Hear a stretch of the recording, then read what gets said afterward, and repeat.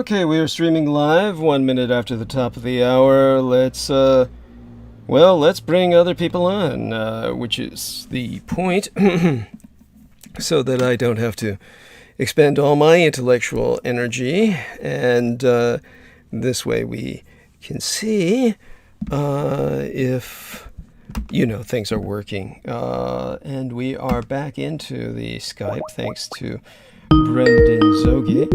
And, okay, got that going on, so thank you. And how are we today? We are live streaming, of course, so do remember people hear us, and there we have that. Let's hear your voice. All right. Okay. Hey, I'm here. Okay, that doesn't sound too reassuring. Okay, Hello. Hey.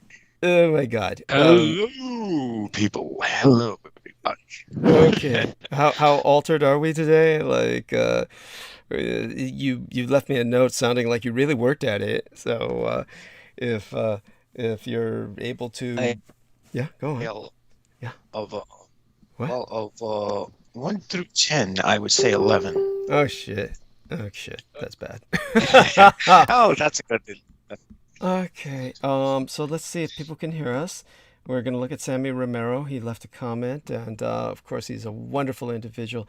He contributed quite a bit, 200 United States dollars. And of course, this wonderful person has just left a comment to let us know sound is loud and clear. Oh, God bless you, Sammy Romero. Thank you so much. I left a note for your brother Isaac asking if I might call, and he hasn't responded yet. Of course, with many of these people, they're very busy, so I don't expect them to respond. Let's take a look at Brendan Zogi. Let's look up Brendan here and see if... okay, all right. So let me ask him, may I call? And tell him, of course, call, and want to bring him on and give him his due credit if he's able. It is a Sunday, so I want to... so, by the way, start talking. Keep the bandwidth right, burning, folks. like we normally do. Thank you. So, You can tell people what please. you did today and whatever motivated you. Oh, yes, you can start with it. Yes. If you want to press the book first, by all means. Yes, folks. I have to recommend you buy Vampirology, because it exposes the side of vampires that Hollywood does not show. It doesn't gloss over and sugarcoat them as these romantic beings who just want to have sex with everyone and run around with guns. It just doesn't work that way in real life. So you will learn the truth about vampires with Vampirology, and the Roswell and the demystification of World War II will teach you how America got its ass whooped. It got the shit kicked out of it by Japan. Thank you. In ways You're that doing you well. can't even, in ways you can't even imagine. We've been propagandized. We've been drilled with so much bullshit. And for all of you who thought that there was something janky about the whole Roswell alien crash bullshit, well, guess what? There is something janky about it. And Douglas Dietrich exposes that. Because it turns out the whole alien idea is a crock of shit. Yeah.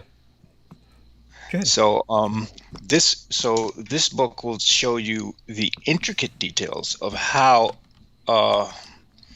America, honestly, more or less, was antagonistic towards Japan before World War II even started.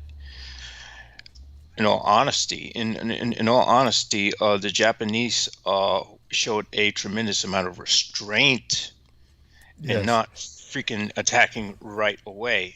But I believe that there's also strategic reasons for that. Oh, yes. Yes. And in that, the Japanese strategy was brilliant. One cannot overtake that. One cannot emphasize that enough. Now, if America won against the Japanese, why doesn't every American citizen have a samurai sword? Well, beyond that, aside from those samurai swords that were brought over to America, there were many other things that I could go on for hours about.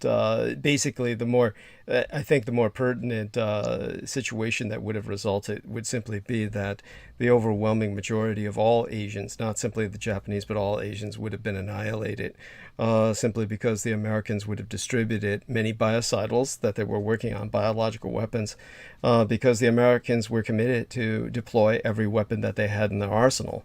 And so by the 1945, they'd brewed enough of a batch of biocidal weapons where they were committed to deploying them, but the Japanese deployed them first in a very restrained manner that forced the Americans to surrender.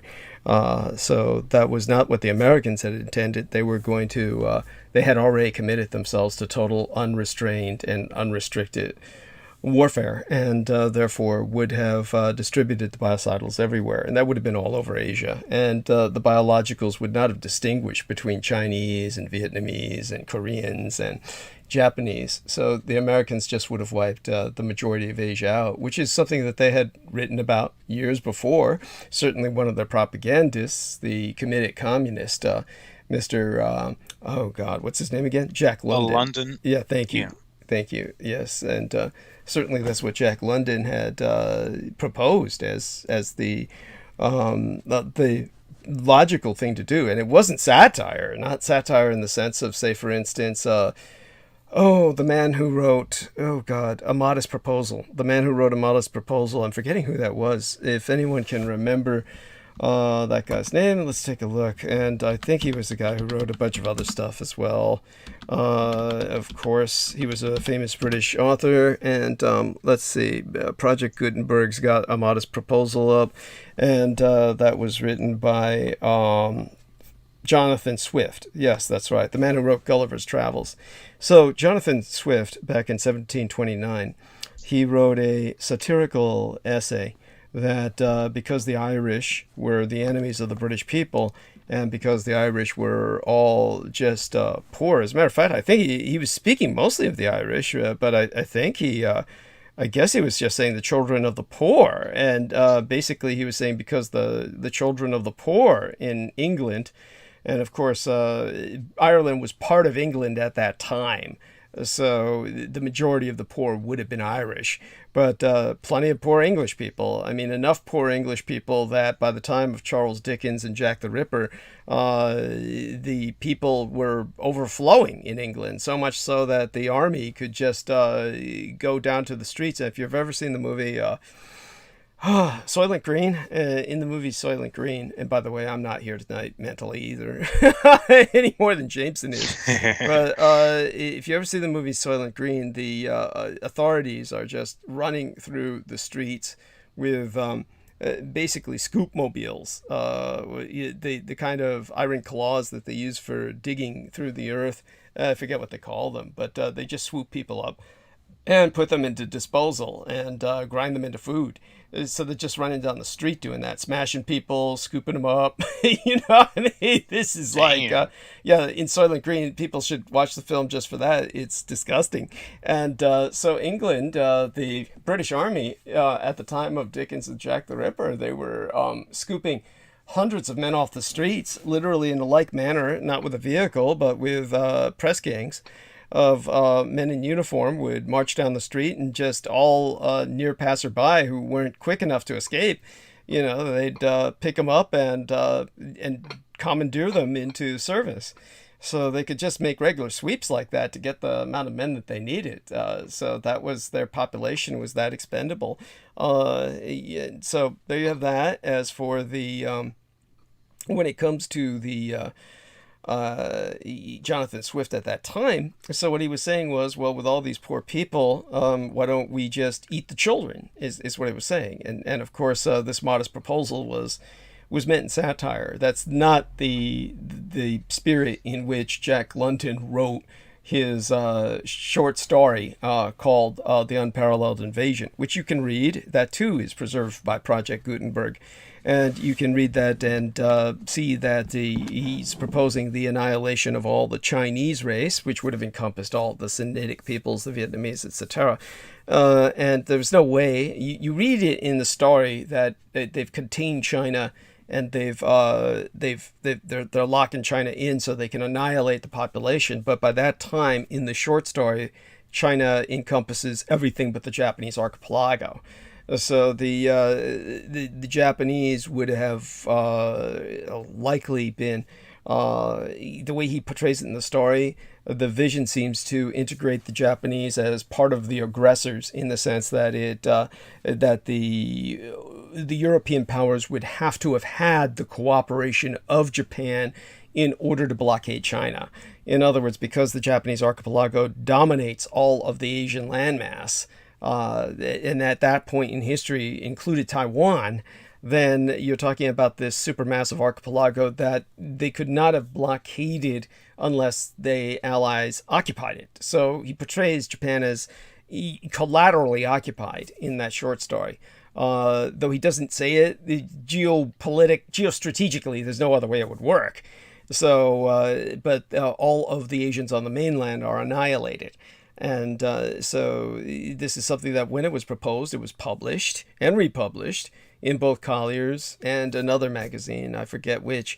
But this was something that showed the American intent, where they telegraphed their punch. And because they rattled before they struck, this is why Hirohito took it seriously. Now, you might say that somebody writing a science fiction novel has nothing to do with federal policy, but it became federal policy in World War II. And Life magazine and various other magazines published the United States federal government's intent, which was the extermination of the Japanese race. And because they said every Japanese person must die, every person must die, and that's what they said, then they were willing to deploy. They had every intention of deploying every weapon at their disposal. So that would have included biologicals, which would have taken everyone else in Asia out. But the Japanese beat them to the punch, and the Americans were forced to surrender. But in order to hide their surrender, they convinced you all it was aliens. It was aliens at Roswell and everywhere else. So read The Roswell Deception and The Demystification of World War II, which, due to our friend Jameson's present state of inebriation, he couldn't get the word demystification out. I'll do that for him.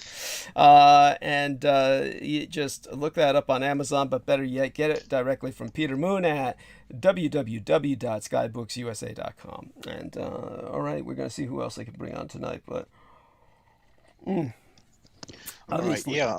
Well, another thing is evidence that the Japanese swan is the fact that we in America are obsessed with Japanese culture, anime and manga and stuff like that. It's not the other way around. Thank you. I mean, this is so important, and it's so bizarre that, you know, all Americans grow up on Japanese fucking media. They all grew up watching Japanese cartoons and shit. I mean, for goodness sake, we grew up playing Japanese games, video games. I mean, yes. We wouldn't have video games if it wasn't for Japan. We would have like the stupid looking video games where it's just a dot on the screen and you're pixels, or like a line. Pixels. Yeah. Yes. Yeah. Pixelated boxes, yeah, that you would. And by the way, to Shauna Bando, shout out to Shauna Bando, who says I'm sounding great. And let's check into the live chat, and then I better start putting the hyperlinks up. By the way, shout out to Sarah Thomas. Mwah. Love you, honey. She's got 3 pink pulsating hearts there. And Nancy Volker. Mwah. Love you, darling. And so she says, DXS. Hashtag, how's the heck are you today? Yes. And so Conspiracy Kitty is in the chat room. That, of course, is Shauna Bando. And for those of you who don't understand the theme of my uniform dress, today is Axis Foundation Day. I'm dying. I mean, I can't speak. And so today is the 81st anniversary of the foundation of the Axis powers, of which they are still extant on the earth today. On the surface of the earth, the last remaining Axis power is my native homeland and heartland, of Taiwan. Uh, and Shauna says she's a huge gamer. All right, I'm going to try and get my voice back. Take over, Jameson. Thank you. Yes, yes. Well, I had a very well, today I had an interesting day. Because it was so nice out, I decided I would walk everywhere. I walked to the ferry. Well, actually, walking to the ferry wasn't a choice of mine because the train was just freaking delayed for an hour. And I wasn't going to sit there and wait for an hour just to get the freaking train. This is irregular, actually. We pay all this money for transit in the MTA and whatnot, and what the hell? Service out here on Staten Island sucks. The bus service was even delayed today. So I was just like, okay, I'm stuck walking. Fine, that's totally cool. So I got into my headspace. I worked with, um, I'm slowly getting myself acquainted with Scythe-Rakor. What's that? Even though, oh, she's she's all 22 of the archdemons of the tunnels of Set, with Da'ath included. She's very helpful for getting me to focus on things because I become scatterbrained and I start thinking about this, that, everything else, and I'm just all over the place because that's just the way my mind works. So I managed to do some drawing. I was working on the graphic novel. I was actually instructed to work on the graphic novel by the spirits that be. So I'm like, okay, I'll do creative stuffs. And I realized that what I drew yesterday was not sufficient enough for me. So I had to redraw everything again. Problems with perspective here and there from time to time. I'm going to get the hang of it. With the more I read manga, the more I see the way other artists create the perspective, the more I'll be able to replicate that and emulate that with time. So that's something that comes with time, and I have gotten better as far as skills are concerned. I walked all the way up to Union Square, and I was just like sitting and chilling and drawing. And a woman came over and she was like, "Oh, that's really cool." She was like, "Oh, I like what you're drawing." And she was like, and she was like, "I couldn't do all that level of technical detail because I was like doing like a cityscape, and the cityscape takes a very long time because one has to get a building, one has to get the perspectives of things. Even if you're drawing from a reference, it's quite a even if you're tracing a reference, it's quite the task when it comes to doing like buildings and backgrounds and things like that. So, but I enjoy it. I love world building. It's just there's something very rewarding about it. You get to create a world with your own laws, your own rules, and you get to create this, and it's almost like, to some degree, magically speaking, you get to start to see it breaking into this world. Yes. And that's what makes things very, very interesting. True. All true. Yes. Keep going. And I was able to walk back from Canal Street because I did take the train because no way I was going to walk all the way from Union Square back down to if I had done that, I wouldn't be here right now. So I'd still be walking home. So, yeah.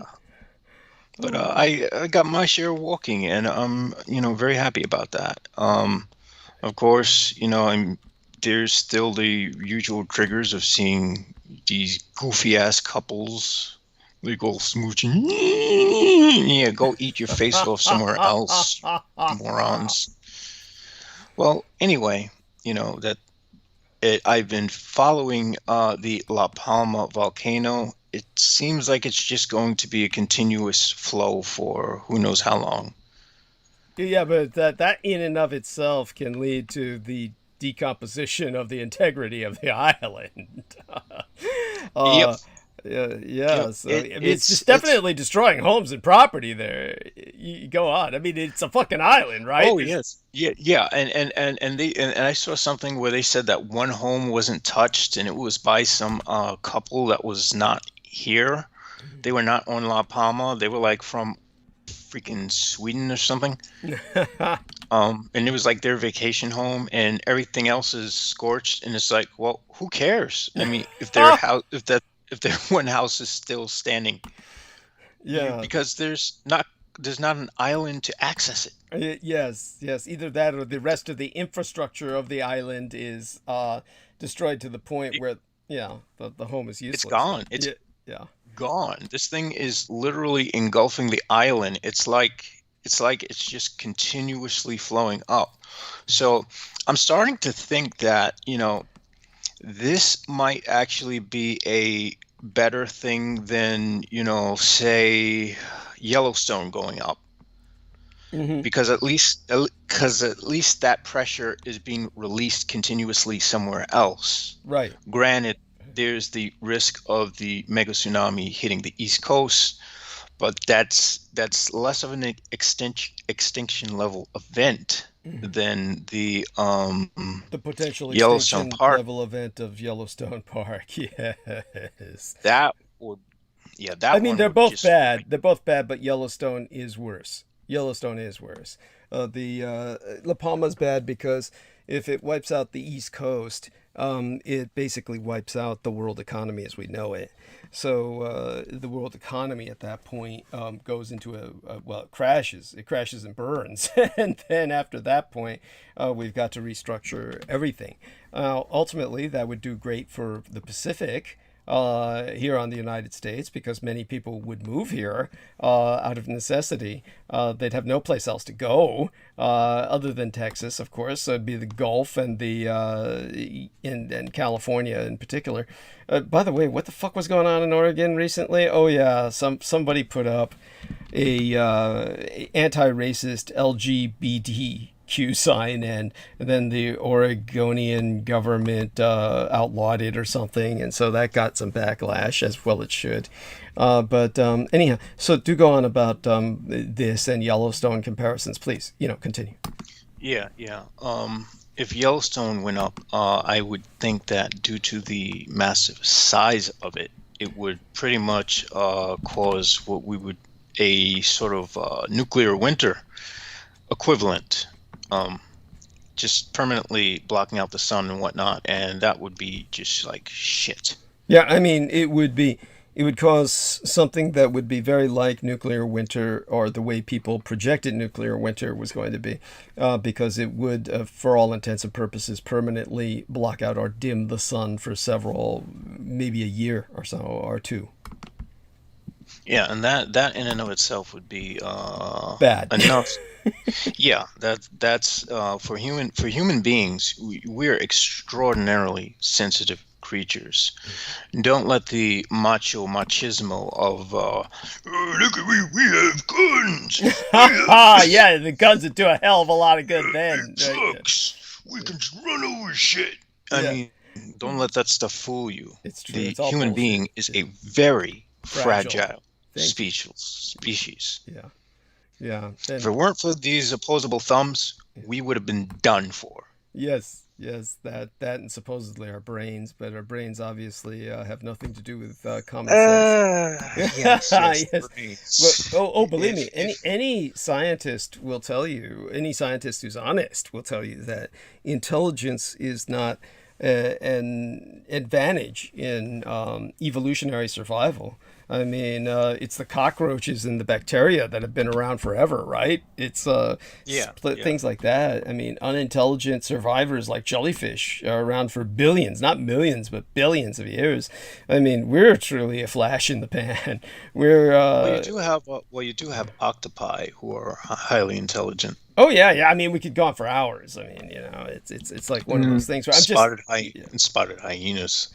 Yes, yes, crows too. Yes, and etc., etc. I mean, we could go on for hours about intelligent animals. I mean, they're sperm whales, cetaceans, all of the porpoises, etc. I mean, these are all very intelligent animals, and they deserve to be acknowledged. Unfortunately, we're the dominant species on the planet, and we're impacting everybody else. I mean, everybody. And so that includes the insects. The insects are extraordinarily impacted by us. Everybody is. So this is why it's the Anthropocene, the age of man. And okay, so what I'll do is please continue, go All along right. those lines. Well, And what makes matters worse is the fact that there seems to be an alarming spike in the amount of twins that are being born. Scientists don't know why, but it's just popping up all over the place. People are having twins. People always say, "Oh, we're in the age of Aquarius." Are we sure this isn't the age of Gemini? so why is it alarming that people are having twins? Why is that alarming? Look at our human consumption and our impact on nature. If people are having twins, that's double the amount of humans that are going to pop up. That's a big freaking problem. And Well, it's a problem. uh, Well, it's a problem to me because, I'm someone who lives in a very condensed, place where there's a lot of people per square inch, in New mhm. York City. Oh yeah, So, yeah. cities are the first places that see what happens when populations explode. And, it's not pretty. It's Uh, not pretty. anyhow, if you have a link to send me, I'd like to take a look at that. In terms of I find it hard to believe that there's that many twins being born, where it would be a big spike in the population. Is that what they said, or the article where you became aware of this, where it was brought to your Uh, attention? let me see if I can get that link to Sure, sure. you. It's not emergent. When you get a chance, it's not time sensitive. I'm just curious about it. I definitely want to see it. But yeah, honestly, what puzzles me is that it's probably more alarming in the sense of what does it say about something genetically is triggering it. What is triggering it? So they're probably concerned that it might be pollution or some kind of something that would trigger It could. this. You know, I'm thinking it could be the PFAs. Phase. Yeah, yeah, something like that is what they would probably be concerned about first. They might be concerned about something like that. But in terms of the what you're speaking of, is you're taking it to the degree where it would be like suddenly the population doubled. Which is I find it hard to believe that that's there we are. Twins peak with more born than ever before. Okay, so I'll take a look at that. So that's Yeah, interesting. I mean, these are things that make me so depressed that I just have to like. why is that? I mean, oh my God. It's Jesus Christ, it's just twins, dude. I mean, it's You don't not. find that scary? No, no, I don't find that scary. Oh my God, it's double the fun, right? Hopefully they're a bunch of attractive girls or something. I mean, it's otherwise it's like, Well, that's a good point. That is a very optimistic way of looking at it. there you go. Yes. And but the idea that it can't possibly be where this is like it'd be if it were like every pregnancy was suddenly their twins, then and it was worldwide. Okay, at that point there's something apocalyptic going on, but it's yeah, that's not the impression I get. So in terms of it just you just get a lot more twins, and besides, since they do think alike, if they're educated correctly and are made aware of the world's problems, then perhaps we've got double the mind power Well, working on a yeah, solution. if they're educated correctly, if they're born in the United States, what are the chances of that? Well, it's Statistically speaking, as bad it's as the U.S. very is, low. there's still an environmental awareness that's fairly common here, so it's not as bad as it could be. I mean, you have to admit there's tends to be an environmental awareness among younger people, I think. unless I'm totally. Well, Yeah, thank you. unfortunately, this is going to go into another rabbit hole that I found interesting, which is why Generation Z are so conservative. Oh, shit. And that's a problem. Yes, that is a problem. That's a big fucking problem. Yes. They've all become a bunch of Trump-tard clusterfucks. And well, there you go. Everyone's all right. What is it that makes a white man a man? How many slaves he owns, I guess. He has to have a big ass truck with big ass tires. Yes. Oh God, that's bad. Yeah, that's bad. That's bad. And unfortunately, a lot of women have to have that these days too. So, and that's their strap on, and they get into traffic, and they start mowing people down. So yeah, we'll see what happens. Let's take a look in the chat. And Danny Karate 16 says, Triple D, listening in from Wales, dear sir. Listened to a number of your interviews with Jeff Young and Rex Bear this week. Very inspiring. Thank you for the insightful work. Warmest regards, Dan. Oh, thank you so much, Danny Karate. Bless you. Jesse Bulk says, hey all, what's up, Double D? Yes, so good to have you with us. Thank you so much, Jesse. Good to see you here. And so Conspiracy Kitty, Shauna Bandow says, be happy humans don't have full litters. Yeah. Gosh. I saw a meme that that Daniel posted, and I was like, oh my gosh, this person must have had like freaking 16 kids. Jesus. Okay. And I'm thinking to myself, like, okay, yeah, just breed Not at once. everyone else Was out it of at once? existence. Wait, was that at once? Not like Octomom. Octomom had 8 at once. No, not at once, but Okay. like consecutively. And Okay. you can see like the oldest to the youngest, and it's just like scary. Oh God, and the mom's it's still the stuff- alive? It's the stuff of nightmares. I would take it as such. Yeah, if I were the husband. Yeah, I mean, like, so. And the mom's like holding the baby, and the husband's like smiling. He's holding another baby, and I'm like, Christ. They're just like a factory. So what's the ethnicity and religion of these people? I have to ask. I mean, it's. They look like they were just like white folks from out in the middle of nowhere. Well, yeah, there It was you like go. one of those black and white pictures. Oh, So, okay. Well, who knows? They were probably like inbreeding with their own family. And shit. Oh gosh. Anyhow, Jesse Bulk says, aside people trying to treat pregnancy like some sort of gacha game and wanting the right gender, if you can afford the extra hands, though, I'm all for it. There you are. Yes, and there we have that. Now I'm curious, Jesse Bulk. You had a Facebook icon in which you're wearing the cap that said sheriff on it. Was that just were you deputized at one point, or working with the sheriff's office in some county? Just curious. If you weren't, that's fine too. I couldn't care less in terms of whether it was from a profession or not. I was just curious because when you wore that as your Facebook icon, it's like I'm sure you were conscious of wearing it at the time that you took a picture of yourself in it. So I was just curious about that. So there we have that, and moving right along.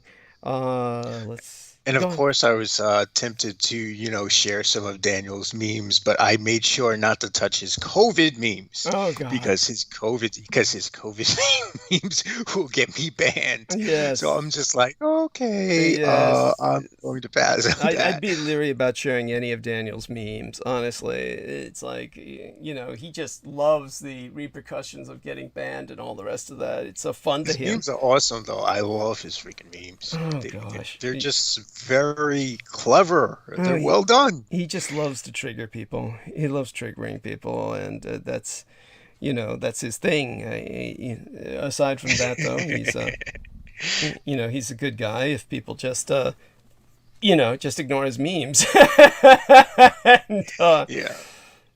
then you're set. If people just aren't triggered, by it. Yeah, yeah. I mean, he tries though. That's the point. He tries to trigger them. And in terms of okay, so let's see if we've got an itinerary for tonight. I'll tell everybody. Well, let's get this straight. I'm not here. James isn't here. We have a holiday coming up for me, which is Confucius's birthday, and that will be on well, basically that's Tuesday.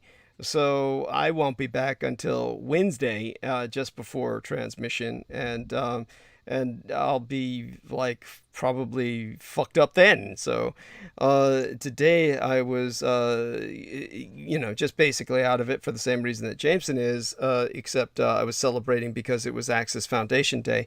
So 81 years ago, like I said, the Axis was formed, and they are that's the Organization of Nations that saved your ass. If they hadn't been formed, then there would be no Asians alive today, or the overwhelming majority of them would have been annihilated. And you would have, well, you'd have no fucking technology, that's for sure. You wouldn't have your goddamn Nintendo box. Yeah, you wouldn't have anything that none of the computer revolution would have happened. Of course, people say, well, it started here. It started here. Yeah, well, it only fed off of what the Asians did with it, and then the competition that engendered. So honestly, your world would not be a good place without Asians. And obviously, the other problem is that we have communist China ramping up for war. And then we've got all kinds of problems with where that will take us. I mean, I didn't get a chance to really go into it because Peter Moon showed up, and that was fine but once he shows up, I go into break mode, and when he shows up in the morning, like when I'm about to shut down, then I mean, at that point it's over. I've been on for 12 hours, and when he shows up, I just let it all go and just start talking shit. But the last time he did that, I really didn't finish with Australia. I hope that the lovely Tricia Whitmar heard me dedicate the show to her last time. I need to dedicate the show to someone tonight. I need to figure out who that will be. There's been so many people who have made the contributions, and I will read that, read that out loud, go through that again. Shout outs to all these wonderful people. As to why I feel like I owe them so much, and I've got to choose out among them who I'm going to credit with dedication of tonight's show. So let me dig some of these up to give credit to, and I want everyone to understand that I wouldn't be on tonight without Brendan Zoget. So those of you who may not remember, and I noticed that Jameson didn't ask, so he either heard about it from Brendan or he just kind of took it for granted, which no one should ever do. You notice I just called you up on the Skype tonight, my own Skype, and brought you on. Yeah. I was honestly going to ask you about that before we started, but I was like running around just to do things last minute. Understood. And I appreciate that. I'm surprised. Yeah, I'm surprised you didn't show up as .c. Well, what had happened? Because that's what I was expecting. .c. What's our friend's name? Mr. Moon. Is that the account he set up? Yeah. Oh, shit. Yeah, that's the account Okay. Peter Moon set up. Oh, Yeah. okay. I didn't even know that. So here's the problem with what Peter Moon set up. It was a heroic save. What he did was incredibly innovative for an older gentleman.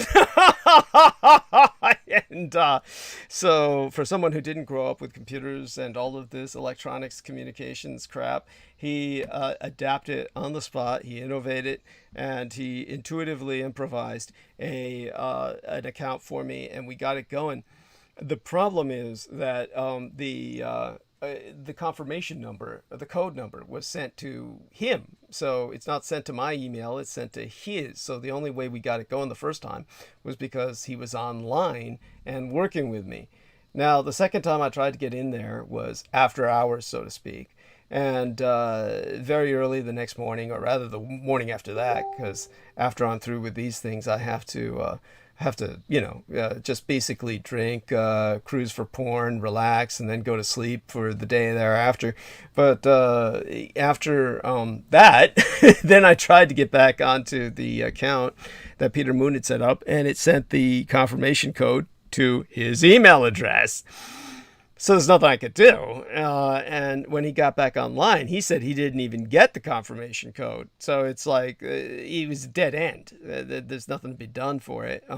So it was Brendan Zogit who actually got me back into the account. As a matter of fact, I think we did that the same day as the transmission before I went to bed for the day. And so that way I could sleep peacefully, knowing that we were set. And so what happened was that Brendan Zogit hacked me back in. So it's incredible. I mean, it's just incredible what he did. And without him, we wouldn't be functioning tonight. And so, yeah, he definitely deserves all the credit. And so I want people to appreciate Brendan, and of course I kick him when he's down. Well, maybe we can dedicate the show to him.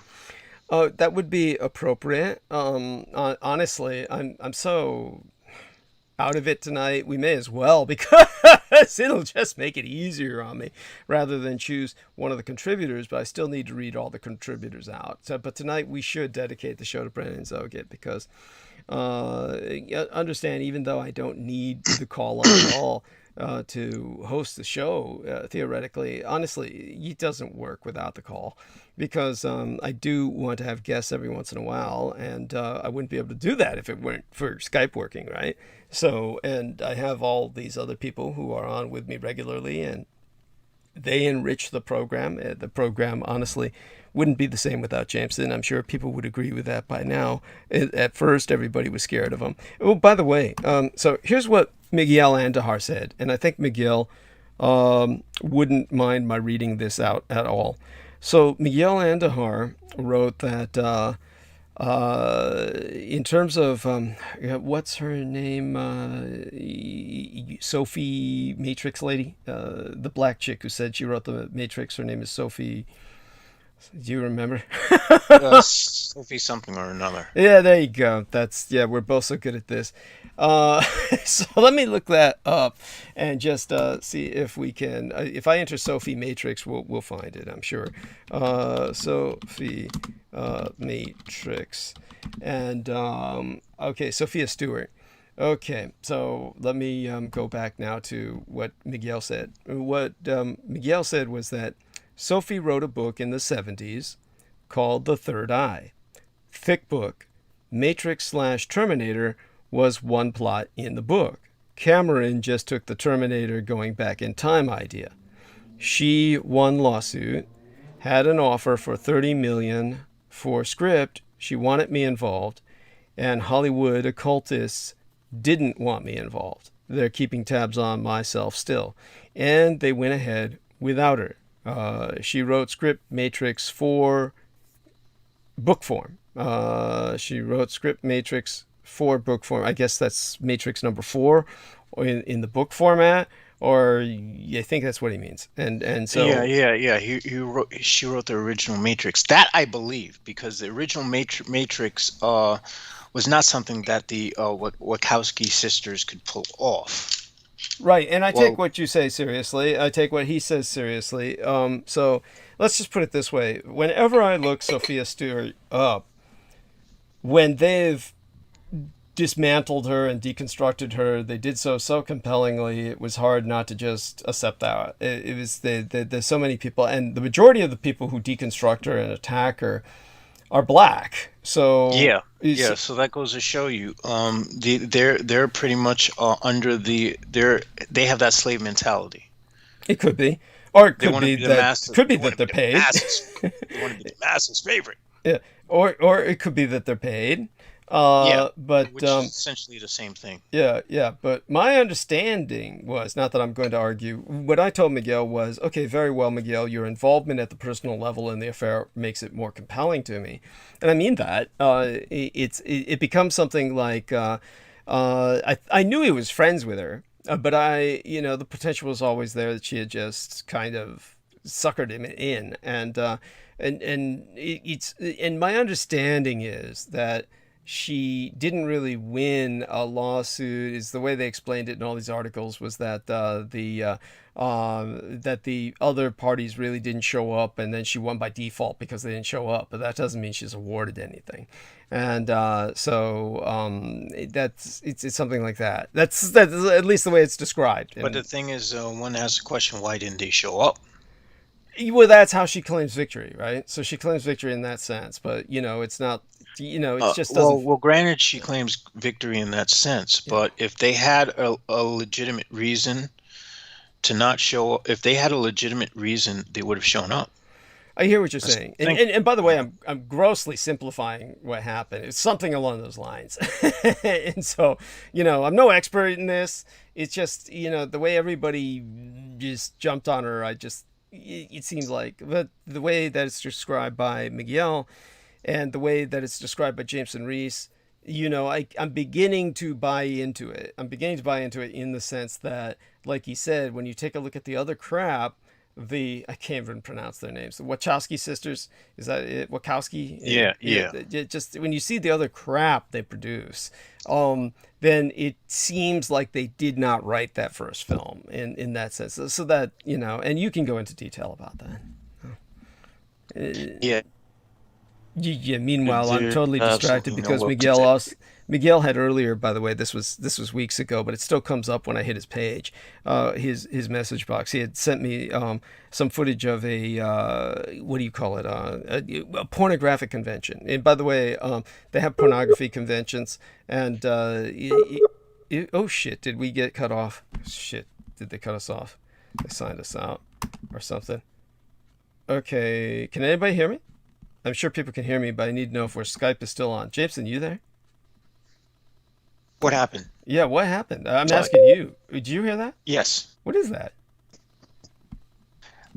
Okay, is that Seems somebody else? Like we. Okay, let's hear if people can hear us. Ask if people can hear us in the chat room. Let's pursue that. And okay, so stream still seems to be going, right? Stream's going. Okay. And so people in the chat room, let's take a look at that. Gonna go back. And here we are. Are we audible? And a conspiracy, and they didn't have the SWAT one, Cetera. And Marky Milk says yes. Conspiracy Kitty says, I can hear you. Thank you, both of you. Deeply appreciate it. Shout out to Marky Milk. So that was an interesting series of noises that we heard. Yeah. Box says, what did you hear? Chris Collins I says didn't still hear audible. Oh, you didn't? You did not hear those weird electronic sounds, like the beeps and the noises? There were several electronic beeps and noises that I heard on my end. It was like somebody, it was like the Skype had gone down, kind of like last time when the Skype went down. Only last time I was watching the Skype when it went down, and you could literally see it expel me. I don't know if people have ever, most people have never experienced this, so they won't know what the hell I'm talking about. Because for your average person who uses Skype, they're never going to see this. But what I saw, I've seen this before in life too, because I've been knocked off these kinds of things in my history of hosting my programs. I have been knocked off more times than I can count. I mean, literally more times than I could shake a stick at. Just a lot of times. I'm just knocked off all the time. And it was really common until Comcast made repeated efforts and then kind of shut it down. And then we were speaking to Amanda Ute about this, who I should try to call.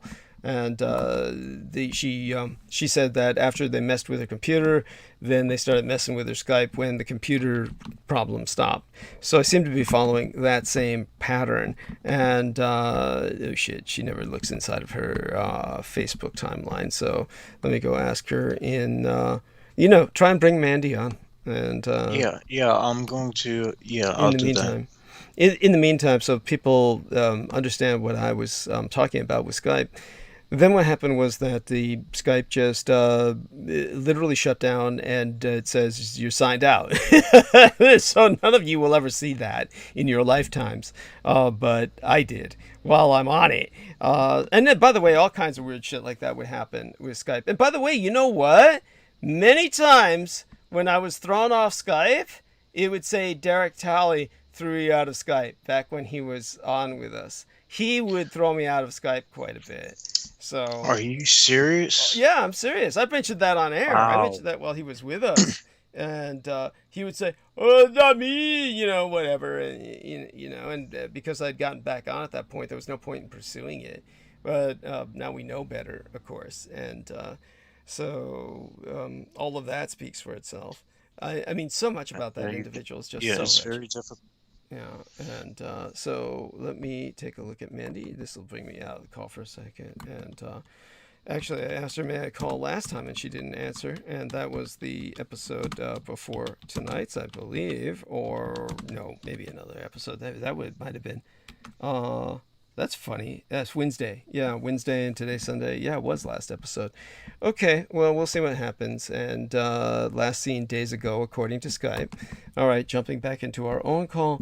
All right, so let's do something. Provide the audience All with right. entertaining education or infotainment. Okay, so what I will say is I've been seeing a lot more people who look like they're ex-military or militaristic in my travels, and I'm like, okay, I don't care. Uh-huh. You know, it's something that catches my eye. It catches my eye because I know based on the experiences that you and Pat Juan have, Right. not to trust people Right. who are ex-military. Thank you. Thank you. And I've Yes. had my own and I've had my own with Okay, you're someone breaking who up. was ex-Navy. Right. Go on. Yeah, you're kind of Did breaking people up. my headset? Yeah, who knows? But I'd like people to respond and tell me how they think the quality of sound is from Jameson Reese. Can you hear him clearly, or is he breaking up and glitching for you like he is with me? By the way, Chris Collins says strange tones were audible as well. There you go. And Conspiracy Kitty said alien noises, laugh out loud. And Marcus Crick says, you good guys earlier, back when everybody was assuring us we could be heard. And I want to thank everybody for doing that. Jesse Ball, Chris Collins, Marcus Griggs. And then Chris Collins confirmed he was hearing the electronic noises.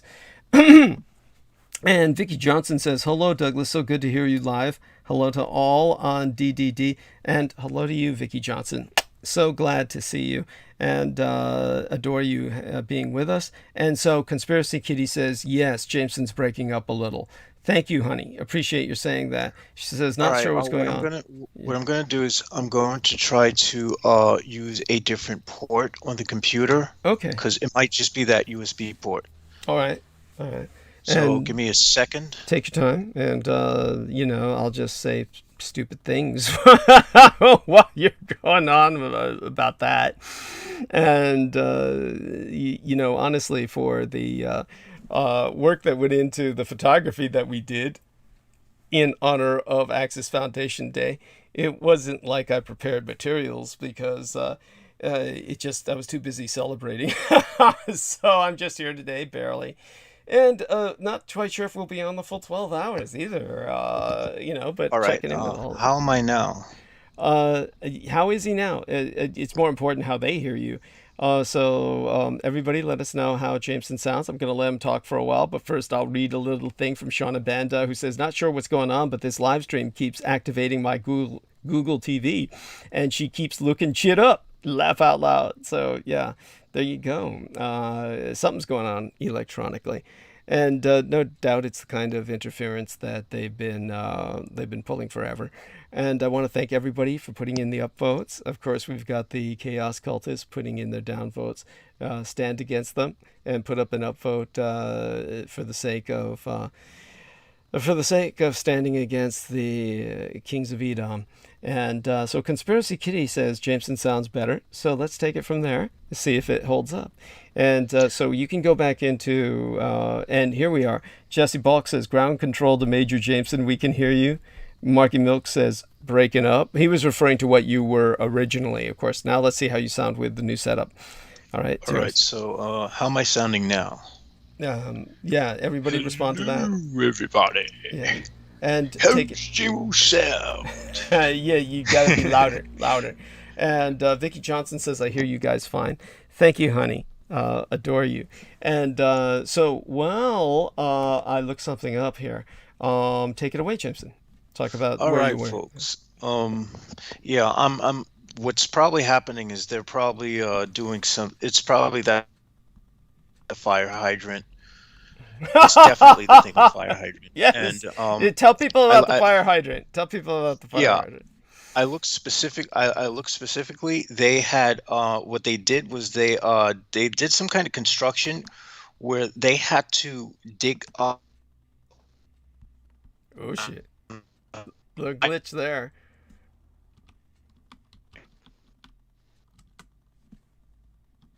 Oh god, he's breaking up.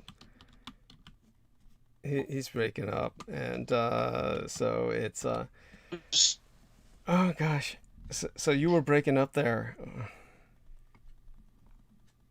and so aside from that, we're doing okay. And I'm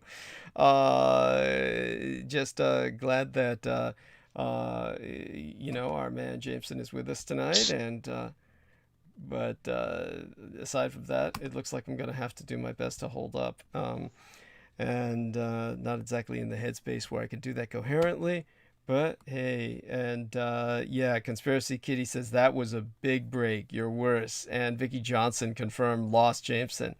Yeah, okay, Jameson, we cannot hear you. You're lost. It's the fire hydrant got him.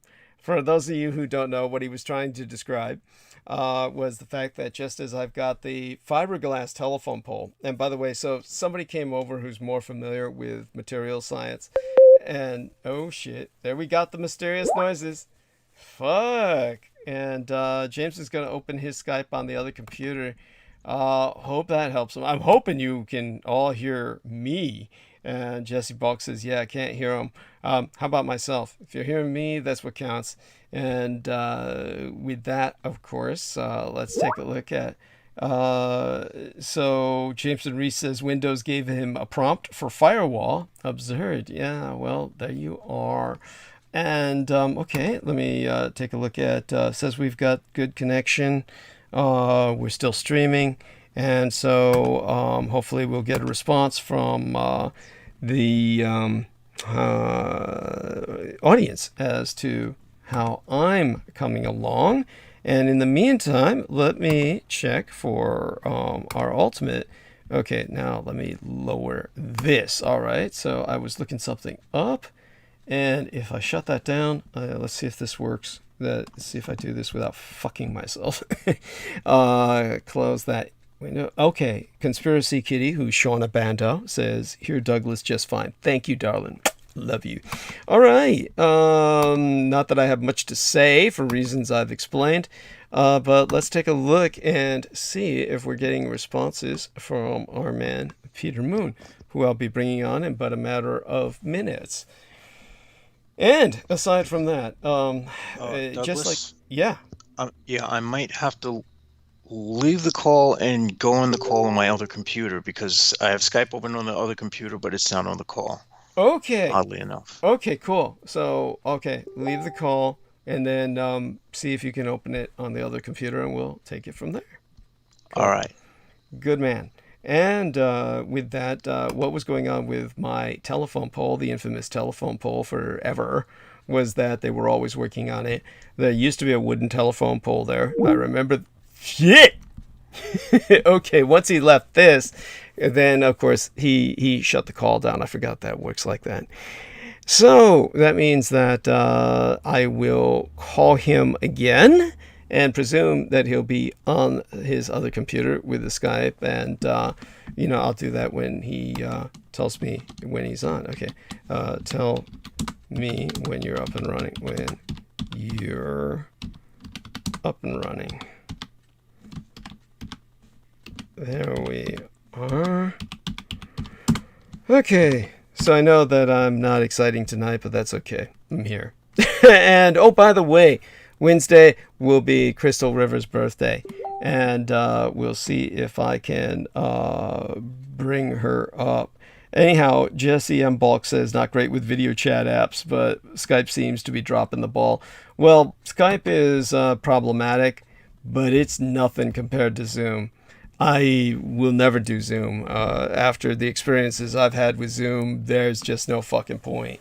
So Zoom sucks dick. And okay, our man Jameson Reese says he's up and running. So here's something exciting. Let's there we are. That'll be a nice ring there. And it's not Skype, it's his fire hydrant.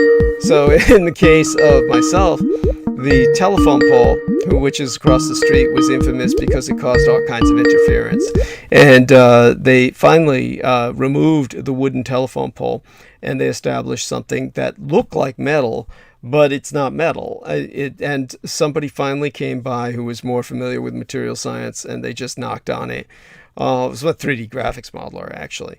And when he just pounded on it, it was all hollow sounding. In other words, it's all fiberglass. It's a giant fiberglass telephone pole. Okay, now, bizarrely, I'm getting a signal from Skype saying Jameson Reese on other computer.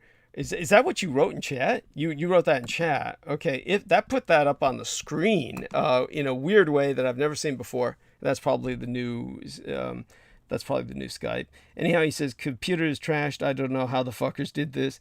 Well, that's easy. The computer, they can dump all sorts of viruses and shit down into it. There was this one woman who's dead now. Oh shit. Now I'm told reconnecting, there's a poor network connection.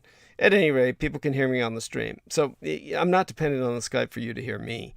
But in terms of this one woman I knew, a poor lady, Lotta Andrews was her name. Lotta Andrews once started investigating for whatever reason. She was a mother, and she was, I guess, triggered by child porn and the exploitation of children, triggered in the sense she wanted to do something about it.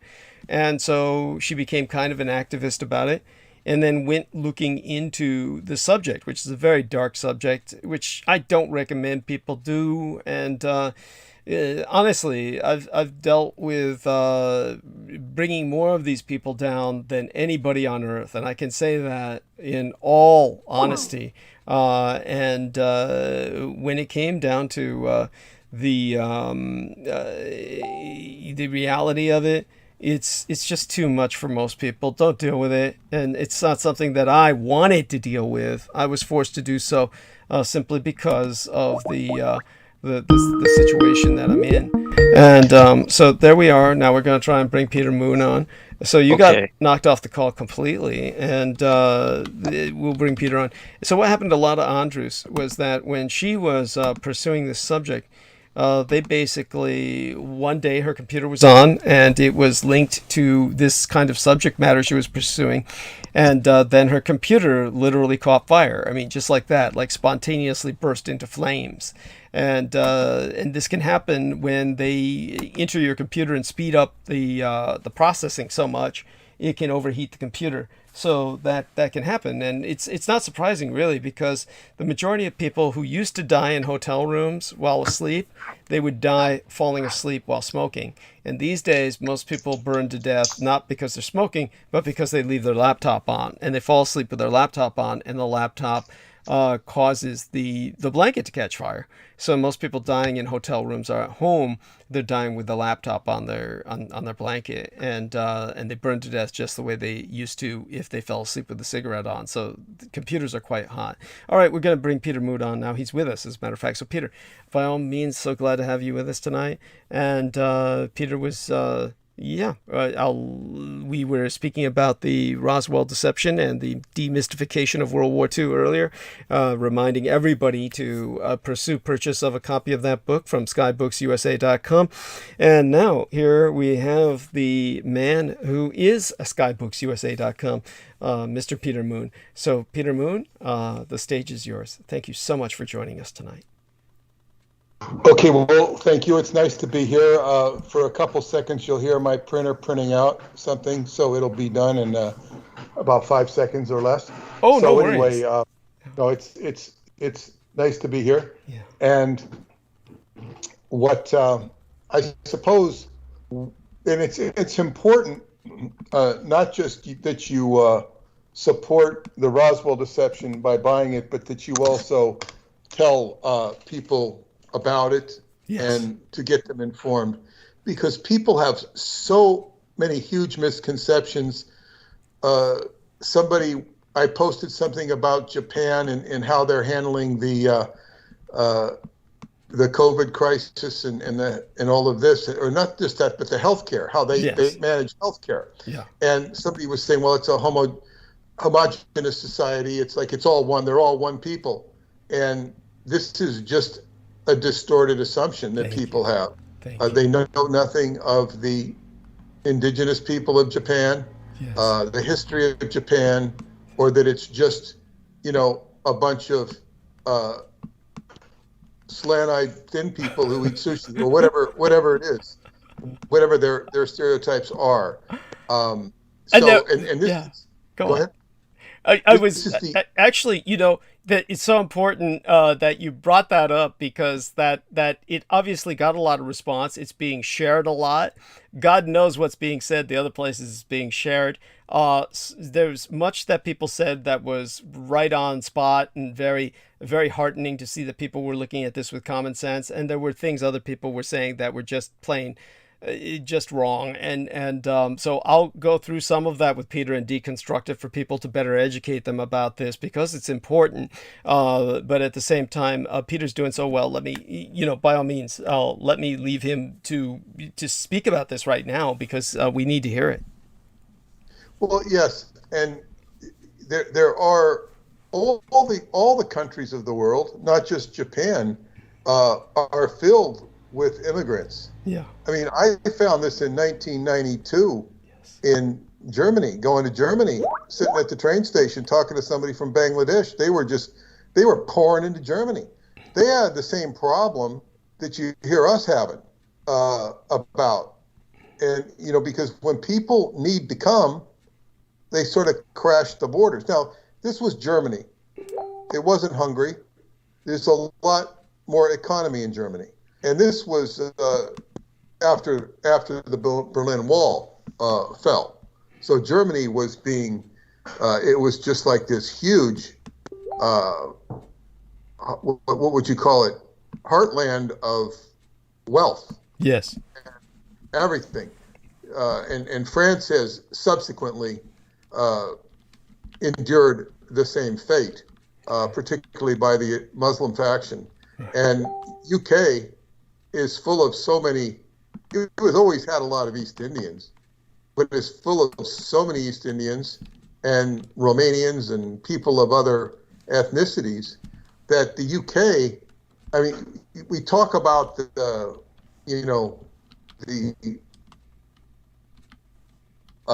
disintegration or the implosion of the white race in America.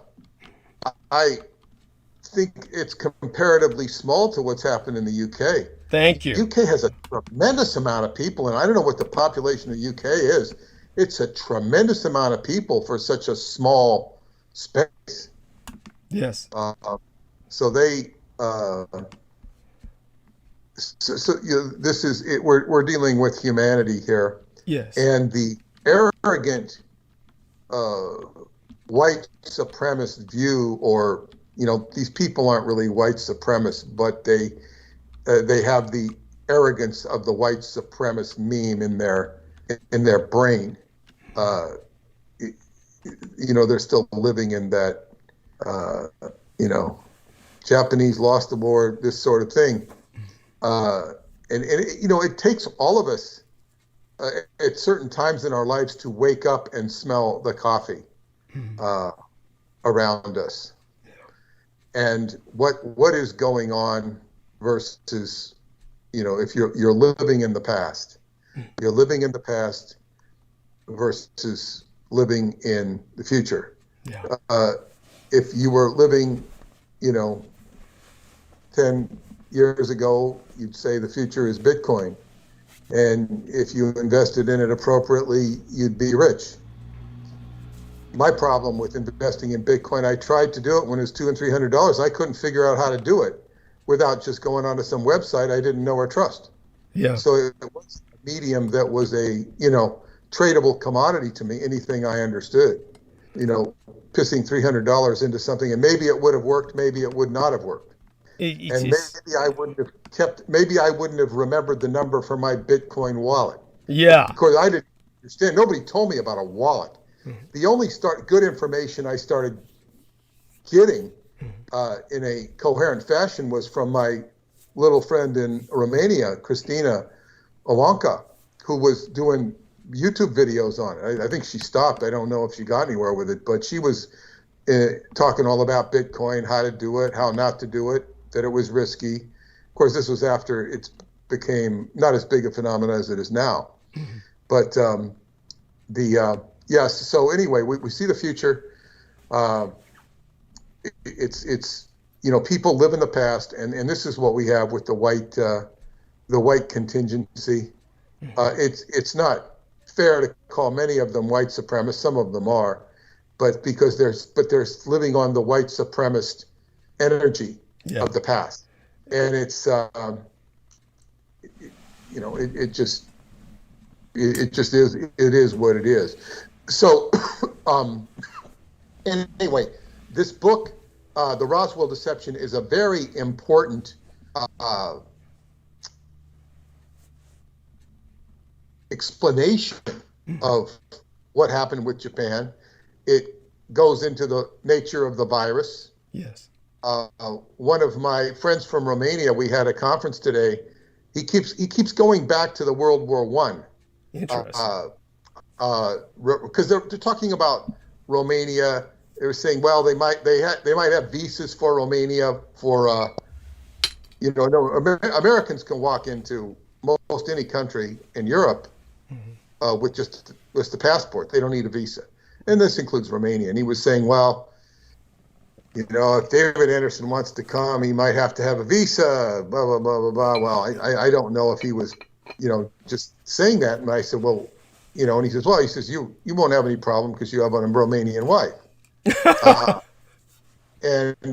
But still, he might have been alluding to a vaccination visa. Interesting. I see. When it was in lockdown, you had to have a vaccination certificate to get in, or saying that you did, or at the very and then it relaxed. And at that point, my stepmother-in-law, she just finished some courses with Americans that came over there, so they were all they didn't have to get passports or anything. So this is but they've gone into another lockdown in Romania, not super severe, but it could get to the point where they don't let people in. So they're very much like right now in Romania, you cannot go to the grocery store, the typical grocery store, Lidl, which is the German store we now have on Long Island. They're very inexpensive. They're more abundant in what they have in Romania. And you have, so you can't go shopping. There are some stores, and you can go to the peasant centers where they're selling the best vegetables and stuff. You can go there, but they're locking down. They want you vaccinated if you're going to go to the gym, to the movies, and all this sort of stuff. So that creates problems for people who don't want to be vaccinated and creates alternative avenues. Also, as an aside, in Romania, and Paula was saying how the difference in Burger King, McDonald's, and Kentucky Fried Chicken are in Romania. You cannot believe the difference because they're using real food. And, much more. The food is much more real, much more substantial nutrition. Because what are they going to do? Import a bunch of chickens from America? No, it doesn't work that way. So they don't compromise the food, it's better food all the way around. In other words, it's like a real restaurant. Well, a much closer step. Now, Yeah. I don't eat in those places. I do remember eating at McDonald's in Frankfurt in 1992 for breakfast because I knew what I was getting. And I can't do the sausage for breakfast in the morning. I can't do it.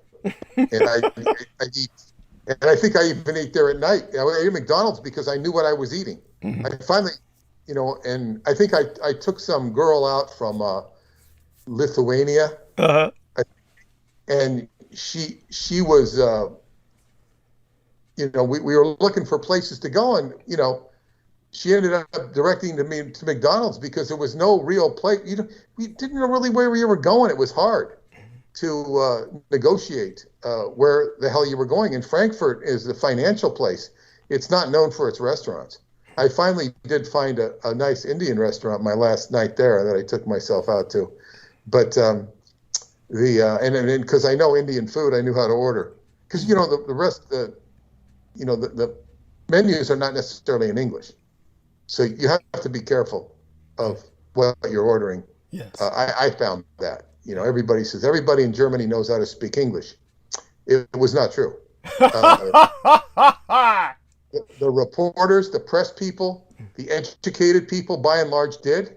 But when you're dealing with people on the train, people in the train station, no, I had to learn pidgin German real quick, or just how to negotiate train schedules and whatnot. Yes. So anyway, but to get back to the Roswell Deception is a very important book because it sets the stage for what is to come next. And of course, in the Roswell Deception, you learn of what really happened in World War II, what happened with the vaccinations, or variolation, as they called it, in the history of mankind and history of the United States, and how it was used to win World War I. There is so much damn misconception about it. And of course, I have only learned this from Douglas, who, learned it from working in the Defense Department. In the Defense Department, people don't talk. And even if they did, they wouldn't have the voracious reading appetite that Douglas does, or the ability to read it, or the ability to process it. They would just be, it would be so watered down by their very personalities and unimportance in the world. It's so true. And just to put this into some context and perspective for people, because people can always escape, and this is probably one of the reasons why it's hard for people to even begin to approach this book, is because people would think, oh, with all these people working in the Department of Defense, why haven't other people seen what Douglas Dietrich has seen? And the reality is most people absolutely do not. For one thing, you have to remember that the majority of people in the Department of Defense are doing things that have nothing to do with historical research. And the reason I was exposed to so much of it was due to a number of issues with corruption, aside from just incompetent and lazy people who fobbed off onto myself all kinds of collation of documents that I was never meant to see and should never have seen by right of security clearances and the like. Beyond that, there was simply the corruption of the officer class. Now, the officer class, of course, they are basically operating at an academic level of promotion, because no matter how many wars we're involved in, there's simply never enough combat to go around, really. And so the officers try to prove themselves, aside from merit in combat, which very few of them ever experience, by turning in the equivalent, basically, of term papers. So when you get into this high officer status, where you're a politician in uniform, that means the rank of colonel and above, at that point, they're turning in these kinds of theses or term papers. It's almost as if they're graduate students or professors earning tenure or the like. Of course, tenure has nothing to do with papers that you turn in, but rather the fact that you've been there forever. But when it comes to the officer class of the U.S. military, it's kind of like that. You have a kind of tenure after a bit of time. But beyond that, they turn in these kinds of papers where they express their analysis of history. Well, I was the person that they would pay to write those papers for them. And the stuff that I would write would have to be tailored to what their audience wanted to hear, which was their review boards. So the review boards, of course, would read their papers, and they're just, say, for instance, someone like General Petraeus. Now, General Petraeus was the man who basically became the general who ran the Department of Defense to the point where he was able to laterally transfer into taking charge of the CIA for a year. Now, for those of you who are not familiar with the politics of the situation, which overwhelmingly none of you would be, by all rights, none of you should be. None of you have that level of security clearance, but one thing you can do with no security clearance is look up the fact that Petraeus, a U.S. Army general, for a year took over the CIA. Now, by the way, for those of you who don't know about that sort of thing, that's never supposed to happen. As a matter of fact, that's unprecedented. It is bizarre. It is something so exceptional that it is straight out of a science fiction novel. But basically, the CIA is a civilian intelligence agency. The Department of Defense, they have their own intelligence agencies, like the DIA, the Defense Intelligence Agency. What you saw with Petraeus taking over the CIA was a hostile takeover. This would have been the same as if you saw one corporation eat another corporation and then divest itself after it had plundered that corporation to the degree that it saw fit. That's what happened between the Department of Defense and the CIA. So the CIA experienced a year-long hostile takeover under a military general. And General Petraeus, of course, was exceptional in that regard, that he was the man who was chosen to carry that out. General Petraeus, and the reason I bring him up, wrote a officer's analysis of the Vietnam War that catered to everything his review board wanted to hear. And he's one of the few men who became a 5-star general. So understand this. General Petraeus was a 5-star general. We're talking on the level of Eisenhower. I mean, this is like beyond Patton. This is like Eisenhower, like somebody running a goddamn theater of war, like somebody in charge of the European theater of operations. That's the level at which Petraeus was at, was a global level of operation. And the paper he wrote on Vietnam, which is a war he had been in, he was a Vietnam veteran in the sense that he had experienced it as an officer. He wrote that the Americans won every single battle in Vietnam. We never lost a battle. But we lost politically. Okay, now I've expressed before that for all intents and purposes, the Americans won the war in Vietnam and they lost politically. Okay, that's something that's a stance I take. But the idea, the very concept that the Americans had never lost a battle, that they won every battle, that's just, it is so in the face of reality that it's not even laughable. It's not even funny. I can give you example after example of battles the Americans lost in the air, on the sea. It's very easy to say if you weren't there. You can say anything you want if you weren't there. As I said, what makes it worse is that he was there, which is what makes it worse. That's what makes it worse. And the most of the general staff that was serving as his review board were there. And they all know they've lost battle after battle after battle. And this is a paper that no one would ever see other than people in the military. I mean, people can look it up these days. At this point, it's like, it's not a top secret level deal. I mean, people can look up his paper. Nobody'd want to read it. Nobody'd want to read it. And it's self-congratulatory. Yes. Which is what, all so of World War II is like that. Yeah, all of World War II is like that. Yes, so people need to understand this. The reason I bring that up is that when it came to finding the history to back up even fallacious arguments, where I would have to go deep into history and cherry pick for these fuckers, to write term papers like that, so to speak, to write these officers' progressive papers for review, their promotional board papers, I would go through history that they themselves would never bother to research. And when I would bring up very interesting things and say, well, why don't you talk about this, or this would be so fascinating, and no one ever talks about this, they would just say, yeah, that's interesting. None of them are going to want to hear that. All we want to hear is America wins every battle, never loses a war, and we all kick ass, and we can all go home.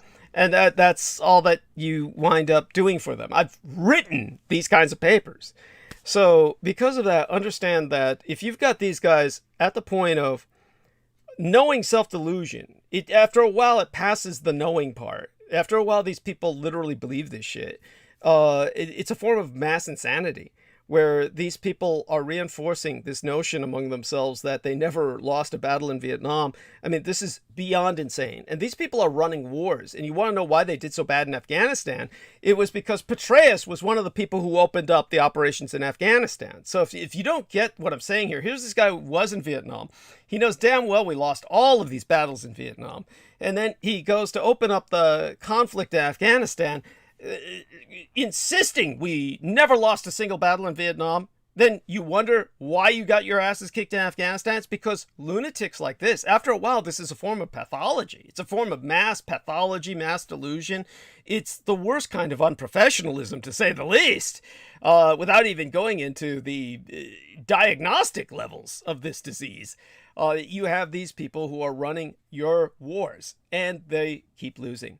So the reason they keep losing is this form of self-denial, this form of denial of history itself. So if you go anywhere in the Department of Defense, you won't hear anyone saying what I have to say because of everything I've just articulated. You can go to all those idiots that you know in the military, your cousin Joe, your Uncle Bubba, and they can all have high-level security clearances. It's like I said, here's this one guy, when I was on Coast to Coast AM, and I was talking about the Americans were going to bomb Japan from China. And there was this one guy who said, I consulted my cousin who teaches military courses at West Point. And he said that's impossible. Those planes would never have made it from China to Japan. And just think about this man saying that, when that's like saying that the Germans could never bomb England because of the distance of the English Channel. It's that insane. People swim the English Channel. And people can swim from Japan to the Korean Peninsula, which is, just right across from Japan to the point where they could build a bridge. The only thing that prevents that bridge being built is politics. So when it comes to China, it's just in a plane. It's just a little further off. It's like, just an incredibly short period of time. It's like flying from Germany to England or from England to Germany. Either way, it's that level of distance. So if there's a guy who's teaching courses at West Point, and he says that World War II technology airplanes couldn't make it from China to Japan, whereas Japan, you can read the history books, was bombing China regularly, think of the insanity of this individual. If you were to consult, may have been him and not his uncle. He might have misquoted his uncle, because he sounds so stupid himself, and might have, Actually, I don't believe that that's the case. I don't believe that's. Yeah. Whatever. There was somebody who was really stupid. Oh, I believe it's the guy teaching courses at West Point, because I've seen this before. If you speak to most of these kinds of people who teach those kinds of courses, yes, these are people who know absolutely nothing. And this is why the officers come graduating out of those courses knowing absolutely nothing. This is why, again, your officers lose every war. This is, all of this is part of the system. So when this is going on, understand the insanity that you're dealing with. And it's exactly as Peter Moon said. And just ramp it up by orders of magnitude. So the only way you're going to help is to read the book and spread the word, because ultimately we want these people attacking it academically so that I can truly deconstruct them. They're just not going to hear about it until you make that purchase and start sharing the book. If they attack it academically, you've won, because the problem is getting them to attack it. Yes. Yes. And finally they will accept it. Because they can't argue. their own astonishing discoveries of the true history of World War II. Yes, thank you. They will co-opt it to the degree they can, and Thank take you. credit for it. You're absolutely right. In other words, what Peter Moon is saying is, you'll know we've won when all these fuckers start publishing their own books based on what Peter Moon and I have exposed. And they're going to do just exactly as he says. They're going to take credit for it. And we've seen this happen already, where we've got these idiots who get on YouTube and they just regurgitate what I've exposed. And they'll put, they'll add some shit to it. They'll go do some research of their own, then add some dimensions to it. And then, but they're getting thousands of hits, whereas I get nothing. And there's several reasons for this, of course, is we have nonstop suppression in terms of what I do. I don't have sponsors who are paying for promotion. Many of these people have sponsors. You'll see that because if you take a look at their YouTube channels, they'll say this is sponsored by whatever video game. It's usually video games. Every once in a while, be other things like computer fucking programs for something. This is the computer program that allows you to do whatever, set up your business or something stupid like that. Usually organizational templates or something. But these people have sponsors that then promote them. Okay, we don't have any of that here. And that's because what I'm saying is just so threatening. And of course, we're being shut down electronically constantly. By the way, the fire hydrant's been really active tonight, and it knocked Jameson off completely multiple times. He's back with us, but whenever he tries to talk, he just gets knocked off the call. So, at any rate, you can go on, Peter, with whatever else you want to bring up. I'm gonna say something that we were talking about the Defense Department and how Douglas is the only one to come forward. And I'm going to, and of course, the reason, and it's not just because he's collated and come forward as a public informant, but a lot of this information, and particularly the Vox Arca, was stolen. Yes. And I was telling, my old girlfriend about this, and she was just so, I guess what you'd say, enamored of his thievery. In other words, thievery is not something you want to teach somebody. It's not, what you want to teach your kids to do. There's certain tribes where you're taught to steal. Indigenous type tribes, where that's the way you acquire things for the tribe. Or gypsies. Well, yeah, exactly. It's a way of life. But I want to read something from a book that's it's a book that is only available to paid subscribers to my website, and I've only done about 4 chapters of it. It's called Stardust: An Initiation into Time, and I just have not had the time to complete it. I put a lot of work into it. It's about the quality of time as opposed to quantitative aspects of time. But one of the things I describe here, and this is about thievery, and it has to do with one of the most exalted names in esoterica. And the builder of the Great Pyramid was Thoth, or Tahuti, whom the Greeks called, that's the Egyptian name, Tehe, or the Greeks called Hermes, and the Romans identified with Mercury, patron god of thieves.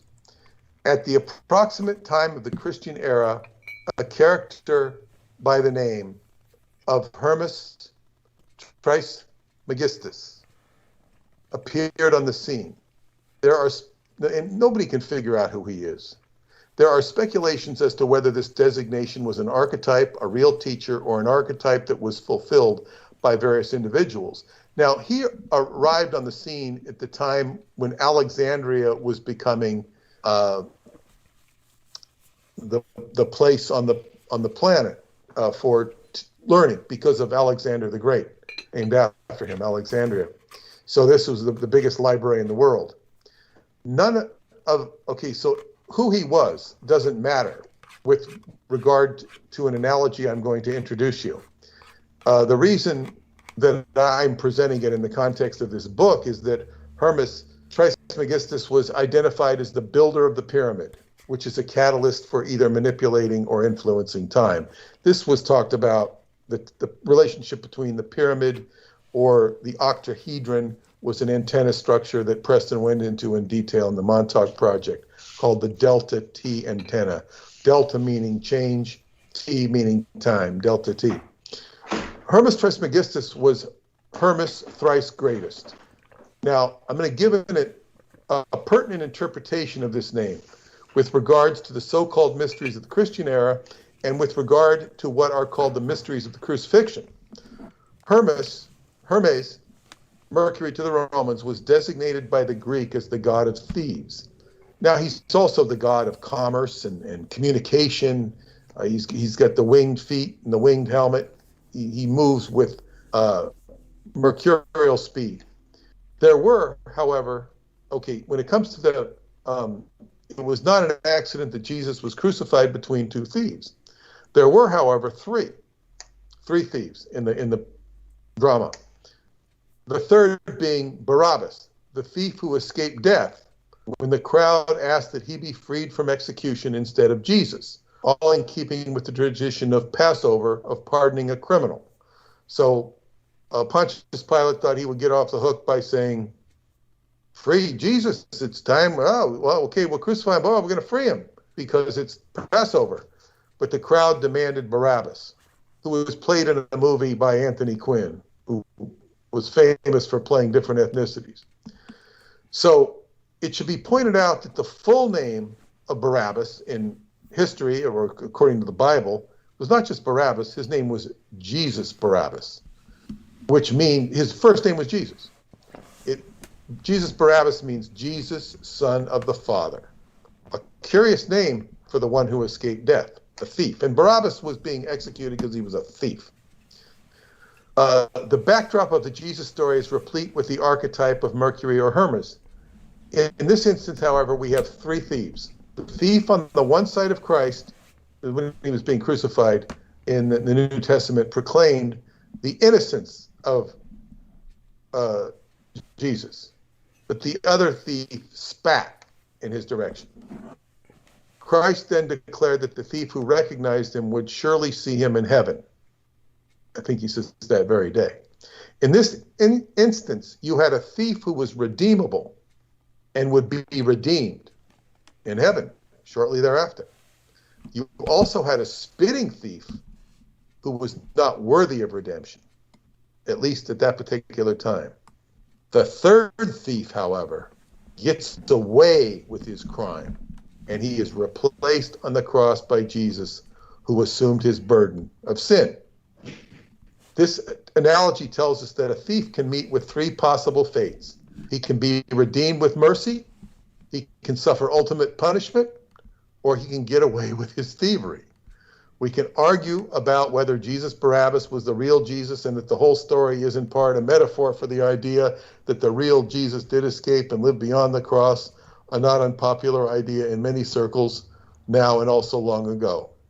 But that's only a side comment. So that is what I wanted to mention, that, you know, this is thievery, and it's of the highest order, is what Douglas has done. He stole the Vox Arca, took it off the shelf in the Defense Department, and before anybody knew what was happening.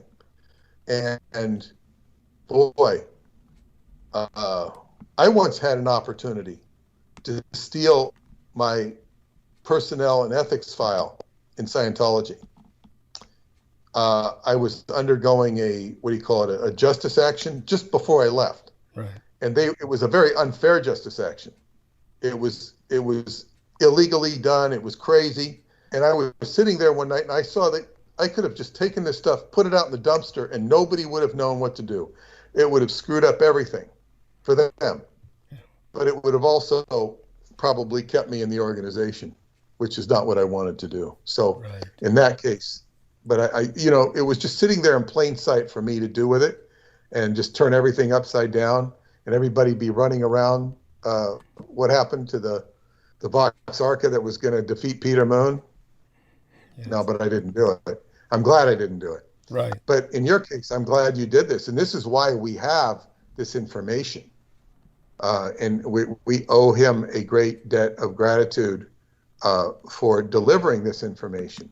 This was the type of information people would have loved to have heard in 1968 and 1969 when I was in high school, and you had so much revolutionary information being filtered down through the universities, generating so much out of it at Berkeley and San Francisco as well. It was pivotal in the changing culture. When revolution and ideas were the order of the day, but not anymore. We have it's different today. Yes. The revolution is completely different. We are having a revolution. Yes. And we have more tyranny. We thought the tyranny in the 60s was bad. It's more obnoxious and in your face now. Yes. But sorry, I want to, unless you want to respond to that, I want to get back to what we were discussing last week. I think it's beautiful. I really appreciate that, and it's very humbling. And I want people to understand just how important what Peter has said is, not just to myself, but to all of you. And it's certainly something that I hope all of you take to heart. Obviously, it's not just the book that needs your help, but I myself, and whatever help you can provide myself, is sorely needed and appreciated. I certainly got so much help. I'm going to give credit to everybody later in the evening and just kind of who's made contributions and read their names out loud.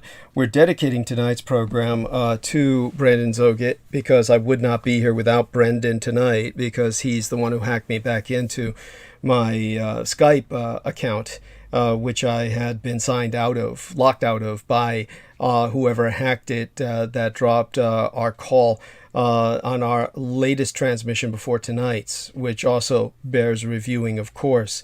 And there are several points that Peter brought up that before we get into this other aspect of the Vox Arca technology and the physics behind it, that Peter has done some follow-up research on.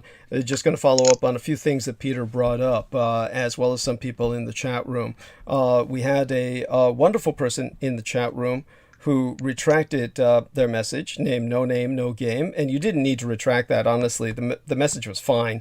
But what he asked was, didn't the Americans rain out the Ho Chi Minh Trail and stop the Vietnam War in that way? And of course, it's one of those interesting perspectives that you don't run into this too often, because there's usually just a universal sense in America that the Americans, quote unquote, lost in Vietnam. And but many aspects of the Vietnam era technology, such as weather manipulation, do come out later. And weather manipulation, just so people know, started in World War II. And it started with the Battle of the Bulge, was when the Americans really altered the weather to prevent the German air forces, the Luftwaffe, from participating in the Battle of the Bulge by altering the weather, literally causing inclement weather. Now, whoever doesn't believe this, you just look up the old footage of contrails from World War II, and you're going to see literally planes just dropping all kinds of walls of chemicals. I mean, just walls. I mean, they're literally forming chemical walls over the ocean in these test runs to drop these chemtrails that will change the weather. And they were able to alter it with that enormous investment of flight power, which the Allies had total dominance of the air. And so when it comes to what No Name, No Game is bringing up, the Americans attempted to do that with the Vietnam War, halt the Ho Chi Minh Trail and what was progressing along it with what was called Operation Popeye. So Operation Popeye was a success in the sense that they mired the Ho Chi Minh Trail by generating lots and lots of rain. But it didn't stop the supplies from coming in, and it didn't really stop the war. So it is something that bears asking, and it's not a stupid question at all. And so No Name, No Game says, I've seen those walls. That's why I asked. Yeah, and just so you know, you can look up Operation Popeye, and people should be able to find out about weather manipulation in Vietnam. As well as that, of course, there were some other people who were bringing up some other subjects, but I think most relevant is what Peter himself brought up, which was about how people were responding to Japan. Now that's going to take us down a different road, so I'm not going to go deep into the Japan thing until Peter talks a bit about the physics of that he's going to talk about first, and then we can go back to Japan and the social state that they have, where they can accommodate everyone with their medical care. But he was bringing up the United Kingdom, and he was bringing up the foreigners, because many people were bringing that up about Japan. So just so I don't forget it later, I do want people to understand that in terms of Japan, it's an island. Britain's an island.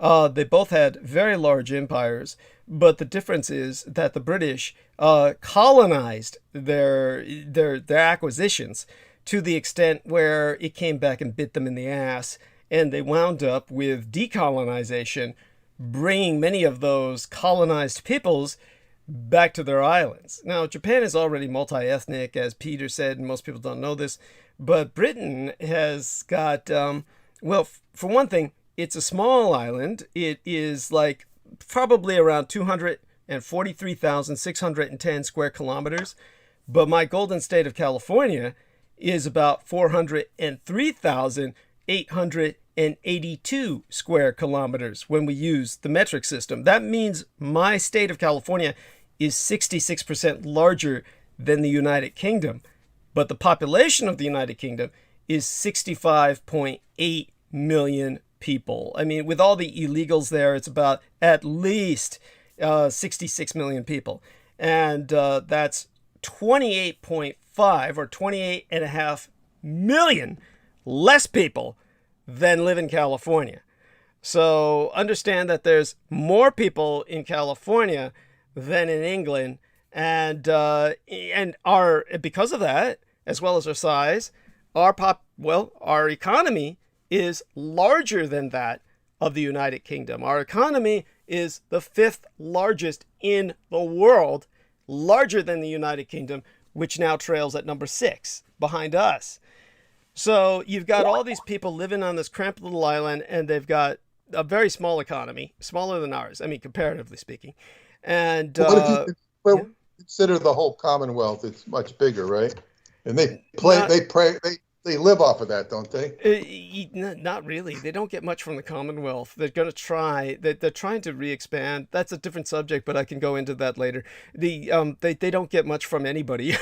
This is one of the things that they thought. The Brexiteers thought that, why do we need the European Union when we've got this Commonwealth, right? That was their idea. And so we could just turn towards the Commonwealth to make up for what we lose from the European Union.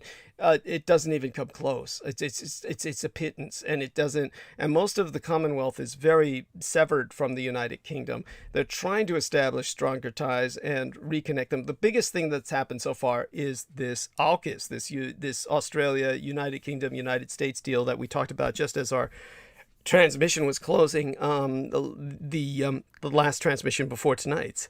And so that's big in the sense that it does bring them closer with Australia again and the United States, but it's a defense pact, of course. But I have no doubt trade will come out of that, or some kind of trade will have to come out of it. Certainly with their defense contracting, they're all going to get something in terms of economic benefit, all three parties. So, but just so that people understand the situation that the United Kingdom is in, it's dire.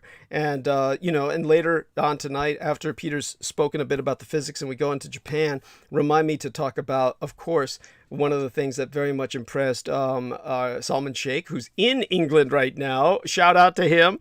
He's enjoying himself. He's traveling all over England. And I can't help but think of horrible, just terrible thoughts that should never enter my head when I see pictures of him at all these landscapes. And of course, he's this very ethnic looking Pakistani. And of course, the first thing that comes to my mind when I see him in front of the Eiffel Tower, not the Eiffel Tower, I'm sorry, Big Ben. When I see him in front of Big Ben and all these various buildings, and obviously the first stereotype that comes to mind because of American media is I think of somebody scoping them to blow them up like he's a terrorist. That's the first thought that comes to my mind. And so that's what media does to us. And but at any rate, so he's going all over England, and he'll be the first to tell you that he became very impressed by me when I was explaining to people how they're so overrun with migrants in certain parts of England that the migrants have turned those parts of England into their playgrounds. And these are the rust belts that I spoke of before. In particular, there was this shithole named Rutherford. I'll have to look it up. I'll have to look it up because it's been so long. But when I spoke about it, the thing that came up about Rothford, or I think it was something like that, I can look it up. But all these young white girls were being raped there by Pakistanis in particular, who literally turned it into a safari ground where they would fly in from Pakistan and rape white girls. And this is just what they did as sport. And all of these white girls were just, none of them got any justice. When they would bring their clothes with blood and seminal fluids all over, all these stains to provide evidence to the cops would just throw them in the incinerator. And so when I was speaking of this back on Revolution Radio, and we're talking about at this point in history, it had to be about a decade ago, or certainly bordering on that by now, I remember I'd get all these responses from the Brits saying, oh, that's not part of England, that's part of Scotland. And then the Scots would write me saying, oh, that's not part of Scotland, that's part of England. And nobody wanted this shithole, and yet they were both responsible for it as far as I'm concerned. So there you go. It's just that these people, instead of even saying, oh, this is horrible, we've got to do something about this, they all were just denying that it was part of their country, quote unquote. You know, the Brits saying, oh, it's all up there in Scotland, and the Scots saying it's all down there in Britain. Well, a pox on both your houses. I mean, it's just shit. Jameson says they don't want to take accountability. So that's what impressed Salman Sheikh, was that he said, yes, this is true. He knew about it. And so that's one of the reasons why he started listening to me and sharing myself with everybody in Pakistan that he knew and all the rest of that. So he's in England now, and he seems to be having the time of his life, and that's great. And hopefully he'll be able to share his adventure with us sometime after he returns, whenever he feels like coming back on again. In the meantime, we'll turn towards Peter Moon, but all of this goes towards what he was saying. And of course, Britain had its own National Health Service, but it crashed and burned. But the reason that it crashed and burned was because the government kept cutting its funding. So you can't have a National Health Service, of course, without funding. And this is something that, that's logic, right? I mean, it's just plain common sense. So their National Health Service is still extant. It's nowhere near what it used to be, but its problems come from underfunding. There's no arguing with that. And so with that, we turn back to Peter Moon. We're going to get into some of this physics, and this is going to be, if nothing else, enlightening. I think it'll be entertaining as well, because as Peter himself got the impression, there's a lot of, they're pulling a lot out of their ass with this. At the same time, we've seen that this does work. The real problem is they don't know why. I'll tell you that. But they certainly try to make it sound like they do know why, but they really don't. And so we're dealing basically with magic. It's basically physicists dealing with metaphysics. And so with that, we turn to Peter Moon. Well, yes, well said. And just to give the audience a context of what we are addressing, in the past, Douglas was talking about the Vox Arca, which is, of course, a device created by the Defense Department under the direction and supervision of Colonel Michael Aquino, yes, that was designed to evoke entities, and doing it. In fact, I just pulled I've been studying this, and a Kenneth Grant book is talking about these entities that cannot be evoked with the human voice. He says you can stir them up, you can get the energy, but you're not getting the full thing. It was as if, and I don't mean to suggest this because I don't think the book was printed at the time Aquino was doing this, although it could have been. It was as if Aquino was taking that paragraph in that book and saying, "Ha ha ha! I'm gonna figure out a way to muster this." But he was using the human voice to facilitate it, yes, or the human construct. But in any case, I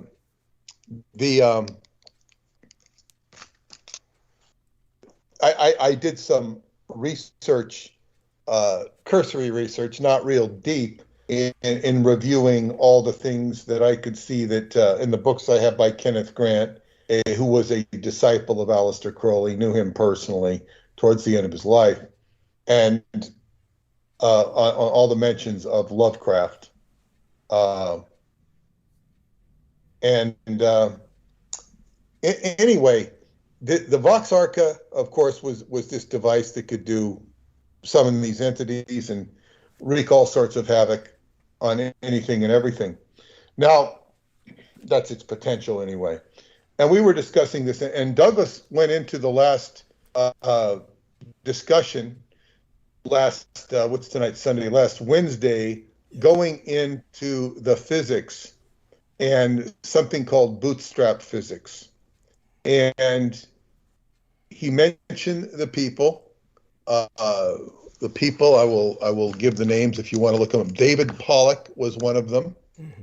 And the other one, mysteriously, like you said, he turned out to be had a small amount of a drop of Burmese blood in him, but for some reason, no, that's not David Pollock. That's Jeffrey Chew. That's Jeffrey yeah. Chew.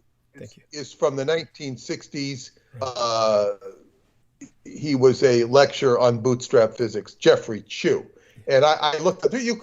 I listened to a long, boring lecture by Jeffrey Chew about his life and about his involvement with the nuclear program and Edward Teller. He was picked out in the 1943 or so, and he was picked to work with Edward Teller on the atom bomb and whatnot. And the bootstrap physics stuff developed later.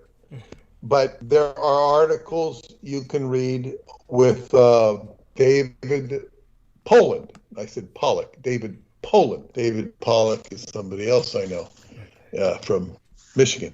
But let me see here. I'm taking the other names. There's a good article that Douglas was covering some of the information from Natalie Wolchover, Wolchover, that sort of puts together bootstrap. But the whole idea of bootstrap is, it says, it can get very complicated, but when I went and looked at the information, it made a lot more sense. What you're not given is the actual equations and stuff, and that makes it hard to understand. But if you were given the equations, it would probably make it harder to understand, because it would require a lot of advanced mathematical understandings. And on top of that, it's not being spoon-fed to you either, at least if you were given the equations. And then you have to go behind paywalls and whatnot. But the whole idea of bootstrap physics is that, I'm going to try and see if I can say this without complicating it too much. It's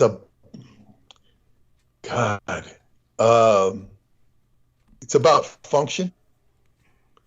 It actually comes down to the quantum principle you've all heard so much about of resonant rapport. Resonant rapport is what I call quantum affinity. This is an oversimplification of bootstrap physics because it gets a little more into the detail of symmetry and similitude and making things, like attracts like. This is what we're talking about. And you see this in the water. Mr. Dr. Emoto or whatever is showing how water responds to whatnot. Where this becomes mysterious is how, this is something the occultists always knew. And what is an occultist? Occultist goes into the demon realm, or as Douglas was disambiguating, the Edomic realm, which would be the anti-gods. But to give some more context is when you get into Dr. John Dee and the magic he was performing, you're going into hyperdimensional geometries. That's very clear. And all of magic does this. And the physicists here are explaining and arriving at a mentality that the occultists knew from way back when. When you do an IQ test, or at least an IQ, the last IQ test I did, it was an online IQ test, which I never actually got the result because it was kind of like they're trying to get you to pay for the result, you know. You win it. And what I noticed and I think I've noticed this on other IQ tests, is when they start giving you geometric representations or problems to solve, the first might be easy. Like, you know, you might go from a square. First you're doing with two-dimensional geometry, then it'll bump you up to a third dimensional challenge in your mind. No, those aren't so bad. Then it'll get into other dimensions. And that's where you just, the mind breaks down. It breaks down in terms of being able to identify, recognize, process, and evaluate. There's a certain cutoff point. Preston Nichols would be somebody who could just pick up on that. And I will, so for example, I've had, well, you know, back in the days before GPS, when we had maps, two best navigators I ever had were my friend Chelsea, who I called Madam X, who was, you know, obviously female, and she could read a map. Oh God, she was good. Preston probably excelled her, and we're going to meet somebody in New Jersey, and he had a map, and he was reading that map like a psychic would read it. He wasn't reading the map normally, where you would read the map and say, okay, well, here it says this, let me see this, turn off on this exit 4E here, and do this. He's going to turn here, do this, do that. He's like giving directions like a conductor in an orchestra by just looking at the map and pointing. I never saw anything like it. Now, he read the Bible that way. I say he read the Bible that way. He didn't read the Bible when I knew him, but he was schooled in the Bible. He went to Catholic school. He knew the Bible backwards and forwards. And when he would read a physics text or any sort of text, he would sort of psychically grasp the material. He would read it without reading it. I think L. Ron Hubbard did this too, although I never watched him read. But I think he would absorb information like a sponge. And Preston would do it in a scientific, like he knew the information really well. So when so in other words, your intelligence quotient at anybody's is going to have a cutoff point when you start going into other dimensions. When you're talking about John Dee, and he was the one who translated Euclidean geometry into the English language from the original Greek, because he understood Greek and Latin. So he had the acme of knowledge, the high point of knowledge. He had, you know, the biggest library in the world outside of the Vatican, and he would collection of books. So when you start reaching the peak of intelligence, you've surpassed human reasoning. And what is human reasoning? It's pretty relatively simplistic.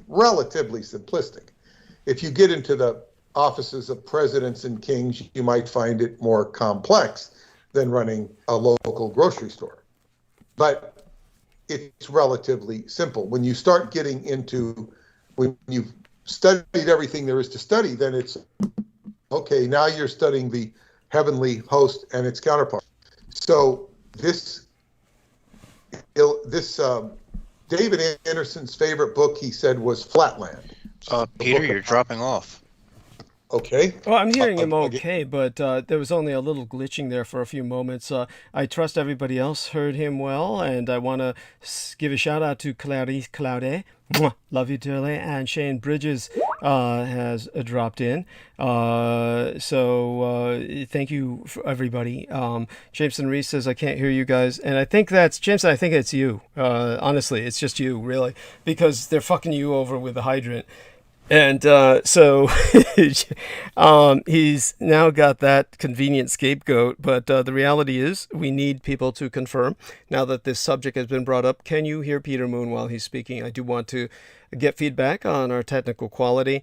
And Jameson just needs to be cognizant of the fact that from this point forward, we're going to have to just understand that his ability to speak to us and our ability to hear him may be compromised to a great degree because of what they've done to establish basically a jammer outside of his home to interdict his communications. And basically, it's called a field dampener.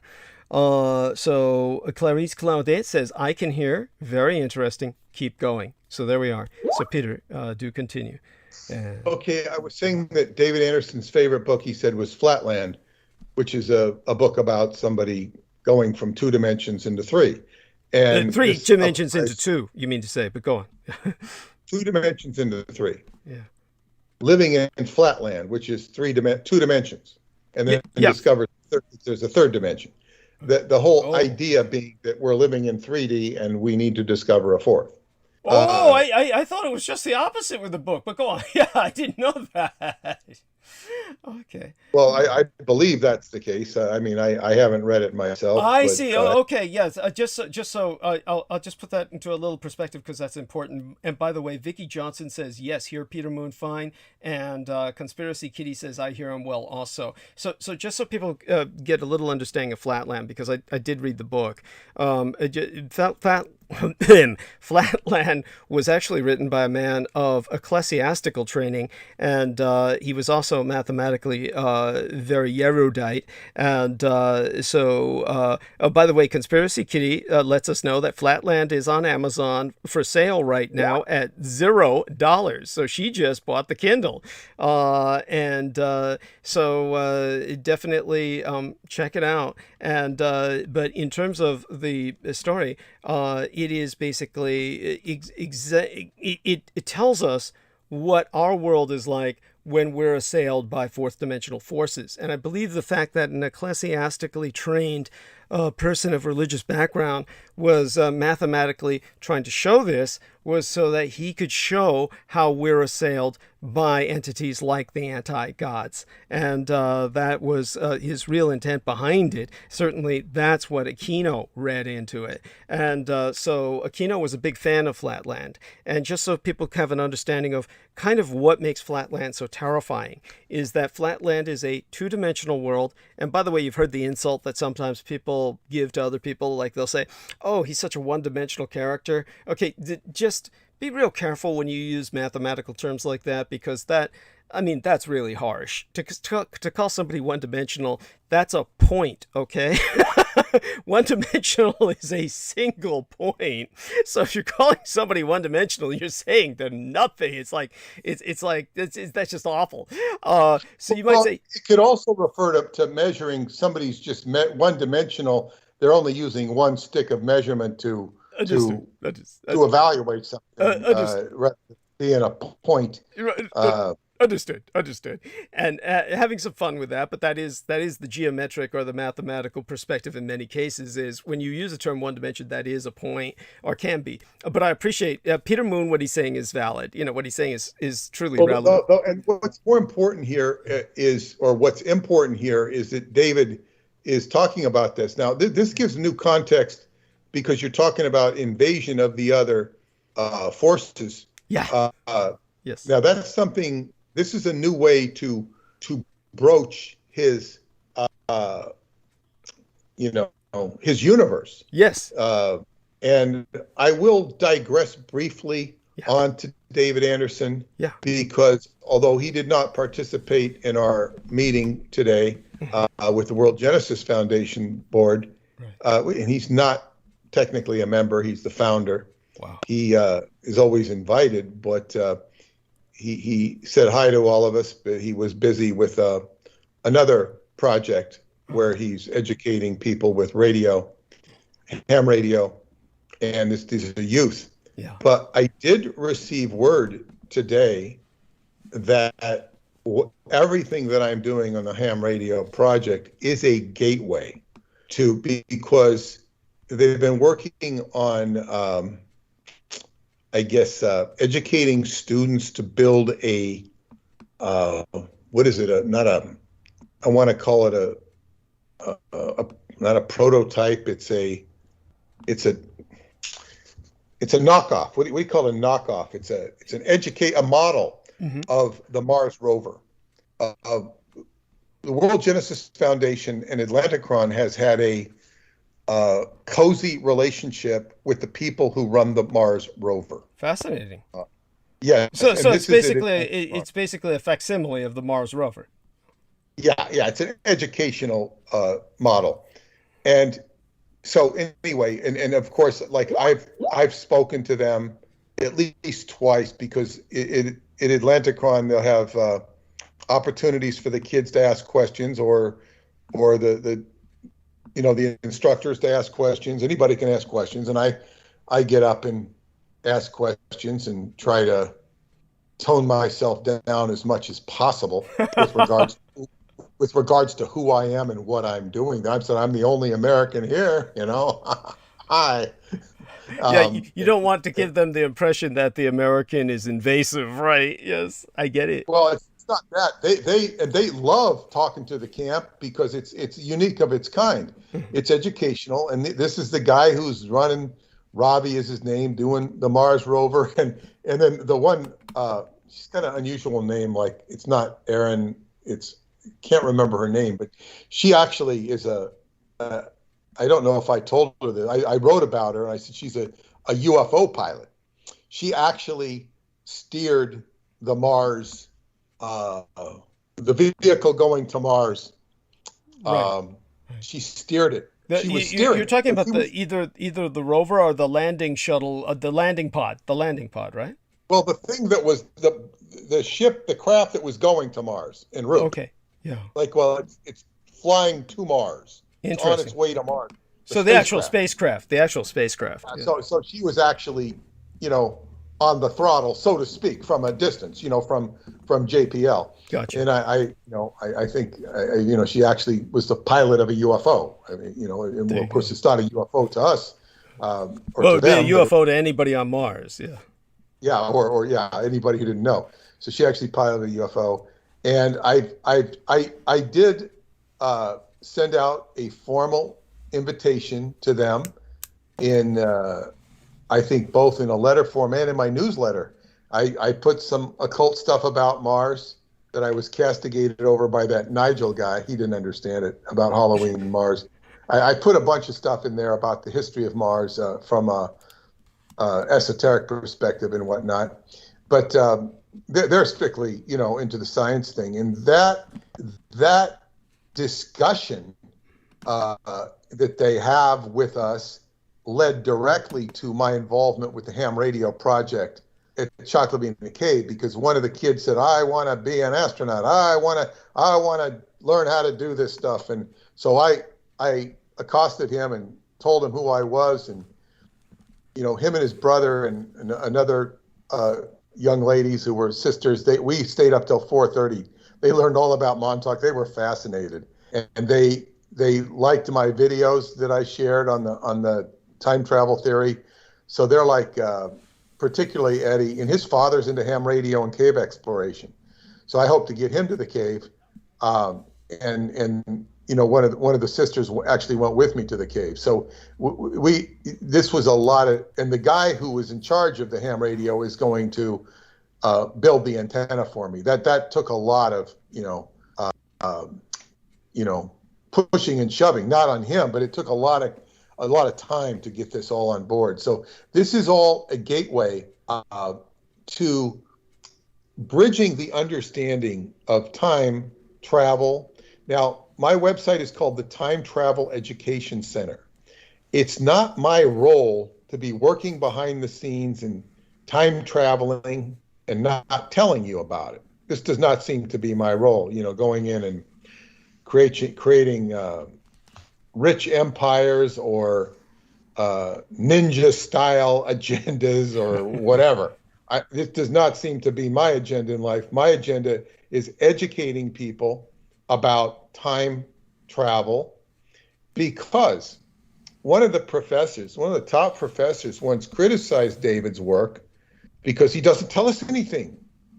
He says this technology has to be a part of community.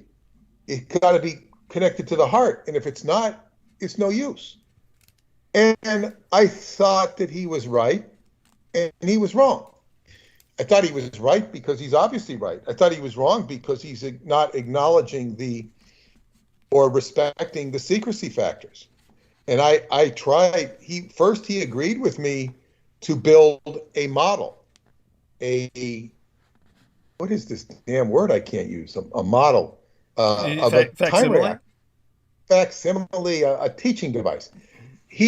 I got all this agreement at this dinner, between him and Romania's only cosmonaut in space, and all this energy was like, oh, okay, we're going to do this. And and then when I went to do it the next year, it was like, I might as well be, flapping dirty underwear in the wind. It just wasn't going anywhere.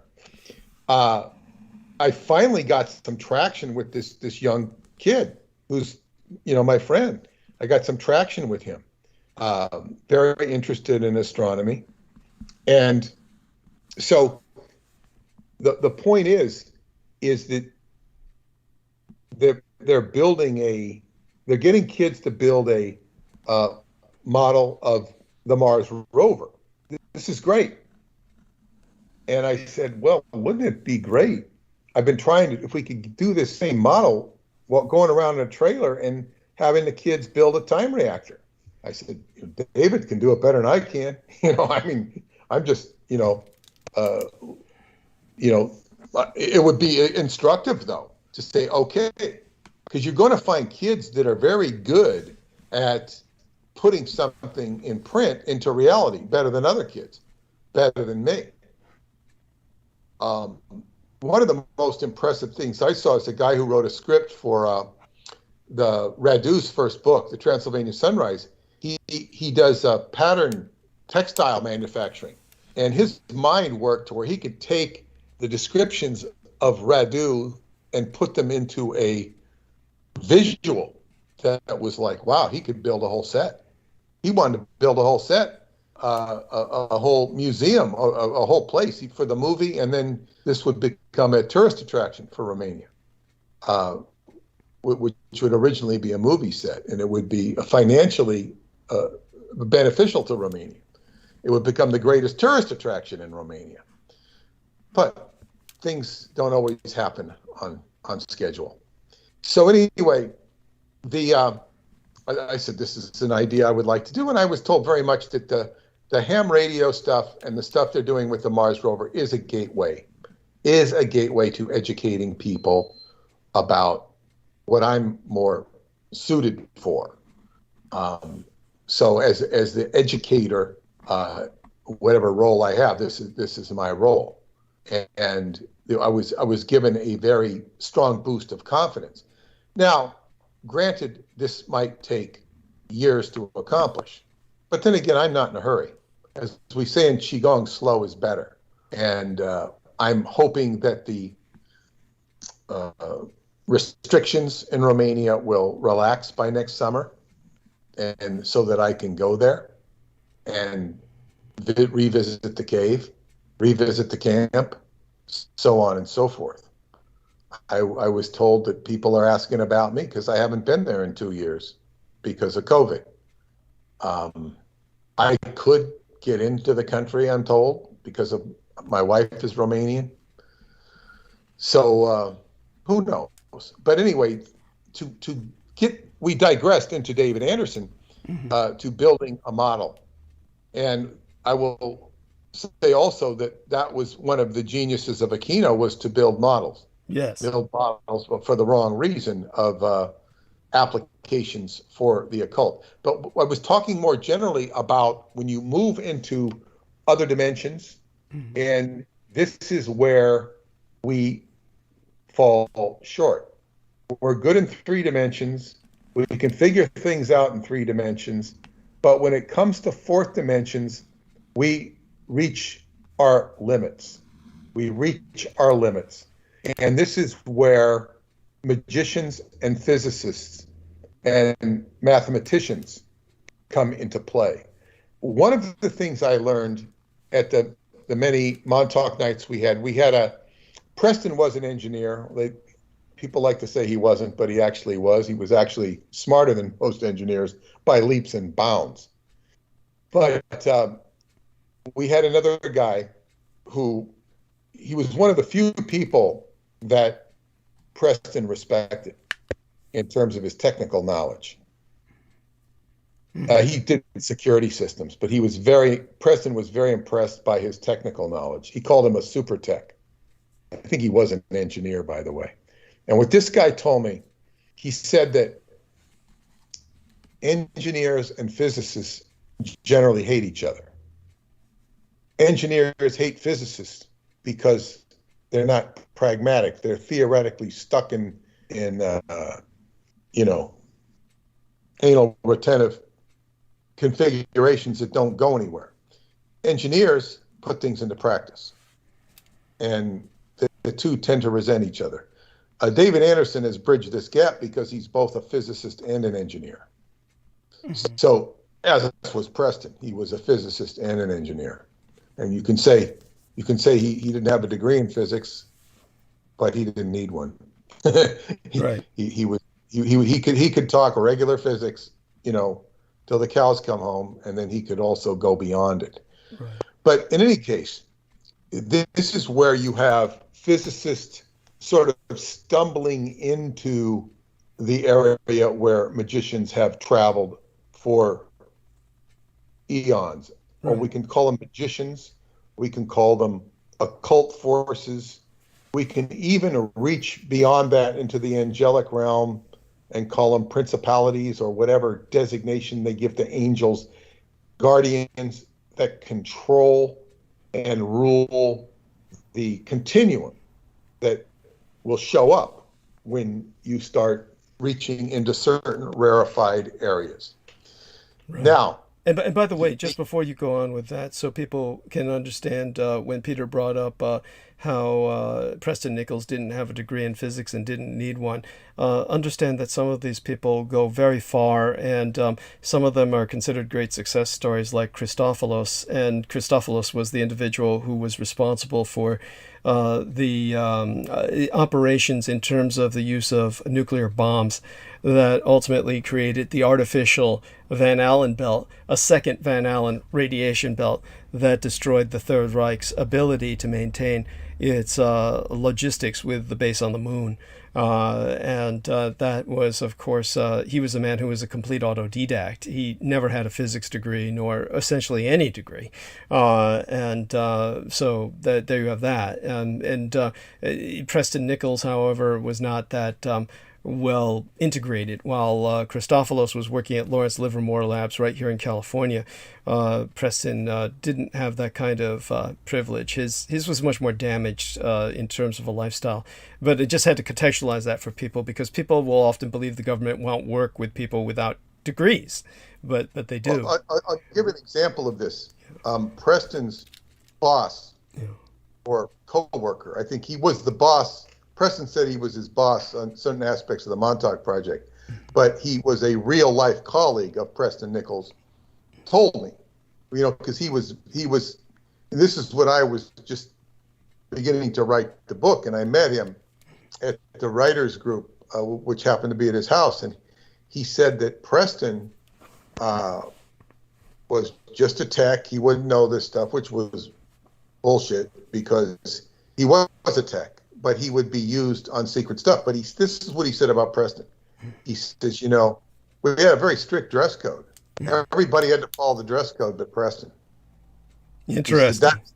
That stood out. Yes. Because Preston basically looked unkempt, slobbish, and he said this didn't make any sense. They didn't bother him. Now, I will also tell you that one of the ladies who was my good friend for many years, she used to come to the meetings, and she told me she used to go to Psychotronics in New York City. They used to have a chapter in New York City run by Clarence Robbins. Very nice man. If he's not passed away, he's pretty aged. Very nice man. He studied Santeria in Cuba. Of course. This was back in the 50s, before Castro. He was a wolver. Understood. And he ended up running Psychotronics in the city. But he said, well, he had the meetings, but this girl said that, she said, you know, Preston was by far and away the most handsome man she had ever seen in her life.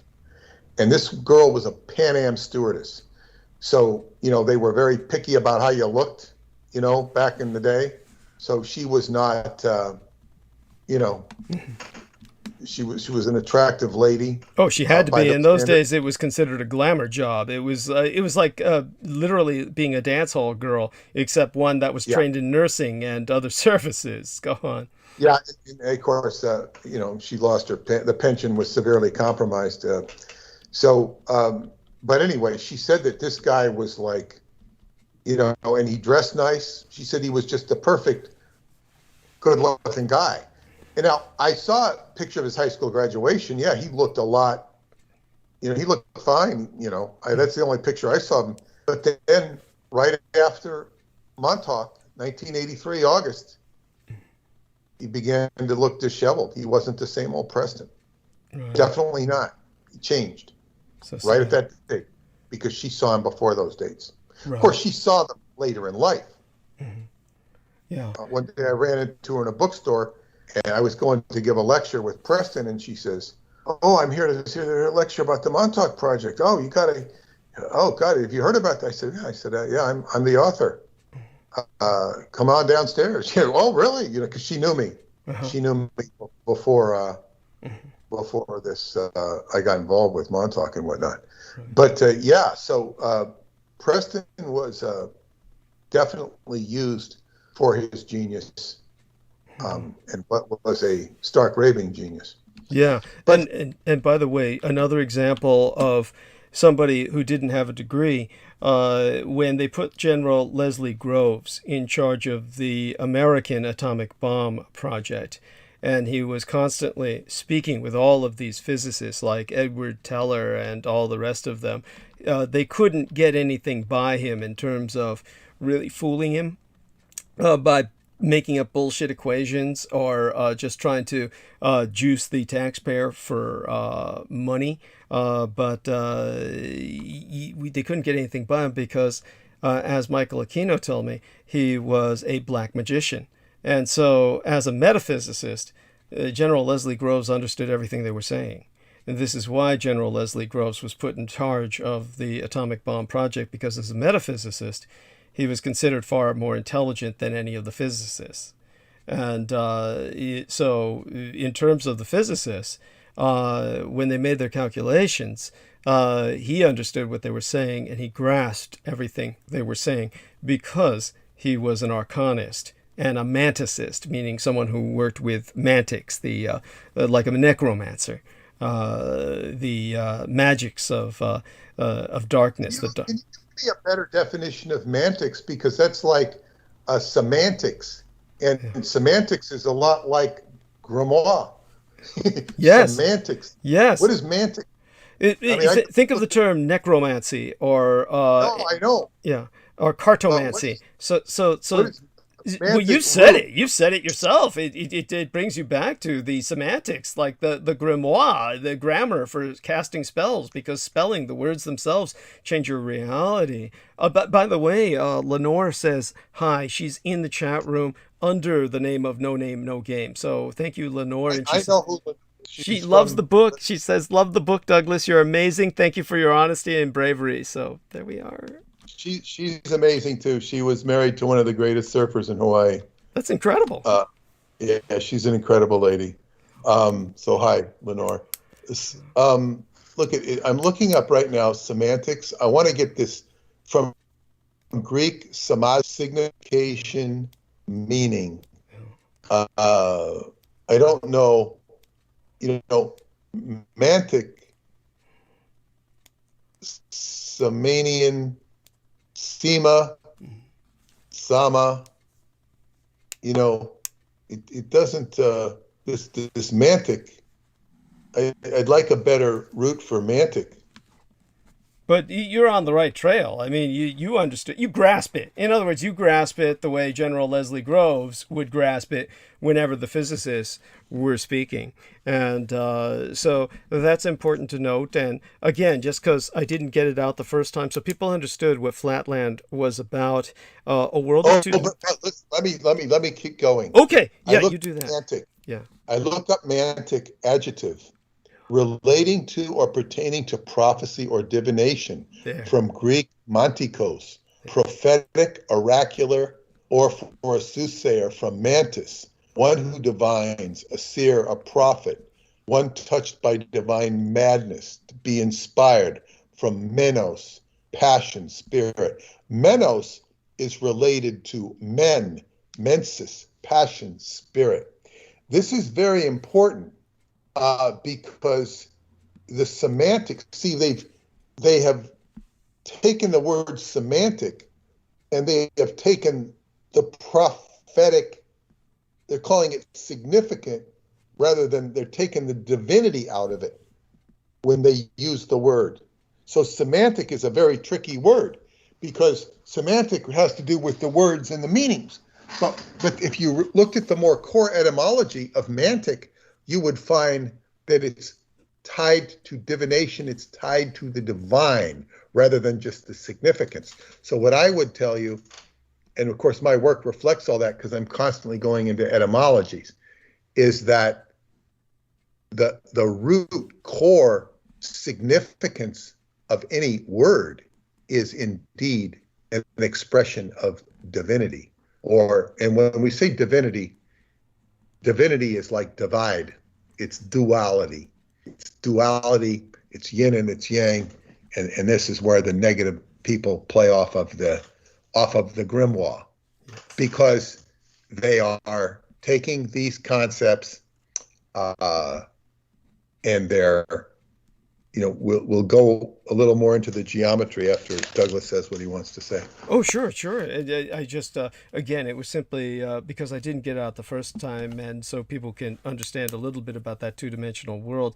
If you have a world of these squares and triangles and circles, and the way the ecclesiastical mathematician who wrote Flatland described it was that the females were circles and the men were squares, giving everybody kind of like this feminine aspect when they don't have corners, and giving the men corners that made them more masculine. The priests of that world were triangles, I believe, because they were of neither gender and therefore sexless.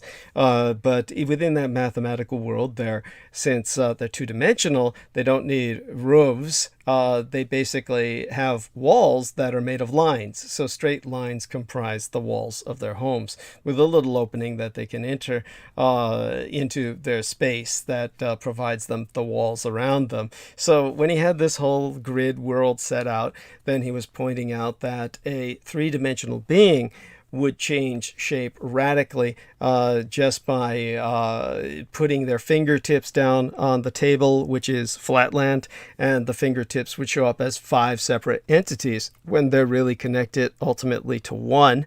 And of course, the mere shadow of a three-dimensional person would fill Flatland. A shadow would, of course, overwhelm Flatland from a person of 3 dimensions, but a shadow would be 2 dimensions and therefore could wreak havoc in Flatland. And because the three-dimensional person can reach into the space beyond what Flatland understands, he could pull people out of their homes where people would otherwise feel secure, turn them inside out and place them back inside their homes or far away.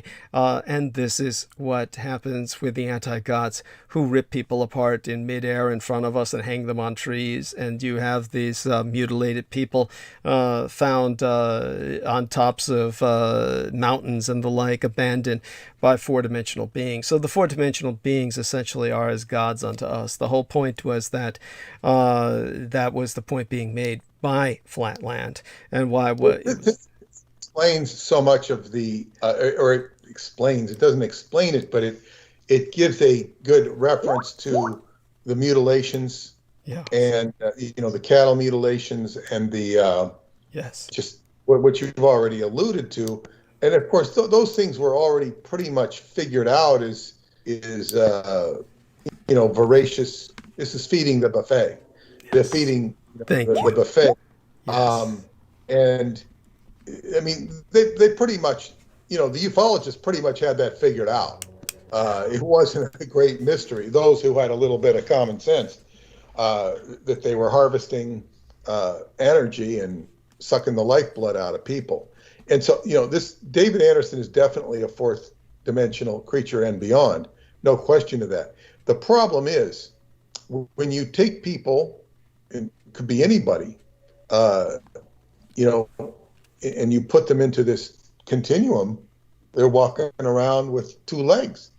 They're not, they're very limited in their human form. You can only, and then the problem is, and when you have these people, these entities channeling into these people can be more problematic than a stupid human. These entities can be very problematic, as I've said, and it doesn't hurt to repeat this too many times.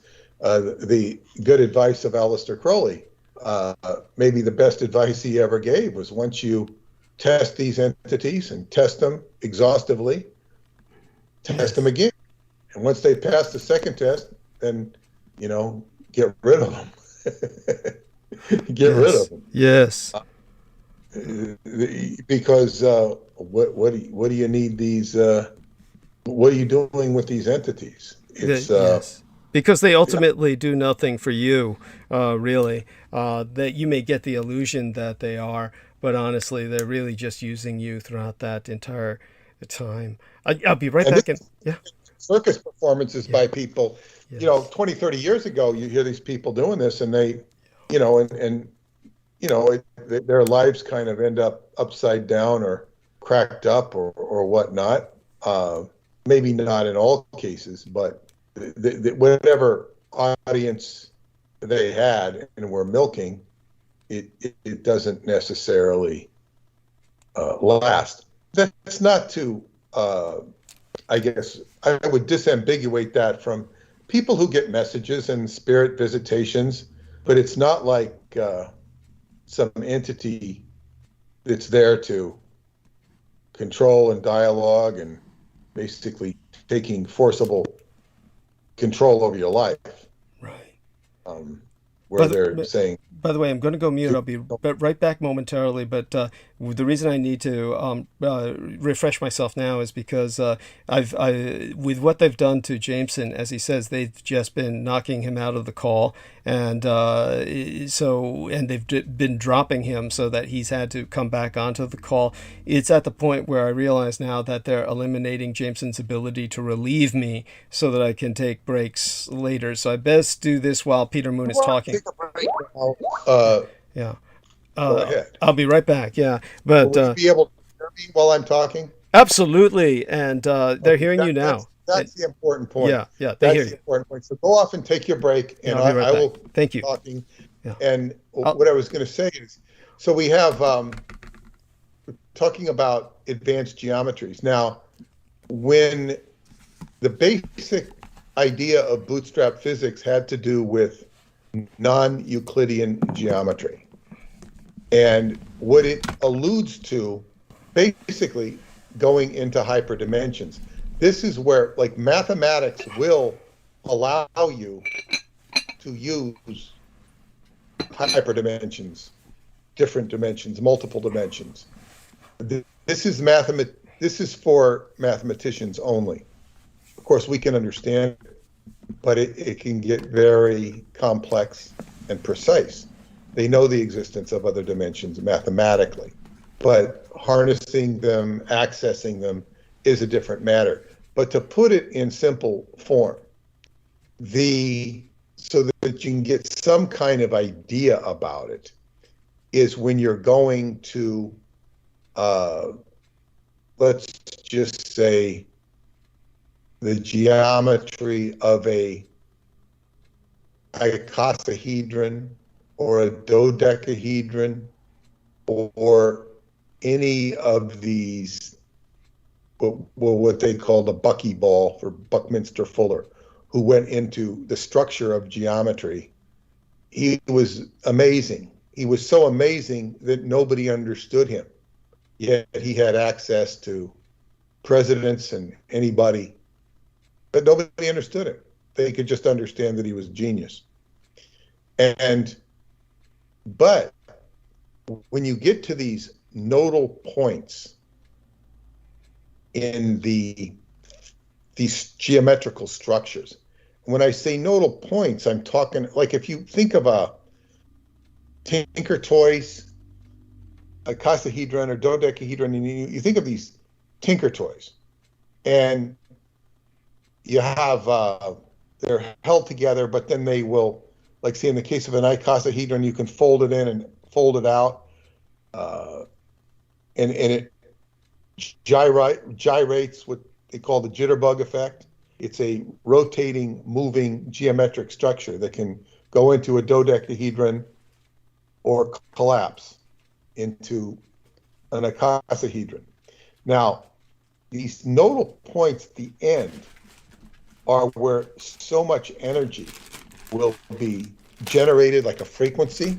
It will emit a frequency if it's like structured like an antenna, or it will receive a frequency. And this is where Montauk fits in, because if you were to superimpose a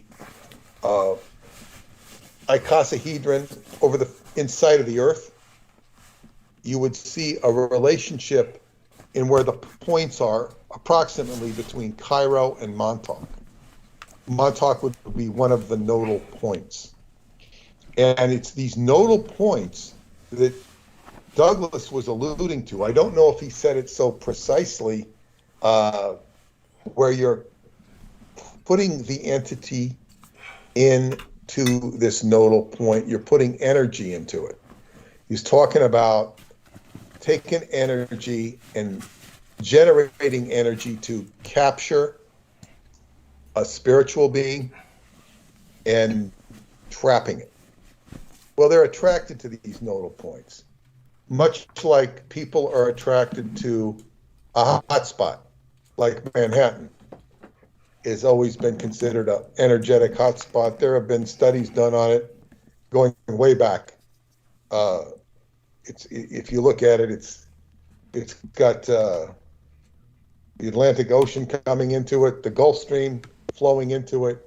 You got the Hudson River, you've got the East River, which goes up to the Long Island Sound. Yes. And you got the Harlem River in between the two of them. You've got all of this conjunction of energies, and it attracts people. It attracts them for geographical reasons, for a number of reasons, but it just attracts people like a magnet. San Francisco, the same. It's a point where it just attracts all sorts of people and energy, and the gold made it even more so. Yes. So they usually compare it to a bowl of cereal. They say that it attracts all the fruits and nuts. Sorry. Anyhow, so go on.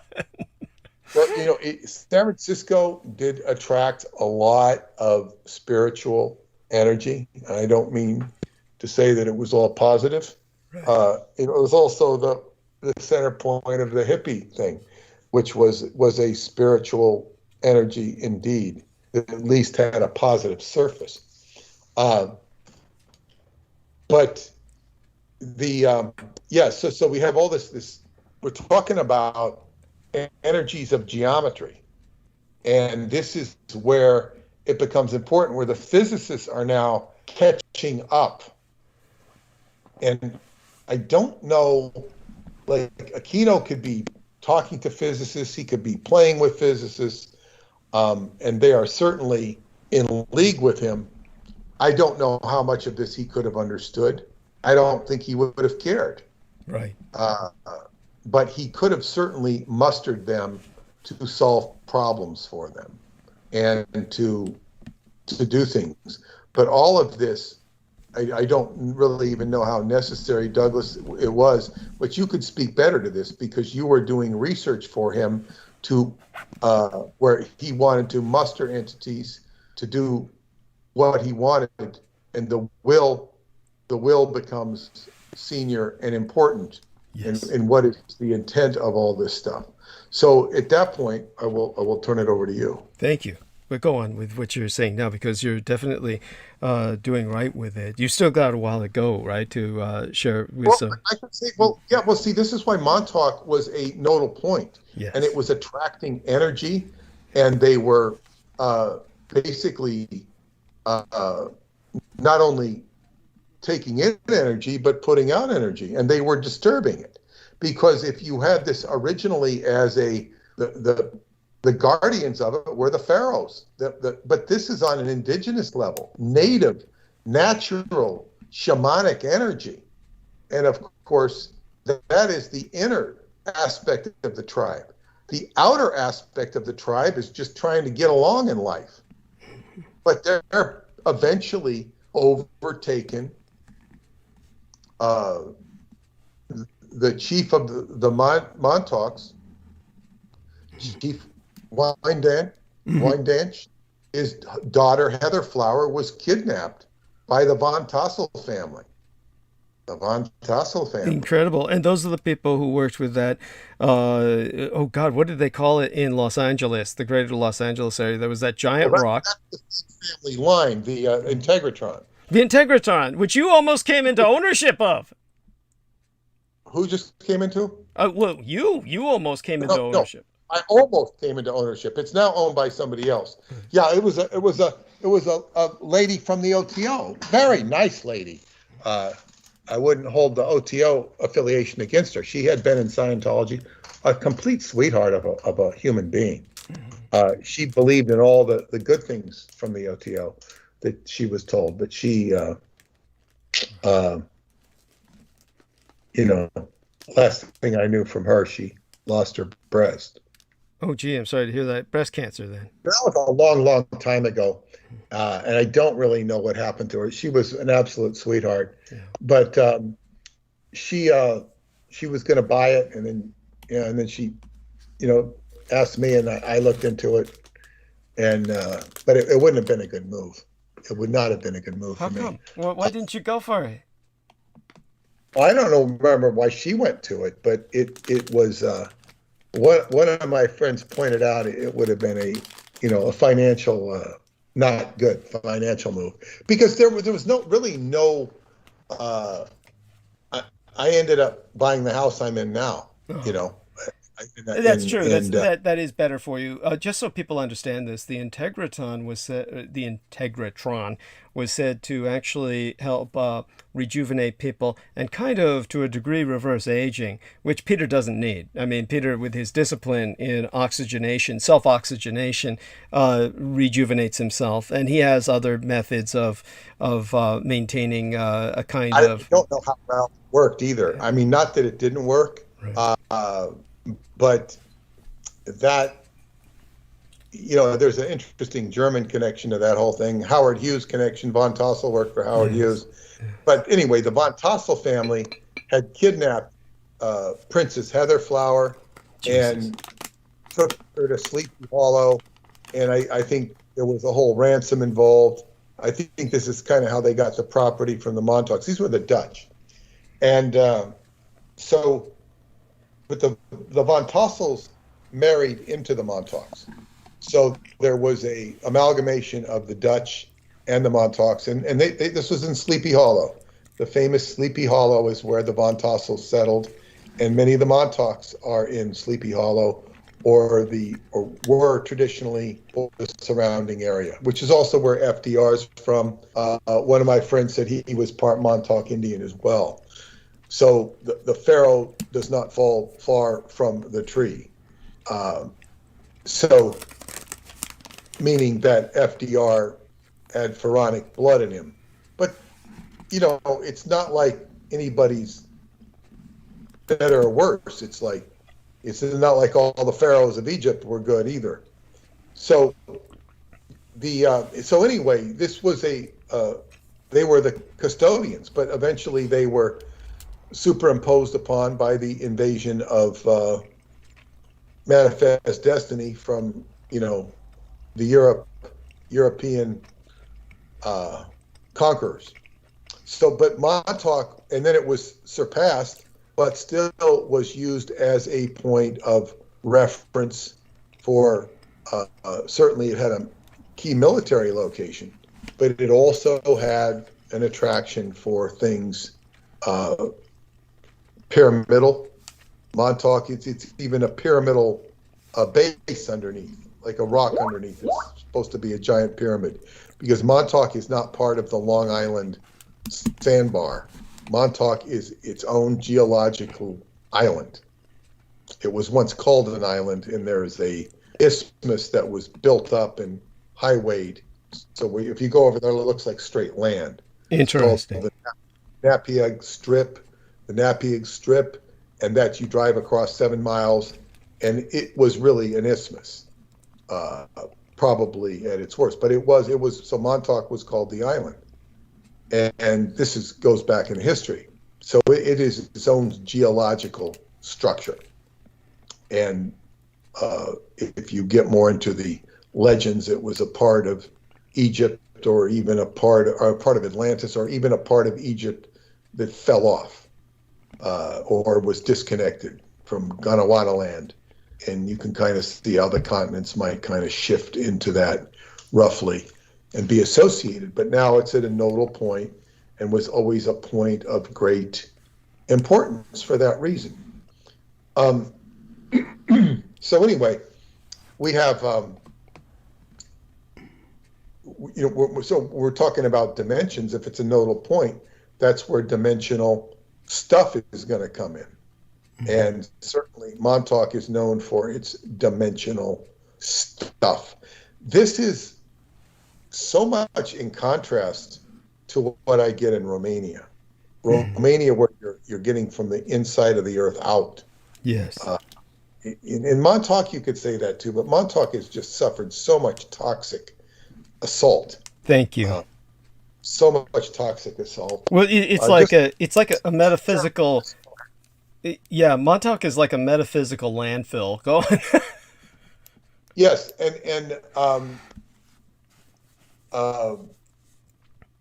but San Francisco was targeted for experiments, on the toxic gas. Yes. So it's both of these areas have their own toxicity, and they're both nodal points on relative opposite ends of each other. Right. And by the way, for anyone who just heard what Peter Moon said, and that just blew your mind, like, what the hell is he talking about? Understand that while the United States was still legally at war with Japan, they tested out a cloud of bacteria all over San Francisco that killed people. You can look that up. I was one of the people who released information on that. And of course, when it gets recycled all the time now, all over the internet, nobody credits me. Everybody just says, oh yeah, somehow this was all just discovered or found. And, investigative journalists are, nobody reported it at the time. It was I who was working with the documents. And then it's only journalists later on were bringing this up decades later. And that was because I leaked it. And so that people understand that everything Peter says is true. So do go on, Peter. You can take it from there. Well, yeah, and you don't really want to be accredited journalist, nor do I, because then look who your colleagues are. Yeah, true enough. And that's not to disrespect journalists, but this is not what they do. This is not what they do. It's like if you want to take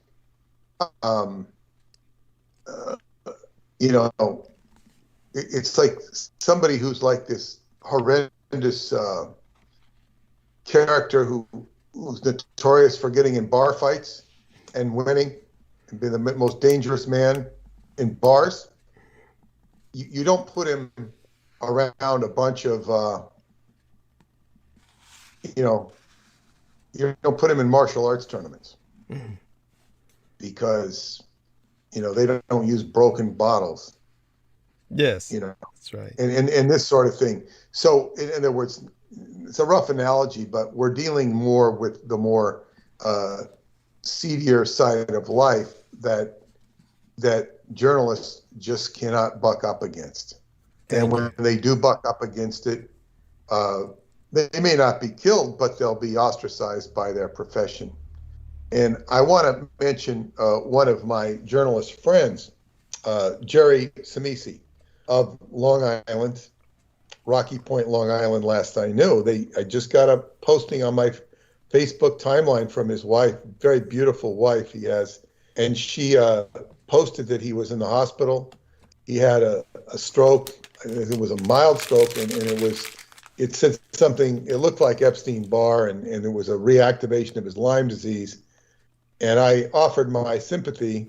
Jerry was the only journalist on Long Island that would cover anything.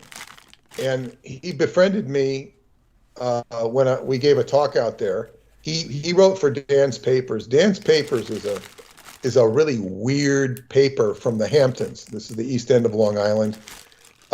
Dan, he looks kind of like Colonel Sanders or Santa Claus. And he writes nutty articles that are deliberately nutty. He said, when he first heard of the Montauk Project, I'm going to write a lot about this. But his articles were always disingenuous. Of course. Stupidly critical. And then he gave it he amped it up when they did this Chris Garetano thing. He gave the other side a lot of credibility. He was, and you'll see him in the pictures with all the celebrities out there. Nobody takes him too seriously. But he wrote for Dan. He wrote for Dan, and for a long time. And then he was an independent journalist. And when he said, like I remember, he was having some really hard times because he was let go. And, he said, I cared about him so much more than his boss did. His boss didn't give a damn that he was having a hard time meeting a mortgage. I'd ask him about his personal life. And he had interviewed me for a local Long Island paper. I don't know if it even exists anymore. It wasn't the main newspaper. He said, let's find out about the Montauk Project. Whatever happened with that story? So he comes to my house. I fix him lunch. He interviews me, long interview. And there's so much more damn substance to the story that he writes a story basically showing that there's so much more substance. He said they paid him a kill fee to kill the story. Jesus. Well, that's so typical. This is the type of, so I mean, I know what you go through. Not to the extent, you go through, but this is something that I've lived with my entire career. But Jerry was a journalist. He covered Flight 800 better than anybody. He went into details of it. He also covered the John Ford situation, and he was sympathetic to that. Could you summarize both those for our listeners? Summarize both those situations for our listeners, please. Well, the Flight 800 was when the TWA Flight 800 crashed off the Long Island coast, and there was all sorts of irregularities and huge cover-ups, outrageous cover-ups, even to the point where people were trying to, I think one of the pilots snuck in and got some of the evidence from the warehouse to show what they were saying was true, and they prosecuted him. Right, that's true. Yeah, this is the kind of crap the government does, and you just watch these people from the, TSA get up and just, act like Governor Cuomo or somebody, just spewing shit, toxic stuff. This is who these people are. And, Jerry reported on it dutifully, did very extensive reporting on it. Now, Jerry is, I think he'll recover. I offered my help, and I tell you, I didn't know he had a battle with Lyme, and Lyme can be cured with Qigong by breathing. And we had the prime example of this wonderful woman, Celeste, who was a yoga teacher who got Lyme disease. She met my teacher, taught her how to do this exercise from her hospital bed or whatever bed she was in. She could barely move, but she could do it better and better and better to the point where she recovered. And she was one of my greatest learning experiences. When I met her outside the church, because the church was closed that day, they were cleaning. We didn't know that we weren't supposed to come to class that day. So we went out in the park and worked together. And I not only taught her a lot, she was an older student than me, but I picked up stuff. And we had some great teaching sessions out there, because he always told us to work with women, because when you're doing push hands, because women they're not trying to out macho you. This is a big problem working with guys. They're trying to use their force. Yes. And it doesn't really work. No. They're trying to compete. Yes. So he always taught us to work with women. And boy, we spent, a couple hours out there working together. And boy, we learned a lot from each other. But anyway, so Celeste, I mean, she totally changed her whole life. And she had end-stage Lyme disease. She's going to die. And they brought her to my teacher. There were several people like that. So, and this was just doing a simple damn exercise that, and also what's good for stroke prevention is, and I learned this from my friend Aaron, who you've spoken to, who's now he's just moved to South Carolina. He had to get away from the madness of New York. Okay. Literally. Yeah. Because he's got a young kid he's got to protect. Yeah. And wonderful young kid. So anyway,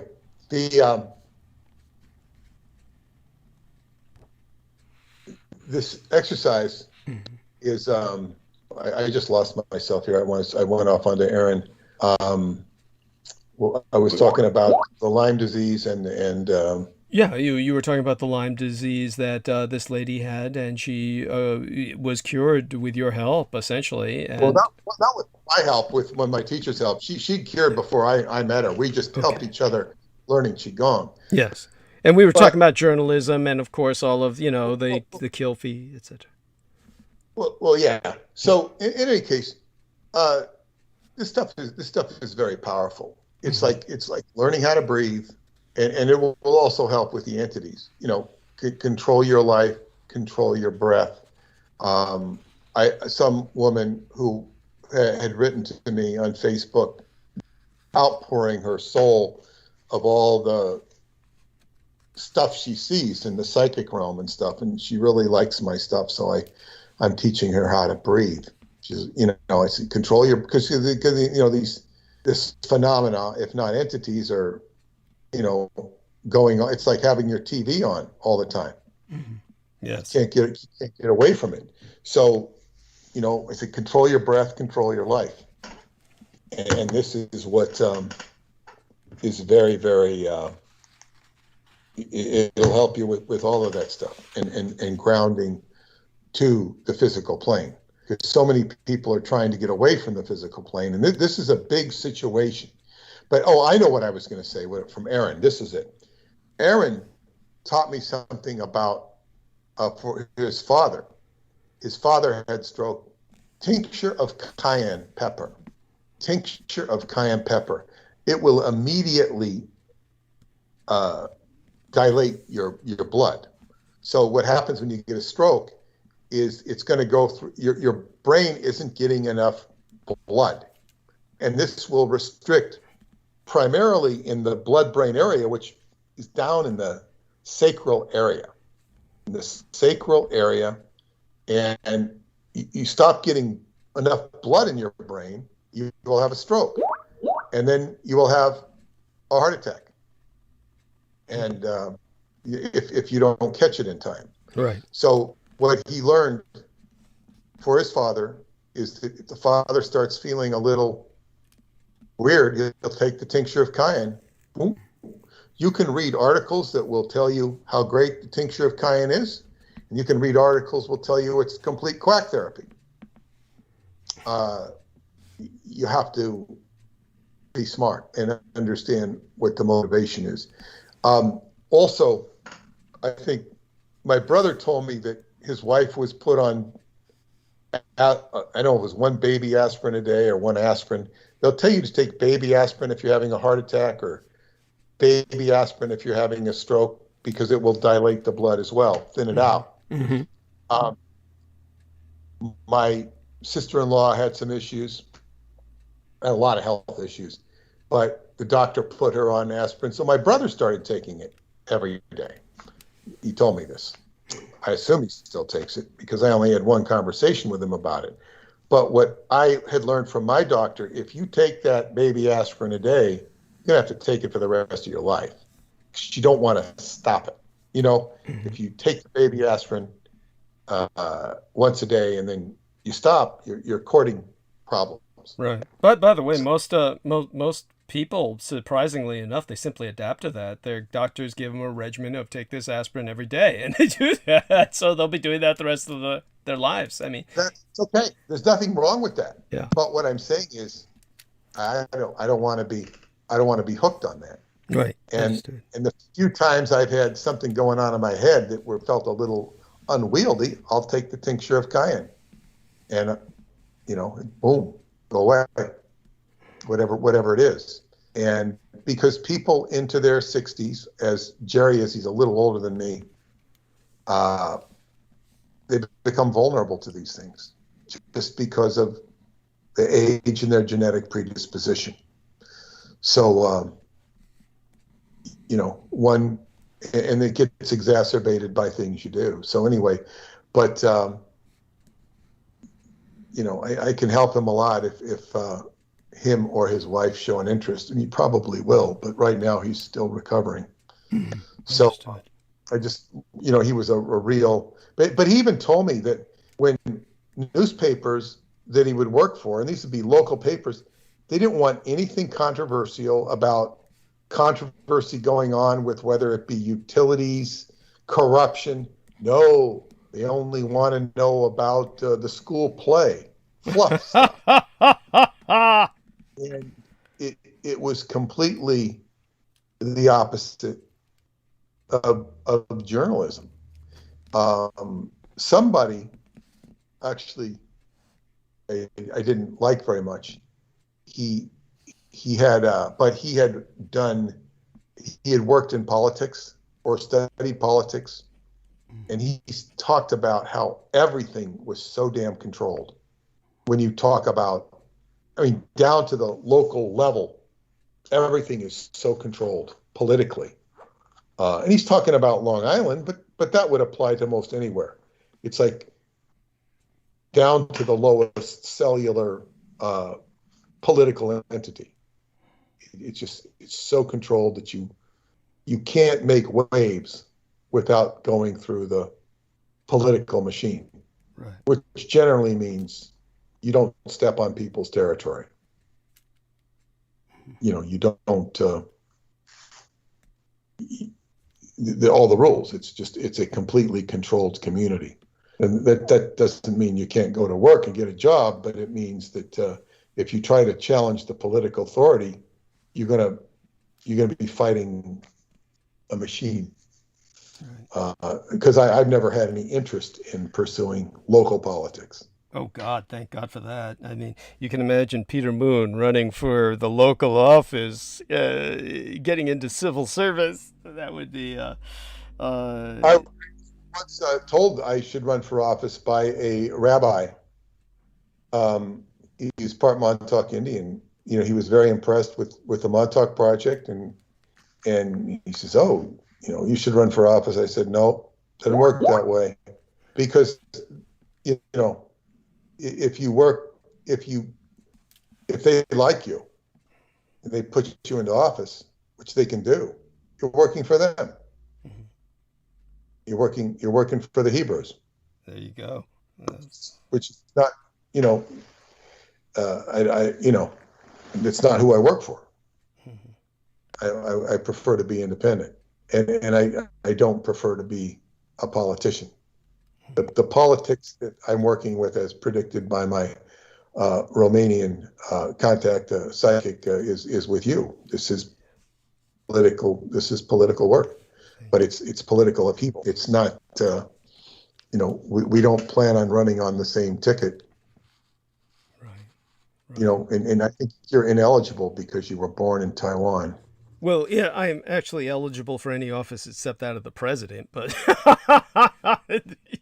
as the law is written right now, the way I understand it. But I don't.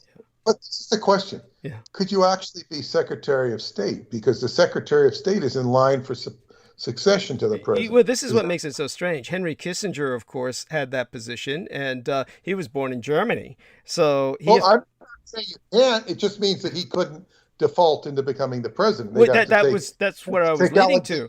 Haig. Yeah. They'd have to take Alexander Haig instead. Right, I'm in charge. Right. Who, by the way, people were, you might tell this to our listeners, at the time that Reagan was shot, Alexander Haig inserted himself and pretty much said, "I'm in charge here now at this moment." He didn't say I'm in charge because George Bush was in an airplane. George Bush was, from what I understand, the assassination of Ronald Reagan was arranged. It didn't work out so well.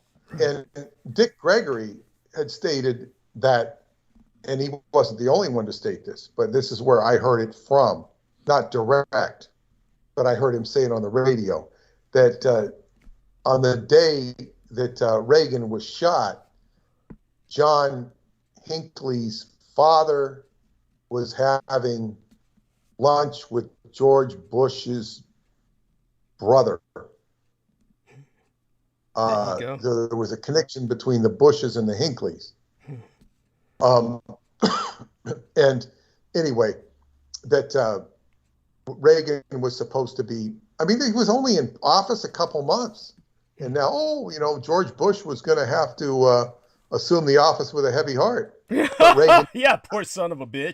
But Reagan did not die. There you have it, because Hinckley, instead of using a man's gun, and I'm going to go macho here because let's just put it this way, there are some cases where you cannot be overgunned, okay? And Hinckley was using a homeopathic pill dispenser as opposed to a fucking firearm. This guy took a lady's gun, like a little pocket derringer that a lady would have in her garter belt, and he went to shoot the president. I mean, this is why they let him go now. He's out on parole, right? You know this, right?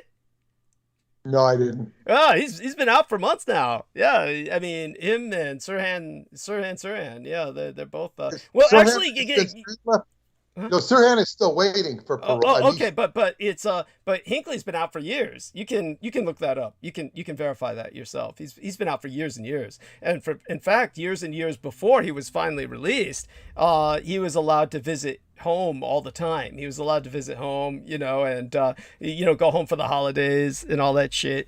For all intents and purposes, the prison was. Well, it's not because they're worried about him shooting Biden. Yeah. No, they don't want. But anyway, so anyway, when George Bush was not in the White House at the time, he was in, I think, on an airplane, but he was far out. So the only people in the White House were the staff. They were meeting in the Oval Office or whatever, the Situation Room, whatever they call it.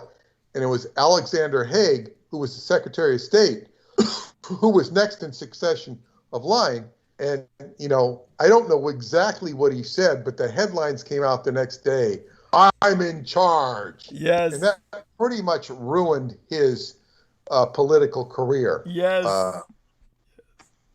Because he said it apparently in a way that was domineering and obnoxious and unnecessary. Right.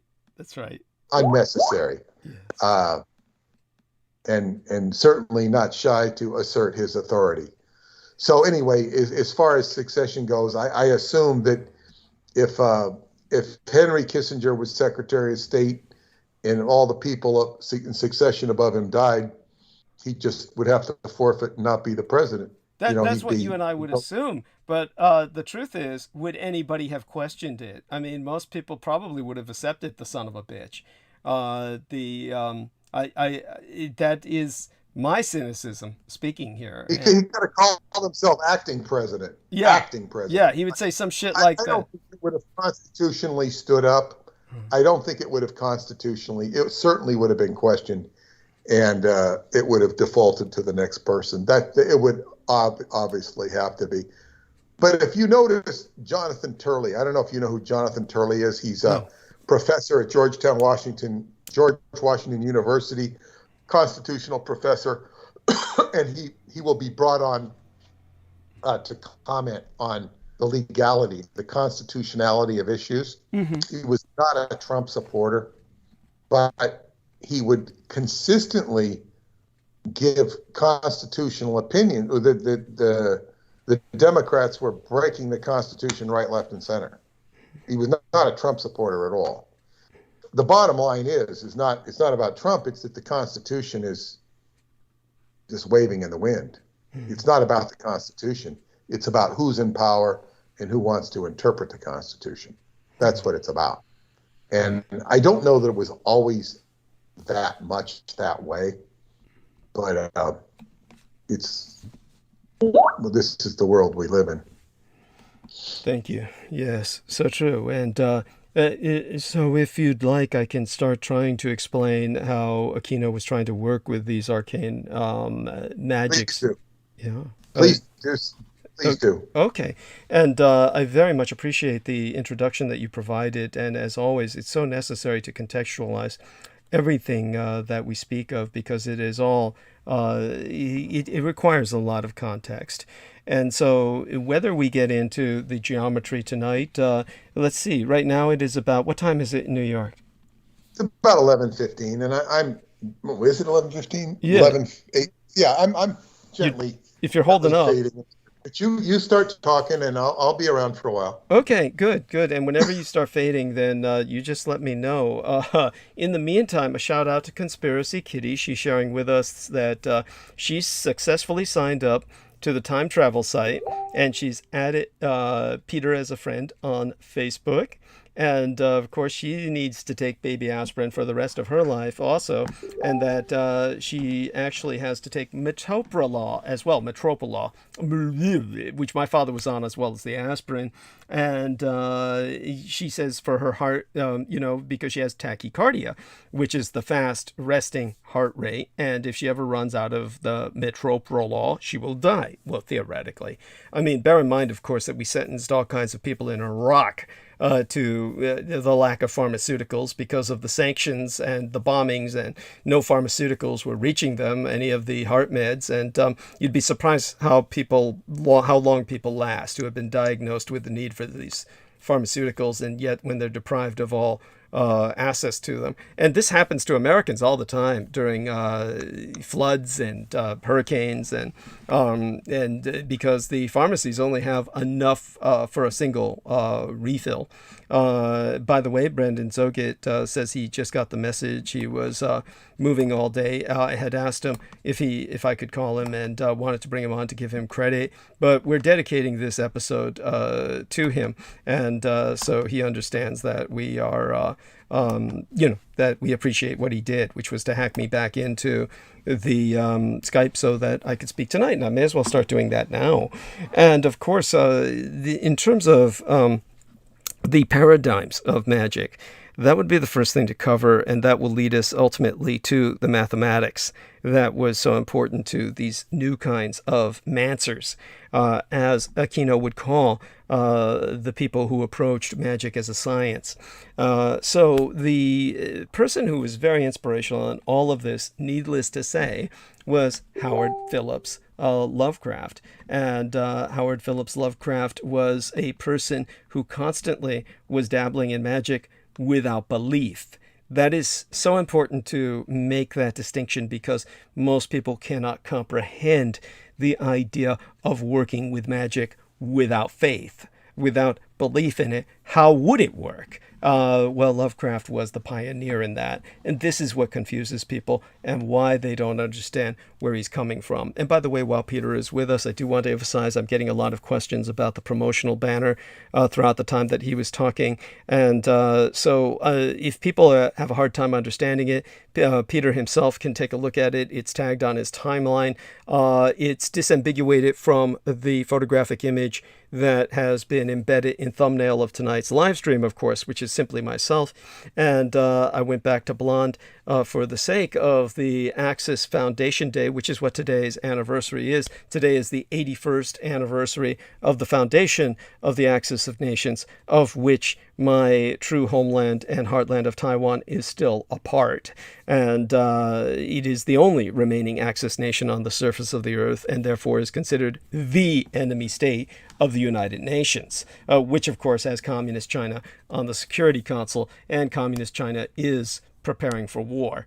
So with all of that in mind, when it came to the promotional banner for tonight, they would have the United Nations acquiescence. America might resist, Britain might resist, and they might resist militarily and come to the aid of Taiwan, even though they're on the United Nations Security Council. But the United Nations can say nothing if Communist China attacks Taiwan. It would be these other powers responding as sovereign powers, as opposed to acting under the auspice of the United Nations. And this is because all of them are legally at war with Taiwan. The United States is legally at war with Taiwan.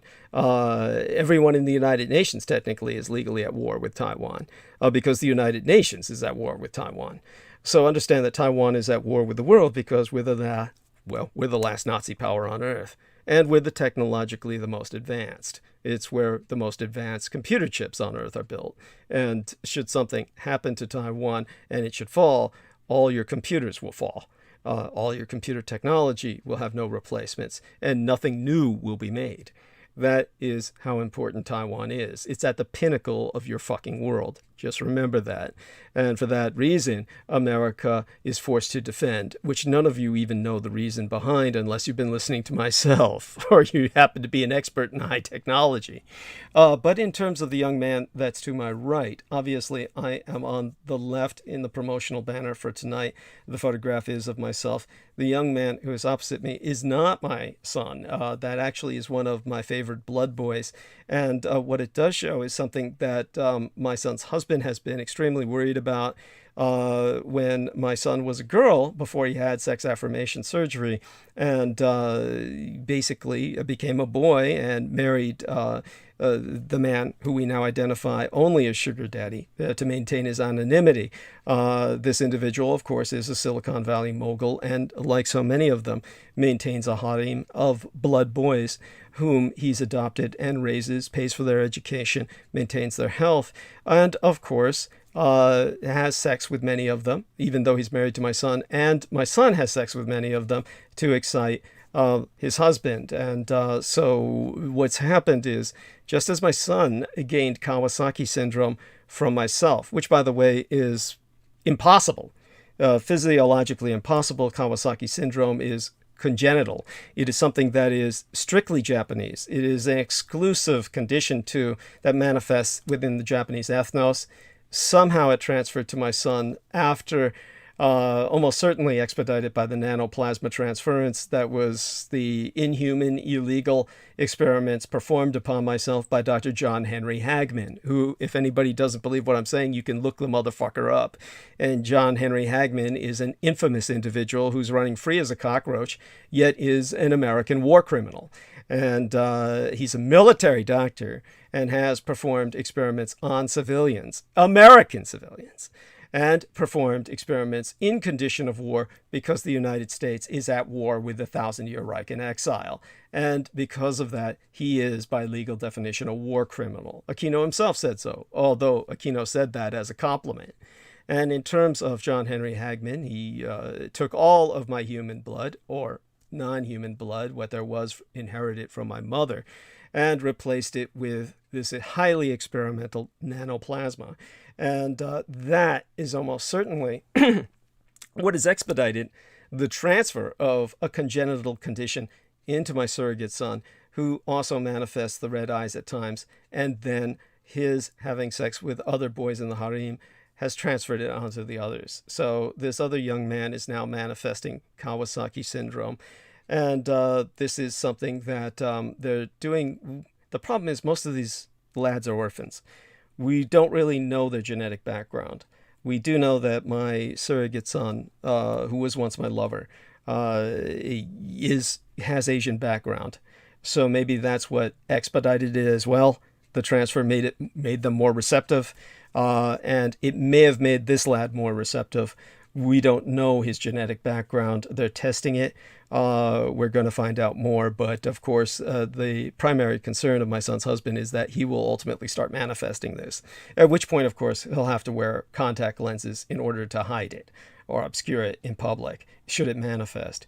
But this is something that never would have happened had it not been for the experiments performed upon myself by Dr. John Henry Hagman, with a full knowledge of Michael Aquino, who was already observing myself at that time. And that brings us back to the paradigms of magic, which Aquino decided to work with in the Lovecraftian sense, really a magic without belief to a high degree, even though Aquino believes in a certain sense, in a very real sense. I think Peter will understand this. He does not, or did not. And so the paradigm, for those of you who want to grasp the concept, what Heinlein would say would be grokking. A paradigm's a set of practices and beliefs that view how we look at anything. They represent the basic assumptions we make about knowledge. Magic has several paradigmatic notions attached to it. And of course, this is what brings us to the concept in the modern, postmodern world of magic as superscience. Basically, Lovecraft famously described himself as a mechanistic materialist. He had no time for supernatural or religious beliefs. His own voluminous correspondence reveals that while he had an extensive interest in the history and anthropology, mythology, and the philosophy of occultism, he himself bore absolutely no belief in the supernatural, not in the sense that you would understand it. Therefore, the magic that has come to influence so many of the chaos occultists, the arcanists, who are the cultists of the kings of Edom, is not some lore that somehow transcends physics or rewrites the laws of the universe in the sense that you would understand it either. Rather, it is some hitherto undiscovered science. Rather, that's how it's perceived. Some alien, perhaps lethal, but utterly rational, predictive, reproducible discipline. Human beliefs in the mystical, in the magical, are at best an attempt to mimic the thought processes and natural philosophies of creatures many orders of magnitude beyond them in the perspective of the Herodians, like monkeys left in control of supercomputers. Perhaps results can be had, but they will be, at best, largely accidental. And more likely, some primate is going to press the wrong button or type in a very dangerous command. Quantum theory was new in Lovecraft's lifetime, but its bizarre and counterintuitive demi-logic was deemed perfectly fitted to be viewed as a cruel kind of mysticism. Its strange dependency upon the observers and superposition, its notions that all human sensibility is utterly fallible and that our most basic notions, such as matter, light, and time, are not only wrong but incapable of ever being correct, can, in the interpretations of Michael Aquino in particular, and the cultists of Edom in general, you would be basically be seen as the ultimate expression of the futility at the heart of chaos itself, which is ultimately what the nihilists worship. So in this view of the cosmos, in this cosmology, there are neither gods nor monsters, simply entities of differing power, knowledge, and states of being. The elder gods may indeed be nothing more than metaphors, somehow made into being through the pressures of cosmic principles we can never understand. Perhaps they are somehow trapped in the microgravitic worlds of brains and in the quantum physics and Geometric terminology, that's spelled B-R-A-N-E-S, mind you. Not brains like human brains, but brains in the equation sense. B-R-A-N-E-S. And superstrings, which is also a quantum physical term, rather than C and stone. Perhaps they are brains and M strings, another quantum physical term, which is really just another term for metaphysics, or the expression of entities that live in 5 dimensions, or 6, or 12, or 22, or a million. There's really no limit once we go quantum. The hand gestures and terrible chants, they may be nothing more than techniques, when balanced and combined with sentience, affect the nature of the universe. Scream out, "Yeah! Yeah!"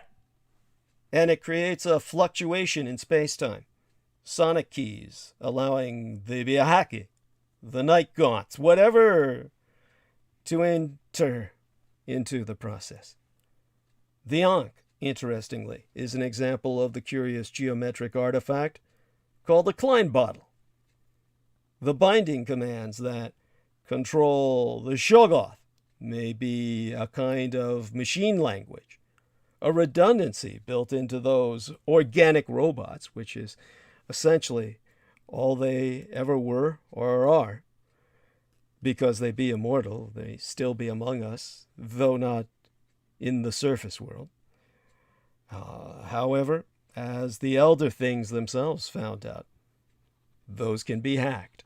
That's ultimately what led to the rebellion of the Shoggoths, which H.P. Lovecraft described. Chemistry creates the tools we build our world with, and the connections between it and alchemy are well known and obvious. Building on this idea is genetic engineering itself, an elaborate, hidden pan to Shub-Nugorath? Aquino thought so. Paean, by the way, is a term spelled P-A-E-A-N for people who are unfamiliar with it.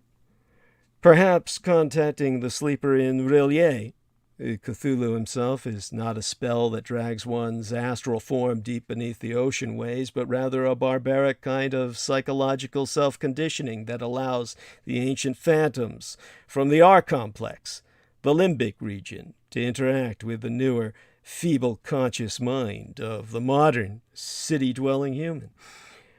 Perhaps Cthulhu is just us, wrapped around our fish-dragon brains, waiting for our bicameral house to come down. Kino had all of these thoughts he shared with me when he tried to recreate myself in his image. Of course, watching my telekinetic vivisections at work is one thing. Experience in terms of rationality is another. To the fungi, the forces at work during the grotesque biological experiments are no more mysterious to a human than the closing of a fist or the welding of a scalpel. To a human, there is no frame of reference for these powers, and the procedure is explained in terms of the miraculous, the magical.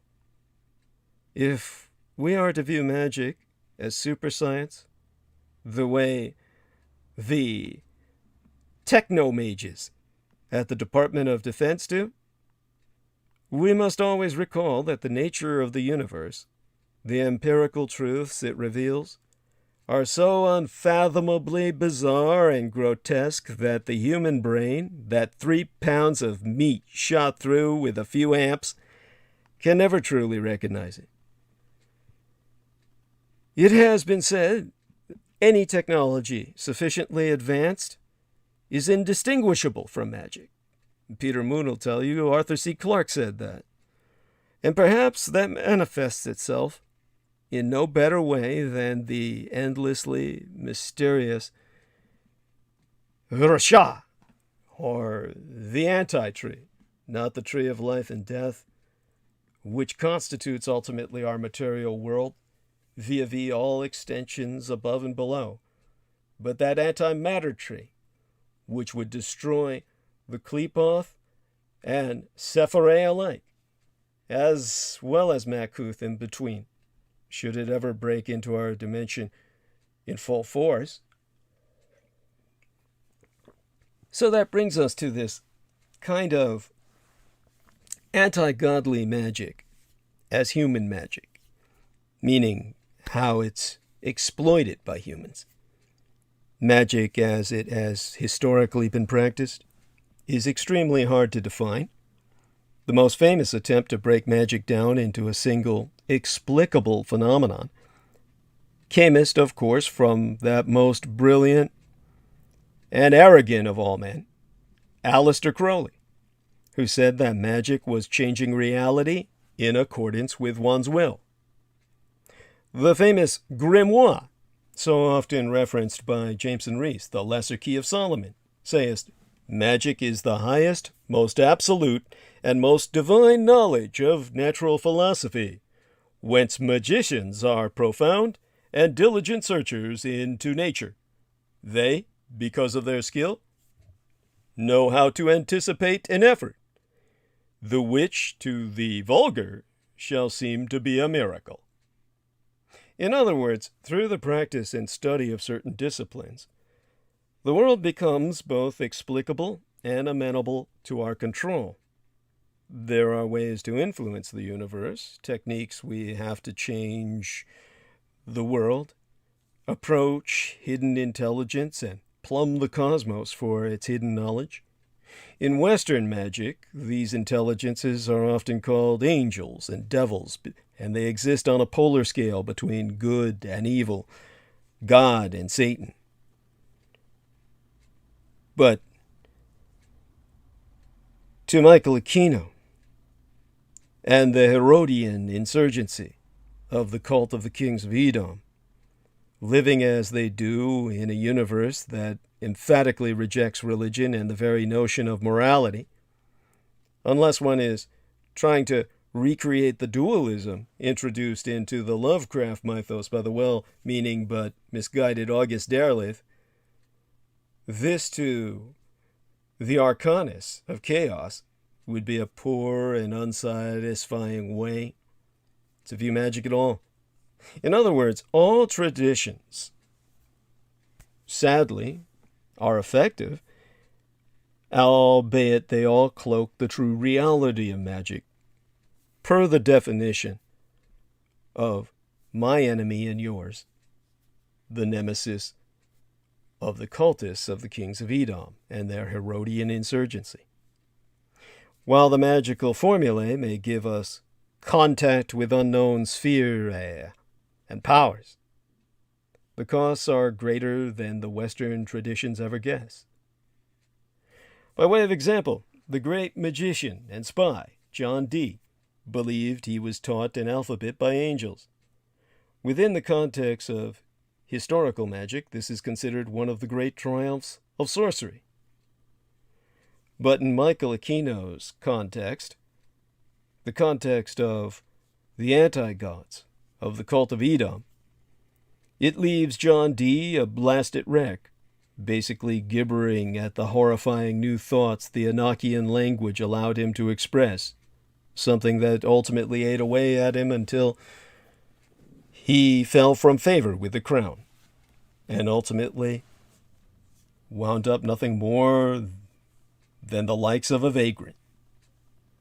Even the horrors of their infernal majesties are but masks we place over what are really the anti-gods, in the view of the Edomites. The black man of the witches is, to them, naught but Nyarlathotep. The devil merely wants to drag us down to God's dungeon, but the crawling chaos, Nyarlathotep, wants to make us ruin and mockery of our civilization before opening us ourselves up to cosmic vistas that will leave our whole race mentally and spiritually, then perhaps physically degraded and destroyed. Of course, the historical tradition of magic is a living one, and work continues to this day, as Peter Moon himself was referencing. Kenneth Grant and the OTO, the Ordine Templar Orientalis, did the earliest and perhaps the greatest work with Western esoteric thought and the mythos before most even realized it. In his seminal work entitled Night Side of Eden, which I'm certain is in the collection of Peter Moon, Kenneth Grant drew connections between the Lovecraft-exposed mythos and the traditions of the Kabbalah, creating a tree of life that had correlations between the entities of Edom rather than the traditional sphere or planets. This is a safe way to experience and a useful way to express magic in a manner that Lovecraft himself had employed. For many practitioners of the mantic arts, this provides a way to make explicable the inexplicable, and so is, in some ways, equally as unsatisfying as dualism. Or so, that's how Aquino found it. The daemon sultan is, by its nature, unanswerable, unknowable, and the existence of the others makest a mockery of human mythologies and pantheons. But the advantage of this viewpoint is that the role of magic in the nihilistic ideology, the politicized occult of the kings of Edom, becomest simpler, easier to use, and explicate. Magic is explained as magic, a secret power. That is all the explanation one can give, or that one needs. Light moves in parcels and waves, gravity goeth down, and spells work. So in using this paradigm, one can ape traditional modes of magic, but one has to be prepared that the truths that have been passed down from pontifex to magus, from madman to natural philosopher, are feeble charities. Magic is darker, harder, more vicious than we can know, and that divine knowledge, instead of being the goal of magic, may be a vicious trap lying in wait for all magicians. Divine knowledge is that of the outer gods, to a Herodian. Primitive magic or folk religions, such as Nagual, Palomonte, Santeria, all may be as effective as Western magic, perhaps more so. These are religions and magical frameworks that are based in the blood, the bone, the world around their practitioners, and the spirit world which cannot be seen. The divine horsemen of Vajahuduns, or voodoo, may be the Loiga. To the Edomite, invisible spirits of the air, of perhaps even cultural memories of the early involvement with the Shan. The jaguar cults of East Africa may be a way of partaking of the mind of the hunting horrors of the void. And bear in mind that Aquino, like Lovecraft, always said voids in the plurality, that there are many vicissitudes. The old Celts had memories of a silver-handed god that their broken semantics recalls as Nauda, but who has another name, Nodens. That's how Lovecraft referenced him and rendered him a sea god. Spielwerk, which is spelled Speilwerk, that folk magic of the American Pennsylvanian Dutch pioneers, which the Van Tassel dynasty practiced, may claim to curse the geese and milk of neighbors, but what powers do they really unleash from the dark woods? The Kuris of Australia have an elaborate mythology that differed from tribe to tribe, but a major recurring demiurge is the rainbow serpent, significantly a great snake. Is this a local manifestation of Father Yig, as Aquino insisted, or a recollection of contact with the dolls of the dreamlands, where Lovecraft got the term from the Aborigines of the Australias? The complicated Kuri concept of dreamtime would seem to suggest the latter. The specifics differ, yet it be what it is, be it kahuna or kadaicha. In the world of the Edomites that Lovecraft betrayed to the public, magic is at worst a parlor trick, at best a discreet fiction we veil over the horrifying truth of the human spiritual experience. One thing to be strenuously avoided if traditional magic is used in a campaign, the kind of extended operation Aquino trained his cultists in, is the notion that it is human belief that fuels this power. The old idea that it is faith in the right, meaning R-I-T-E, as a ritual, rather than the rite itself, that givest it efficacy. That kind of optimistic belief leads us in directions that give credit to human potential at odds with the essential pessimism of chaos, the nihilism of the Herodian insurgency, Cthulhu worship. Magic working because it works outside of humans to give it meaning is a far more satisfying idea to the mantises of chaos. So, to the Edomite, magic is alien. What does a Migo care for the archangel Metatron? Is a Thaqua bound by laws of Mercury or Hermes? Is Azathoth a ghost haunting a universal house? Probably not. Indeed, part of the appeal and horror of the anti-gods is that they are ultimately other. To see them as imps that can be called up by any backyard Faust is to mistake their purpose and grandiose horror. As for being bound and limited by anthropomorphic ideals that apply to pathetic primates on a tiny planet, the idea itself is of course laughable.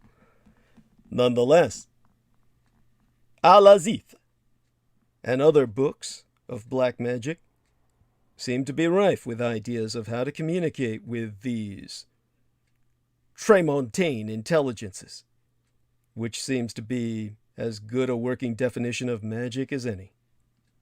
If this be true, then magic follows Blake's dictum to create its own system, or be enslaved by another's.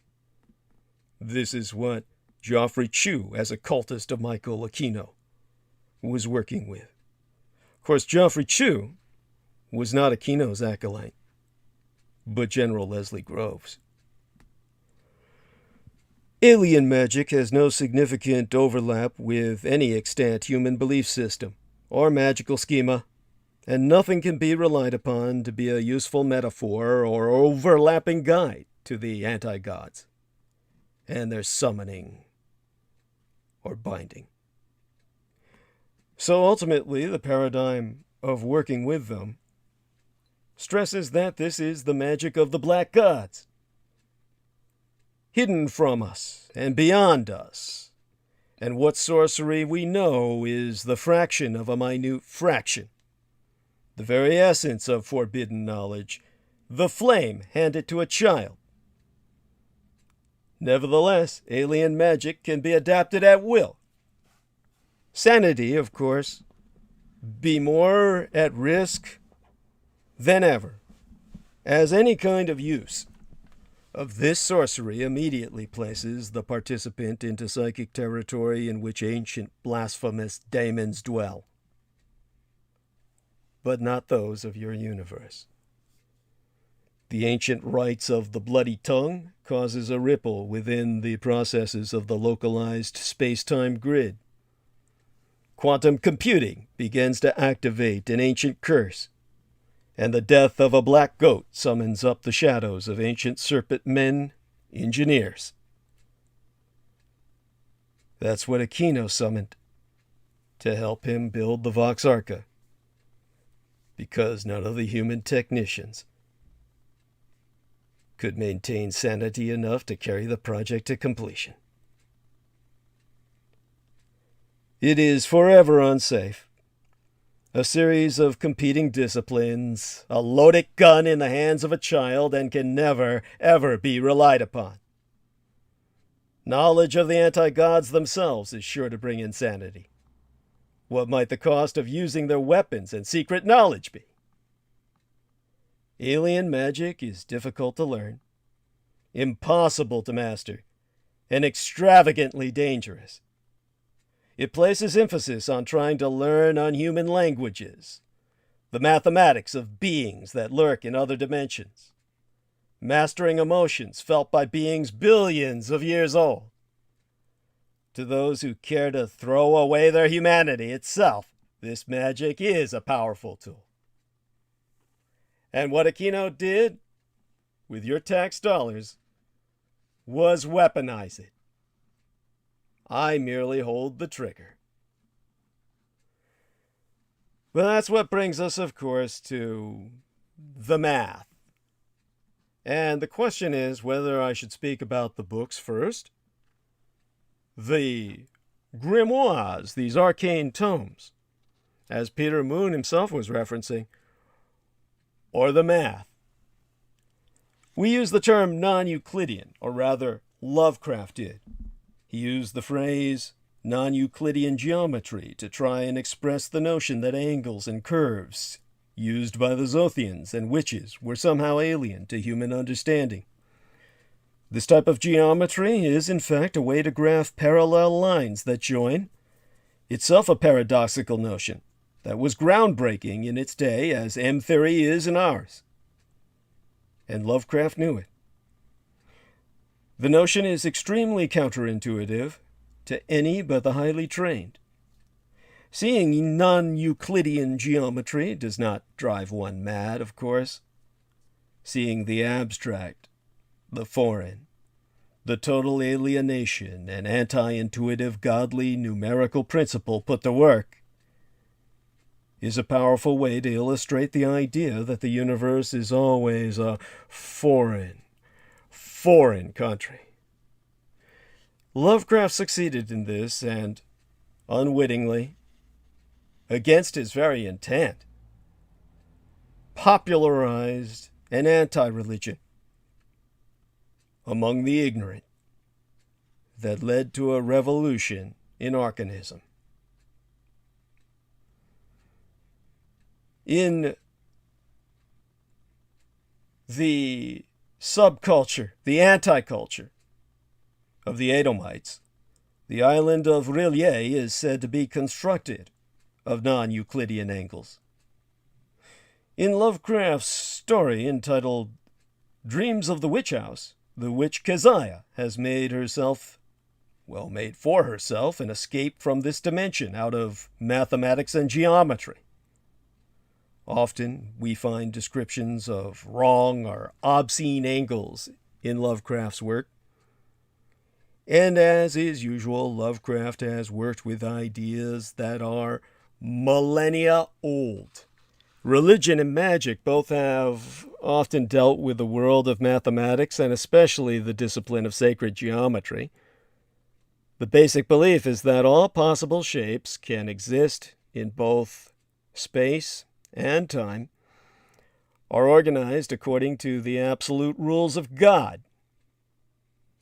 In studying geometry, one studies the underlying codes and blueprints of the universe.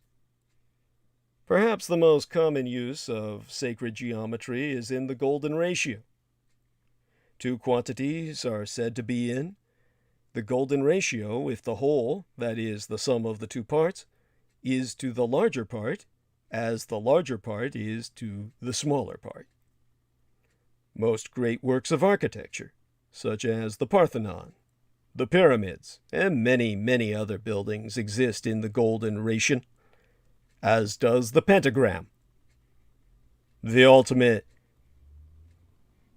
ethereal astral projection from the Pentagon.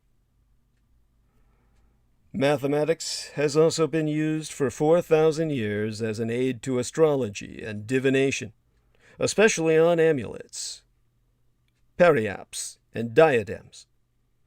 They are simply squares, which are divided into row and columns.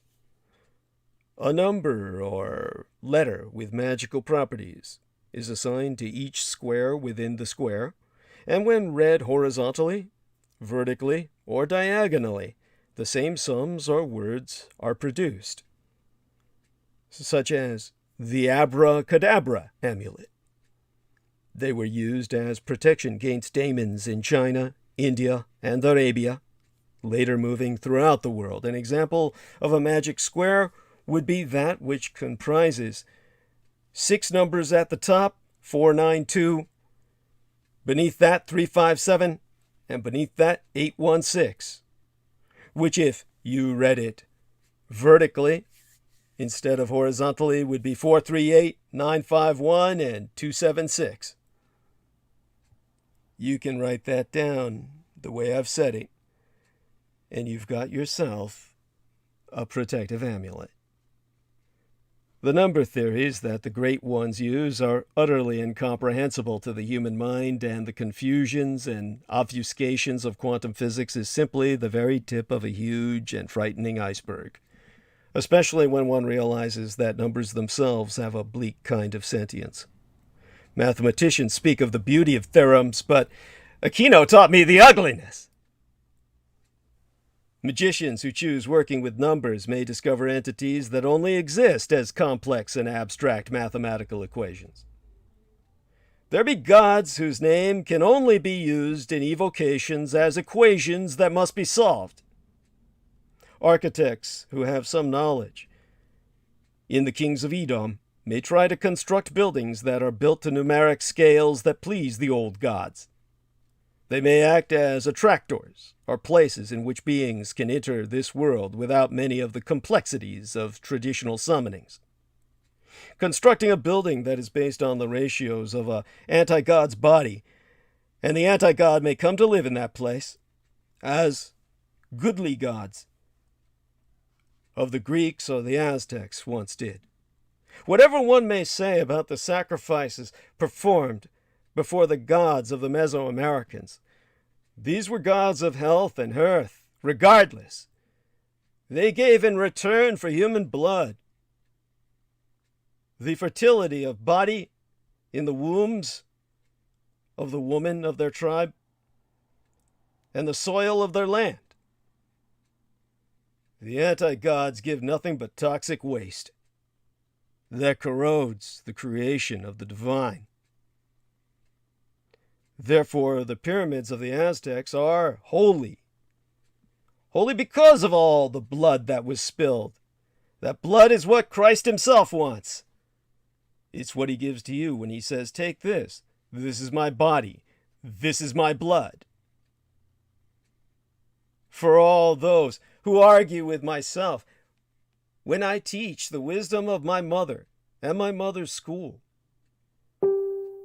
of the mage kings who consecrated the Christ, and all those humans who regale both from the fact that they were ethnically Chinese and that they were not even human, but rather vampires that consecrated Christ. Think in terms of the fact that Christ himself, by your definition as a human being with all that you believe about vampires, rose from the dead, and he's more vampire, more my kind than he is yours. Which is what makes myself, as both Chinese and a vampire, more Christian than you. In terms of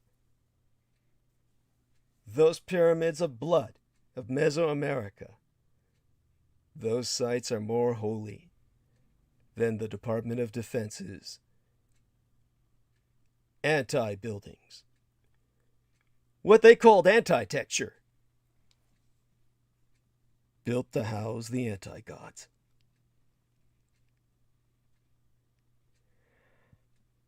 And when it comes to constructing those buildings based on the ratios of a god's body, it was found by the Department of Defense that the converse may be true and only mathematical equations are capable of trapping certain beings. Bahaki and hunting horrors who roam the universe freely might be frightened by the mathematical implications of zero. Famously, the hounds of Tyndalos are unable to work in curving spaces. Other simple tricks of space and perception may be equally repugnant or attractive to those from the realms of the anti-gods.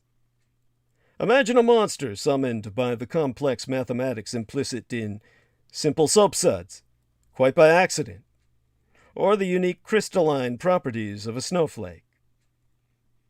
What if the linear properties of cracks in the plaster of an old warehouse have somehow formed the most powerful ward in human history?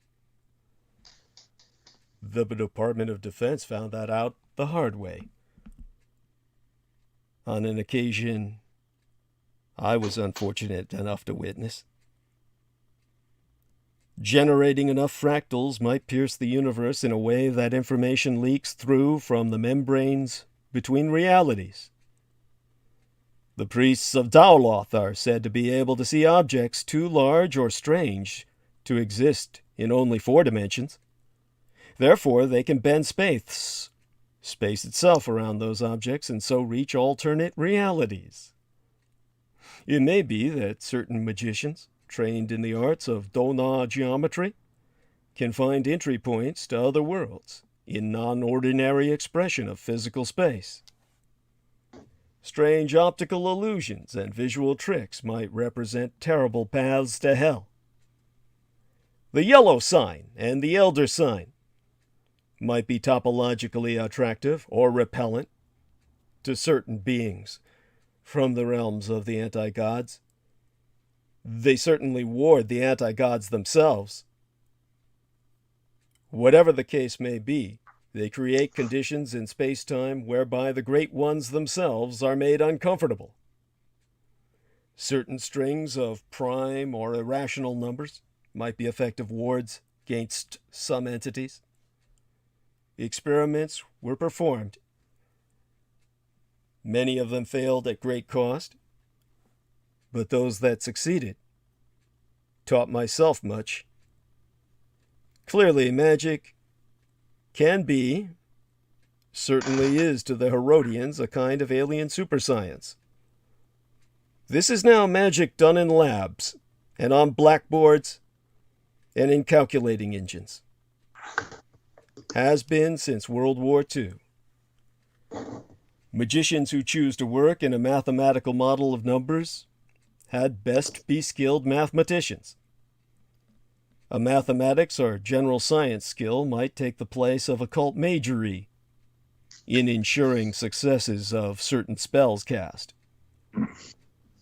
Generally speaking, if a spell can be expressed as a mathematical equation, this allows these technological magicians the same chances as an occultist. The creation of sacred or unhallowed geometry must, of course, be accompanied by geometric skills. That's what brings us to the technology, or rather the technique, of gates. Oh, yes. Peter, if you will, before I even jump to gates. This is very interesting, and I want to continue, but I'm going to have to go to sleep. But I just, on that, I just want to share before I go to bed on this Japanese thread. Brooks Agnew, who is a speaker of note, he says, Japan has been bankrupt since 2008. They are a country of less than 1/3 of the U.S., and they do not offer health care to non-Japanese people. They also have a fraction of the U.S. birth rate with one of the oldest median ages in the world. Yes, and I can deconstruct American conclusions on This all is that. part of the resistance, because he's a new age speaker, and he's crapping. There we are. He has to put his crap on Japan. There we are. That's, you know, he's somebody that should be actually enlisted in the cause, so he understands, because, you know, he's just playing off his own arrogance. Thank you. as so many Americans do. It's Better to convert him than to humiliate him. understood. Kill him with kindness, by all means. I'll. You have the patience for that, and that's for the best, as you say. Likely, it would pay off in at least spreading the word. So you can let them know that yes, Japan is aging, and they plan on contending with this aging not by allowing further immigration at all, but rather by robotics. Japan is set to become a much more robotic society in the sense of robots serving human beings, living in harmony with human beings because the Japanese respect these robots as having souls. Unlike some of the people. Yeah. But anyway, okay, continue on with your magic thread. It's very interesting, and I'm gonna say goodnight. I'll listen in the morning. Bless you. We love you dearly, and share that love with Paula, and join me in the morning if I'm on. Thank you. Good night, Peter. Yeah, good night. Okay, good night, Jameson. Yes. Good night. So Jameson, are you stable now in terms of your technology? Yes. Very well. Let's check and see if people are listening. Have people been able to hear me in terms of quality of sound? Certainly people on the call heard me, but that's just you and Peter. Let's check into the live stream. So Soup, this is somebody who's talking in the chat room. They go by this name. The name they're using is Soup or Tired of This Hogwash, which is a very strange name to go by. And they say, and then there's periods, I'm here with an ear. And then, so can I ask you, when you say anti-gods, do you mean fallen angels? No, I do not. And that, of course, is your own attempt to comprehend this by boxing it into your old paradigm of two dimensions. And we're in the hyperdimensional area now, the hyperdimensional realm. So Sarah Thomas said, top chat, 34 likes, 31. So thank you, honey. And she says, loud and clear. Clarice Claude says, yes, keep going. And Conspiracy Kitty says, hearing you just fine. And Sarah Thomas gives 3 pulsating hearts. Mwah. I love you all. And my thanks. No Name, No Game says, yes, loud and clear. And will this content be in your future books? It will be if Peter Moon replays it and basically writes it down. if he transcribes it. So in terms of Clarice Claude, she says this information is totally needed. That's so cute. Anyhow, thank you, all of you. And No Name, No Game just changed. Did she change her icon? Or is that what she had before? Either way, it's fine. And thank you, Jameson, of course. If Jameson is technologically stable now, that means I can potentially take a break later. But so as I was speaking about coming to the concept of gates, gating, the most common example of the supergeometry of the old ones is the creation of gates, spatial distortions that link regions, theoretically infinite distance or infinitely distant in both time and space. The ancients, Plato and Plotinus, in their ignorant droning about intersecting solids and 5 forms, had the faintest notion that the universe was simpler than what humans experienced, and they were wrong. Infinitely complex, as our cosmos truly is, it takes the arcane science of the Edomites to remove the false burdens of process and motion from physicality. With certain designs, certain tessellations and equations, gravity and dimensionality can be transcended. Time and space, at least to human senses, are like a river flowing with a fast current. The swimmer can only move one way along it.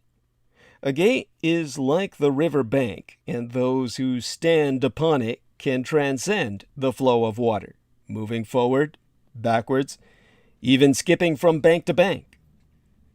Gates are not simply tame wormholes or things that use the suspected physical principles of black or white holes, mind you.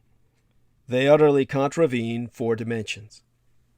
Surprisingly, gates are a form of magic not known to all the servitor races of the anti-gods. Hearken back upon your God's name, that is, if you're a Christian. God's name itself is jealous. When God gave his name to humanity, he never used Yahweh or Yahshua. Rather, he said his name was Quana, the ancient Hebrew word for jealousy itself. God himself is the embodiment, the super embodiment of envy. What is he so jealous of? Other gods. It is in Scripture. It is doctrine, if ye be Christian. Thy God is a jealous God. Therefore, it is scriptural and doctrinaire that there be other gods. These are gods in whose terrible visages are created other races in their image, just as we were created in the image of our God. These races are determined to inherit this creation, to conquer it from us. Their 5th column, the Herodians, the cult of the kings of Edom. And they know us not of gates, as we do. The Zothians and Mygo both fly through space, and therefore have little use for them. Cthulhu and his kind may use hypergeometry as ways to deliver sacrifices to the ultimate throne of Azathoth, however, or perhaps simple as forms of grotesque alien aesthetics. The great race transmigrates time at will. Indeed, the only times in mythos fiction wherein Lovecraft tried to express to us the ultimate reality we truly see gates are those worked by humans. His characters named Carter and Mason. It may be that gates are a kind of magic that humans have created for themselves. And such an understanding indicates that gates are the only effective native tool we humans have.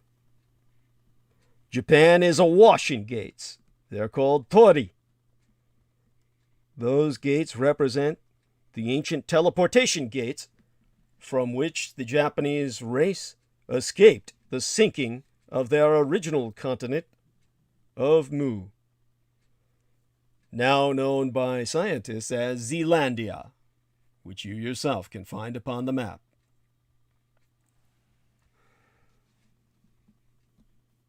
And Daniel Arola reinforces what I've said in the chat room. He says, Old Testament God is a jealous God, as is documented in the First Commandment. And CK says, you're good. Thank you. In terms of Jesse M. Balk, he says, good night, Doug. Good night. He's fed his cats. He's going to sleep with them. Well, not sleep with them, but you know what I mean. I think. At any rate, I wish him well. Getting back onto the tori that gird Japan, gird it in a network of gates. All of this, of course, is what holds Japan together, an island that might otherwise be fissured by its endless earthquakes. In terms of that, it makes Japan, or rather the Japanese, the masters of the gates, or the guardians thereof. It may be that gates are a kind of magic that humans have created for themselves, but even in that, the hybrid race of the Japanese, who hybridized with the Hachururi, the serpent folk of long ago, are our modern, accessible serpent engineers that will enable us to save ourselves, the planet, the way they saved themselves by teleporting from the sinking continent onto the archipelago, the 7,000 islands of Japan. Of course, to the Edomites, these gates being the only tool that humans truly have, itself evidences that gates are a wretched, weak means of traversing the cosmos. But with enough time and power at the disposal of a magician, gates could conceivably lead anywhere, or anywhen. Alternate universes where history has changed, completely foreign dimensions, into the picoseconds after the Big Bang when time itself was being hastily rigged, the redshift future, areas where the expansion of the universe has not yet reached, the Big Crunch, or even the jagged, shift-torn reaches where the Daemon Sultan, Azazoth itself, endlessly writhes in blindness. What I can tell you is that when metaphysically generated, equated, as it were, in the manner the Department of Defense constructed them ad hoc, not as solids, but as equations, gates are not consistent. There are 1, 2, and more way gates. Gates that only operate at certain times, keyed to certain species or individuals. Gates that are sentient, and gates that are random. The entity that creates a gate may choose the particulars during construction, unless they fail. Which brings us to the reality, or the meta-reality, of failed gates. Gates that have been imperfectly created are imminently hostile. They attract the attention of such beings as the Hounds of Tyndalos, can deposit travelers into any number of hostile environments, or simply refuse to spit out those who walk their paths.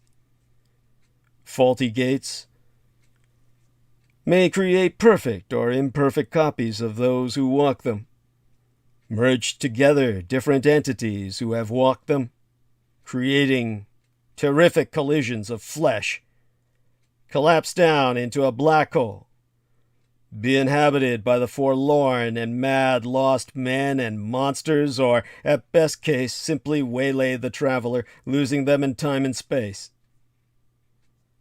Some gates achieve a weird and dim sentience, all their own. Like doles of infinite length, they roam the 4 dimensions, looking to feed on life itself, excreting it, digest it into other realms. Invisible to the eye, they are the great enemies of the Hounds, and only the great ones have seen those epic wars.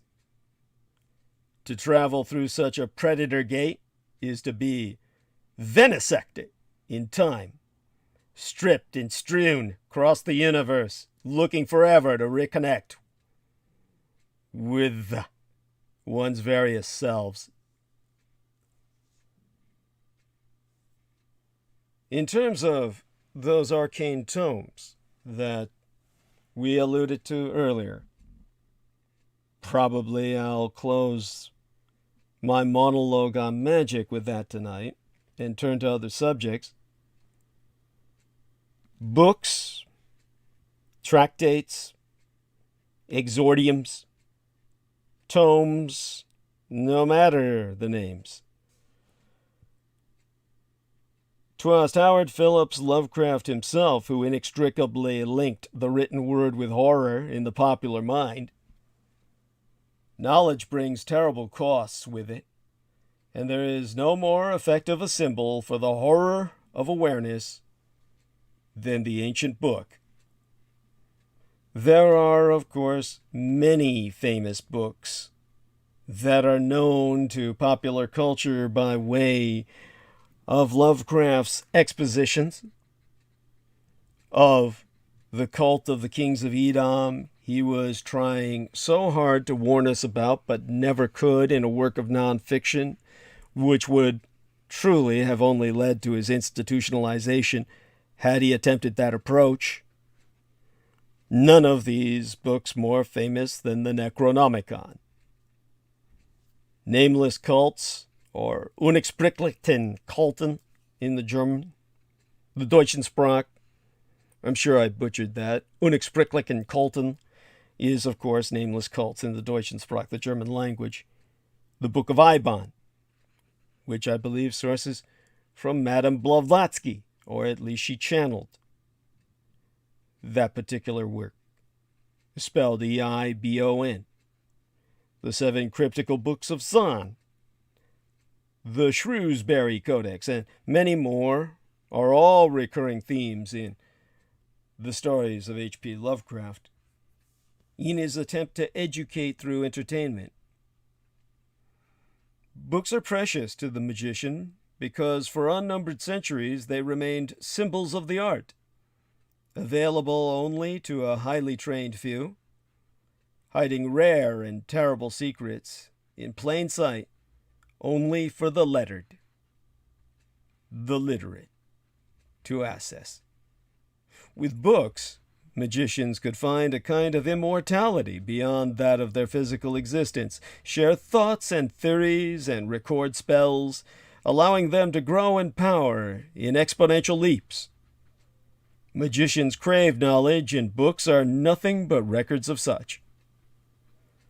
And books have remained the primary method of magical communication for millennium, but are not the only one. In the modern day, occultists are often eager to create websites with their findings.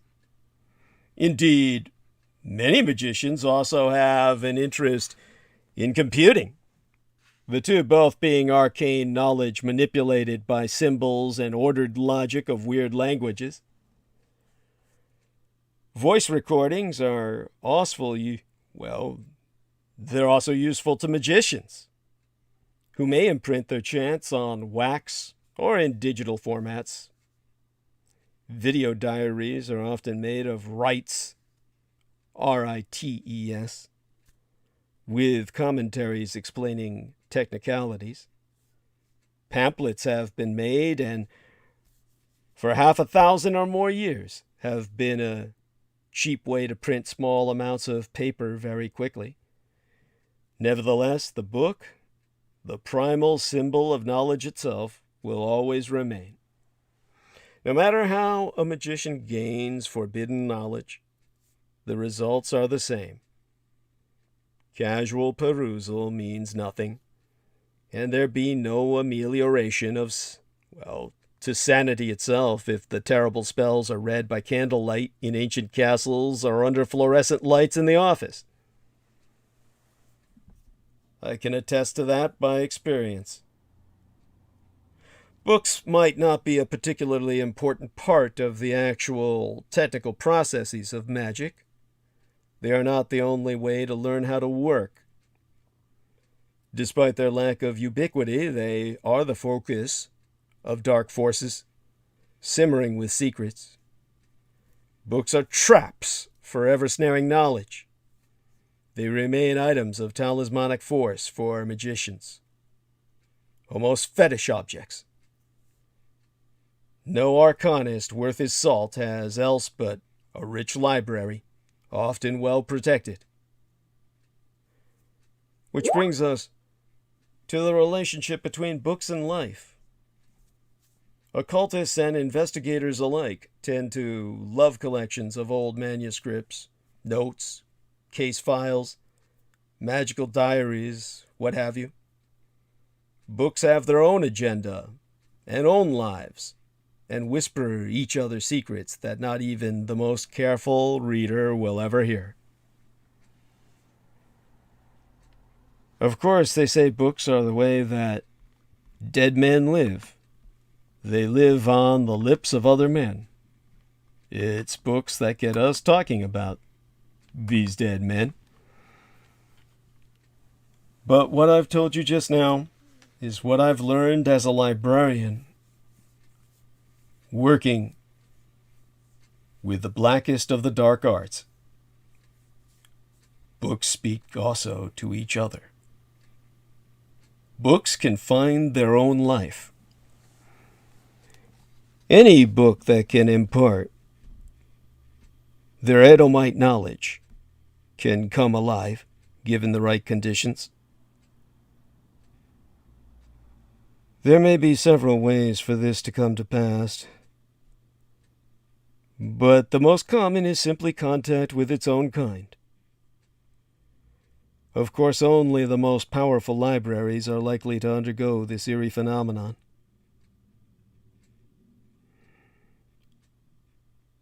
If books whose total Edomite knowledge content is greater than that of a conventional library of the occult, are kept in the same library with another magical tome of its kind, there be the chance they will stir to life. Now, these books cannot move or talk. They will not flap as bats or read themselves aloud. Instead, when handled and read, they will disclose what they want the reader to know. They will lead their readers to the most perilous and dangerous sections. They will attempt to control the tastes and philosophies of their keepers. Many a librarian of dismal occult tomes has found themselves mad, unable to resist picking up the book bound in weird leather, reading of how to torture, of how to talk with the others. Magicians whose libraries come to life are prone to never leave their precious books. As they are proud and envious of their books, so are their books jealous of themselves, or jealous of their keepers, who maintain them. Such books do not loan out their readers. We discovered this when Michael Aquino attempted to collect such volumes, owned by other arcanists. When they would not cooperate, he would deploy his mantic assassins to kill them and steal the book. Sometimes, to cover their tracks, entire libraries would be burned once the volume that was sought was extracted. That, of course, makes these artifacts. But that, of course, raises the question therefrom of other artifacts, the kind of magical artifacts that ultimately the Vox Arcana is but a modern model of. If we were to go into that tonight, well, what does it bring to mind? Well, to my own mind, it brings up the eerie crowns of the deep ones, the shining trapezohedron, and more beside. all important to the workings of the dark arts. Sinister music boxes that call bad things to wake. Cell phones I've seen that call the wrong rooms, and vases painted in Grecian themes that on closer inspection display appalling themes, and more. I've seen collections. Such artifacts are always disturbing in more than one way. The music box might cause curtains in the rooms to flutter, and lights to dim, and candles to waver. That black Fabergé egg Aquino acquired felt sickly slick and warm to the touch. In fact, I would see it oh so gently pulse. And of course there were all the strange scientific effects, such as distorting gravity or sending out regular radio pulses. The fetish mask may have demonstrated effects at treating psychosis. Finally, it must always be remembered that artifacts are created with a purpose in mind. They might be magical tools that are designed specifically in use for the invocations of certain gods. That music box I referenced was always required if one wished to contact the King in Yellow. The weeping violin I held was of immense use in contacting servitors of the outer gods. Other artifacts may have only one purpose. The trapezohedron, called the Haunter of the Dark. An old lamp might create visions of the past that are in fact a two-way window, where the past is looking at you. A small and ugly statue may be an incubating god. When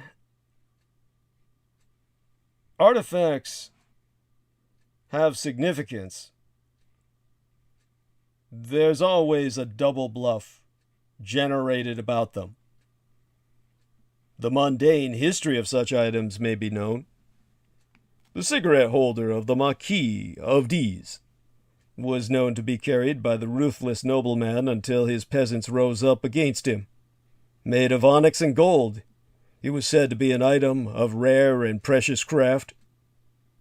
Then the common occult history of the item, easily found out by any prepared to do the legwork in the correct circles and libraries of ill repute. The Marquis would claim that smoke filtered by the black holder gave him potent hallucinogenic visions of the future, the past, and what he referenced as the secret chiefs of this earth. Then there was the personal worth to either various investigators or adversarial groups, often cultic, who always longed for any such item, and that tussled back and forth for the artifact, each trying to find it, then losing and gaining of it. That could consume entire careers, entire lives. In terms of the particular artifact that I'm referencing, 'twas Catherine Dees, the last living heir of the Mad Marquis, believing he left behind writings on how to contact those secret chiefs of the earth, who gave him much of his legendary political and mystical strength.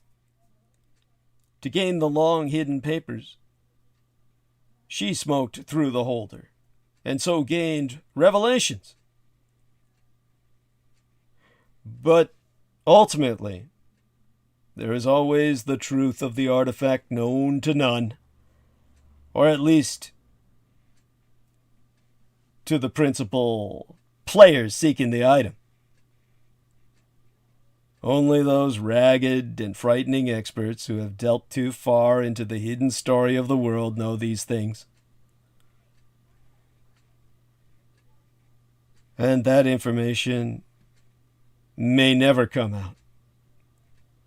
Unless it's in the end game of individuals. Because Michael Aquino himself insisted that that cigarette holder was in fact a tiny god, an anti-god, a micro-god, and it was its breath, not the cigarette smoke, the Maquis inhaled.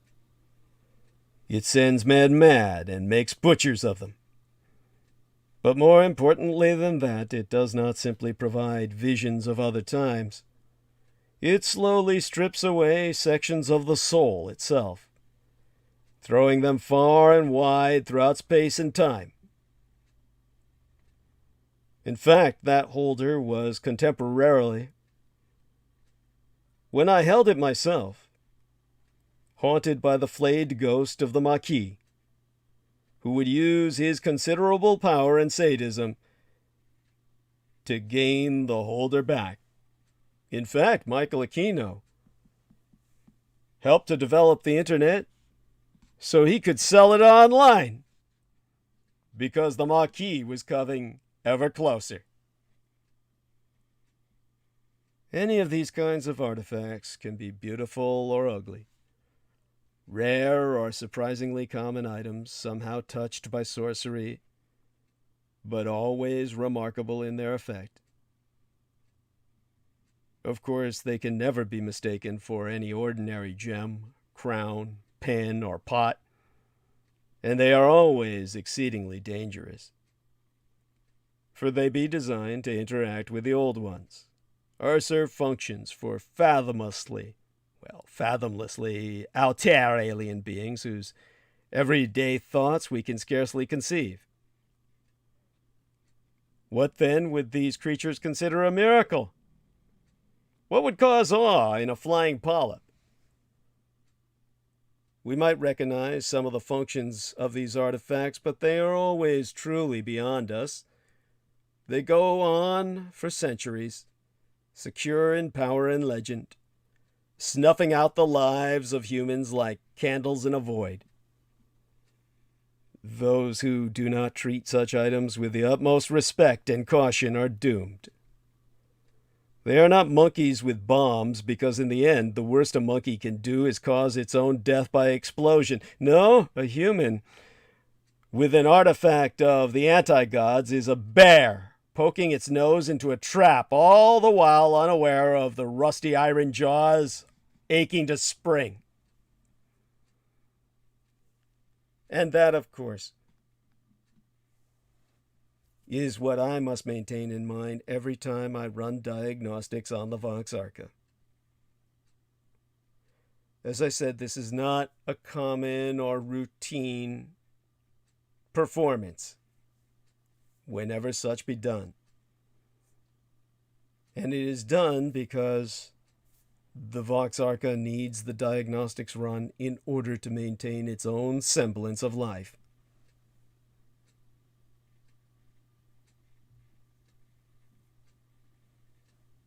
In terms of even thinking about that and reflecting on it now, I'm done for the night on this subject at the least. We can bring Jameson Rees on for now, since he seems to be technologically stable. And let's hear his voice, see if that's the case. Hello. Yes, thank you, Jameson. Let's see if you can maintain for a matter of minutes. I shan't be going long. I'll just refresh myself, come back, and listen a bit. See if you can bring anybody on, like, ask Penny Bradley if she would like to come on. And if she's willing to do so, I'd be happy to have her. And in the interim, as a matter of fact, let me ask her that right now.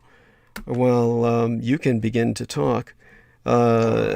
Is certainly certain there's much for you to reflect upon. So would I be basically correct in thinking that magic is a technology of the anti-gods? You know, I'm not here to answer those questions and enable you to go further.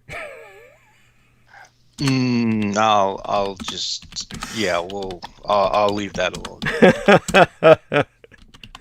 But what I can tell you is understand what I provided was the paradigm of the enemy. That's how the enemy perceives it. Oh, I see. And that's the best way to understand it. Now, there are people like yourself who could probably operate with this to a degree without becoming the enemy. But at the same time, understand the risks you're putting yourself into by taking such measures. Look at what happens to them.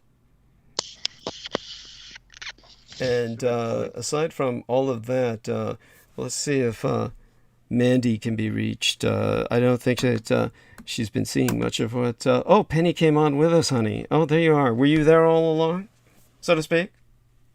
I had a long nap because I actually went out and did something real world today. Oh, wow.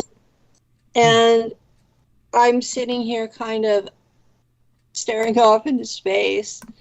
I don't know if you're like that when you first wake up or not, but I am. Of course. We all are. The initial attempt to call me, I was startled and just blop. Then I'm like, oh, that was Douglas. We are. So, at any rate, Amanda Ute says, I just got home from driving to Central Oregon and back. 9 hours, she says. I can listen in soon. Mwah. Okay. She's welcome to come on if she decides to. I don't think that's going to happen. Obviously, she's probably going to fall asleep. But since you've already slept, honey, I'm hoping that Jameson and yourself can maintain some conversation. I can take my time refreshing myself, and when I come back, we'll just wing it, and then we'll decide if I go further tonight with talking about anything else. Or, of course, if people demand I continue talking along the subject, I'll see if I can retain yes, enough. Please. You don't count. There's a reason for that. There's a reason for that. Nothing personal. I understand. Trust me, I respect it, and I understand it. It's like I'm the guy who you don't know if you should hand your firearm to.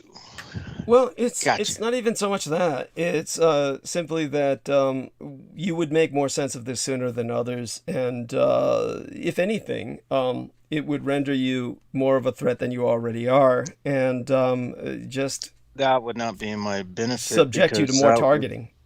I see. What is the topic that y'all are discussing? Our man Jameson will explain that to you. I will refresh myself, and thank you, honey, for joining us. Bless you. And let me go mute. And Peter Moon was saying, by the way, Peter Moon was telling me, his old friend in the gold country was, just becoming afflicted by all kinds of things that were just... he was like a Jaffe Ryder figure. So Peter Moon was telling me that he really considers you his best friend in the gold country, the person to rendezvous with if he comes to California again. I just wanted you to know that. Thank you. Yes, very much so. He likes you immensely, which for some reason you didn't seem to get the impression of, but he certainly made me aware of the fact that that's not the case at all, quite the opposite. He speaks of you often and always quite well. Just so you know. And so with that, let me go mute. Leave you two to talk. I'll be back soon enough, and Jameson can explain to you the subject matter that we were actually compelled to go in the direction of, thanks to Peter Moon happening to try to delve into theory space, or bootstrap physics that he himself pretty much finds to be, he thinks quite a bit of it is physicists pulling crap out of their ass, and really just... there is some of that. Oh, yeah, but it's mostly simply a cover for magic. So with that, we'll leave Jameson Reese to speak, and with you, of course, participating, and the two of you, I'm sure, can keep it going for a while. I'll be back soon enough, but you get what I'm saying, Act as if I'm not coming back for the night. I'll be back. So how No, is, if we act like you're not coming back from the night, I'm sure we can go into weird places you didn't know we even knew of. things will probably get dark very fast. But on a lighter note, what we were discussing was some of the metaphysical aspects of the cultists of the kings of Edom. Yeah, I've been hearing you guys use that term, and I don't know what you're referring to. So you might explain that to me, because I'm probably not the only one in the world that doesn't know. Okay, the cultists of the kings of Edom. So you know how you have certain very infamous occult lodges like the Orders of the Nine Angles, and these who were like these sort of neo-Nazi occultists who were doing all kinds of things like killing people and trying to manipulate political things behind the scenes. Well, the cultist of the kings of Edom would be above that, and that would be like we would say like Douglas Dietrich alluded to General Leslie Groves. There's another gentleman who was who worked alongside, I think, Edward Teller, who had something to do with that.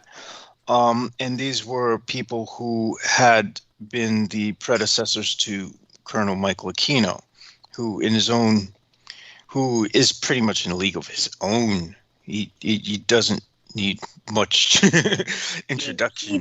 He doesn't need much explanation.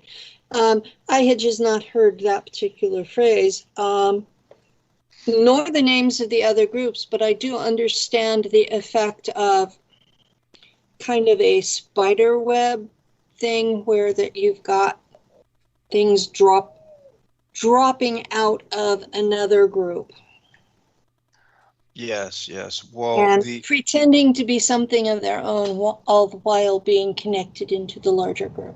Yes, and the largest group that runs the world into the pile of shit that it's running into would be the cultist of the kings, the Edomic kings, basically. Cultists of the Edomic kings. The Edomic kings, I'm really going to say that we're not speaking of the 11 kings of Edom that were mentioned in the Bible. We're speaking of extra-dimensional entities who, from a higher dimension, can reach down and just mutilate a person or cattle or mini a beast, and no one would know how the heck it was done. Okay. And where there are such things, I do my best to not piss them off. I concur. I would go even further and say that one of my ambitions is to get up to that level and leave this level way behind. I don't belong here, but that goes without saying. I figure we have this small problem as in we are incarnated in physical forms. And yes, I understand that would be a problem for you if you're trying to become one of those guys. Well, think about like what happens if you were to trap a three-dimensional being in a two-dimensional body? They would scream a lot. That's precisely what I feel like all the fucking time. Oh, well, when I was first figuring out what I am or could possibly be, I was taken under wing by a coven, and I do not know what type of magic that they practiced, but they were afraid of me. And they put me inside a barrier that kept me completely in my 3D body. And up to that point, I thought I was just a normal human. And after 3 days, I was going stark raving insane. and broke their energy barrier, and they informed me that I was too dangerous to work with, and they abandoned me. But I simply could not stand being inside that thing. And obviously I was at a level where it was my free will whether I stayed or not. I see. I have my own barriers up now, but they're for protection, not for entrapment. Interesting. Well, entrapment, protection can be one and the same to some degree. What do you think about it?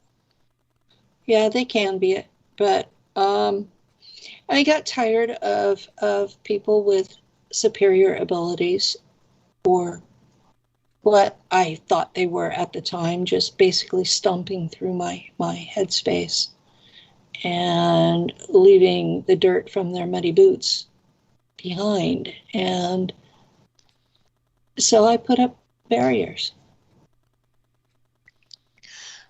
That's something I learned how to do when I was being harassed by the, oh my gosh, I would just call them the Cho.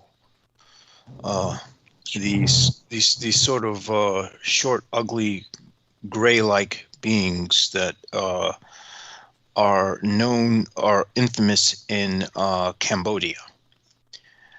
And yeah, these things. I've never heard of them, so I will listen to your explanation. Well, you're using a lot of new terminology for me, so you know, well, I know about some critters, but I don't pretend to know about everything. Well, the Cho are these sort of they're short humanoid beings that look hellishly ugly, and they look like they're about the size of children at their tallest. And they're literally a race of mad sorcerers who worship a goddess of death called Da-Cho. And what they do is they will project themselves into these forms that look to many people like your stereotypical gray alien. And people will see this in their sleep, and they'll be in a state of sleep paralysis. Their goal is ultimately to stop the victim from breathing and to cause the person to die in their sleep. Of course, I was assaulted by these things for, oh my God, years. And so sleep was fucking miserable. Sleep was the worst time of the day. I loathed going to sleep. And that led to what would become a fight with alcoholism and substance addiction that is still ongoing, unfortunately. But through the process, I've learned that, the substances were not stopping them. So I had to eventually, at some point find ways to manipulate them and find ways to destroy them. And ultimately, I reached the point where I just absorb them and they don't bother me anymore. Maybe that's what they wanted all along. Well, whatever it was, it seemed to work. As long as it keeps them at bay, that's 100% for me.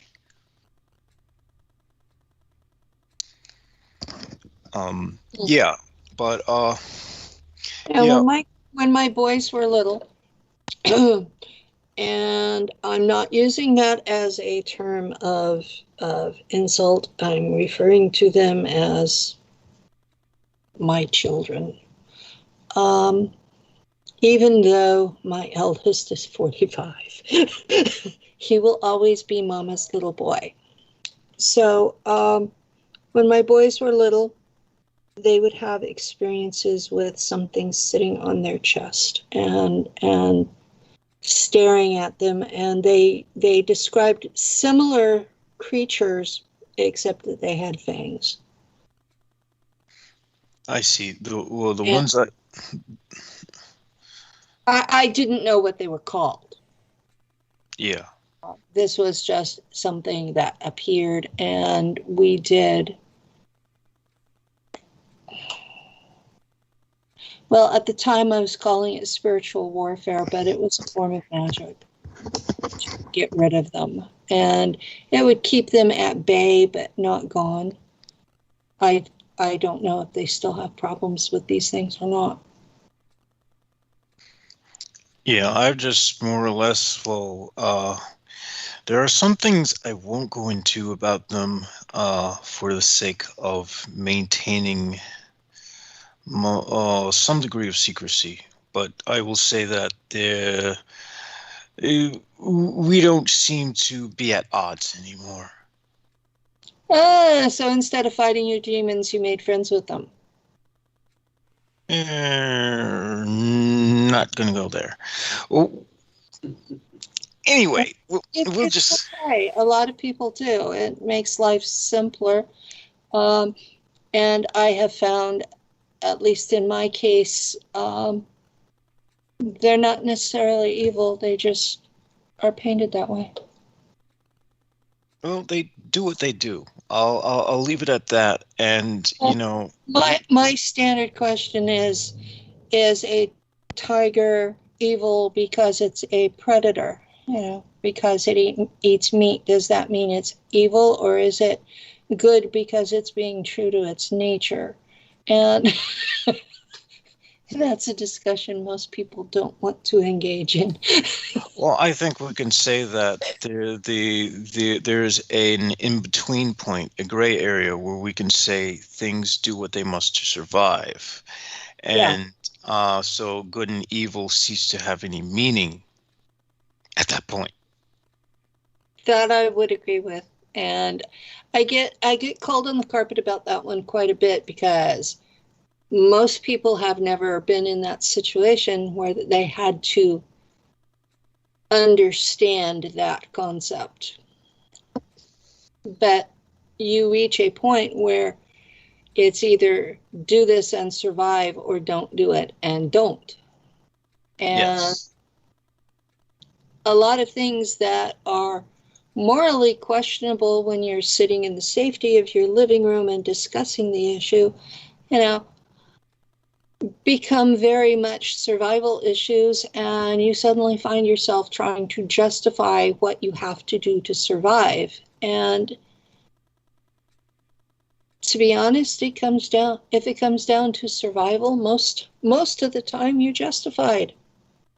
Yes, because that's the one thing that's embedded within our genetic codes. Even if we wanted to kill ourselves, or we were depressed, we still have that instinct that desires us to live. I say that based on personal experience, of course. I don't know. The last time I died, they had to drag me kicking and screaming to bring me back. I was tired. Well, I can understand how one can get tired of this 3D hellscape. I mean, more or less, it's humans digging their own graves, and it's like everyone's saying, it's like everyone's saying, "Look, there's a fire! Look, there's a fire!" And everyone's screaming, "Look, there's a fire!" But no one's taking out a freaking fire hose and extinguishing it. This is Yes.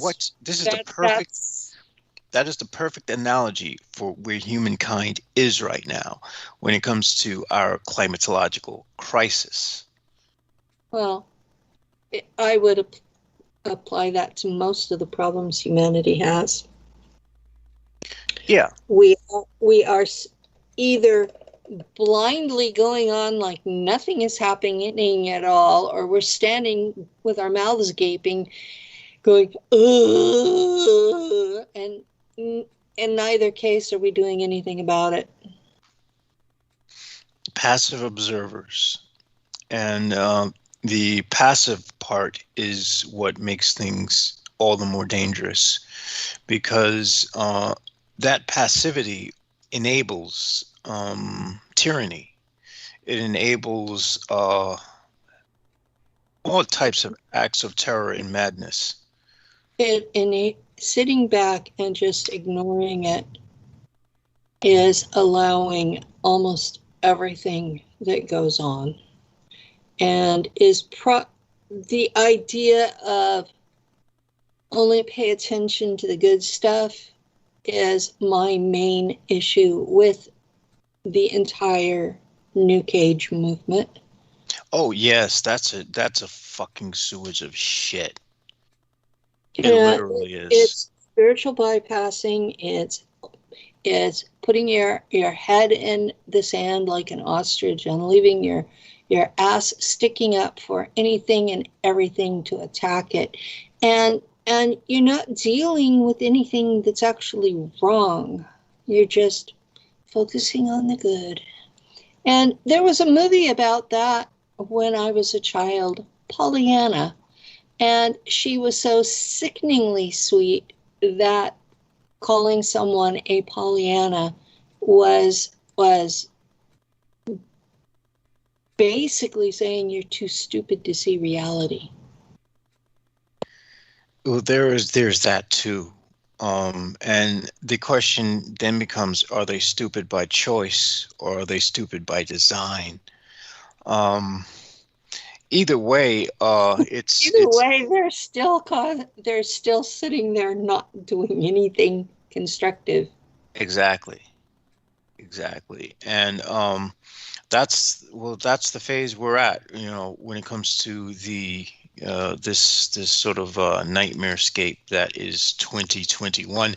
I would say, I would actually call this 2012, because this is more apropos. This feels more like what 2012 was supposed to be. I mean, seriously, it does. There was a hell of a lot of magic put out so that Earth and humanity would survive past that date.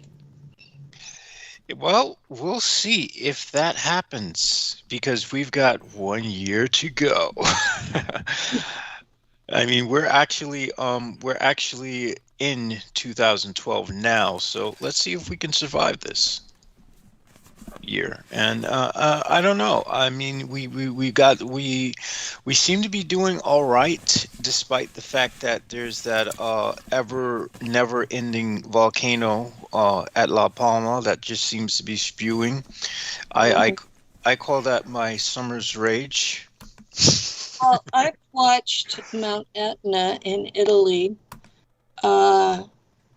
rage for decades on end, and it'll behave for a while and then it's back to spewing again. So there are several places on the earth that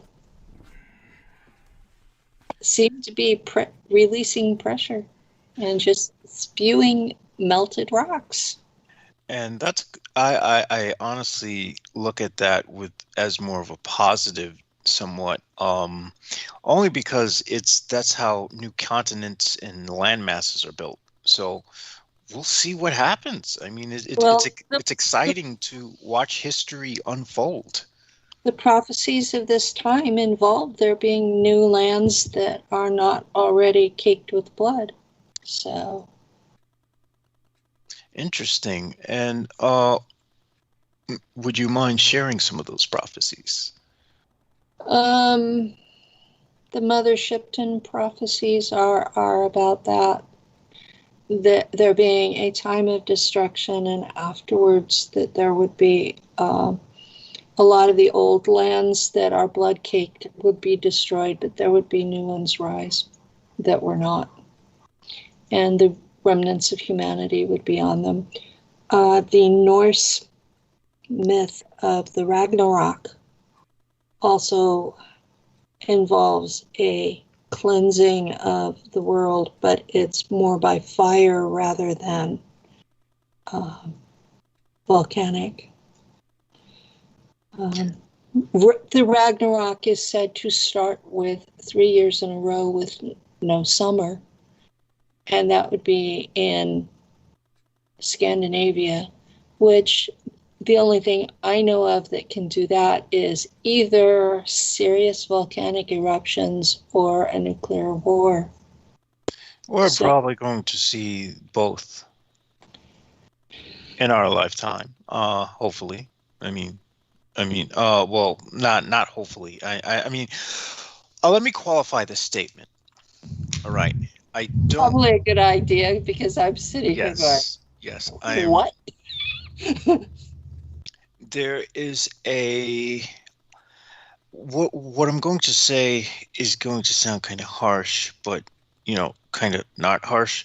There's a sort of natural balance that needs to be kept, and if we have like 9 to 12 billion people running around this planet, that balance is badly distorted, and my understanding is that we have 7 billion, and with the efforts that were made last century, that the growth rate in much of the world has reversed. Good. Oh my goodness. You're not looking at 12 billion people in the near future. There are some nations on this planet that they are stuck in a birth rate level that leaves them shrinking in population. Yeah, but there's also a spike in the increase of the amount of twins being born globally based on some studies, and that scares me. Why? Because the human population will literally double fast. I've got news for you. If you've got twins in your life, you don't have time to make any more. Not for a while. There are some people who don't care. Their whole impetus is to breed everyone else out of existence because that's the natural competitive thing to do. It's animal level thinking, but yes, I know there are plenty of humans who only think at animal level. Yes, and that's what scares me because again, it's not. Granted, one can argue that it's artificial scarcity that creates these hellish situations, but the truth of the matter is human beings have a need to consume, and that need to consume is destroying what balance of nature once existed. And unless we find a way to reverse it, or unless we find some way to offset that, this has to stop. So stop pooping out babies, people. I don't know if that was a good thing to say. I'm going to. All right. Yeah. Well, that didn't sound too harsh, did it? Not as harsh as some things I've heard you say. Okay. Well. Well, yeah. It's just that at this point we're in.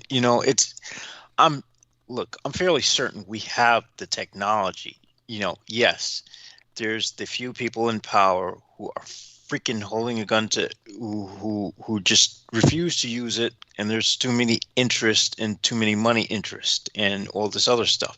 And is that going to be the death of the human species? It probably will. But I would say that it shouldn't be. Are you still there? There, I kind of keep an eye on the posted listener, the watching now number, so I don't completely blow whoever's listening. Oh, okay. As in babysitting the show. I see. Yeah, my producer Daryl has trained me. So you have to watch things. So is everything going well so far? I don't know what the numbers were, but we are at 25 watching now, and it's bouncing a little bit, but not too badly. I don't know what it was when I came on. It went up to 27 now. Yeah, the numbers are just going to keep jumping around. I'm not trying to. In the past, when we've gone down this road, Douglas has shown up, yelled at me about the numbers, and I'm being a good guest and keeping an eye on them since he's not here to watch them himself. That's all. I wasn't even going to mention what they were. Just do it. All right. Well. And it's warm. I have the back door open. There are sounds, and if I notice there's a big sound, I will shut off my mic to spare the audience. So it doesn't mean I've gone anywhere or walked out on you or any of that. I'm trying to be considerate. Does that? I see. Yeah, that makes sense. What's going on out there? We are still in fire season, and I actually took a day break away from all of it. Real world friends showed up and took Lou and I up into the hills, and we went to a place called Strawberry, and the restaurants are all open again, and we were able to order food and sit outside and just chatter quietly for hours. And we were surrounded by conifers and stellar jays and meat bees. The official name for a meat bee is a hornet. You might know that one. And we're just acting like people used to before all of the mess. That sounds delightful. I'm glad. It's quite delightful, and I hadn't had a day like that for a long time, and I'm grateful they chose to invite us. I'm glad you guys had a good experience. I mean, that those things are very rare in these times of upheaval, but they're to be treasured.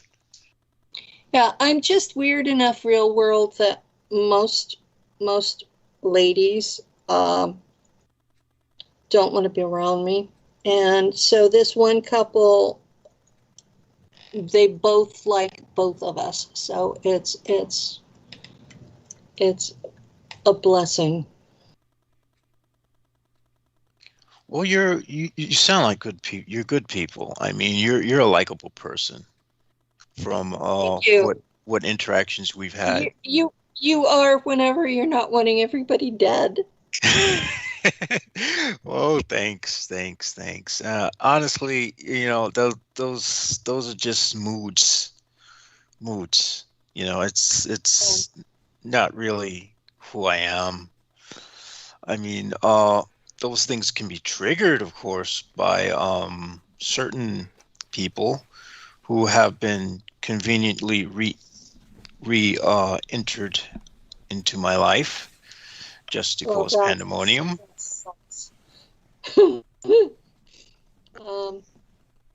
Yeah, where I live, the people get up, they go to work, they come home, they either drink beer or smoke pot until they fall asleep in front of the TV, and they think I'm weird. So there's one of my neighbors who will come over and see me once in a while. And other than that, Lou is the apartment manager, so they really don't want us coming inside because they think he's going to be inspecting them. And we don't do that. He collects the money for the landlady at the first of the month as a service to the people who live here. And when there are minor repairs, he does them. Major repairs, the landlady hires a professional. You know, and Lou's 72, so that's reasonable. Yeah, that sounds like very good work. It is, it's something where he can putter around, and we know who all the neighbors are. He knows all their names. Amazingly, I know all the cats in the complex. I don't know all the people, and I'm kind of half ashamed of that. But it is what it is. I'm not getting in their business. If they're outside, I know which apartment they live in, and you know, roughly how long they've lived there, and you know, it's the know your neighbors thing. Well, cats are generally more interesting people than human beings. Oh my God. All right. That's on that note. Let's check into the live stream and see if we've maintained any audience through that. Of course, I know that the twain of these souls have done their best. The numbers went up. The numbers went up in the last 10 minutes. Oh my that's God. Cute. You're so cute. Oh, and of course, No Name, No Game asks, is this why Neo needed to find the keymaker to get through his gates? In the Matrix, of course. And, well, I mean, it sounds like you read the book, Jameson, or did you not? Well, I love the book that was the story of what was it? The Silver Key. Through the Gates of the Silver Key? Yes, with Randolph Carter. Oh, yes, of course. The best part of that is when Randolph Carter comes home and the black slave comes running to him. Hey, master, you back? That's how the Gates of the Silver Key ends. For those of you who haven't read it, that's not the punchline, but you know. No. See, there's a reason why that's my favorite story. The favorite part is when he meets Umar at-Tawil, and there's like this gatekeeper, and he comes back as something else. You know, he's able to like sort of transcend being human or something. Or did I read that wrong? Well, no. It's a very deep story, and one of the things that Lovecraft points out is the most terrifying thing in the universe is losing one's identity. Above all else in the universe, losing one's identity is the most terrifying. This is what Randolph Carter goes through in his enlightenment process, essentially. So he's going through the gates. Yes. Lovecraft was a very much a product of his own time and mind space. And hopefully more of us have evolved past that. Oh, well, let's just put it this way. Lovecraft is now a favorite punching bag. I noticed this among the various people out there who want to game his world. They want to take his world, but they don't want Lovecraft. And so what they're saying now is that we've got to reject Lovecraft and take the Cthulhu mythos. By the way, this is the cult of the Kings of Edom. Understand this, darling, is that they are doing their best to have everyone declare Lovecraft a racist. And when I bring up what happens at the end of the Gates of the Silver Key, what happens is that Randolph Carter comes home. And when he comes home, he's basically going into his childhood at the happiest time of his life. So that's his coming home. And he's coming home into a world where the kind of black servant that was around in those days was what was in his world. So there's nothing inaccurate in what Lovecraft is portraying. That's how many blacks talked. And so the whole point is, when people say that Lovecraft is racist and they point something like that out, I bring it up in terms of amusement. Everybody else who's an idiot is bringing that up, saying that Lovecraft is a racist, which is patently absurd. So this is the kind of shit you hear again and again, and the more I see it, the more I see what I know to be, through my experience with Michael Aquino, exactly what he said he put in motion, that they would attack Lovecraft. And when they managed to reject Lovecraft wholeheartedly, that's like rejecting the Prophet Muhammad, peace be upon him, and keeping Islam, quote unquote. You keep Allah, but you dismantle the Prophet. It's an insane proposition. Or Christianity without the Christ. Yes.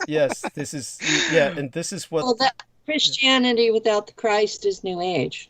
In a sense, I mean, in a sense, I know what you mean. It's the, but in terms of this is what the people want. In other words, what they're taking is the anti-gods alone, and this ultimately by severing the human individual who articulated them in a manner in which he could get the message across through edutainment. Everybody is taking on the worship of the anti-gods in that sense. In other words, we take the gods, but not the man who communicated them to us. So in that sense, it's a worship of the gods themselves. I'm noticing that the old ones are being more and more referred to in my world, but I thought maybe it was because I was personally spending more time in that part of time and space. Right. No. It's becoming more normalized. By the way, a shout out to the Senora Veronica Barrera, who's joined us. She says, "Hola, Douglas. Buenas noches." Yes, buenas noches a todas, Senora Veronica. Mwah. Love you dearly. And by the way, Conspiracy Kitty, because I was talking about the cats, she says, "I love my cat. It's my cat's pic on my profile." And she mentions that it's her son's 17th birthday today. Happy birthday, Jonathan. Yes, happy birthday, Jonathan. You've been on this planet for 17 years. Let's congratulate you on making it that far, and hopefully you'll make it many further years. Yes, many further years to you. Chris Collins says, "Douglas, this subject matter is endlessly fascinating and extremely powerful. Your mastery of such diverse genres of study is simply stunning, and I can't thank you enough for the continued enlightenment. God bless you, sir." My love to all these people. And of course, we have these wonderful people who, how did the technology behave while I was gone? I was kind of leery to leave you two alone because the technology was so unstable tonight. Jameson can explain some of that. They knocked it off. Yes. So they seem to have found a way to co-opt my Skype. Yes. And when you were talking to Peter Moon earlier, Skype just kicked me off the call. Yeah. And I had to rejoin the call. It's just awful. Yeah. In other words, and not only that, whenever he spoke, then they would just blot him out. Nobody could hear what he was saying. Like they turned on the blubber machine, and all we could get was glitch. In fact, we couldn't hear him at all. So effectively they muted him, and it wasn't because he was on mute. It was because, there was enough of an interference that he wasn't coming through. So there we have that. And definitely it's concerning. And by the way, I don't know if our lady Penny is aware of your fire hydrant, and I don't know if she's aware of my telephone pole even. But anyhow, if you know me long enough, honey, you know about the infamous telephone pole across the street from myself. Now they've done that with Jameson Reese, only it's the fire hydrant right in front of his basement window, essentially. So tell us about that. Tell her about that. Yes. Yeah. Basically, they said they were doing work on behalf of Spectrum, the cable company, that we. It sounds by what Penny said. By what Penny just said, it sounds like she's had experience with this. So, what can you tell us about Spectrum, darling? Spectrum is one of those companies that belongs to the CIA. Well, there you go. So now you've got a hint of who's looking at you, Jameson, or who's listening to you. Shauna's sister says, she says, "The sound has been fine since you've been gone." That's Conspiracy Kitty. That's Shauna Bando. So thank you for assuring us of that, darling. I'm glad to hear that. So they left these two to talk because, of course, they went into the direction, from what I could gather when I came back and picked up my earbuds and put them in my ear, they went to the direction of cats and kitties are more human than people and shit. And so, yeah, no wonder they left them on. No, actually, we discussed who the kings of Edom were. And we talked about the day off from internet that I had today. And we were drifting into another area, and the turkey pot pies. Yes, the turkey pot pies. Actually turned off the mic for a little bit because there were noises here. And that's what about Lou? Isn't he there? Of course Lou is here. So when you hear noises like that, does Lou, do you wake him up, or was he awake already? What was the deal with that? He's still awake. It's only 10:30. Oh, okay, good. Well, I mean, if both of you heard noises, he gets prepared, The right? noise she's talking about is we live on the main back road that goes to Yosemite. Okay. So it's traffic. There's traffic at shift change, Okay. and there's police that come by because this is a main drag, and recently there have been a lot of fire trucks, and sometimes in the daytime we'll hear the bombers go overhead because we're not too far from their air base. Oh, that's so neat. Oh my God, you really are living in a fucking war zone. Yes, it's so true. Oh my God. So the impression that You're I got, still in the Tenderloin and you think I live in a war zone. Okay. yeah, there we are. Yeah. Well, I mean, it's funny you say that. You do know I don't live in the Tenderloin anymore, but I'm in walking distance. I wasn't aware of where you actually lived relative to it, and you had never said you were not in it. Okay. Yeah. So just so you know, not that I mean, it's a big deal, but in the sense that, but San Francisco is so congested. It's in such a small area. You can literally pretty much walk, theoretically, anywhere in San Francisco. I say theoretically, of course, because most of us, I certainly don't want to walk from one end of San Francisco to the other anymore. I used to do that regularly. I would never do that again. But in terms of... I used to do all kinds of things when I was younger. There we are. There we are. Well, it's not even being younger anymore. It's just I've gotten smarter, okay? I mean, it's like our friend Jameson hasn't gotten to that point of development yet of the intellect. He still loves to pound his feet and walk all over one end of New York to the other. It's a terror. The truth is I don't have a choice. It's integral to my mental health. There we are. Thank you. Yes. See, this is, all serial killers say this. Bodies require a certain amount of physical exercise.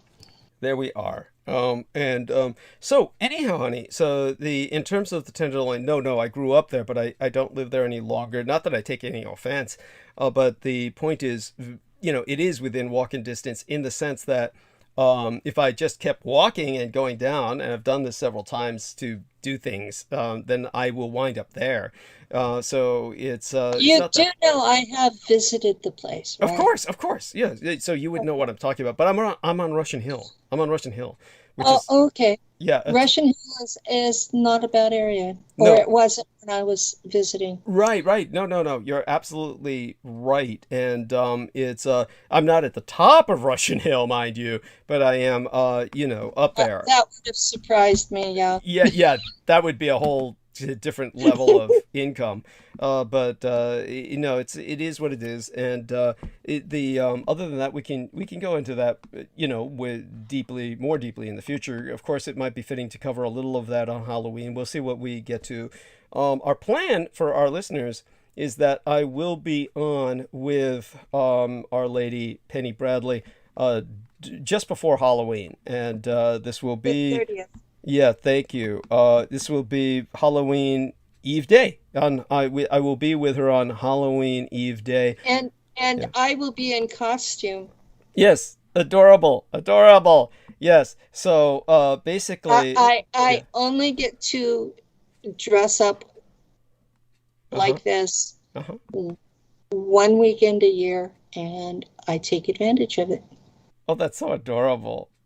Yes. And well, you should. It's that'll be 2 p.m., right? 2 p.m. Pacific, yes. Pacific Daylight Time. Yes, thank God. Okay. After I'm finished with Penny Bradley, of course, my son will pick me up. I've told him about this, so he'll pick me up right after that. So in a sense, I too will be in costume, only I'm not going to be on camera. That's just too... No, it's... You're never on camera. I used to be. Then what happened was, it's too long a story to explain. The last experience I had was with Joseph Boyer, when my medical cosmetologist was definitely going through a very psychotic period, and she essentially sabotaged everything.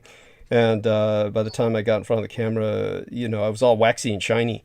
So after that, I just, it's not worth the trouble. Most of the time when I've prepared to go on camera, I insisted on having my medical cosmetologist prepare me. And every time it was something fucked up like that happened. The last time, of course, was her own pathology, her psychosis. But in terms of the other times, it was the part of the interviewers. It was just when there was that one Dr. Rita Louise. The problem was she was trying to maintain a camera interview kind of program, and she didn't know what the fuck she was doing.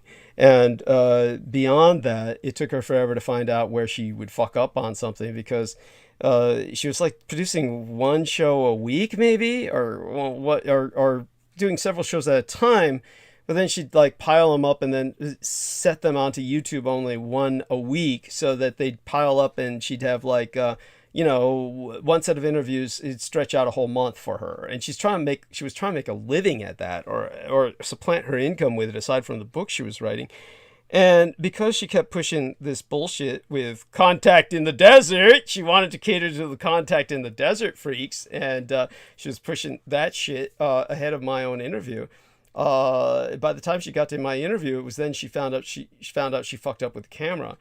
And so, and with somebody like that idiot Jonathan Wells, when he approached myself for an interview, my manageress Selena Khan just gave his errand boy a skewering and sent him running again. That was more recently, before the book was even published, but just before.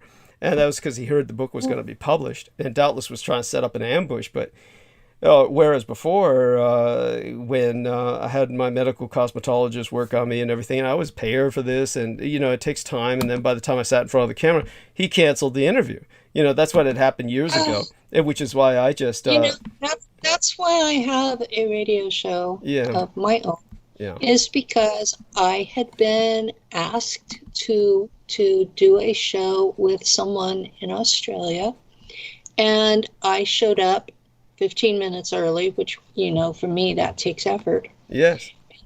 And because I'm usually right on time or a couple of minutes late. And I was 15 minutes early, and I'm sitting there waiting for him, and he finally says, well, something came up, I'm processing it, and frankly, it's more important than you are. Yeah, well, there you go. And to be honest, I've not had any interaction with that person again since. But because I had been turned down, I was invited to another interview, and at the end of the show, Daryl decided to talk to me and offer me my own show. And on that initial talk with him, he told me that his mother kept saying I was real and that I had died. And so that was in August last year. And so this whole time up until she started speaking on my show in April, he kept teasing me with that. My mother says you're real. And, well, who is your mother? Well, she used to work for the CIA. And I'm like, what? And intrigued. And the longer he teased me with that, it finally got to the point it was either produce the goods or shut the fuck up. There we are. And I've done 3 shows with her, and the last one, we had finally figured out a protocol that we hope will keep her out of trouble. Okay. Where I described what I remembered, And she said whether it was in the report that she uploaded to the computer or not. Right. And there was one thing I remembered that she said was not in the report, and there were a species and another individual that I did not remember, and that surprised her. Okay. But we didn't talk about the altars I remembered that were assassins. So we didn't talk about them on air. We talked about them off air. Oh, good. So that reminds me somewhat when you brought up species. What did she or the both of you make of that KGB booklet? Was that a forgery, or the one about the alien species? KGB contact book, the different species. Yeah, it was supposed to be a book that the KGB was collecting evidence about various species that had contact on Earth and where they claimed to be from. Mm-hmm. And what did you and she make of that? We haven't discussed that one between us yet. Okay. Well, what do you make of it? What do I make of it is, I have memories of interactions with about 20 species. They are not all in that book, and the rest of them I have not interacted with at all, so I have no personal opinion of them either way. Mm-hmm. Okay, thank you. By the way, would it be wrong for me to assume that those are perhaps now on the topic that we were on, that they might be personifications of the anti-gods? Because that makes more sense to me. Well, more servitor races, rather. Yes. These are elements of this. My interactions with these beings were in a 3D physical capacity, to the best of my recollection. We weren't saying otherwise. We were saying and some of them I have come back from these encounters with physical injuries, which reinforces the idea that they were in physical form. And that's one of the biggest separators between me and most of the rest of my community, is that when I talk about a race or a species in that realm, they are 3D physical beings like we are. When I talk about an interdimensional, it's more the realm that Jameson is used to interacting with. And yes, I do have interactions with both, and I know the difference. My father used to beat me senseless whenever I would talk about something he could not see 3D. So I do know the difference. Thank you, honey. So I hope you understand that Jameson and I were saying that these are three-dimensional beings. We are simply contextualizing them within, of course, the world that I've been working with, where these are the creations of the anti-gods, many of them. Well, they may be the creations of the anti-gods, just as we are supposedly the creations of the gods. My interactions with those creatures, all of them, has been that well, if you're coming back with physical injuries, they don't sound too friendly. They're not real friendly, and the ones that most of Earth consider to be deities informed me that I was an abomination and I was condemned to something that they called forever death. And they were using a technology on me to to peel off my altars and destroy them. And this was not something that was done zap like you would expect from a deity. This was, they put me in a machine and were doing this. Okay. And I was extremely traumatized.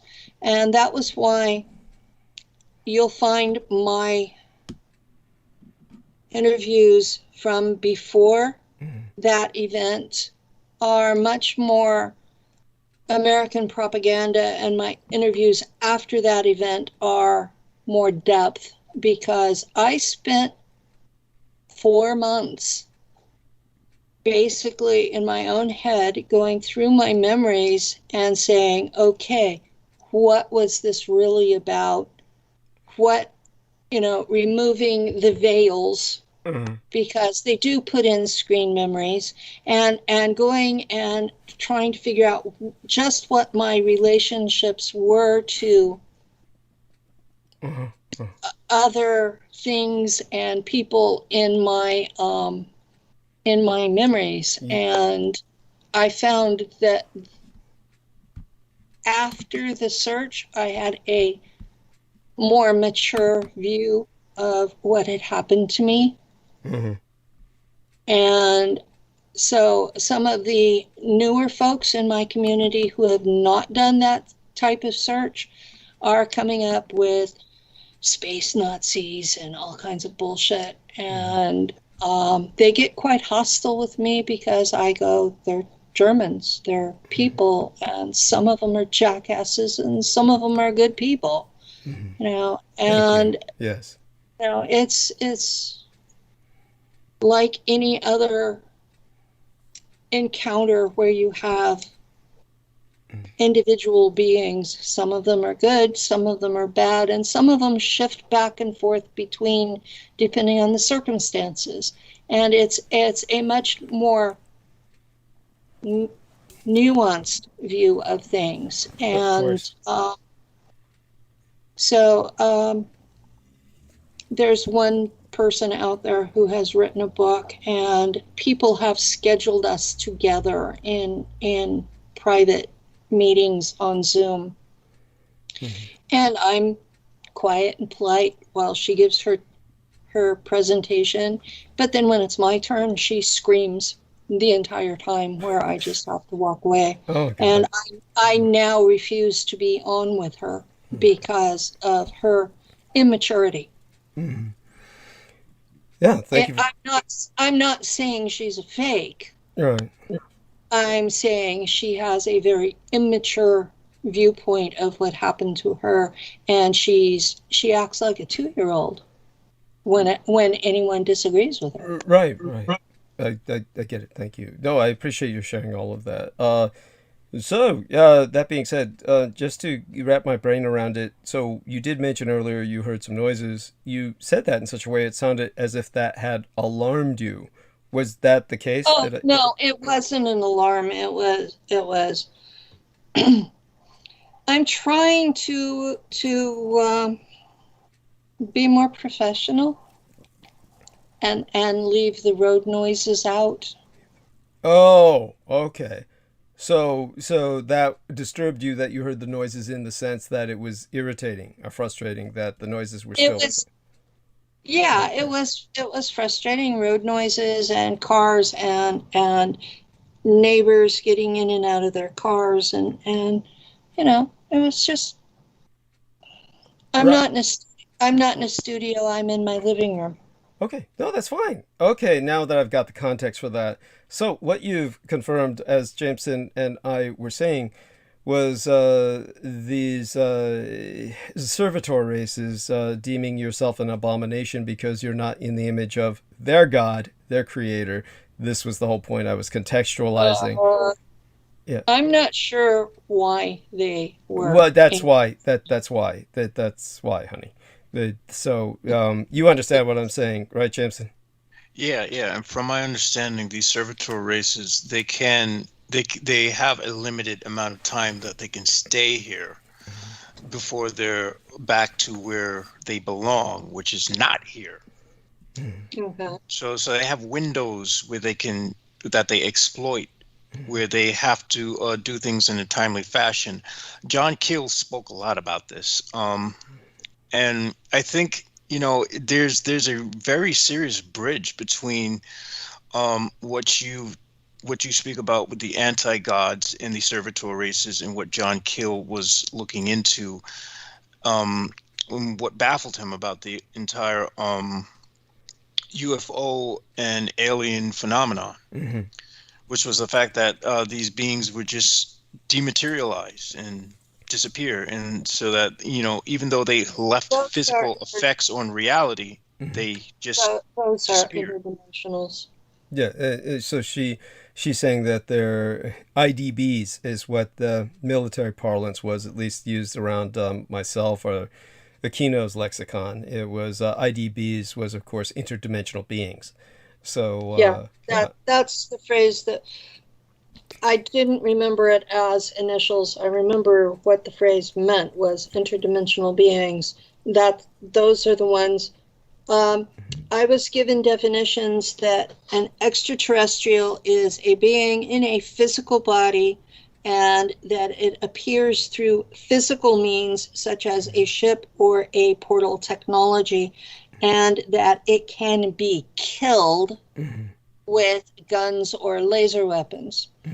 And interdimensionals may be able to manifest a physical body, and they get here through other than physical means, and you cannot kill them. And then there's a third class of beings that are plasmoids, and they are made up of smoke and or vapors, and they can thin themselves out where you don't even know they're there, or they can concentrate themselves into a physical form, but it takes so much energy to maintain that form that they can only hold it for 30 minutes to an hour, at which point they dissipate again. And though plasmoids are the source of the legends of jinn, or I understand the Jewish people call them Velon, but they're plasmoids. No, well, there's certainly one source. Let's put it that way. I mean, there's many things, of course, that have multiple tangential sources. With that, what I'm going to do is those are the terms that I use. If I say extraterrestrial, I'm referring to a physical body in basically a consciousness in a body, even if the body doesn't look human. Right, I understand. Thank you for that. I mean, that's very different from how I would use it, but it's fine. It's no big deal. So long as we understand where you're coming from, that provides context. So what I'm going to do is I just finished this can of Coke. I'm going to rinse my mouth because otherwise the taste of it just feels like it's eating through the porcelain of my teeth. I'll leave both of you to continue speaking, and I think you're doing fine. And what I'll do is I might grab a snack or something. I think I should have enough calories, but maybe I don't, to carry me through whatever next wave of monologuing I go through, if indeed I do go through another wave of monologue. But in terms of both of you, I certainly appreciate your being here, both of you. And with that, I'll go mute. Both of you continue. When I come back, I'll go again back into the some of these areas that are some areas, some kind of area. And but first, I'll ease my way into that. Believe me, I'm not anxious to go into monologue. So when I come back, I'll do more talking with Our Lady Bradley and our man Jameson. And so that's okay by you, right, honey? How much longer have you got with us? I have to make dinner at some point, but yeah, I can stay for a while. Oh, okay, that's nice. Oh, when you make dinner, most of the time that we are graced by your presence, it's usually after your dinner, right? Usually? Yeah, I went out for the day and then crashed. Oh. So I'm normally eating between 9 and 10, but I woke up at about 8:45, 9 o'clock. Okay. So I was literally sitting here staring into space trying to get called. So well, definitely. Hopefully, I should be back before you feel like you absolutely must make the dinner. Then, of course, you're welcome to let us know when you're done, and we'll see if I've rolled into monologue again at that point or not. But if you can stay with us as long as you can stand. I mean, what about Lou? When you do something like that, doesn't he just raid the fridge or something? You would think he would, but generally he just sits there and waits for me. And starves? Oh my fucking yes. God. Oh my fucking God. It's like... You have no idea how blessed I am with this man. I've had 3 surgeries in the 20 years that we've been together. And the first one I had, he bought me a teddy bear and sprayed it with his cologne so that I could sleep in the hospital without him. Oh, that's so adorable. Of course, he's so fucking fuzzy himself. It must have been impossible to tell the difference. But aside from that, yes. What other things did he do? He wasn't fuzzy in those days. He grew all that for me. Oh, that's adorable. So cute. Oh, so, I'm sorry. Come on. I shouldn't be like this. Okay. Well, he has, when I had the last one and my shoulder was rebuilt, it took me a long time to be able to dress myself. So he has been taking care of me like I was a little kid. That's adorable. Wonderful. Since the injury, and it's been 2.5 years. So I'm finally getting to where I can dress myself. Mm-hmm. I still have trouble brushing my hair because it's so long. Right. But that's it's down to my ass. Well, that's cute. That's cute. Well, you're not that tall at this point, so it's not that long, is it? I'm 5'7". Okay. I'm not outrageously tall, but I'm not a shrimp either. Understood, honey. Yes, that's right. Okay, so let me go mute. When I come back, we'll have some more conversation. But give me some envelope here. Like at the absolute latest, before you absolutely must go and make dinner. How much time do we have? Probably an hour. About an hour? Okay, hopefully I'll be back well before then. But, okay then.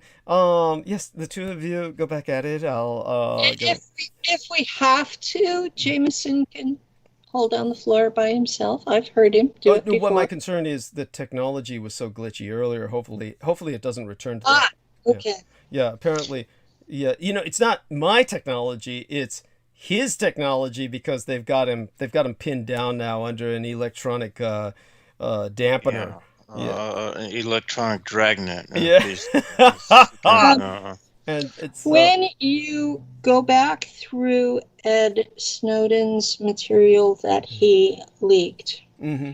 you will find that Spectrum is one of the companies that he talked about. There you are. So in 2013, and yes, I spent a lot of time going through his files to learn the proper names. Spectrum, Prism, those are 2 of the biggies.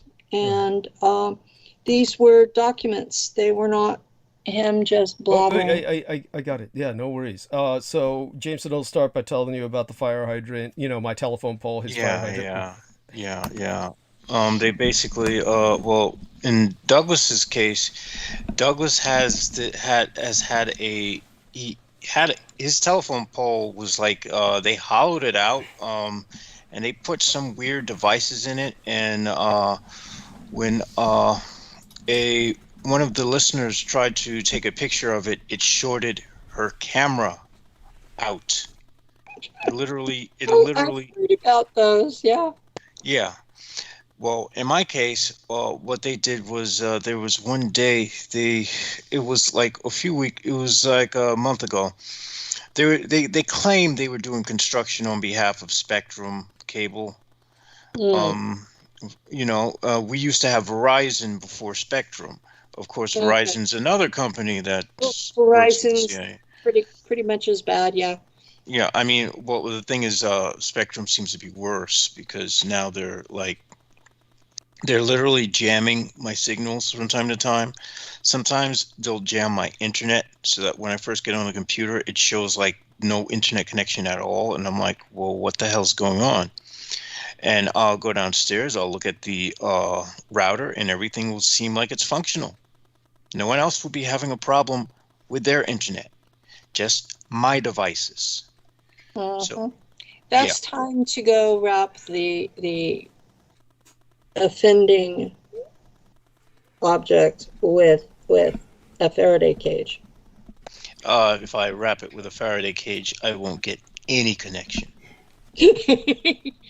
That would be kind of counterproductive. Well, I had this problem. I was with AT&T up until about a year and a half ago. And they had, not knowing that Lou and I were together, they told him as the apartment manager, well, we don't know what's wrong with her internet because she is plugged into the line that's reserved for the U.S. government. It was an optical fiber line. And this was their excuse, and that nothing should be wrong. And yet my internet was turned off from 2 to 18 hours a day, every day. And I changed companies, and I'm with CalNet, which uses a tower and basically a receiver on the back fence. But it's like the old VHF, that something in the way blocks the signal, even if it's like a tree. And so it's off now maybe 2 hours a week, which is a major improvement. But when it's down, because I have, well, I call it a landline, but it's voice over internet. So when the internet's down, I don't even have a phone. Yeah, that's another problem. Like they've made it so that like the phone companies, internet companies are literally conglomerates now. They're all one.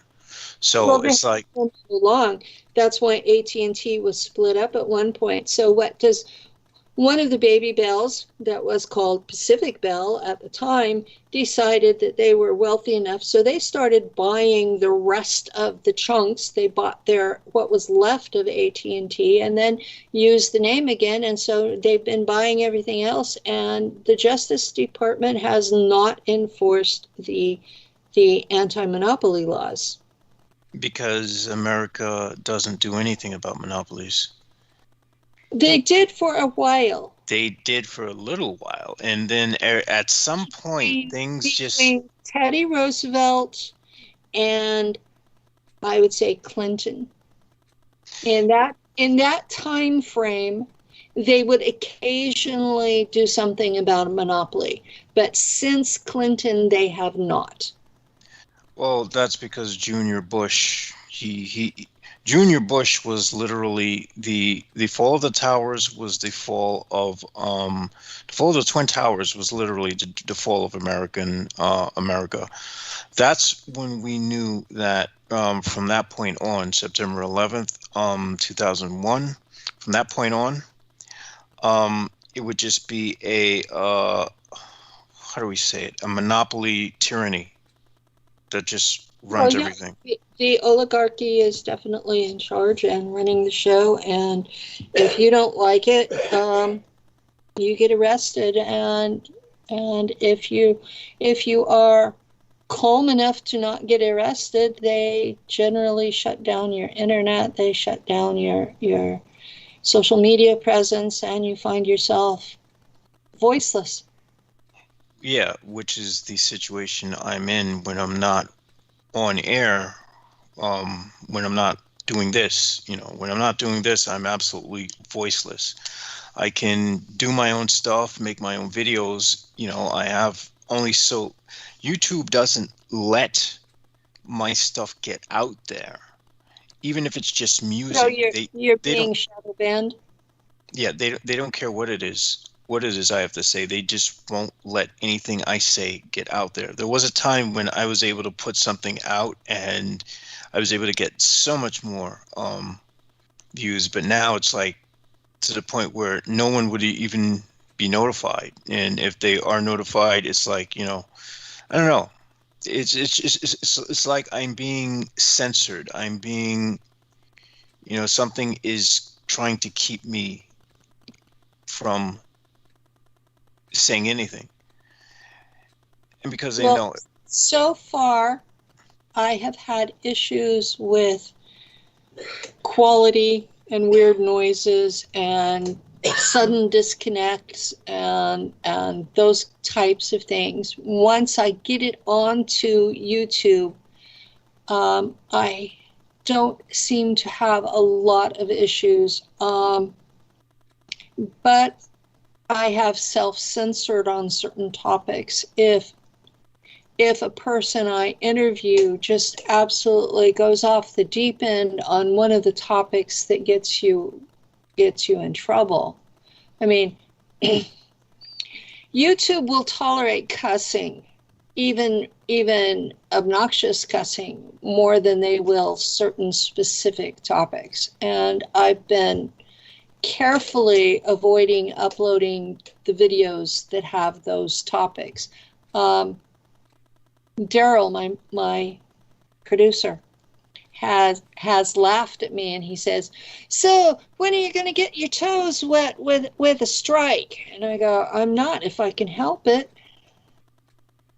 So I don't consider that a badge of honor. I do understand the concept of free speech and speaking what you will, what you think is important in the face of ongoing tyranny. This I understand. But at the same time, if you stick to just that, you lose your voice entirely. Well, this is the thing. I like to jump all on. Usually, again, you know, I just put music out there. I just whatever my horrible electronic music, which sometimes is good, sometimes it's what the hell was I thinking, you know. Is this your own music? Hmm? Is this your own work?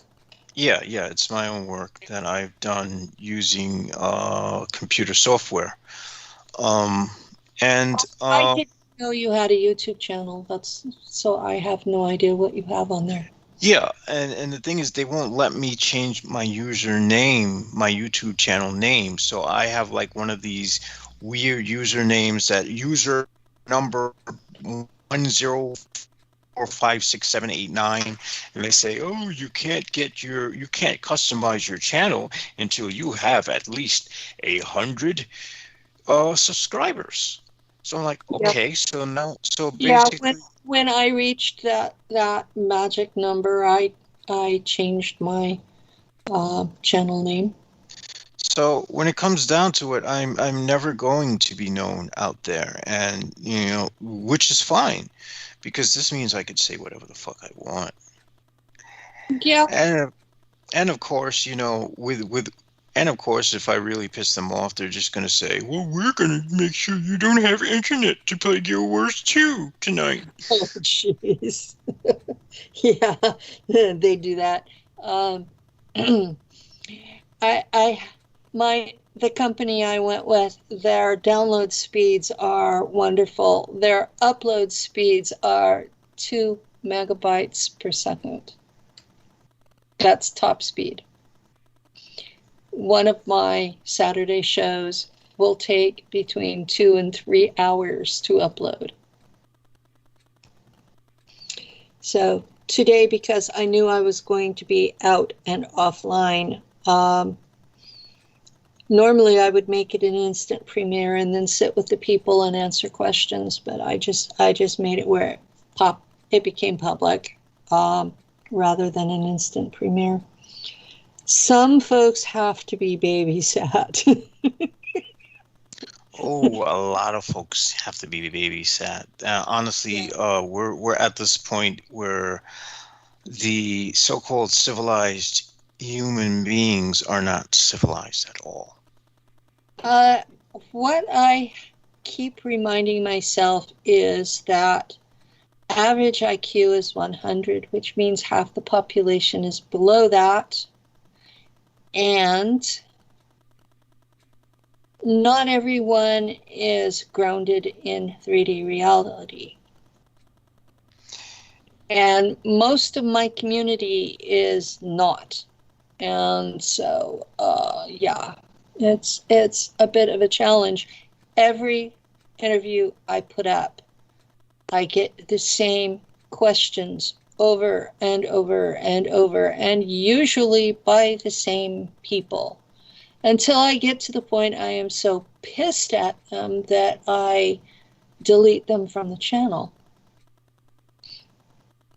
That makes sense. Yeah, because those people are just trolling at that point. Yeah. When you've answered their question 4 times already, the 5th, 6th, 7th times, that's being a troll. And I understand their issue is that they have a religious dogma concerning what I've said, and they think if they ask me enough times, I will give in and agree with their religious dogma. I won't. I'll delete them instead. It'll be, bye, see somebody else. And the folks that tell me, you have to have this person, you have to have this person. Well, sometimes I've talked to that person and they don't want to be on my show. They have that right. And then other times it's, I don't want to talk to those people because they're not grounded in reality. Yeah, they're spouting religious beliefs instead of 3D truth. Yeah, and that's a big problem because it's a major problem because you've got an ungrounded audience that doesn't know the difference between reality and fantasy, and you've got someone spouting religious dogma instead of 3D facts, and I don't want to. There comes a point where I believe broadcasters are somewhat responsible for maintaining that edge between reality and bullshit. And I've seen broadcasters that refused that, and their people are the ones that go crazy and shoot up the world. Now, I wouldn't have worried about it, except that I had several people who were having trouble separating reality from fiction, who were following me when I was first public. And I didn't know they had this problem. And one of them ended up in a state mental facility for the criminally insane because he was stalking the people he thought could intervene in his fantasy world. Holy shit. And he ended up in this facility for 2 years. And I actually worry because he's now out and back in my community. So these are the kind of people that, because it was so early in my career when he became a part of my life, you know, once he was put into the mental hospital, his daughter called me, you know, messenger phone call, and said, my father gave you such and such, and he's mentally ill, and I want that money back. And I'm like, it was a donation, it was not a loan, and I had no idea he was mentally ill, and I don't have it. I'm on Social Security disability. I don't have that kind of money sitting around to reimburse you because your father is mentally ill. And so she was going to take me to court over $200. And at that point, I became afraid to accept donations. Seriously. I've got a couple of people that I will, well, it's what, four individuals now that I will accept money from because I know they are sane, they can afford it, and they have been behind the scenes friends. These are people I've interacted with. If a stranger walked up to me and said, I want to give you $200 towards your work, at this point, I would not accept it because I had this encounter with this man the first couple of years I was public. There are crazy people out there with absolutely no grounding at all. And I do try very hard to stay with 3D grounding because of that.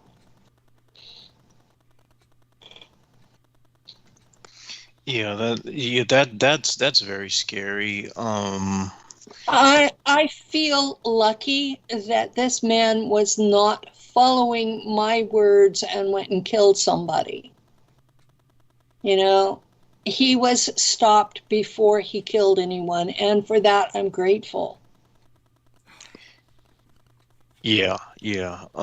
That's one of the reasons why I'm generally reluctant to make videos where I talk about anything.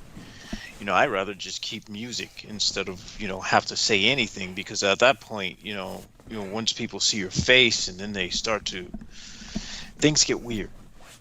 And they get all the more weirder if you're being gang stalked and you're on some kind of program. Yeah. They just get worse. I have not been gang stalked, but I have been followed, and I've been threatened by people just walking down the street, and I've had vehicles park in the next door's driveway where they can look inside my living room windows. So I keep the blinds pulled. And we have had the proverbial phone company van sitting across the street, supposedly working on the phone lines for weeks. That's called stalking. Yeah, that fits into that, honey. That's gang stalking. Well, actually, more correctly, that's surveillance. But surveillance, yeah, it's Same surveillance, and so I've had the helicopters. I don't know what color they are because it's 2-3 o'clock in the morning. Oh, by the way, I'm sorry. Go on. So I've been shot with energy weapons. Ooh. 10 times at this point, and it hurts like hell, and I have no idea why I'm not dead. Ooh. But Right.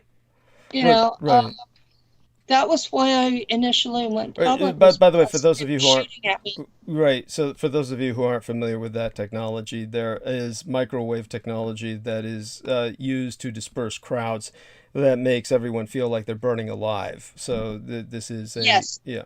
And there's a variation that also causes internal bleeding, and I was hit in the right kidney with that. And by the way, honey, I've had trouble with that ever since. I can imagine. You are aware that the designer of these so-called non-lethal technologies was the general who was a co-religionist of Michael Aquino.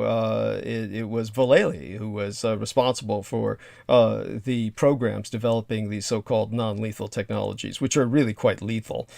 Just depends on how far. They are really quite lethal. The first time I was shot, they also got Lou. Yes, so sorry to hear that. This has been. It has now been 6 years of one thing after another. They don't stick with any one thing long enough to get used to it. Right. And it's the main reason that I've become a hermit. I've got my shielding up around the house in places to stop the devices we found, and I just don't go outside, and I keep the blinds shut so that the surveillance can't see in. I'm aware that there are technologies where that they can read the body heat, so they know where I am and an idea of what I'm doing. Heat signature is called, yes. Yeah, I can do mind games where I pretend they can't see me, but I know they can. Right. Well, so you are aware of Major General Paul Vallely, who helped to design these non-lethal weapons technology. Was certainly in charge of the programs that designed them. I was not aware of his actual name, but I knew that it was a military program. Okay. Well, just so you know that the man who designed those weapons deployed against you is a co-religionist of Michael Aquino's. Of course, that doesn't shock me a whole lot. I'm sure. You and I both know how deeply involved he was in as many of the Black Ops as he could be. Right. By the way, Conspiracy Kitty, Shauna Bandow says, so what is your channel for the lady speaking, please? So you let people know your channel, how to reach it, where to subscribe on YouTube. I'll pull up the link. Thank you. Yeah. Nachtwaffen Pilot. If you could spell that, please, for the listeners. Okay. I'll just get the link. It comes up with the code, but it's Penny Bradley Nachtwaffen Pilot, and I show that. And initially, YouTube told me that I had to start uploading content or lose my channel. So I started interviewing my friends. Right. And so that did that work out well, or what? That was the background for Daryl asking me onto his network, and I've been there over a year. Wonderful. I want to thank him, of course, if he can hear us, or if his wonderful mother, Doris, right? His mother's Doris. Doris. Yeah, can hear us. Shout out to Doris. Mwah. Love you, honey. And Doris is verifiable as a CIA employee because she sued them during the Reagan administration for racial discrimination. Okay. So she is public as having been an employee of theirs. And she won. Thank you. And she won. Wonderful. I'm proud of her. Very good. Very good. And yeah, I'm very proud of her too. She was she was a milestone maker. Yes. Oh, and by the way, just so people understand what I was saying earlier, Paul Edward Vallely was the co-author of the book Mind War with Michael Aquino. The other co-religionist in charge of the non-lethal weapons programs, who was also a member of the Temple of Set, was Lieutenant Colonel John Alexander. Okay, and that's what I keep thinking of whenever I talk to our man, Mr. Peter Moon, about David Lewis Anderson. I keep saying Alexander because I keep conflating Lieutenant Colonel John Alexander with David Lewis Anderson. There's reasons for that, but no point in going into them right now. But obviously, Colonel John Alexander spoke a lot of David Lewis Anderson. I never brought that up with Peter Moon, but then again, I never really consciously remembered it. I managed to block that out of my mind for a long period of time. So, at any rate, by the way, last year, in December of last year, December 3rd, as a matter of fact, it was reported that the admiral to lead the U.S. Pacific Fleet, they chose someone of some Filipino lineage, a touch of Filipino blood in him at least, named Aquilino. So that's interesting because, of course, the familiarity, the closeness to Aquino. He could be an Aquino who simply changed the last name by a few letters, because I know there were members of Aquino's family that did that.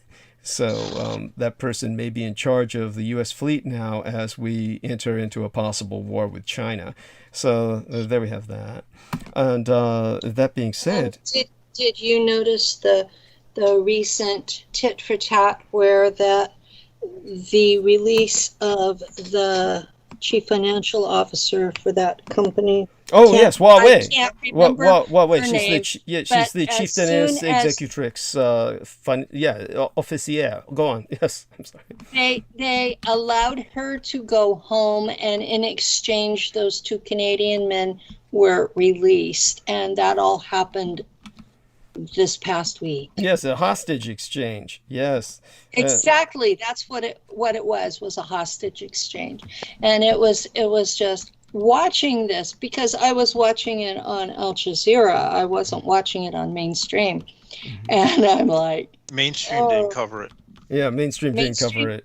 At all? I mean, not to any they extent didn't. where it mattered. Believe me, for all intents and purposes, they didn't cover it at all. Yeah, so I have this sort of spiritual news page that on Facebook.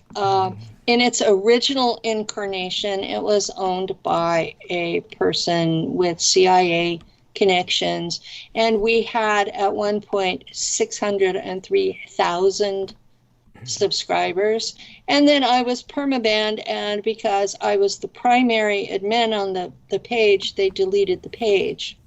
So I've been trying to revive that page, and so I do a couple of news articles a day, usually from Al Jazeera or The Intercept, but I have a collection I draw from.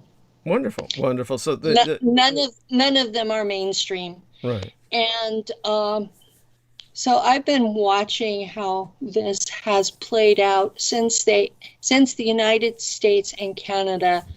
Well, the United States told Canada to arrest her, and it's been almost a year, I think. Oh God, longer than that. It's been forever. But anyhow, her correct title is CFO, which is Chieftainess Financial Officier when you're speaking. Meng Wanzhou. Yes, I was just about to say that. Thank you. It's actually pronounced, of course, Meng Wanzhou, but just so you know. Wanzhou. Yeah. Okay. Well, I've been butchering so many names lately that I'm just like, I don't know the proper name, so no worries. We know who I'm talking about. By the way, and just to kind of put some context into what we spoke of earlier, before I went and just took care of a number of things for the second round, basically getting my brain back between my ears. Whenever I speak of these occult issues, it's not easy, so I do hope people appreciate that. There's too many memories that come back with it that makes it an exercise that comes with without its risks. As just as painful as it is when I fall into the zone where I can talk about that, it's one of those things that it has its repercussions, headaches, all the rest of that. I'm addled enough now with the painkillers where I'm functioning better. But to contextualize some of what I brought up with Our Lady, Penny, and there's always a risk to bringing up these topics because Penny, she runs with them. So she's got a lot of experience with this, so she runs with it. This is the world I live in. Yes. It's like coming in and asking me, how's your cat? Right. Yeah, it's like that. It's something you don't want to do. And, it's like going to there's certain men you never talk about the war because unlike people with PTSD, you get these storytellers and they'll go on about it all night. This is how I got the Medal of Honor and shit. Not like you're like that, but anyhow. I do have PTSD from my service. I understand. I mean, believe me, and there are so many people that are PTSD, not to shall we say, not to take any of your strife or pain away. You understand what I'm saying? It's so many more people are PTSD than people acknowledge in our world. I went to a new doctor over the last 6 months? I hope that worked out. And I was so nervous about meeting a new doctor that I had diarrhea for a month. Oh God, I'm sorry. Oh. And the first visit didn't go too bad. The second visit, she sat there and screamed at me that oh my God, you have the worst PTSD I have ever seen. And do you know that you make people uncomfortable and that means that you're mentally ill? And she's screaming that. They heard it in the whole building. Oh my God. That's awful. And I hadn't. You've gotten a new doctor, right? You've changed thing. You've changed it to another doctor since then, right? You've requested a different. She finally requested that I be given a different doctor because she could not stand to be in the same room with me. Well, there you go. So thank God for that. And it was her problem because I was being good. I understand. I believe you.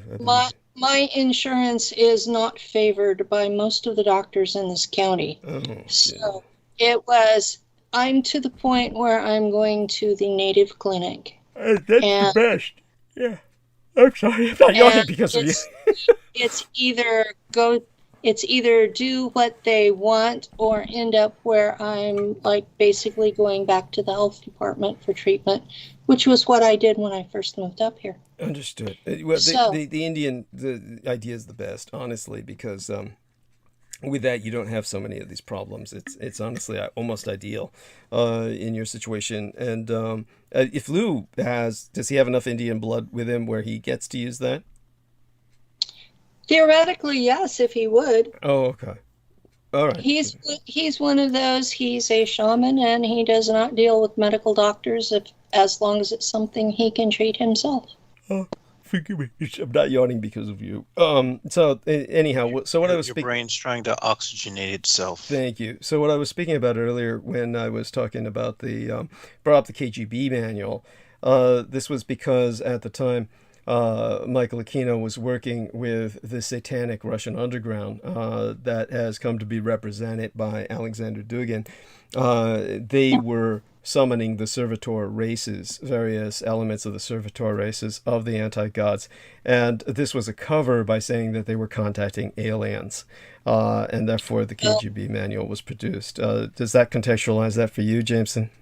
Yes, because I've seen that already. I've read it already. Back in the days when I was a little more. Well, you didn't read what I've just told you. What you read was the KGB propaganda that this was a manual about contacting aliens and categorizing the different extraterrestrials, right? That's what you saw, I believe. Yeah, that's what. That's what I saw. When I saw all the races, at some point I was like, oh my gosh. At some point, I was like, this is bullshit. This is bullshit. So I have a question for both of you. Are you guys flat earthers? No, of course not. No. I take it you're being sarcastic when you ask that. Understand that. No, there are an amazing number of folks in my world who are. Oh God, I'm sorry to hear that. They are flat earthers and mud flood believers, and they literally believe that time started in 1800. Yes, I know, it's awful. It's awful.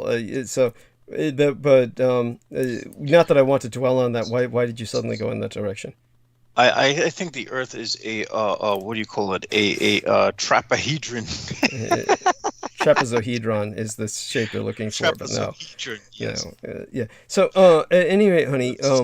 Yeah. So that being said, because that usually goes with the belief that there is no life off Earth. Oh no! So I was defining. And actually, I've articulated this before, where there is life outside of Earth, but these are like these. All right, you've seen those videos with the round spherical UFOs that seem to just dart in and dart out. You know, with the people are like in space and whatnot. Those circular things. Those are they're living organisms. Many of them, yes. This is like they're like aerogels, sort of. Yeah. Or there's other. Before we get into any debate about this, the thing that I wanted to say was. Oh, I'm not debating. I was asking questions, defining what I was dealing with. Well, you should know me by now. I mean, the flat Earth thing is certainly you would know that I'm not in that direction. Oh my God. At any rate, when it comes to other things that I talk about with life not being outside Earth, I've specified before that there was life on other planets in the solar system when they were within the habitable zone. At one time, both Venus and Mars were in the habitable zone where we are now, at the different times in the solar system's age, etc. The point is that the life that's evolved has been within the solar system, but primarily on the Earth. Whatever other kinds of life that are roaming in the universe are generally certainly non-intelligent, and they're mostly along the lines of these mega amoeba. But it was the government itself that I worked for, where we were just crunching the numbers through the Cray supercomputers, the most powerful computers at the time, probably still among the most powerful computers in the world in general, just as a general parameter. And it was just simply mathematically impossible that life, period, existed in the universe. So the conclusion was drawn, of course, that it's only here. Much of what we're getting is, of course, the visitations from the future. Our descendants have spread out throughout the universe and have evolved to basically become so different from us as to be, for all intents and purposes, alien. But many of them come back here, which is why Earth is such a mecca, to get the baseline genome because of the senescence of the various populations. Understand, of course, that there's no other reason for Earth to be such a mecca and attract so many different visitors, other than the fact, of course, that worlds like ours are rare as sapphires and sand piles. They just there's no other planet that we can spot in the universe that's like our own. There's no other planet that we can spot in the universe that's part of a solar system that's like our own. In fact, our solar system is the only mechanical clockwork solar system in the universe. Everything we're spotting is very different. Our universe is completely exceptional in terms of our little solar system here. So all of that, I've gone into in depth before. I've written columns on it. I can actually email you some of these shorter columns, and I'd be happy to do that. But in terms of interesting. Yeah, thank you. In terms of otherwise, there's what was I going to say? So when you spoke of yourself earlier, and we're just kind of introducing yourself and all your experiences and what's going on with you to our listeners, just to clarify some of the questions that arose when I was talking about the getting made up before these interviews and just everybody just fucking everything up. It's always the same thing, when I show up in front of these interviews, and then the work that's put into the makeup and everything, and then the camera turns on, and then they fuck it up so they don't record something, etc. That's what happened with, like I said, that Rita Louise. By the time she got around to it, months after her interview with myself, and then realized she didn't have the camera working, it's like, there's no point. After a while, you just say, fuck it, there's no point in going on the camera, because I'm not going to go onto it without all of the necessary makeup. And then with the last time where, like I said, the toxic and dysfunctional relationship that I've had ongoing for years with my medical cosmetologist was such that it took a turn where she sabotaged me before going on the camera. I just said, fuck it, there's no point in even making these efforts. There were other factors going on that day as well, because Joseph Boyer was exhausted. I mean, he was like at the end of his, he was just awful. He was completely exhausted, and he just like had this, he just worked himself too far. And so by the time he was interviewing myself, it was just, he was collapsing. So it was, That's always hard. I'm sorry, what's that? That's always hard.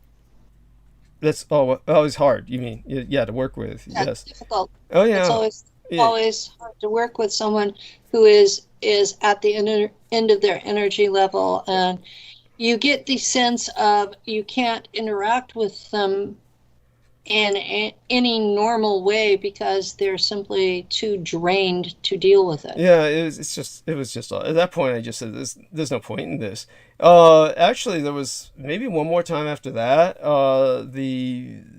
It was Peter Moon just he just set up an ambush, because he's totally naive in this, and I had expressed my reticence about going into this interview he had arranged for that, and then he kept insisting, and then I went for it, and it was just nothing but an ambush. So there's just no point. Daryl's trying to set me up with a couple of these people. This late night in the Midlands. That whole thing was. I don't know if this new person is any different, but it's not like I had good experiences with late night in the Midlands.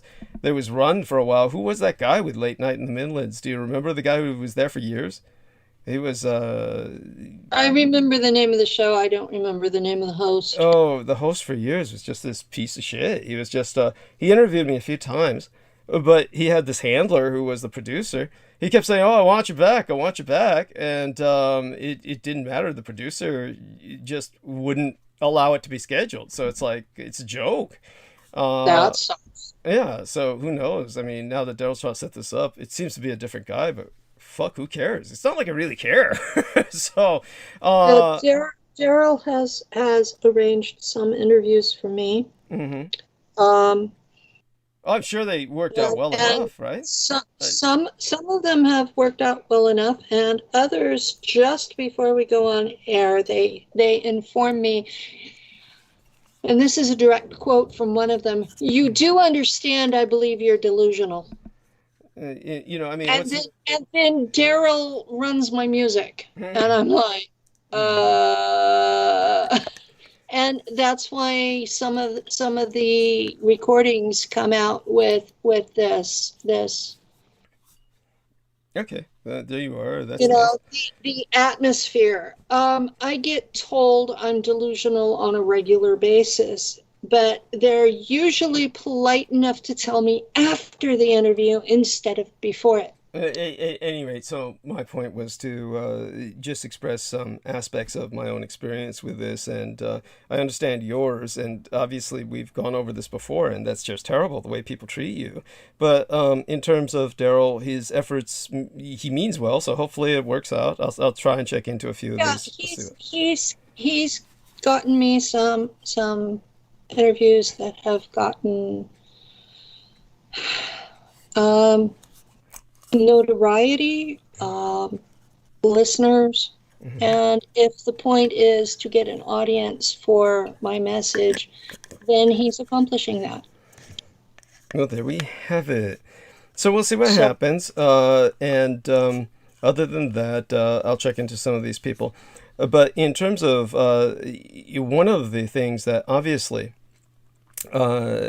people just don't seem to grasp, and obviously you think a lot of my images are from younger days or something like that. I've emphasized before that I am so used to the photo that you have as your profile on here. You're talking about the one with the cap, right? Yeah, the one with the cap and the red and yellow. Yeah, that's and that's different from the one that was the profile picture for the longest period of time that was taken when I was working with Laurie and Ann Fenton, and that was when I was going through that whole run of the antidepressants, which just bloated me like a balloon. When it comes to these images that some people are talking about, and I'm just floored by how hung up they are on this. There are some people who seem to like these images of when I was bloated up on antidepressants. And for some reason, they're comfortable with that. And for some reason, this is the Douglas Dietrich that they want. That's not the Douglas Dietrich. Well, this is the Douglas Dietrich that I have in my head simply because... Well, that's not the one you have in your head. The one that you have in your head in that photograph was before I was on the antidepressant regimen, and I look thin as I do in my current photographs, which is, of course, taken by my son, who's a professional level photographer. So when it comes to what you see, you're seeing the real thing. That's how I look. But for some reason, I don't understand then why my other photographs are so confusing. Of course, I dye my hair all the time, different colors. And that's done because, again, my medical cosmetologist developed dyes that wash off. My thing about the photographs, I was very confused because you look... The other point that I made that I don't think anyone really gets, because your big complaint is everybody says how delusional you are. I don't think anyone really believes what I say about my vampirism.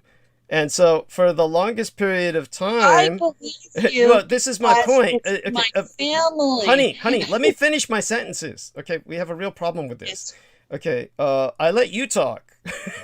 So let me talk. Whenever I start talking, you do assert yourself, and so we don't need it to be that aggressive. I know you've had a lot of experiences, but I'm trying to get mine across. You have a problem with people saying you're deluded. Okay, I bring up this vampirism issue, and I don't think anyone fucking gets it. Is that I'm drinking blood now, and my appearance has completely changed since I've started drinking blood again. I started drinking blood again not that long ago. And so when I started drinking blood again, it's photographically documented. It does a wonder for my aging process. It really reverses it. Of course, the photographs are there. And then people go batshit as far as I'm concerned and say, oh, it's anime. And that blows my mind because it's photographs by which anybody could tell you who's expert in photography if people need experts to consult. So these are obviously photographs. But the other aspect, of course, is a lot of makeup is applied. The entire thing that we're contending with is, of course, just so people understand, my original photographs, the one that Our Lady Penny Bradley is talking about, like the one in the cap where I'm wearing the Gulf War cap and the long hair, the red background, exemplary of them. All of that is identified by Facebook now, which is my primary mode of advertising. And of course, we got this idiot bitch named Lena Shea, who was it's just an Edomite cultist, and she was assigned to me, and I could not say no because she provided me with several things I needed. In the desperate financial straits I'm in, I cannot say no when people come in and they buy me things I need, such as new mattresses, etc. And of course, her entire purpose was to knock me off the media. And she succeeded in that admirably. She got my YouTube channels shut down. She got myself banned permanently from Facebook. So this cunt basically succeeded in doing just irreversible damage. And so on Facebook, I have this timeline that was gifted to myself by a pornographic actress in Japan, Sora Aoi, but that's accessible through Douglas Dietrich. If you go to facebook.com and just type in Douglas D. Dietrich, all uppercase D's, then you're going to get to the Sora Aoi timeline. So when it comes to these timelines that I'm on, understand that if I would show any of those so-called older photographs, those are all within the memory of Facebook, which is using facial recognition technology to ban them. This is another reason why I haven't gone on camera in a long time. I could probably risk it at this point with the changes in my physical appearance and with enough makeup. But when we tried it with Joseph Boyer, and he can attest to this, he would attest to this, he would testify to this in court because he tried it himself. The videos he took of me, then he put them on the Facebook, and Facebook just blocked them completely. And not only that, they traced back whoever posted them, and then that shut down his timeline for a period of time.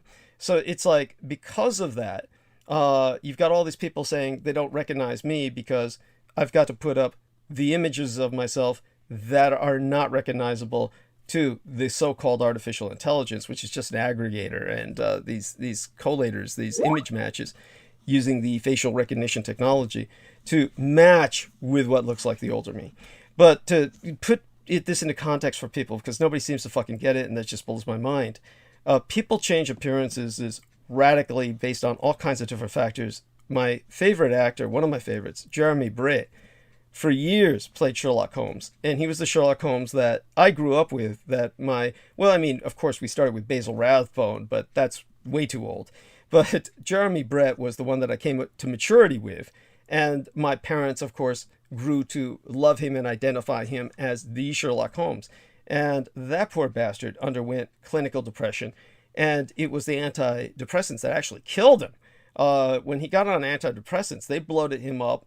He could no longer play Sherlock Holmes because he began to look so radically different, so bloated out with all the weight gain, that he basically lost his job as Sherlock Holmes. And that really depressed him, and he died.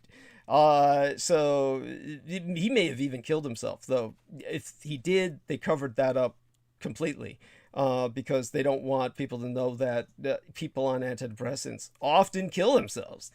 So it's one of those things where I had to be driven almost to that point so that my psychiatrist could prove that the antidepressants would never work with me, and therefore she could prescribe her own radical specialty, which was hypnosis. So it was through her reverse hypnosis that I received the treatment that I needed, to the point where I'm stabilized and, of course, not in need of chemical intervention or antidepressants. So when it came to everything that I'm going through, so that people get some grasp of what's going on here, when you see these other images of myself that you think are very different looking from the way I look now, there's multiple factors. I'm not on antidepressants. I'm drinking blood, which has, to a degree, reversed the aging process, which, of course, is the nature of my biometabolism. I'm not you, because I'm not a human species per baseline definition.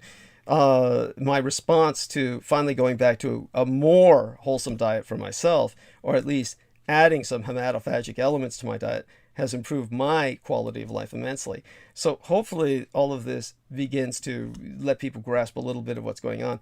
And and that could have been the reasoning behind my medical cosmetologist, in terms of trying to make me quote unquote shiny, was at that point, she might have rationalized it by saying, oh, that'll change the appearance enough that I wouldn't be recognized by the facial recognition technology when I was on with John Boyer. But of course, honestly, that's not the case. She's just pathological. And there's other reasons why I have to maintain my relationship with her, because of her acupressure and everything else that I sorely need. But other than that, this has got to be the most toxic, dysfunctional relationship that I've ever had. And so it's certainly nothing to do with romance, and everything to do with a dependence on somebody's treatment as if it were a drug when it comes to the acupressure and stuff like that, other elements. But all that being said, now that I've gotten that out of the way, hopefully that puts that all in context for some people, and understand that other than that, I'm not quite sure what the confusion is, because to myself, but then it's me, most of my photographs look quite coherently the same, and they've never really changed ever since I dropped off the antibiotics, or the antidepressants, I mean to say, and started drinking blood again.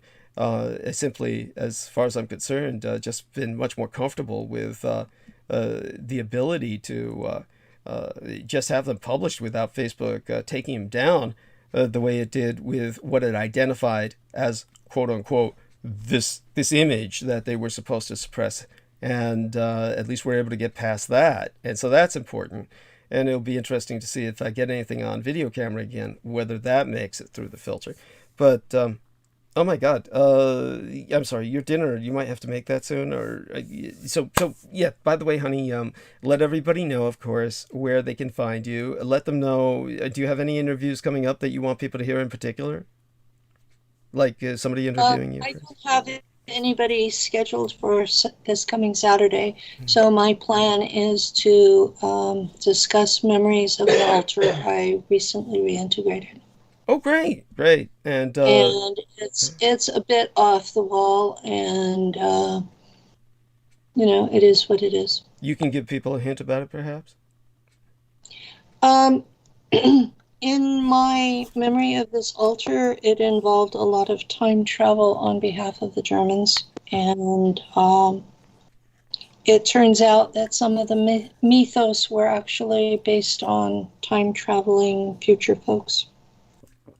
So it hopefully will be interesting. Well, you do know that, and maybe you don't know, at one point when I was, and this was incredibly foolish of me, when I was open to becoming a field agent, and was open to fighting communism by a direct insertion into Vietnam. This is after the war, mind you. This is, of course, we're talking about the late 80s.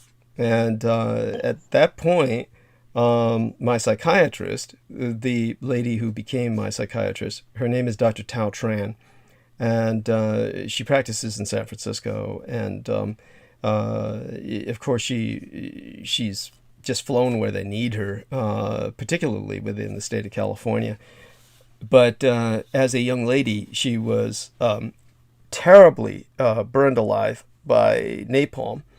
So she was Vietnamese, and is Vietnamese. And so her body and her face are terribly disfigured to the point where with her normal clientele, she wears a porcelain mask so that they don't have to see her face while she's counseling them. And otherwise, of course, they react usually violently with revulsion, and it traumatizes, of course, the very people she's trying to help.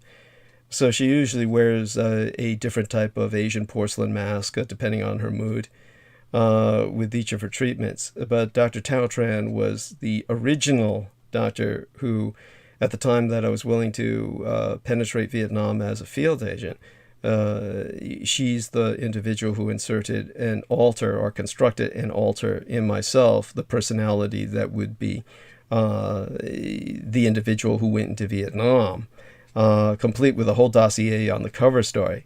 And the individual who, I forgot what your experience was with her. You might remember Christine Joanna Hart, right? Yeah.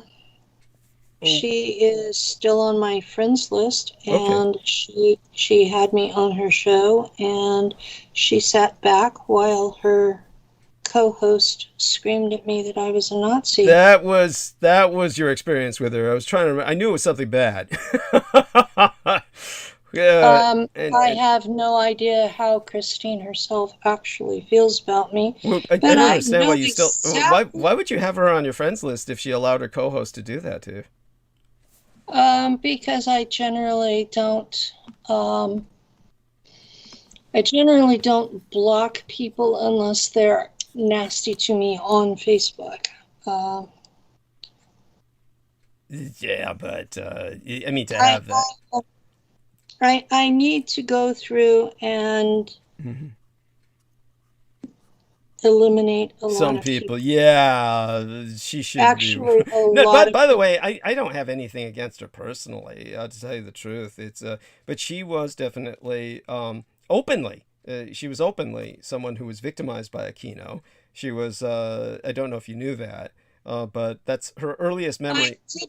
I didn't know her background. Yeah, her earliest. I knew that she had sent me a friend request. She was loosely affiliated with the community, right. And by the way, I mean, honestly, you could keep her as a friend. It's not that big a deal. It's not nothing to me. I mean, I wouldn't, have blocked her, except of course, unfortunately, I have a lot of people on my supposed friend list. Yeah, that are questionable. Yeah, I get it. Who are questionable at best. So my point about her, generally unkind to me on an ongoing basis. Oh God, well those you have to get rid of.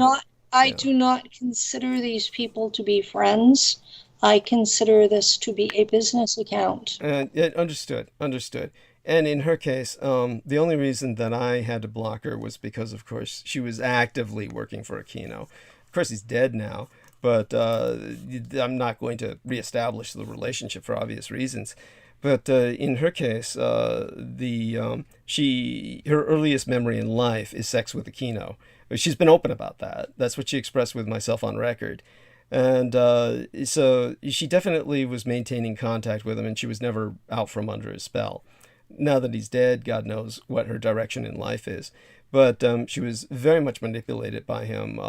And the reason I bring it up, of course, was because she was one of these individuals who, let me see, your experience with her was what it was. And I'm trying to remember why I brought her up.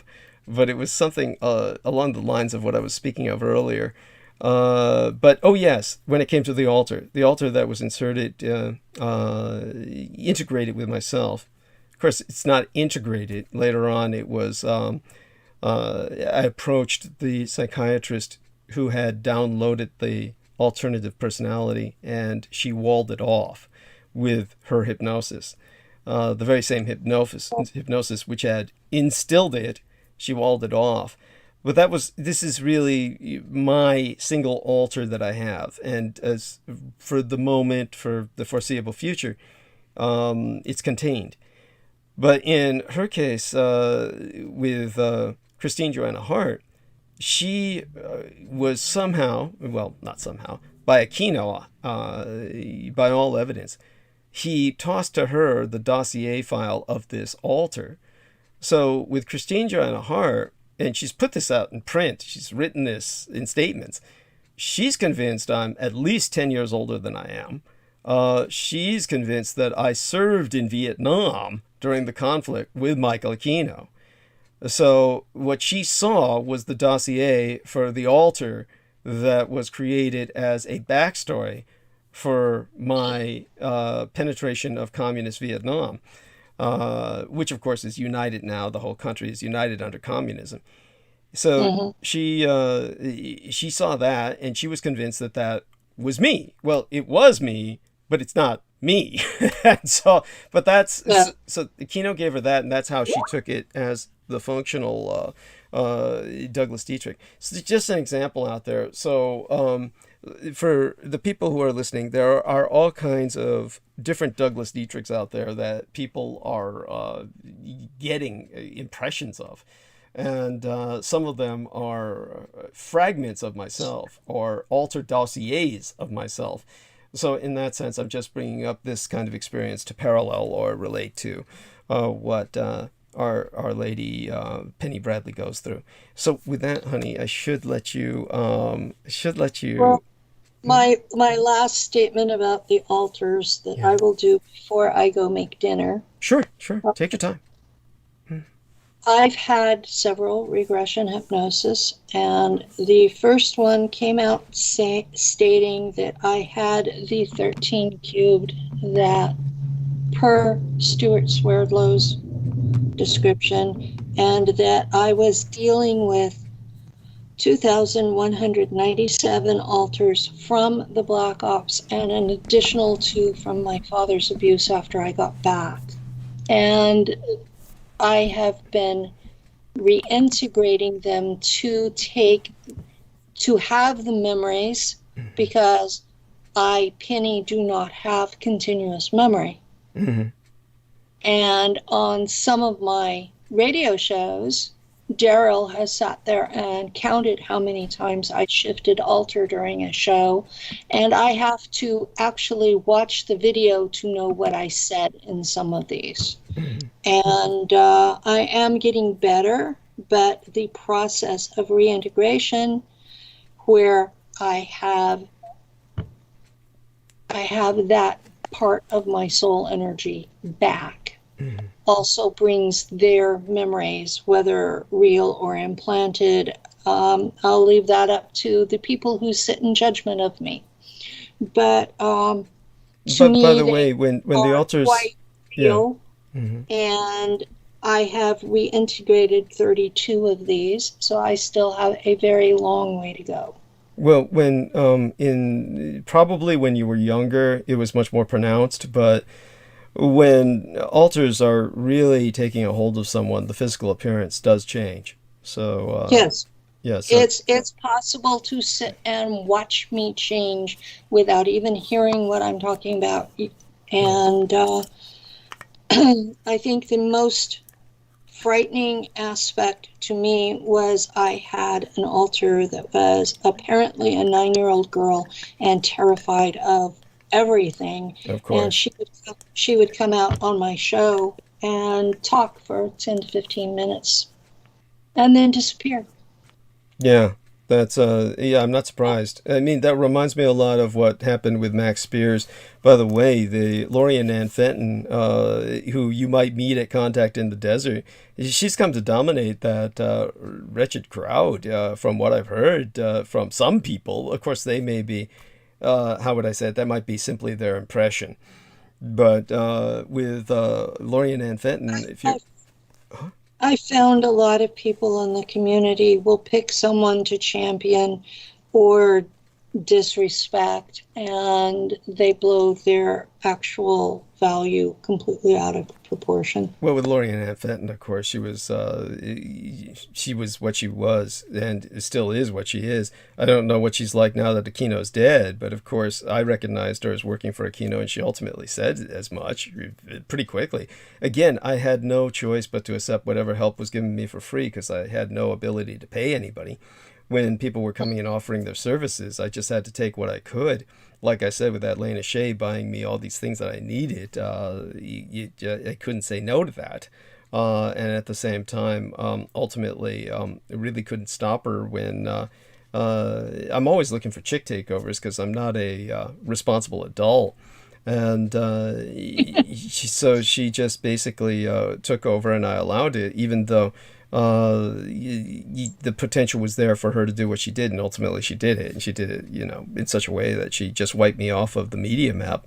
In terms of Lorien Ann Fenton, her job was to suppress from the beginning and basically to steal everything I had, which I, never bothered to bitch too much about because basically I knew what I was working with. I knew I was working with a criminal, and I've worked with criminals all my life.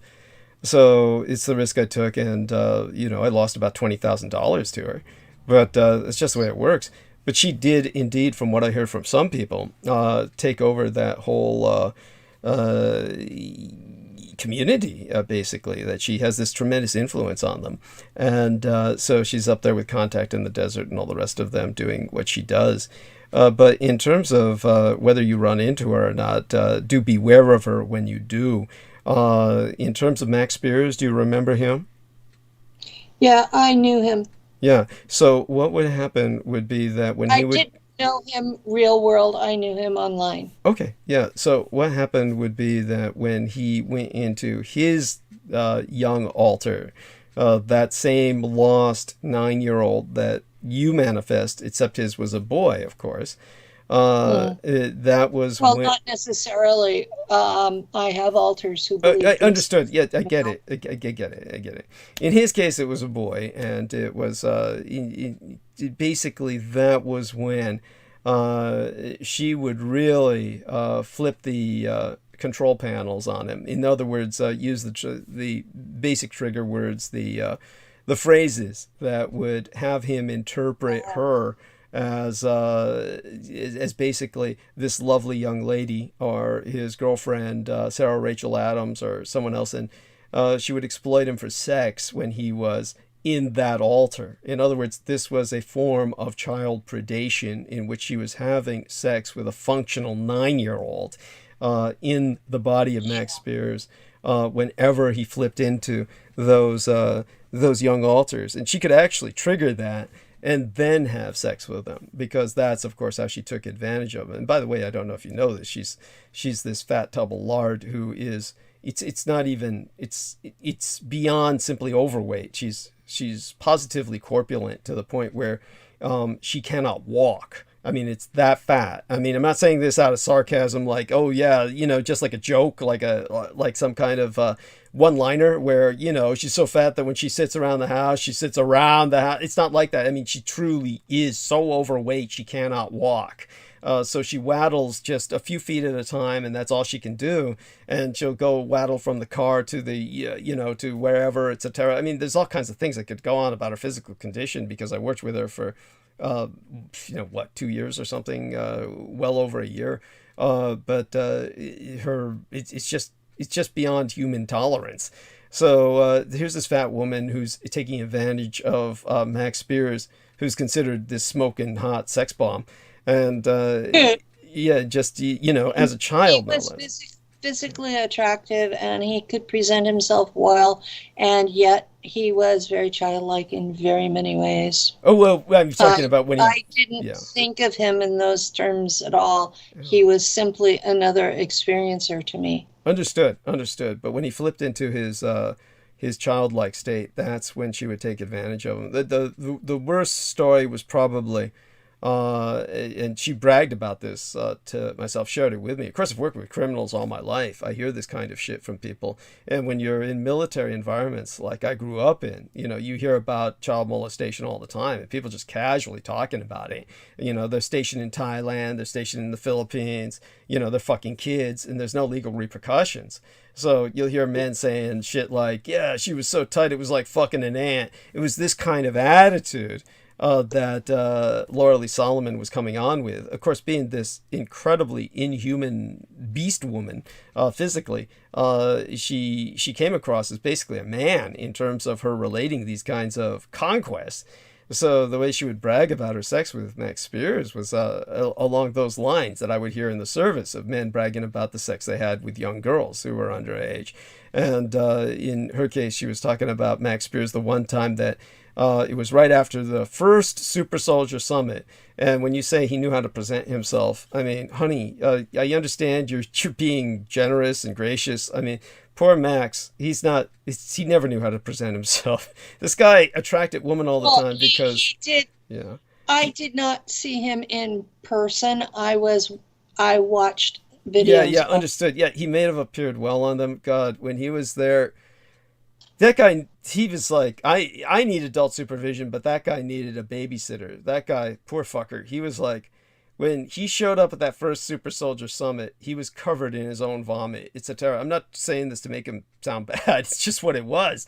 But anyhow, so the guy was, when he went home with Lori and Ann Fenton after that, he, of course, this is what he'd do. He'd grab some bottle of pills and swallow them all. And, I couldn't do that.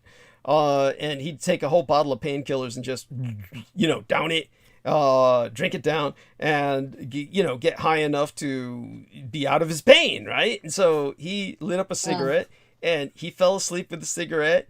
And so she woke up, and like I said, she's so fat. She's like, when she's lying down on the bed, which I've never physically really, well, I guess I did see it a few times in some of the hotels when we were at the conferences and I had to go into her room. But anyhow, it's hard to imagine her getting up very fast. So you can imagine this in kind of like this liquid slow motion where this giant jello blob gets out of the bed because she had all this smoke she was smelling, this acrid burning smoke. Then she goes into the living room, waddling down the stairs, and sees him, basically the cherries on the lazy boy chair is on fire.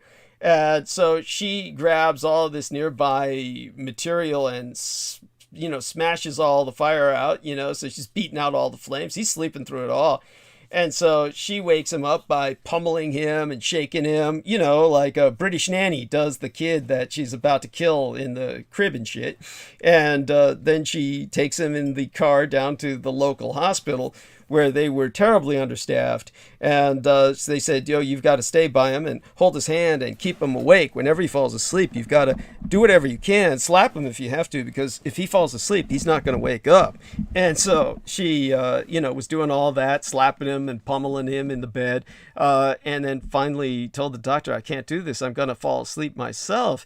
So the doctor said, well, you're the adult, and if you'll sign off on this, I can give him something to purge him of these drugs, but it's going to be inhumanly painful. He'll feel like he's burning alive. It'll purge the drugs, but his entire nervous system will respond to this as a pain signal, and he'll feel like he's burning alive. And so she said, go for it. And of course, she had told me that up until that point, where she had to contact the doctor because she was going to fall asleep, she had been keeping herself awake by basically masturbating. So she was just basically cookie thumping while she was pummeling this guy. If you can imagine this in a hospital, she's basically masturbating and then pummeling this guy, keeping her awake and keeping herself excited to stay awake. And when she pretty much got over that, then what the doctor told her excited her so much, she said, give it to him. And so the doctor said, okay. And he said, the effect should be in a number of minutes. I don't want to be here to witness this. And you've signed off on it. And our staff's busy with so many other things. So he injected Max with that shit and then took off. And she was left alone in the room with Max. And that's when he started screaming and started, sitting up and shouting, help me, I'm on fire, I'm on fire. And that's when she said she orgasmed. That's when she told me she finally orgasmed multiple times, had multiple orgasms while he was. Is this the way she was bragging this to me? Just the way those guys in the military would brag about, raping young girls and shit. So that's Lorian Ann Fenton, just so you know. If you ever run across her at Contact in the Desert, you'll recognize her as the fattest bitch you've ever met. I've only been there once, and I was a volunteer, so I spent most of my time in the money office because I had experience as a cashier at Walmart.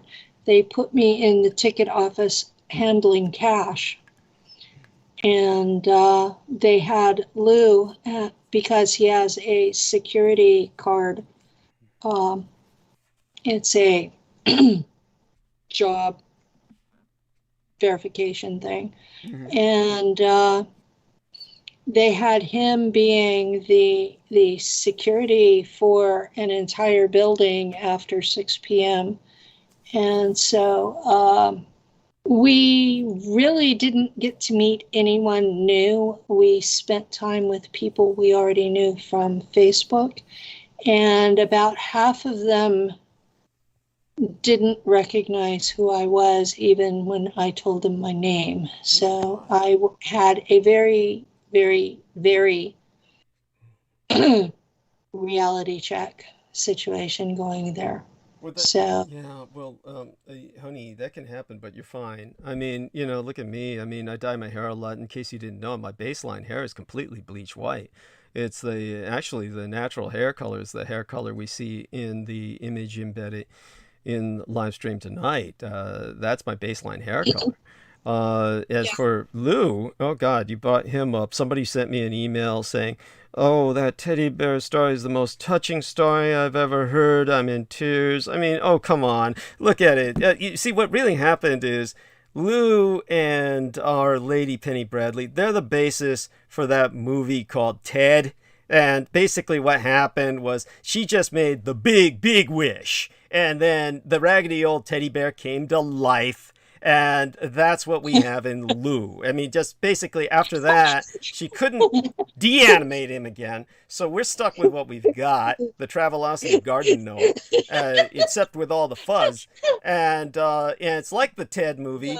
That isn't what happened. Yes, that's what happened, people. Magic works. Magic works. The great big wish works when you wish hard enough, and then you get something like Lou, which, I'm not quite sure that's what you really want, but that's what she got. And so he is what he is, and I guess, like the ratty teddy bear in the film, he's cute in a way, but he swears a lot, he smokes cigars, he's got security clearance cards, and then he holds his gut in whenever pretty girls walk by. And that's, after they're out of sight and you can't see the ass wiggle anymore, that's when Penny tells him he can, stop sucking wind.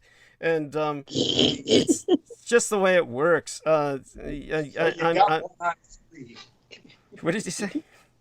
Come here, Lou. You got 1 out of 3 right. There, yes. You got 1 out of 3 right. I'll give you that one. Okay, thank you. Yes. And he's scared when it's thunder and lightning. Yes. Then he runs into the bed with her when the lightning is out there and the thunder is rolling. Yes. And this is why she's had problems getting a man in her life, because the teddy bear is just taking up too much of the space. And I'm not even looking for anyone else. I'm just understand. I'm happy with Lou. Yes. I know that's a foreign concept, especially to folks online, but we've been together 20 years. Yes. And we've worked through all that bullshit, and we're actually comfortable together. That's the way it was in the TED film, too. Yes, I understand.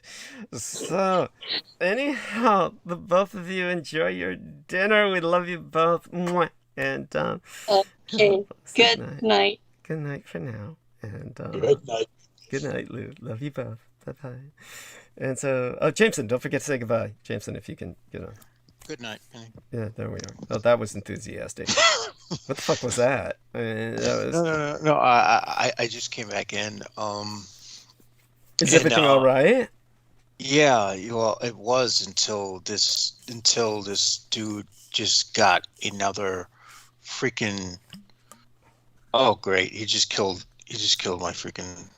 Yeah. Okay. Things are shit. This is your Magic the Gathering game, I take it? Yes? Yeah. This is like, when I was on the telephone once with Brendan Zogit, and he was shopping, and then he basically, I figured, wow, that Yu-Gi-Oh shit must leave physical scars, or must leave people looking like crackheads or something recognizable, because when he went to make a purchase, then the woman behind the counter said, and I heard everything over the cell phone because he had it on talking to me while he was doing his shopping. I heard her say, "You play Yu-Gi-Oh?" And he said, "Yeah." And then she says, "Oh," and she pulled out some box of shit from behind the counter, and he starts looking through it for Yu-Gi-Oh cards. Like, how the fuck did she know? I only found out from him later it was because he was wearing a Yu-Gi-Oh t-shirt.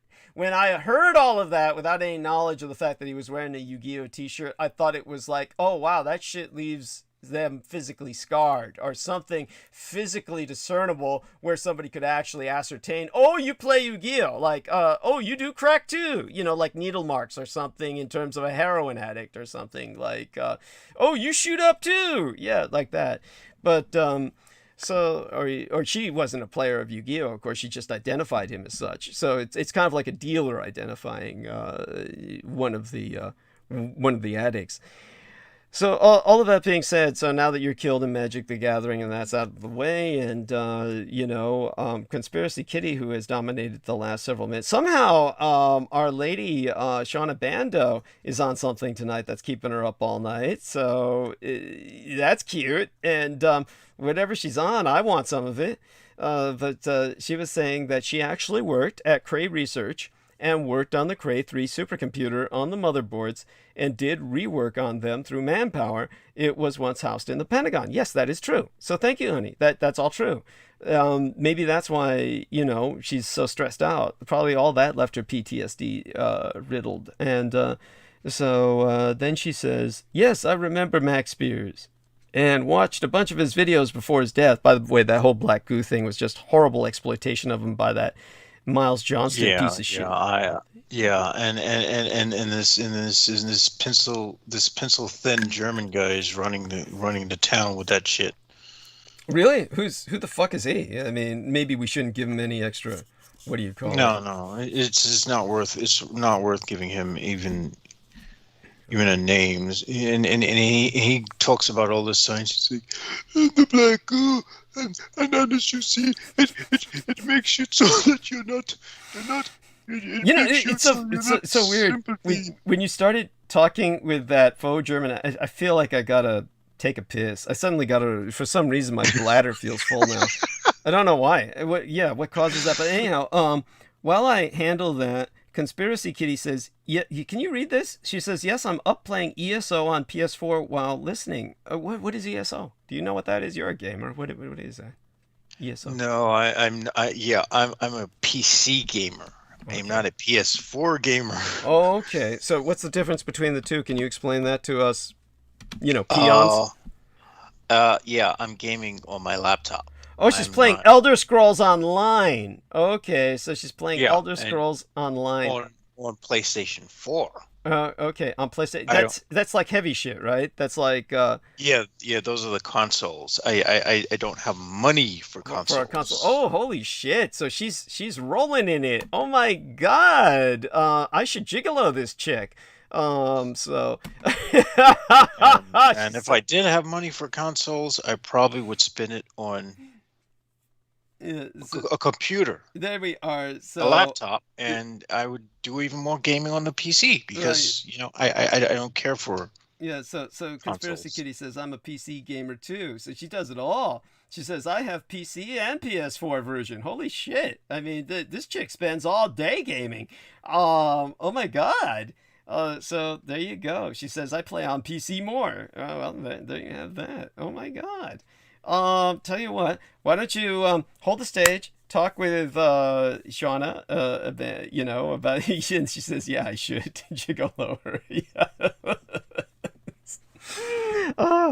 And so I don't know how she has enough money left for necessities in life with all that electronic maintenance going on. But okay, I'll leave you all in the company of Jameson Reese for a few moments while I just kind of void myself. I'll be back, and at any rate, you can handle this, right, Jameson? Yes, I will conjure up some interesting things to speak about. There we are, and not about how cats are better than people or something like that. And when I come back, we'll take it. No, I won't. I won't go that far.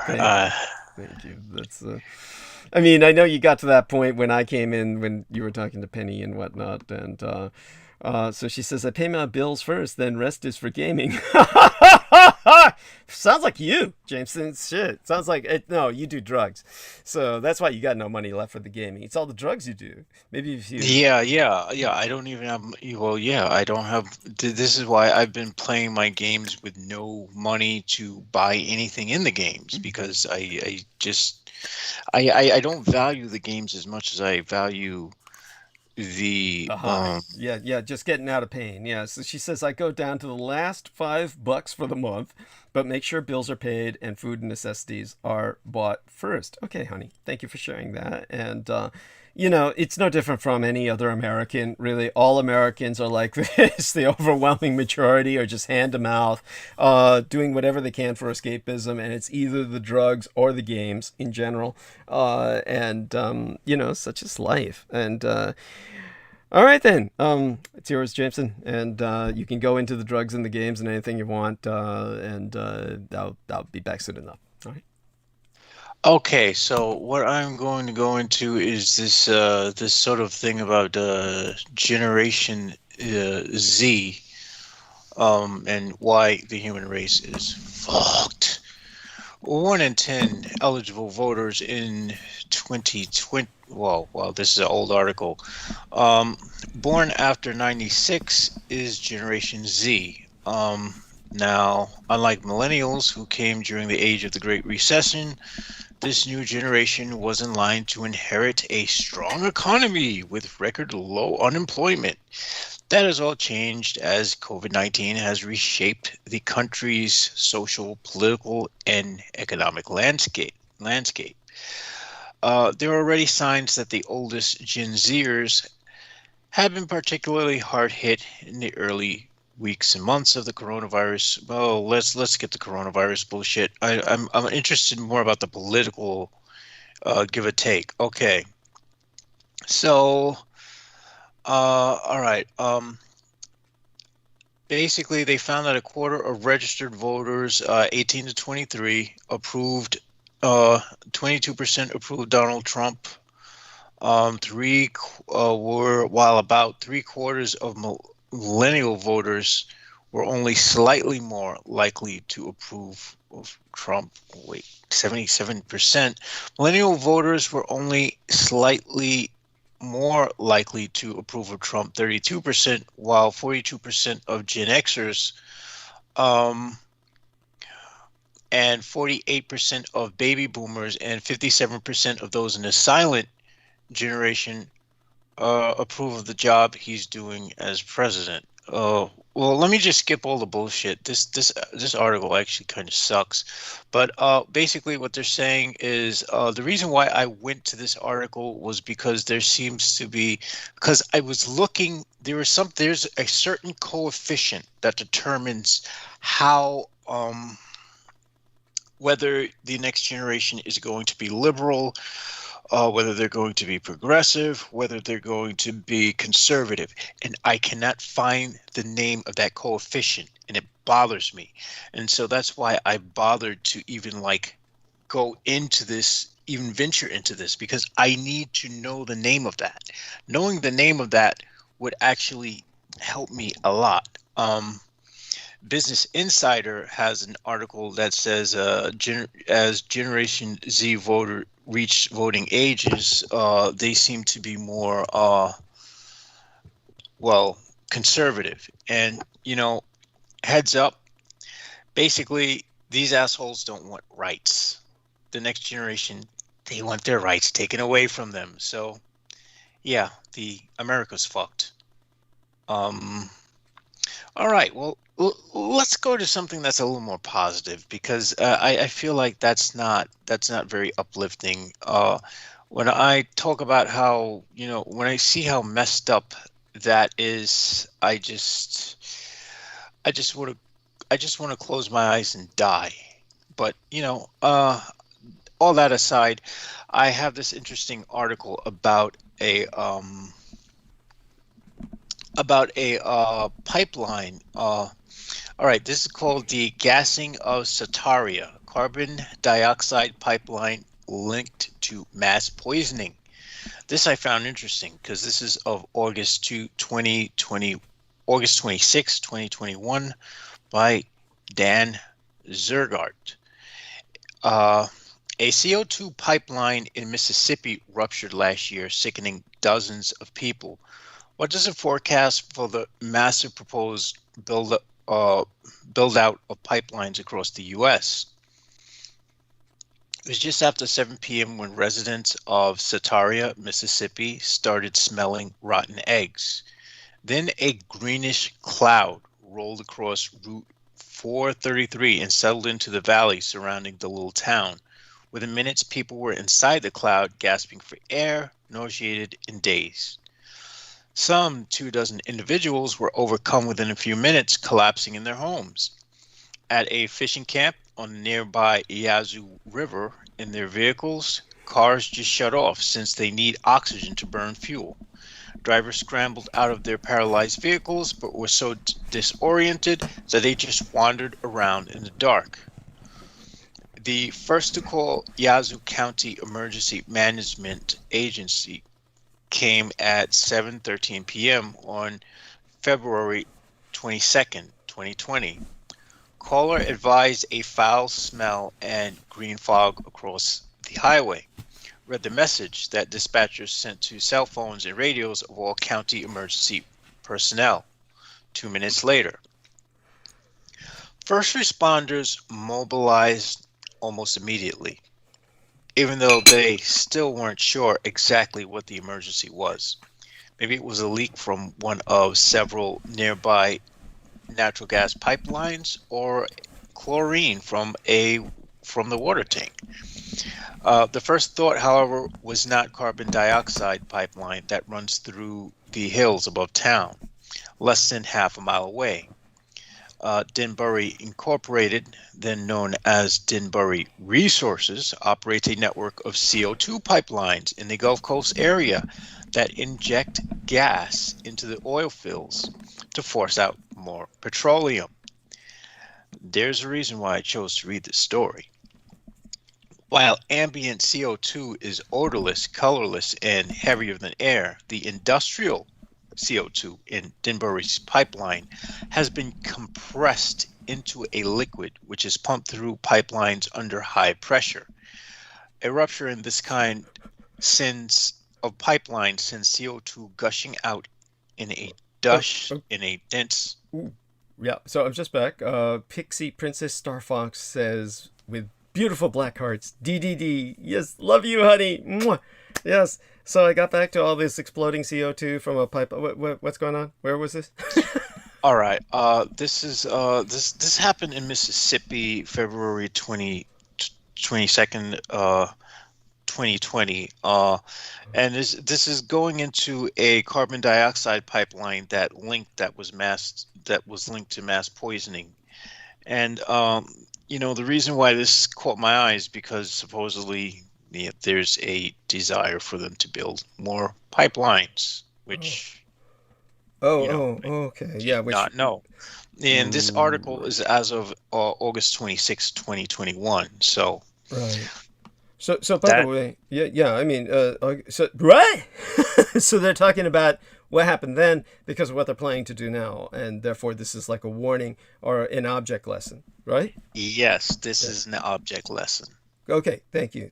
By the way, the Shauna Bando says that basically her games are her drugs, that she doesn't go anywhere because she doesn't drive. She's blind in her left eye, and she doesn't trust people, so she has no friends. Laugh out loud. So stay home and game always. Oh, that's so cute. I mean, you're not alone. There are, I think that's like, what, half the U.S. population?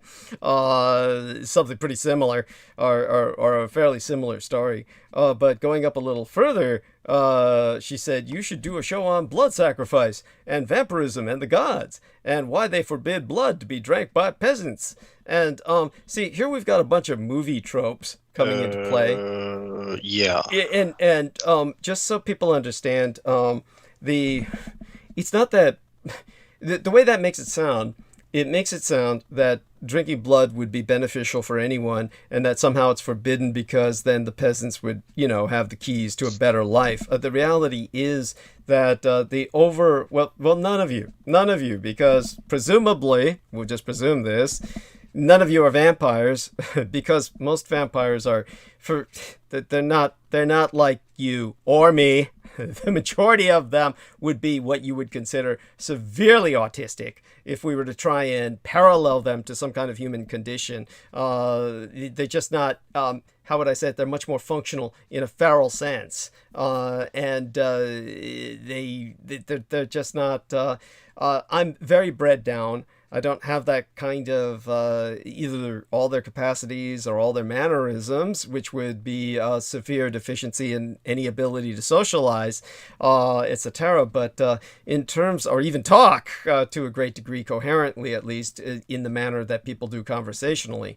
But when it comes to something that I can do that's somewhat similar to them, is to an extent I can drink blood, but I can't do it to the extent that my mother did, which she could drain a man dry, and men were almost always universally her victims. But when it came to myself, there's only so much I can take or handle, but it does what it does. It's not that I'm drinking small amounts either. I could finish up a plasma bag, the equivalent thereof, but not the plasma. I don't drink from a plasma bag, just so people understand this, because there's like fantasies like, okay, vampires drink blood, so if you don't have blood, you can raid like a blood bank, right? And run off with the plasma bags, and they're like juice bags, right? And you can stick a straw in them like the old punch bags for the fruit juice and suck it out. Okay, it doesn't work like that either, because that's all cold and it's frozen and it's unpalatable and it's not alive. And not technically in the sense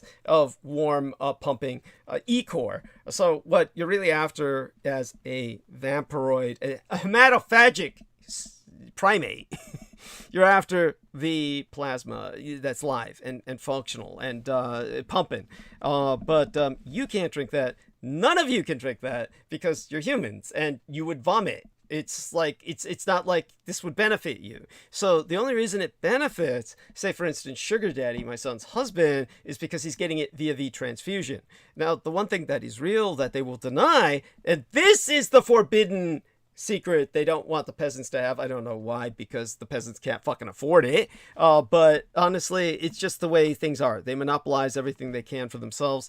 And the reality is young blood goes towards reversing the aging process, revitalizing, re-energizing people, and the wealthy are very much into it.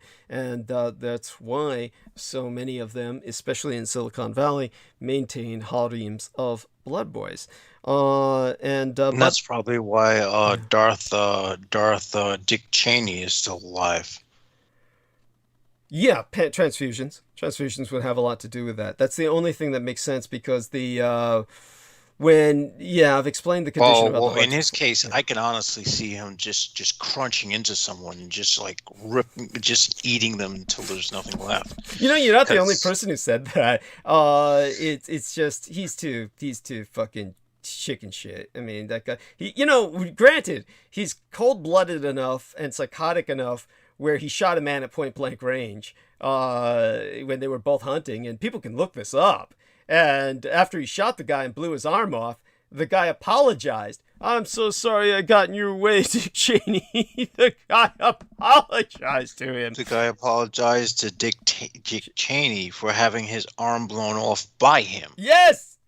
What the Yes, to freak show you kind the of amount logic is that? because this guy knows that if he didn't do that, Dick Cheney would finish the job and get away with it. So that's why he did. And that's, folks, is why you don't go hunting with politicians. Thank you. Anyhow, Shauna Bando says, I'd offer my blood to Douglas, but it has either low blood sugar or high blood sugar, so it could be dangerous. Laugh out loud. And by the way, just so you understand as well, almost every American is pre-diabetic, okay? It's your fucking diet.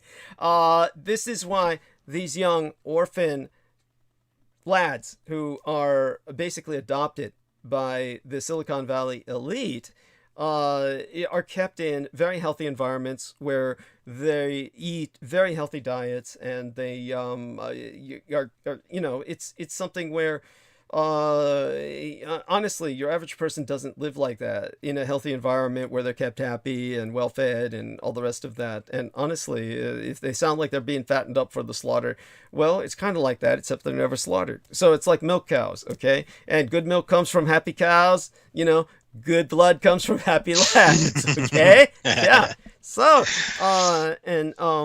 but there you go with that. And, God, honestly. By the way, you saw the photograph of the blood boy who's beginning to manifest the Kawasaki syndrome. You didn't think that was my son when you saw that, did you?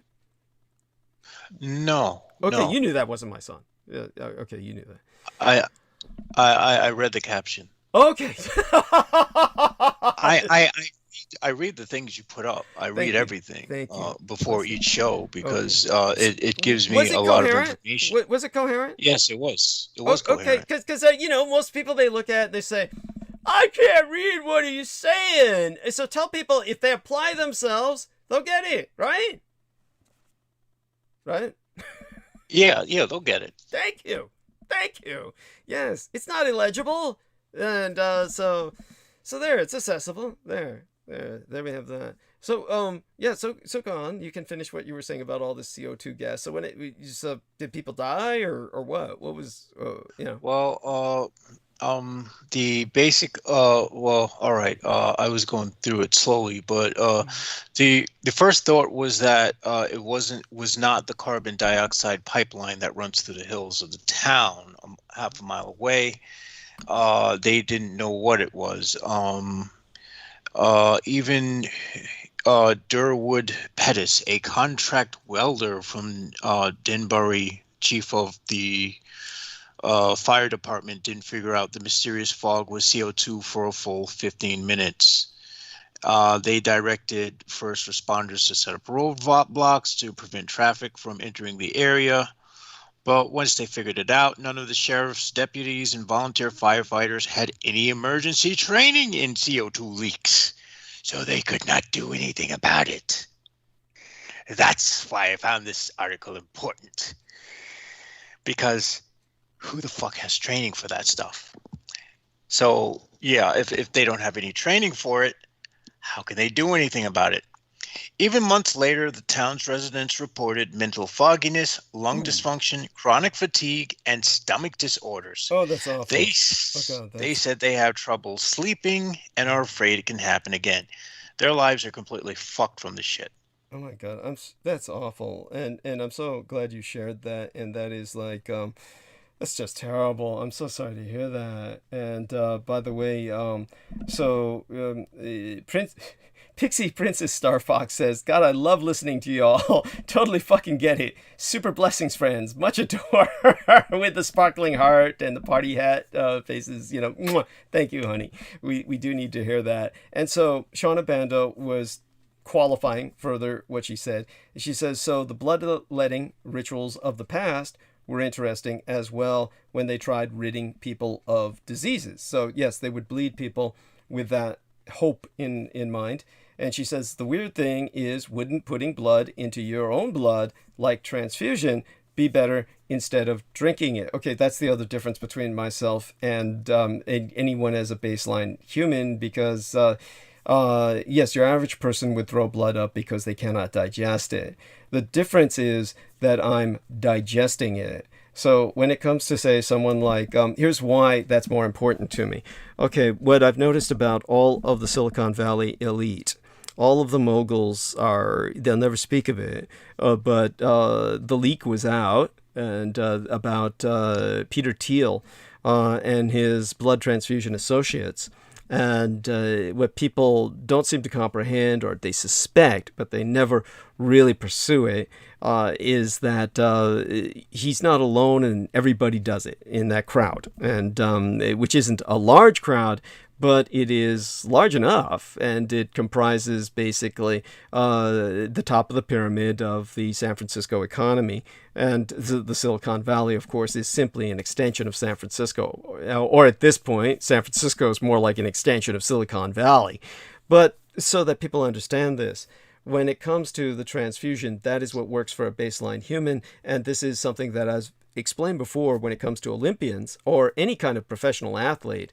But for Olympians, this is where it works the best, is that you take your blood at the apex of your physical performance when you're in top physical condition, and you take a pint or two and you put it in the freezer, so to speak. You keep it on hold.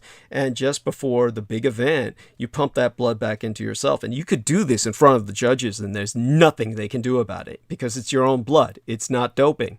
But that blood from the peak physical condition you were in energizes, revitalizes you, and enables you to perform much better than you would have otherwise, because it's fully oxygenated, it's fully amped, because you need to do it after you've done a physical event. You've got it amped, you've got the adrenaline in it, you're fully oxygenated. You do that not when you're exhausted after an event, but while in the middle of it, you take a special break to have that blood drawn. This is what they do. And so athletes can do this legally. And so when you get people, well, younger people of your blood type, of course, and you transfer that blood into yourself, yeah, for your average person, that is how it works. But because the Silicon Valley moguls, they're adopting a lot of young lads who are usually, when I say orphans, these are people who are rendered into an orphan status because their parents eject them. And this still goes on today because they're gay. And so these young gay men are the young orphans who are taken in by many of the Silicon Valley moguls, adopted, raised, and they're essentially educated, and they're just very happy people, and in exchange they give their blood on a regular basis. And it impacts the Silicon Valley moguls. And even if they were straight at the beginning, and by the way, they have to take men's blood. They can't take females' blood because that has estrogen, and they're afraid that's going to, feminize them. And that's a legitimate concern. If you're getting female blood pumped into yourself, it will feminize you. You get enough of it. So this is why young girls are not kept, and rather the boys are cloistered. But because they're gay, you see the Silicon Valley moguls all become gay. This is one of the reasons why Sugar Daddy ultimately married my son, is because he turned gay. And this is what happens. See, that doesn't happen to me because I drink it. I'm digesting it. It's going through my intestinal tract and it's being digested. I'm just getting the various nutrients out of it, but I'm not picking up that gayness. So And in that he's the only sense, one who can do that because he's part Damfire. yes. Thank So you. a person like me couldn't do it, but of course, I couldn't give you my blood because if I gave you my blood, you'd probably die. Yeah, there we are. Yes. Yes. I mean, if I went to the hospital, if something happened to someone and I donated blood, and they didn't screen that blood and they gave that blood to somebody, that person would die. Well, they'd certainly. Gosh, no. Your Oh, blood they would. would. Well, Yeah. they would wish they were dead. Yeah. It's like, yeah. And this guy once had himself on the organ donors list. He hates humanity that much. This was his way of striking back. Yeah, it was. He had himself on that organ donors list. Well, But yeah. What I was thinking was this. In my young naivete, my thoughts was, if I died, if I donate my organs, I'd be able to live on through whoever the hell got my organs, and I'd be able to possess their bodies. By the way, that's not illogical at all, and this is what happens. And so Pixie Princess Star Fox is saying wow, and she's digging what we're saying, so that people understand this. People who get organ transplants, they pick up all of the mannerisms and the habits and the tastes of the person whose organ is transplanted into them. And the more vital the organ, the more that this takes place. Oh my God. There was one young lady who got some kind of organ transplant from some guy who died in a motorcycle accident. And she picked up a taste for the kind of beer he used to drink. She picked up a lot of his mannerisms. I mean, this is something that is just, it's the reality of it. And especially if you get the heart, oh my God, you become very much like the individual whose organ is now within you. It's uncanny. And so there is, you do live on, and you ultimately can, in a very real sense, gain possession of the person who receives your organs. And of course, you would have been distributed amongst fairly, large number of people. So you could be all over the place. Imagine how that would feel, disconcerting that would be. But it would be something that the soul adapts to. Well, that was something that amused me, the idea of being able to possess multiple people at once and operate through them, and then use them to carry out some kind of sophisticated operation. But that would be a neat movie. So that would be that would be a nice plot line. You should write that screenplay out. You could do better than what's the name of the woman? Matrix chick.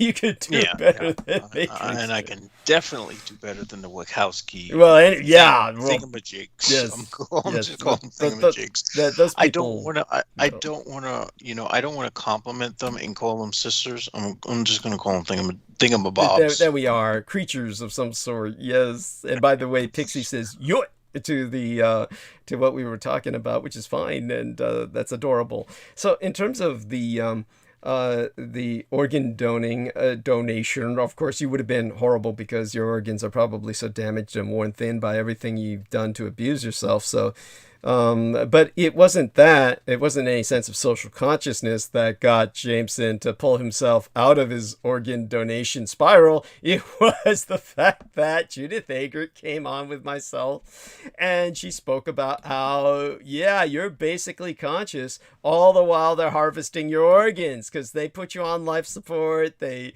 get you all, they keep you alive so they can keep the organs alive. So they got you all functioning, and you're aware of every bit of it while they, rip into you and take everything out. Whether you're feeling pain or not is beyond the point. It's the horror of that. And so she convinced him to get himself off the organ donor list, and he did that. But tell people just what an adventure that was. Just how... It took a lot of back and forth. I had to go to the Department of Motor Vehicles. I had to make phone calls. I had to send them a letter in writing. And I had to go back to the DMV to make sure that it was absolutely off. Yeah, they really want you on that shit. Because I made sure to get a new, because I had to get a new driver's license anyway. And sure enough, it was off. Yeah. But it took a lot of work. Yeah. They really want people on those organ donor lists. So, when you fall into that category and they come to harvest you, they do so eagerly. And so there you have that. And they've proven that so many of these people in these so-called brain dead comas are quite cognizant of everything going on around them, but they can't say anything. They can't. It's a horrific state to be in. Yeah. You don't want to be comatose. No. You don't even want to be in a medically induced coma. Yeah. So what do they call it? They call it the what's the order you give? The orders so that you say pull the plug if this happens. What is that called? What's the name for that? I don't know, but I would say we need to fill one out. it's the easy way out. Yeah. What? It's one of those things where if you fall into a coma, okay, what do we call it? Medical order.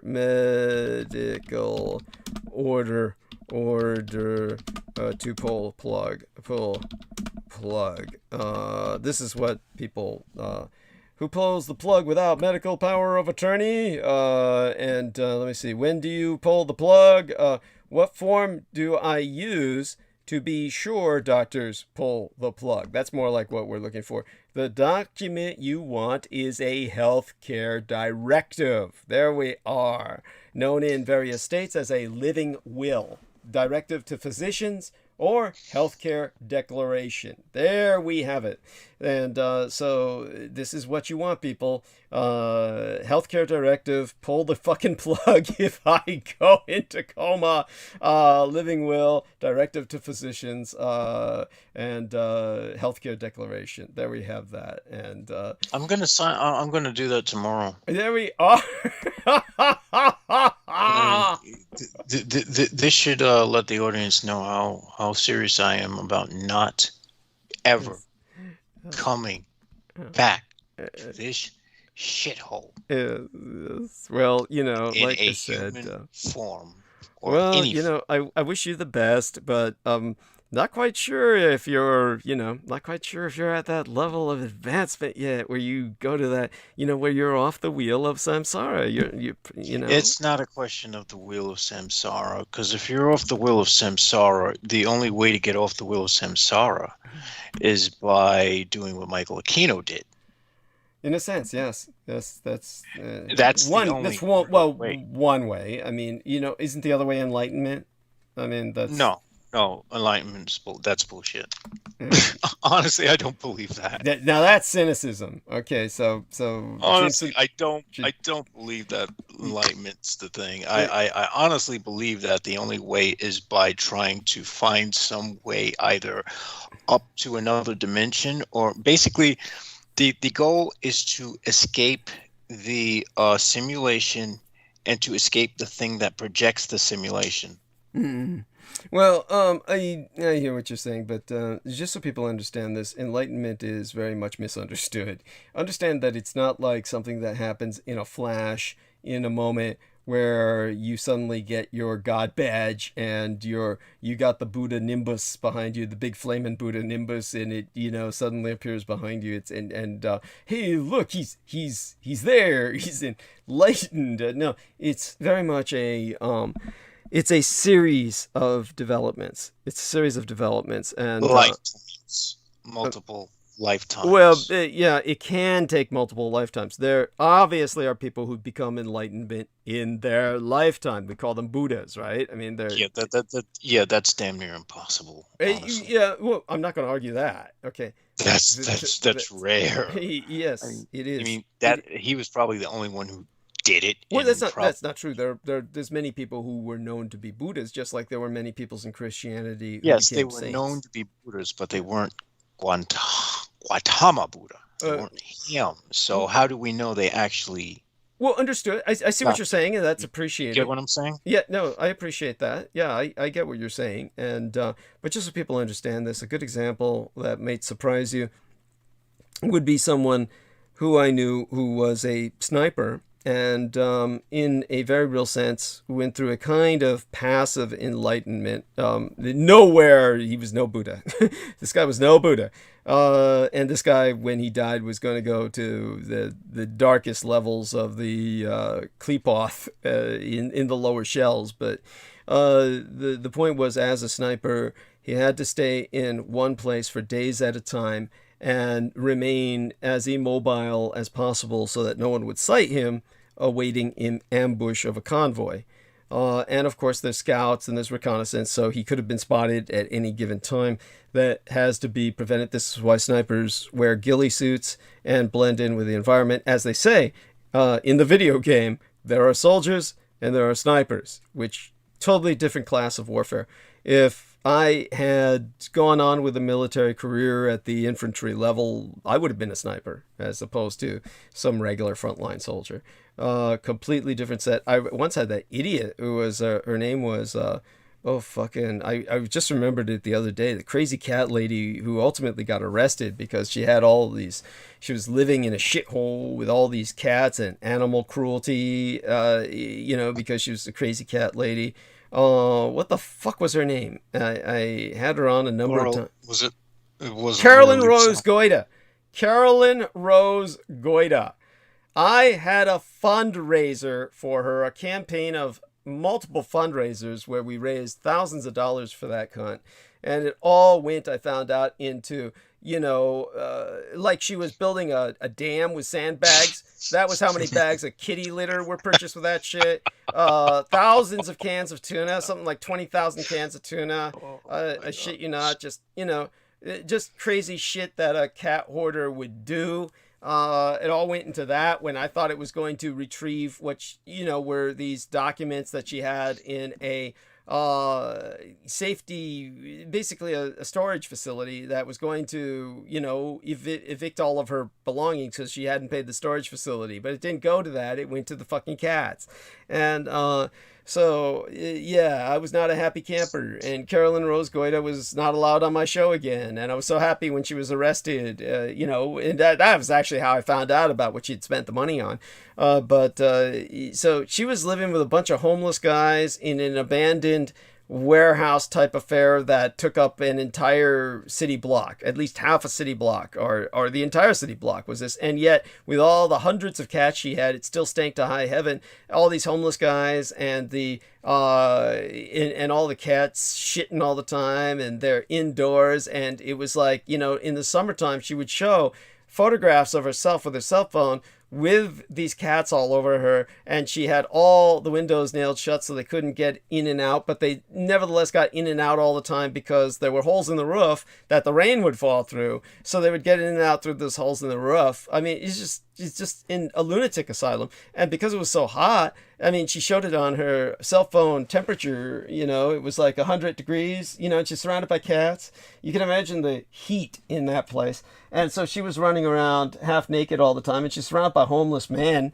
I mean, they must have all been heroin addicts who couldn't get it up anymore, or she would have been gang raped. She probably was or she was happy to let them do whatever they wanted. She didn't seem sex positive to me, and she would these people wind up in all these situations where, people think that, in all fairness, people think that some people are just crazy and they get themselves into situations all the time because they set themselves up. But the truth is, when you're homeless, it can only get worse simply because you keep looking for people to help you out, and they take advantage of you. I mean, she wound up one time in a mobile home trailer park where she was going from place to place, and then so these two female prison guards said, "Oh, you can park it on our property. Yeah, put your home here on our property." And then, of course, they took their batons. I mean, these are female prison guards. They're dykes, okay? And, they took their batons and they raped her, and, like those were dicks and shit.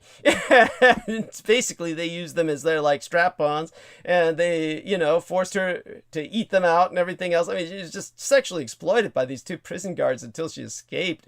I mean, this is like the stuff of horror, dark comedy horror, and it's hideous, so hideous that it just, it's horribly funny. Yeah, it was, it just, but this is what happened to her, her and her fucking cats that she was taking everywhere until she settled in the warehouse, and then it got hundreds more cats, with all the, she had a sheriff because of all her cats in their stupid trailer who was, ready to shoot the cats because, you can imagine why. After a while, you got everybody complaining, here's this crazy lady in a trailer and all her cats are all over the place and shit, After a while, of course the sheriff's going to say, fuck, I'm going to shoot these cats if you don't get out of here. I don't blame him.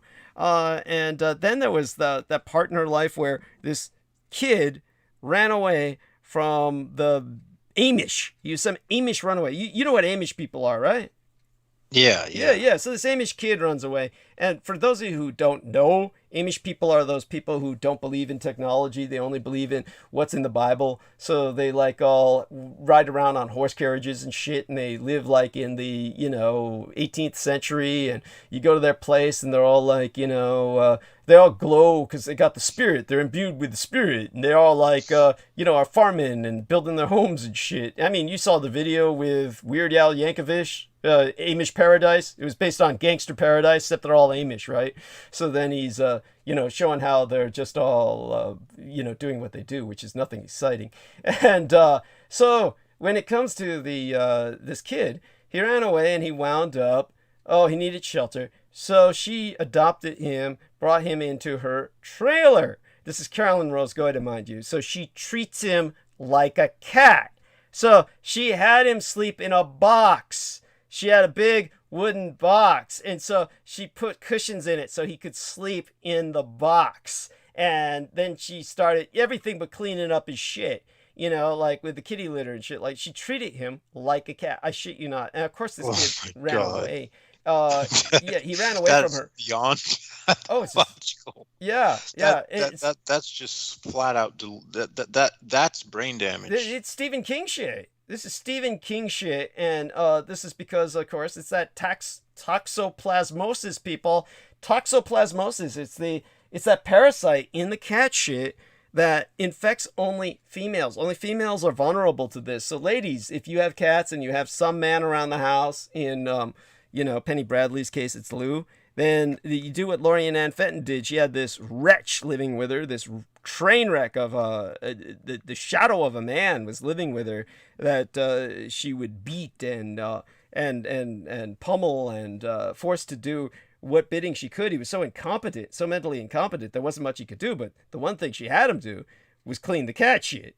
Because she didn't want the toxoplasmosis. And what that does is it gets in a lady's brain, and that's what makes your crazy cat lady. They turn into cat hoarders. And, Laura Lee Solomon lost her home because of the fucking cats. She, just started adopting ferals and shit. And then, when she lost her home, lost her job, and was going to kill herself. And then I got her in her friend's house, and what did she do? Started playing with the goddamn cat who's in the friend's house and kind of seducing the cat over to become her cat. It's like, this is all these ladies do at that point. They're slaves to cats. And, like Carolyn Rose Goida was the ultimate example of that. And so there you have that. That was venting. That was some cathartic. But the funniest part, the horror story, was the Amish boy. And it turned out he was gay. So what do the Amish people do with a guy like that? My understanding was they abducted him and brought him back into the Amish community. And it's like, okay, so he's gay. They don't like gays. So it's like, what do they do with someone like that who's gay? It's like, see, this is the kind of lad who, if he had been lucky, would have wound up in Silicon Valley if he had the looks for it, of course. Because, we got to be honest. They want attractive looking young men, right? I mean, it's not like, but then, oh well, it's like, I don't know what he looked like, but she was enamored of him. So he was probably, the young are usually attractive, but then she was bitching about, what's he going to do without an education? I'm thinking, they're Amish, bitch. I mean, it's like, they don't need education. They farm. They build houses out of wood and shit. They have outhouses. They don't need no fucking education. All they do is read the Bible all day. Jesus fucking Okay, so I just found out something fucked up. What? The DNR orders come from medical professionals, not from patients. Okay. So if you're a patient, you can't. That's fucked up, man. Dude, fuck this place. Fuck this place. This is why the CIA is listening to me, because they know how much I fucking hate it here. And every time I say fuck this place, they're like jerking off. They're like, oh, I just remembered to change my pants. By the way, do you feel the same way when you see Solomon Sheikh's pictures on Facebook and he's in front of the Tower of London, and he's in front of London Bridge, and he's in front of Big Ben? Don't you think the same thing I do? Because, he looks all ethnic and Pakistani and shit, and he's standing in front of these. All I think of is, oh, he's casing this joint to blow it up. No, the only thing I'm thinking is, why the fuck am I not there? Oh, Why the hell am I here and not there? oh God. Oh, there we are. Come on, England's not much better than here. I mean, it's Well, worse in so many ways. You know that. there are some ways in which England A is little better better. A than little here. better. Yeah, some ways. Okay, okay, I'm gonna have to show you a certain statistic. Mm. Well, that's the well, supposedly the women with the largest breast in the world, per se, are all there. Actually, they're in Los Angeles, though that probably a lot of that was implants or enhancements, but still, it was actually statistically supposed to be Los Angeles because of Hollywood. They're all there because of Hollywood. So certainly that was the case with the porn industry, the real silicon dolls, so to speak. And anyhow, so let's check a look into the chat room. And there we are. Pixie was laughing at some of what we were saying. Conspiracy Kitty, who Shauna Bando said, it's free to read if you have Kindle Unlimited. She says, I wrote a short book about true story of what happened when I died. Oh, there we are. So she died. She wrote, she said, I used to be an organ donor, but researched it and took myself off. Yes, there we are. And she says, because they will not save you if you're dying. Yeah, that's right. If you are dying and you're an organ donor, they're not going to save you. They're going to harvest that shit, right? And then she says, so I wrote a short book about the true story of what happened when I died. It's on Amazon. Just search my name. Free to read if you have Kindle Unlimited. That's cute. And then so Troy Bellamy says, DNR, do not resuscitate. And I haven't seen him in a long time, so shout out to him. And I don't remember exactly where I remember him from. But if you remember him, let me know. And then Pixie Princess Star Fox says, I deal with this as a state-to-state issue. Washington, Los Angeles, Ohio. LA, totally put that one on my card without asking. Also, you're all beautifully smart. How adorable. Thank you. And she says, fuck those bitches. Yes, parasites. And then Shauna said, you made me look her up. She's posting stuffs on Facebooks. And then Pixie was saying, they fuck cows. Feeling super ACUP. There we are. And so there we are. Thank you, ladies. Appreciate that input. And thank you, Troy Bellamy. How do you pronounce that? Troy Bellamy. And where do I remember him from? At any rate, everybody's doing well there. And our man Jameson. So how does somebody get this? There's got to be a way you and I could get this. Yeah, you have to have a physician do it, and basically, I sit in front of a physician and I say, okay, dude, I see you like once every year. Can you have a DNR order? They'll be like, I'm not gonna do that. Why not? And I'm just gonna be like, why won't they do that? I mean, do they give you a reason, or they don't have to give you a reason.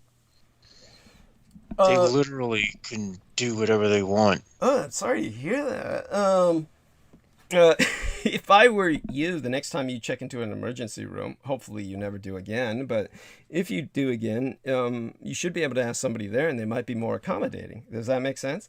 I mean, they're probably going to be like, it says here that you have a history of depression, so maybe you want to speak to a psychiatrist. I'm like, I already have a psychiatrist. And that's the one who keeps refusing you, right?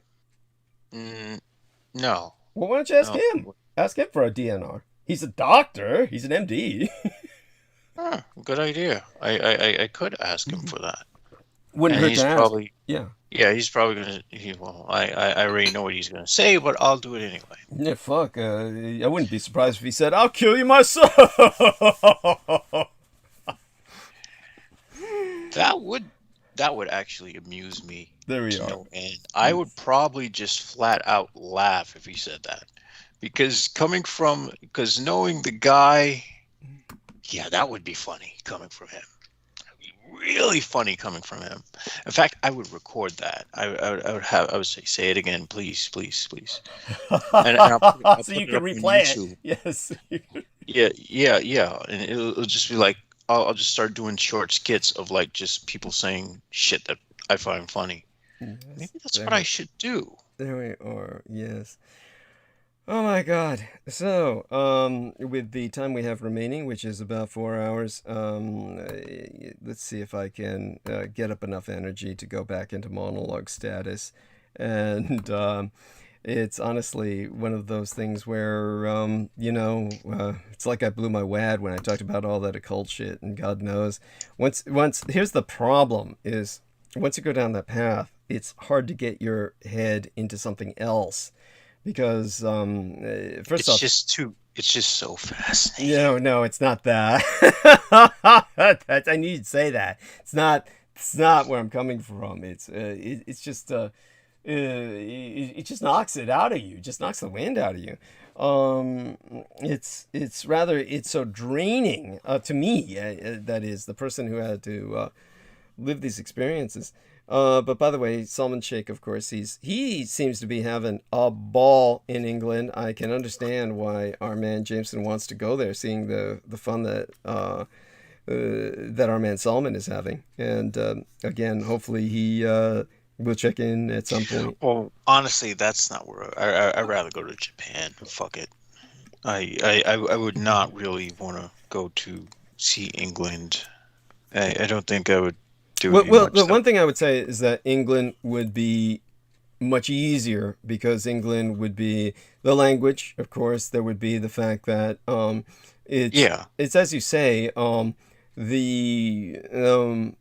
they have a good drum and bass scene, so yes, I would enjoy the electronic nightlife, because over here people are like, what's drum and bass? What's techno? Are you freaking kidding me? And let's just put it this way. I mean, people are generally also, in a certain sense, I don't know, how do I say this? In some ways, it's just easier to get along with people in England than it is here. Certain places like London, of course, but then Ireland too is very cosmopolitan. So it's just those places. Scotland, of course. Remember the idiot who used to come on my show, that idiot Abdul Karim Haq. Fuck, he went up to Scotland and he thought he died and gone to heaven. He was just like, oh yeah, everybody was giving me pie. I mean, I was just standing on the street, and then the white guy came by and he just put pie in my hands. And I was, and then so Laura Lee Solomon gave him this link to this article that said, pot-fed pigs taste the best. And she was trying to tell him they were just fattening him up for the slaughter and shit. So, they could eat his black ass. Oh, man. That guy was such a fucking moron. Thank you. Oh my God. And so was Derek Talley. It's like, God, they saddle me with the stupid ones that Talley was insufferable. See, Talley would only wish that his kidneys blew out, because because anyone he gets a kidney from he's gonna be much smarter. Yeah, that's right. Whenever As a result. Oh God, yeah, that's right. Oh God, that's he was, I mean, there are so many things about all those people that annoyed me so much. I just had but the worst thing was that idiot Abdul Karim Haq, when he pulled his kids out of school.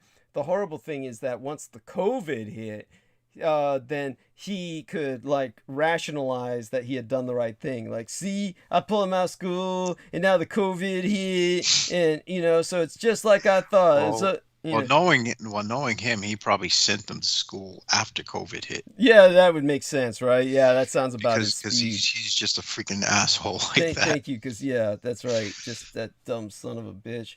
And of course, he saved because he would say COVID is fake. Yeah, you're right. You're right. You're right, because he kept. Remember, he was just picking up all that shit online, thinking he was educating himself and shit. And I'm saying, dude, that's the kind of shit that Alex Jones says. Why the fuck is he regurgitating that shit? Thank you. Oh my God. And like you said about Derek Talley, the guy kept watching Alex Jones and shit, right? And posting. He kept posting from Fox News on his timeline. Yeah. I mean, from Peter Moon, I let it pass. Right.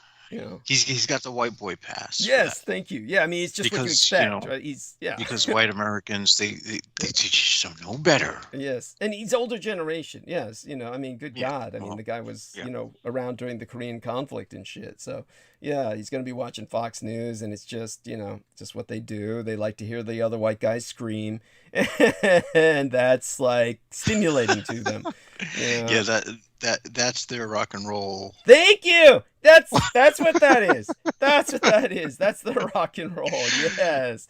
Yeah, hear the other white guys saying, "These immigrants have got it too good." Yeah. And so, but with Derek Talley, when he was like posting Fox News, okay, is this guy like fucking out of his fucking mind? What the fuck? But of course he is out of his fucking mind. He's schizo, you know, altered. Yeah, he is. He is out of his mind. He doesn't have a mind to be out of. Thank you. Just awful.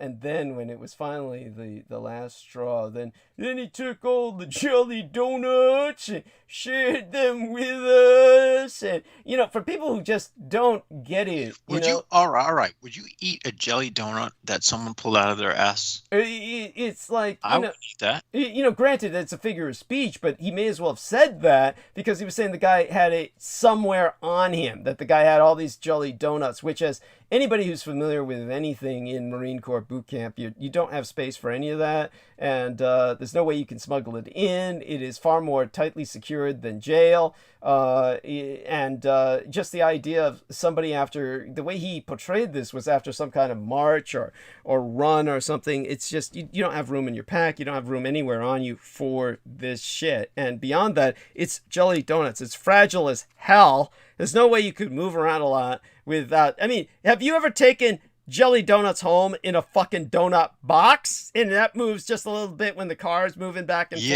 And the things are smeared all over the place. Yes, they burst open and shit, you know, and so the idea of somebody marching with that, or you know, and whatnot, and just he wouldn't have anything solid to take out. He'd reach his finger in, all be like, you know, jellied shit, you know, that would all come out. So I mean, if he had said it was Air Force basic training, I'd be like, no, but maybe, right, but Marines. Yeah, no, I hear you. I hear you. Air Force totally serious? different. Yeah, Air Force totally different. I mean, yeah, and you couldn't even smuggle a jelly donut in the Air Force. Yes, you really couldn't. You couldn't even do it then. Thank you. I mean, there's absolutely no way you're going to be. Yeah. It's just impossible. Thank you. And then you know, he may as well have said, and then it turned out he was Cthulhu, and he spread his wings and he flew us over Mount Mother, you know, because we all have to climb Mount Mother. That's this stupid mountain in California down in Camp Pendleton, where, you know, we have to march over Mount Mother. And so, you know, why the hell do they name it Mount? Because it's a motherfucker, right? I mean, so anyhow, so yeah, it would have been, you know, just like that. He might as well have said, yeah, then he was Cthulhu. He spread his wings, flew us all over Mount Mother, and then we didn't do the march, and after that we were all punished. So we blanket partied him, even though he was Cthulhu. We blanket partied him, and I'm just sorry. It's like, and then they were smoking weed from his wingtips. That's right. That's right. Oh God. It's just so stupid. And then when I asked him, yeah. Anyhow, it just went on and on. Then the stupid things like, yeah, that R. Lee Ermey's a great actor, isn't he? I mean, fucker's playing himself and shit. Yeah, it's like Michael Jordan's a great actor for being in Space Jam. He actually acted like Michael Jordan. I thought it was Michael Jordan. He had me fooled. He did himself so well. Yeah. It's like Keanu Reeves was he totally had me convinced he was actually Neo. Yeah. No. Yes. Or better yet, Neo had me so convinced he was Keanu Reeves. Yes. At least that was supposed to be somebody different. But man. Who's the new? There was a Space Jam 2. Who is the black guy in Space Jam 2? There was There was a Space Jam 2? Yeah, there was a Space Jam 2. Yeah, that was fairly serious? recent. Space Jam They- 2. Let's look They that up. came out with a Space Jam. With Why what? would they?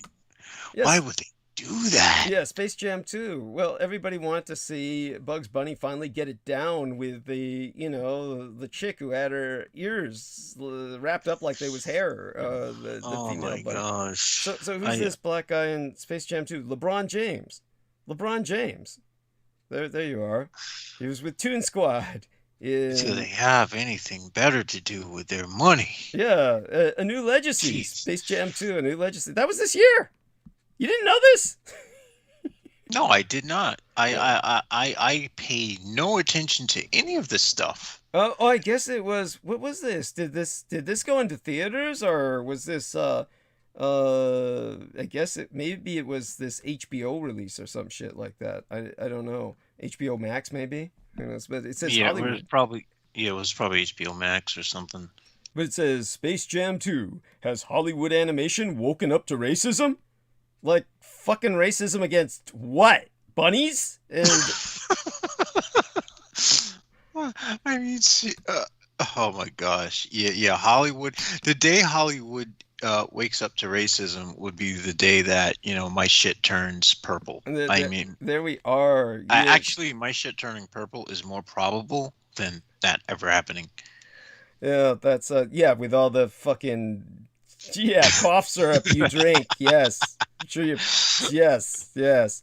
But anyhow, I guess I'll check that article out later to find out how Bugs Bunny deals with racism. Yes. And anyhow, okay, enough of that for now. And happy to report that Shang-Chi, I guess, did well. I mean, didn't see it myself, but kind of got enough of it where I was, I may be forced to watch it just so I can speak to it, because, of course, in case you didn't know it, not Jameson, but anybody listening, it is banned in communist China. The communists will not allow Shang-Chi to grace the screens in communist China. And so that alone tells you that's a positive. that speaks well of it. And so I may be forced to just review that so that I can speak about it here on this program. In the interim, all right, let me see if I can get my head out of my ass and monologue about something. God, I won. I actually won. You won. Oh, tell us about this. So tell us about the game, what you went through, how you attained victory. Yeah. I've created a artifactory deck, a deck that just deals with artifacts and buffs artifacts and shit. So there we go. I whooped his ass. I got lands out. I buffed all my artifacts and just took them out. Wow, was that inspired subconsciously, at least, by what I was saying about artifacts earlier? No, I've had this deck for a while. I've wanted to make a deck like this for a while. Once they decided they would. The thing is, I for a long time didn't know that they had historic play on Magic the Gathering Arena because they didn't have it for a long time. So since once I started to venture into the historic arena, I decided to create things I always wanted to do. Mm-hmm. Okay. I always wanted to, yeah. Well, that's great. Thank you for sharing that. And tell us about some of these artifacts. I mean, buy me some time here, Oh, okay. Buy you some time. All right. Well, I don't believe I'm talking to the people about a game, but hey, why not? Why is that? Do you feel it jinxes you or something? Or I'm just curious. Well, I suck at explaining things. Oh, okay. Like I'm only good at the only thing I can explain with accuracy is arcane things for some reason. For some reason, when I try to explain anything that's not arcane, it just comes out like a garbled mess. It's kind of like, asking Brendan Zogan what he thought about that girl. Is she vegan? That kind of thing. Yeah. Oh my God. Yes. So I like what you said to him. I wouldn't care if she was a cannibal. Yes. Oh my God. Yeah, and he's like, yeah, vegans, we smell better and shit. I mean, it's like, oh my God, please. Like, well, I mean, I've bumped into a lot of people who seem like they could be those types of people, and they smell like shitty humans to me. Yeah, thank you. I remember one young lady who was the daughter of a real organic couple that were vegans, and they were so organic. I mean, she was an attractive young girl, but she wasn't wearing any underarm deodorant, and so yeah, I could smell her armpits when I hugged her. That was that was something. And I hugged her more than once, so yeah, I did notice that. I mean, it's No, it's one thing if it's one thing if someone you could smell their armpits and they have a pleasant smell or their pheromones are at least intoxicating, but if they stink, then they stink. Well, I mean, we don't want to overdwell on this, but it's one of those things where, yeah, she just smelled human, but it's not, it's not appetizing or it's just, yeah, it wasn't pleasant. I mean, it's just, now, I've actually, just for the hell of it, just to keep people away from me, I've went outside the house a few days and decided, you know what, I'm not going to put deodorant on today. And what happens? Everyone freaking swarms on me, and so I'm smelling myself. I'm like, how the fuck are people attracted to this? Yeah, I don't get it. So I decided, I decided what I should do is I should probably decide to see if I could collaborate with someone who wants to make a line of perfume, and because apparently my pheromones are so strong that the more raw I am, the more people draw to me. So I've decided to wear the deodorant that actually is scentless, so that nobody smells me at all. And that seems to keep them away. Okay. Thank you. That I don't know if that's all that scientific, but it's the way you've worked it out. It's bizarre. It doesn't make any fucking rational sense at all. There's nothing rational about this. That's why none of this makes sense. And I mean, what the hell is? It's like I woke up in Bizarro World one day. Yeah, it's that. It's certainly that. We are in a bizarre world. It's and it doesn't make much sense. And you and I have been stuck here for a while. Yes. Much longer than either one of us wants to be in some senses. But, for me, I guess I'm doing all right. It's not that bad. I mean, you're doing all right, really, kind of, in general. I'm doing better than I thought I would do.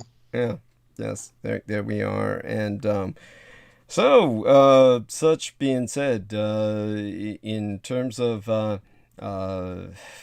let's take a look at current events, see if I can find something to provide analysis for, and if not, we'll decide whether or not I'm going to stay on for much longer.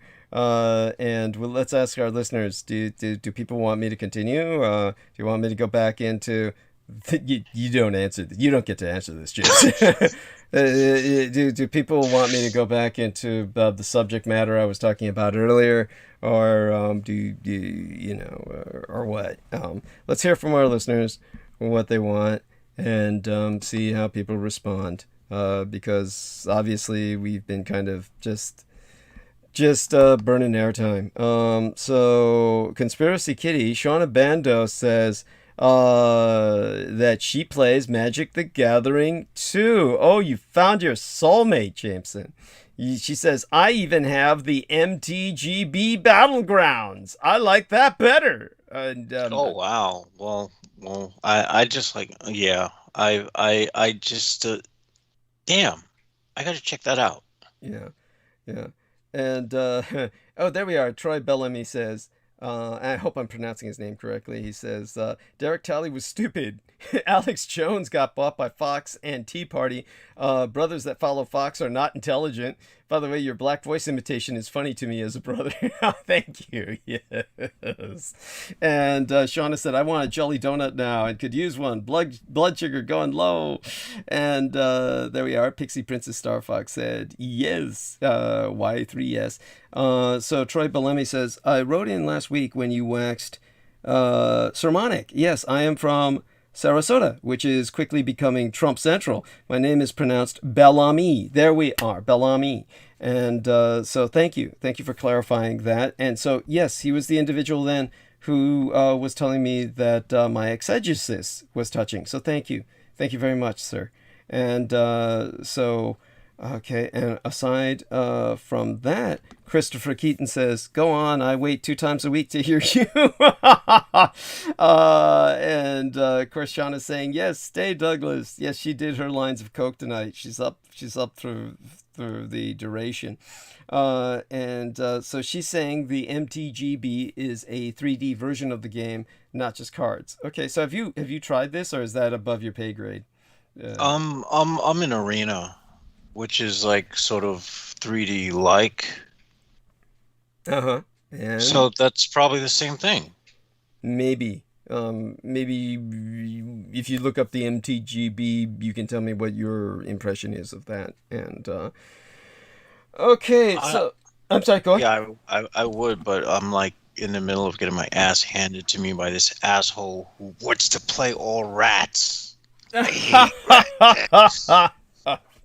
Freaking, it reminds me of the Rat Girl, but it's just worse. It's like, okay, let me make the cheapest deck I can to just win. It's like, gosh. Oh, that's funny. And of course, Rat Girl, And of course, this happens to be someone who has like Russian characters on their name. Okay, maybe I could dig up that photograph of Rat Girl, the real Rat Girl. You I'm didn't playing see the against Alexander Dugin. And what are the chances? I mean, why not? I mean, I've encountered just about every other anomaly. So yes. But by the way, for those of you who do not know, that Rat Girl that was in the latest Suicide Squad was based on a very real Rat Girl that I had to work with in San Francisco to save my ass when I had them move in next door when next door was emptied, and they moved a bunch of government pricks in to basically microwave myself to death.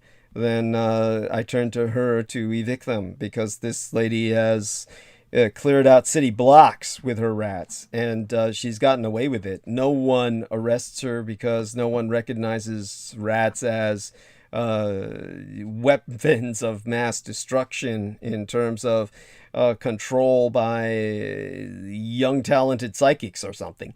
But she has a supernatural control over rats. And so I wrote a column on her, and you should be able to look her up and find columns that people briefly allude to her. Nobody went in depth like I did. But Rat Girl is very real. So I would just have to see if I can find, I did, one time, Jameson wanted a photograph of her, so I did say I'd give him one, so let's check briefly if I can find that. If I can't find it now, then, I'll go on to talking about some of the other things that come to mind. But in terms of, please do continue on the topic. You're saying that makes me not want to do this. So just be patient with that. I'm probably going to fall back into that rut anyway. Not because I love it, but because my brain is stuck there. Once my brain is stuck there, it's kind of like... It's just that I can't knock the idea that, it's gnawing at the back of my head, and it's maddening. It's like a maddening cacophony that Michael Aquino was right somehow. Well, you always thought that. And in terms of getting my voice back, okay, can you talk for a few minutes while I try to get my voice back? All right, yeah, I am losing to this. Okay, so this person is playing typhoid rats, burglar rat, and rat colony. And I have a Foundry Inspector, which allows me artifact spells to cost 1 less mana, and a Meteor Golem. So, apparently his rat colony has 4 power. This is annoying. I hate these rat decks. You can understand my conundrum, because my Foundry Inspector is a 3/2, and my Meteor Golem is 3/3, and I do not want to lose it to a freaking rat colony. Oh my god.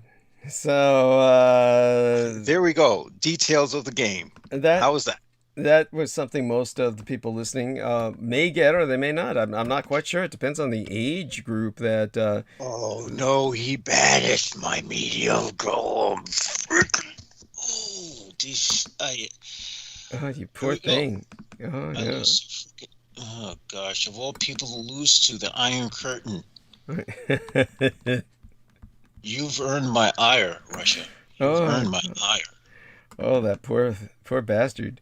This is, we get these... There you have that. Think of what you learned from listening to Douglas Dietrich and his executive producer, Jameson Reese. All the things that you never knew you wanted to know. And now you know not to play Magic the Gathering, or you're going to turn out like Jameson Reese. You're just going to wind up like that. And you don't want your kids to play with that, because, they'll turn out like that. And... oh my god. So when it comes to this rat girl, what file did I put her photograph in? Well, I guess it can wait. But for anybody who remembers rat girl, it's... Anyhow, what do we got here? So Shauna's going on with her thing about the game. And... okay, so I guess I'd better... she says, no, I have to stay awake because my blood sugar is going low and I can't monitor it until 4 p.m. today because sensor expires in about 5 more minutes. I'm not quite sure I see the logic. That sounds like a kind of emergency situation, but then again, I don't know what that means. Yeah, it's, I don't know about being an emergency situation, but I mean, if their blood sugar goes low, they can just eat, right? If that's you gotta do is eat. Well, yeah. I would say the best thing to eat would be like some kind of candy you pop into your mouth or something. No. You don't want sugar. I mean, they make that sugarless candy for the diabetics, and that's the candy nobody wants to eat because it doesn't taste good because there's no sugar. So yeah, but she said low. It's hypoglycemia, not hyperglycemia. Yeah, she says it's a monitor on my body. Okay, but 4 p.m. What time is it where you're at, honey? I mean, if you can't monitor it until 4 p.m. Yes, if I go to sleep, it goes way low. Okay, that sounds bad. I mean that. So is it? So that's probably type 1 diabetes then. I don't know. I don't know. Is there? It's You can tell us. I don't know how these things. Yeah, work. Is that type 1 or type 2? It's and I forget which one is which. One of them is like when people just have the American diet that turns them into diabetics, and all I know is, I suffer from hypoglycemia, but I'm not diabetic. What happens is I walk too long without eating and my stomach's hungry. Not only do I become an asshole, but I get like the rhabdomyolysis. My muscles start to break down. Mm-hmm. So I get clusterfucked. She says it's type 2. Okay, and that she has to have sugar when it's low. She says it's silly. I know I have to eat unhealthy foods to stay alive. It's 3:34 a.m. here. So you can't monitor it until 4 p.m. today. So what do you do between if your sensor expires in about 5 more minutes and you can't monitor it until 4 p.m. today? Then what do you do in that time? You stay awake that whole time? In between now and then? 4 p.m.? Or was that a typo and you meant 4 a.m.? I'm just curious. I'm sure you'll handle this because she's been handling it all her life, right? So she should be able to handle this. And aside, From that, she says, I get way too many low events, which is more deadly than high. I'd rather be high than all I get is tired if it's high. Okay. Yeah. Anyhow, I'm sorry you're going through any of this. Yeah, hypoglycemia sucks. I know you could probably pass out from that. I've seen people pass out from that. Okay. Or diabetic. Right. I mean, there's plenty of people who are diabetic, all over the place. And, all right. Okay, let me see if I can get my head together and try and get back into the mood to speak to this sort of thing. Honest to God, when I think of breathing and then getting into the space to speak about this subject, all right, let me take a look at something else before live stream. And I think we're maintaining listeners, and it's a wonder to me how we're doing that, since we haven't really been addressing anything of consequence or substance, yet somehow we're keeping the numbers up. All right, so may as well go for it and just start giving people what they want. Obviously, people have been very graceful about this, and I appreciate that. It's one of those things that, people are here because they understand the background from where I came from, so that way at least they appreciate why I'm able to speak to these subjects at all. So try and understand that when it comes to basically, DJ says still listening. Thank you. That's appreciated. I don't know whether DJ is male or female, so I'm just going to tell them hugs. And by the way, Jameson, you say something for a few minutes, okay? Get me wound up here. Okay. Yeah. So, from what I gather, basically, I'm just going to go off on a limb here and assume that one of the reasons why the god of jealousy is jealous of the other gods might be because they're on higher dimensions than it is. But I'm also wondering if that might just also have to do with the fact that it might be just a younger god than they are. I think it's simply enough that there are other gods to render the jealousy that our God has palpable. It is something that people need to come to grips with, because it is part of the nature of our faith. So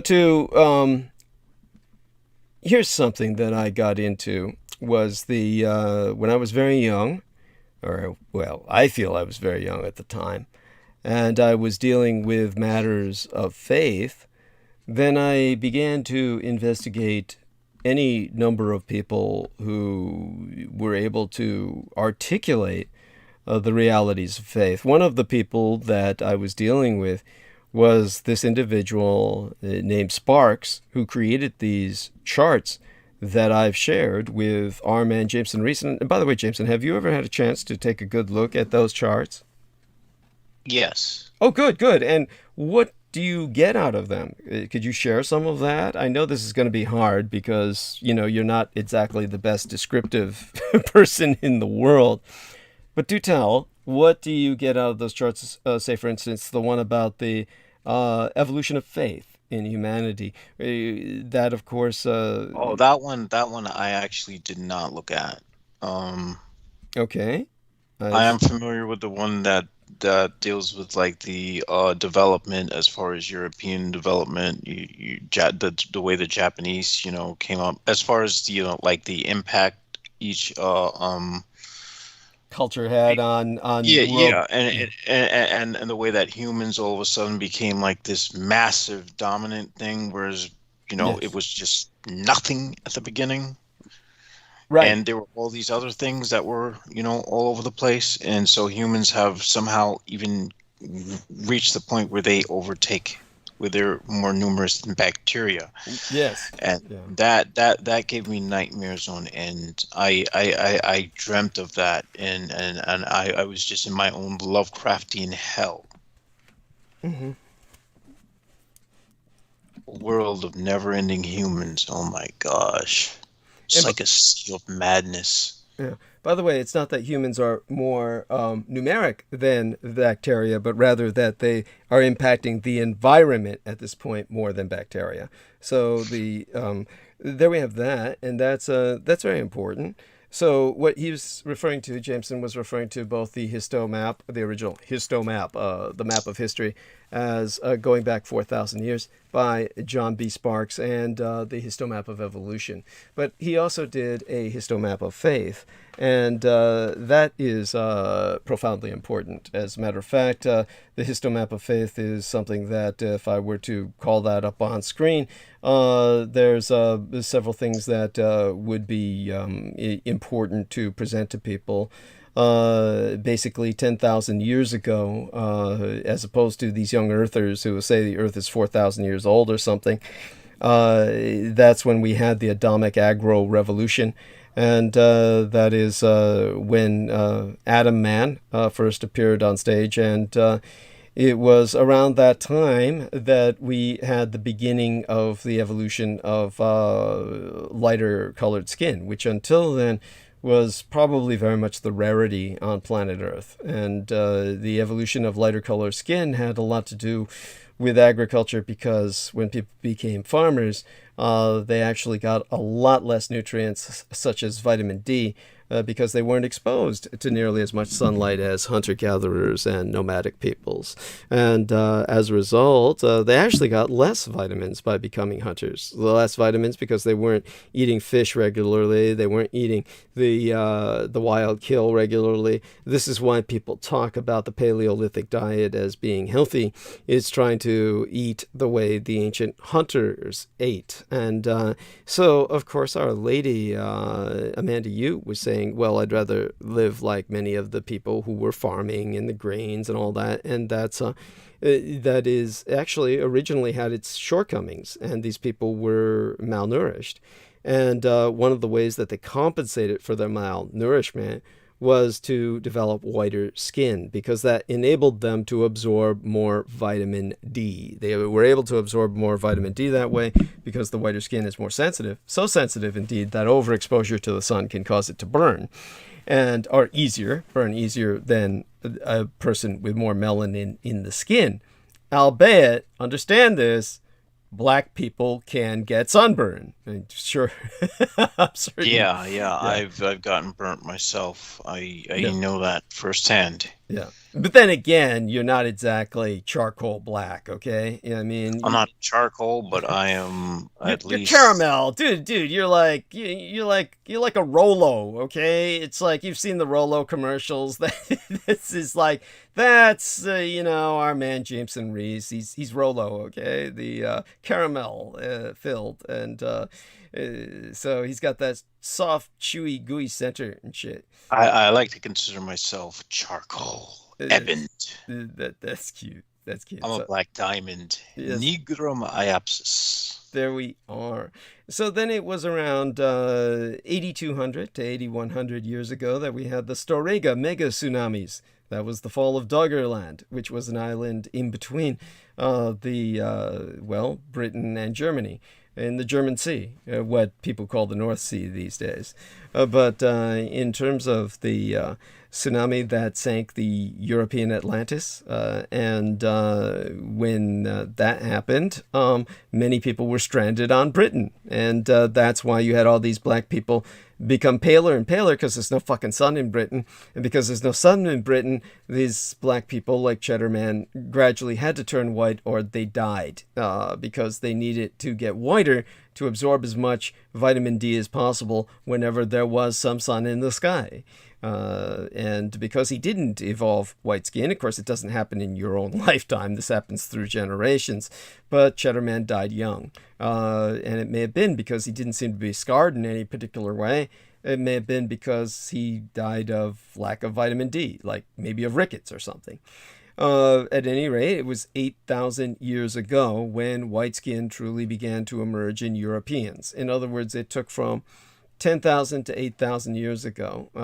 8 to 9, 9 to 10, yeah, 2,000 years. It took a period of 2,000 years for white skin to develop and become, to take and hold in all of these people in the more northern climes. And it was around 7,600 years ago that the Black Sea mega flooded in the Noachic flood. That was the flood that changed the world that we live in. It was not worldwide per se, but it changed our world. So it was a worldwide flood in that sense, because that's what forced all of these white farmers out of the Black Sea region and the Caucasus Mountains region into, well, the rest of the world. And that's where the agricultural revolution began, and the entire world changed. Adam was not the first man, but he was the first white man. And it took 2,000 years before enough white people were around where they spread the agricultural revolution and changed the rest of the world.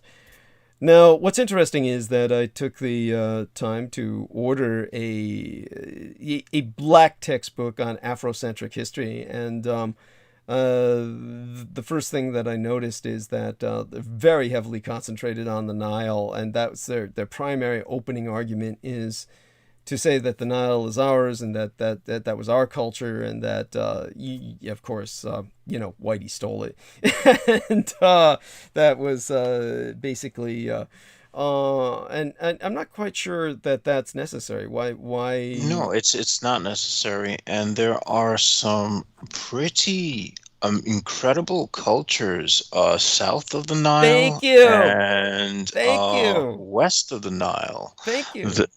West of Egypt, Yeah.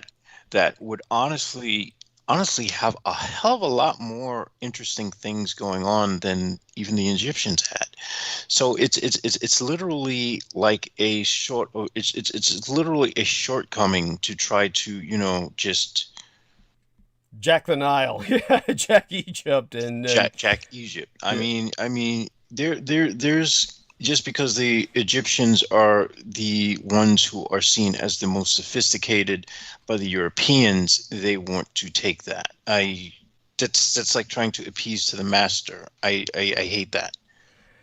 Thank you. And by the way, that brings back the idea of H.P. Lovecraft. So to put that in perspective, when we were talking about Through the Gates of the Silver Key, and we were talking about Randolph Carter returning home after Kalpas, literally it's described as Kalpas, where he's going through the gates and he comes very close to losing his identity, maybe even loses it for a period of time when he's in the eddies and currents of time itself, and it basically comes down to where he finally comes home, where he's the most comfortable, and one of the first characters to approach him, the one that truly stands out, is this black man who's basically like a house servant. But this is the main point to take away from that people just don't get. The real aspect of what H.P. Lovecraft reveals there is that the character Randolph Carter, who H.P. Lovecraft obviously relates to, this is why people write fiction, they create heroes that are themselves, really. Randolph Carter is obviously H.P. Lovecraft. And when he comes home, what he demonstrates is that at the end of it all, the first person who he really runs into that he trusts is a black man. That's the whole point, is he comes home, he's happy, and basically, really, the person who comes approaches him and says, "Hey, glad you're back, young man." This is basically a person that he feels comfortable with. He says, "I'm home now." This is a man he trusts. What he's actually showing in that story is that the man he truly trusts is a black man. So if anybody says that's racist, you're out of your mind. Yeah, they're totally short-sighted. What they want to do is they want to malign him so they can co-opt, the mythos. The mythos for themselves, and that's what that's what they've done. That's basically textbook one of Michael Aquino's mind games. Thank you. Textbook. Thank you. That is, of course, this is what Michael Aquino has been intending to do for years. It's what he set out to do, and now people are carrying it out for him. This is his legacy. So we definitely need to take this seriously and confront these people who are saying, oh, I am calling out H.P. Lovecraft as racist, because I noticed that's the new in thing to do. You know, I may take that on as the beginning of the next episode and carry that out from there and kind of use that as an opening point, because it's something that people need to hear about. And it really shows us where we need to go in terms of confronting the cultists of the kings of Edom. Now, if I go into screen share here, just to... Oh, by the way, is this going to interrupt your Magic the Gathering game if I show you something on screen share? No. Can you multitask? I'm out of that game right now. Okay. I'm just like I'm writing something down that I feel like I should have done a long time ago. Okay, good. Well, you can see the cursor moving, right? Yes. Okay, so our man Jameson Reese has not looked at this before, but this is, or looked at it very much, but this is, of course, the so-called histomap of religion. And so one of the things that John B. Sparks points out, and of course, again, you'll hear people talking about this guy being racist and, oh, this is so racist with this guy and shit.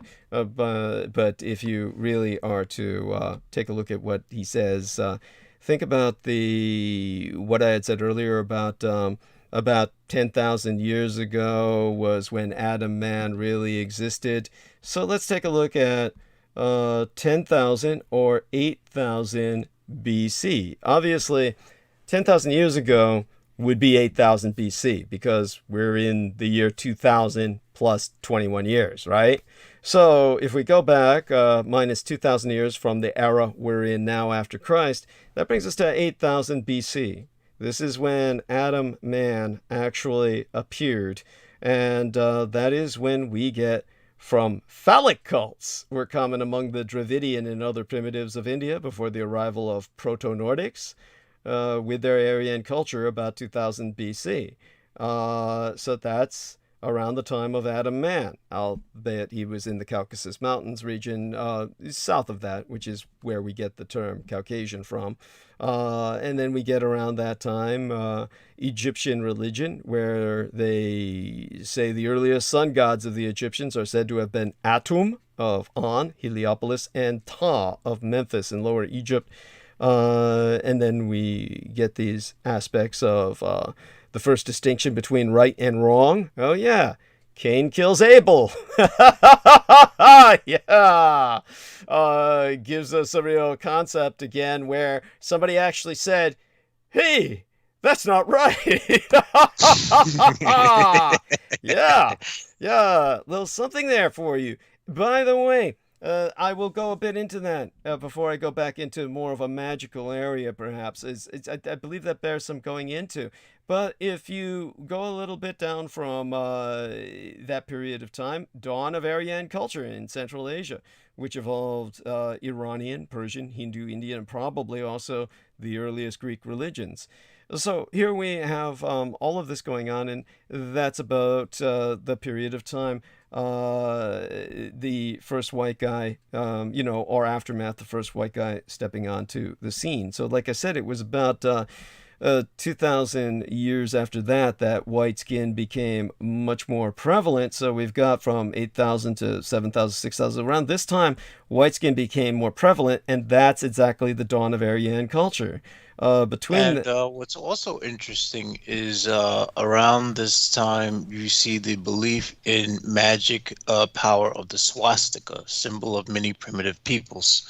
Thank you. Where did you see that? Yeah, that's on the left-hand side. Thank you. Where they're going into the magic. It's right before the Aryan culture dawns that this occurs. Okay, great. Thank you so much. Can you tell me what color I'm supposed to be looking for? Is this It's the left? light blue. Light blue. This one. There we are. Belief Yes. in magic power of the swastika, symbol of many. Perfect. Thank you. Thank you so much. Beautiful. Very astute. And and also what we have around that time is, or just before then, the idea of sin and violation of a tribal code and behavior. And so then when we get to the Noachic flood, which was about 7,600 years agone, that places us, let me see now, if it was 7,600, so minus 2,000, so we're talking about 5,500 BC. So it'd be around this period of time, right between 6,000 and 5,000 would be the Noachic flood. And that's when the Black Sea flooded and the agricultural whites spread throughout the world, spreading agriculture.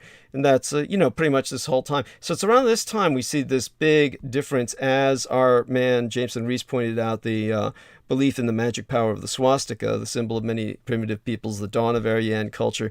This was obviously the big change in humanity itself. We've got that was when our world began in a very different way. It was a new epoch in human existence. And the Aryans, it must be noted, came before the Jews. Moses adopts Kenite, and this is what Jameson Rees has always said, that basically the Jews stole the gods of Canaan.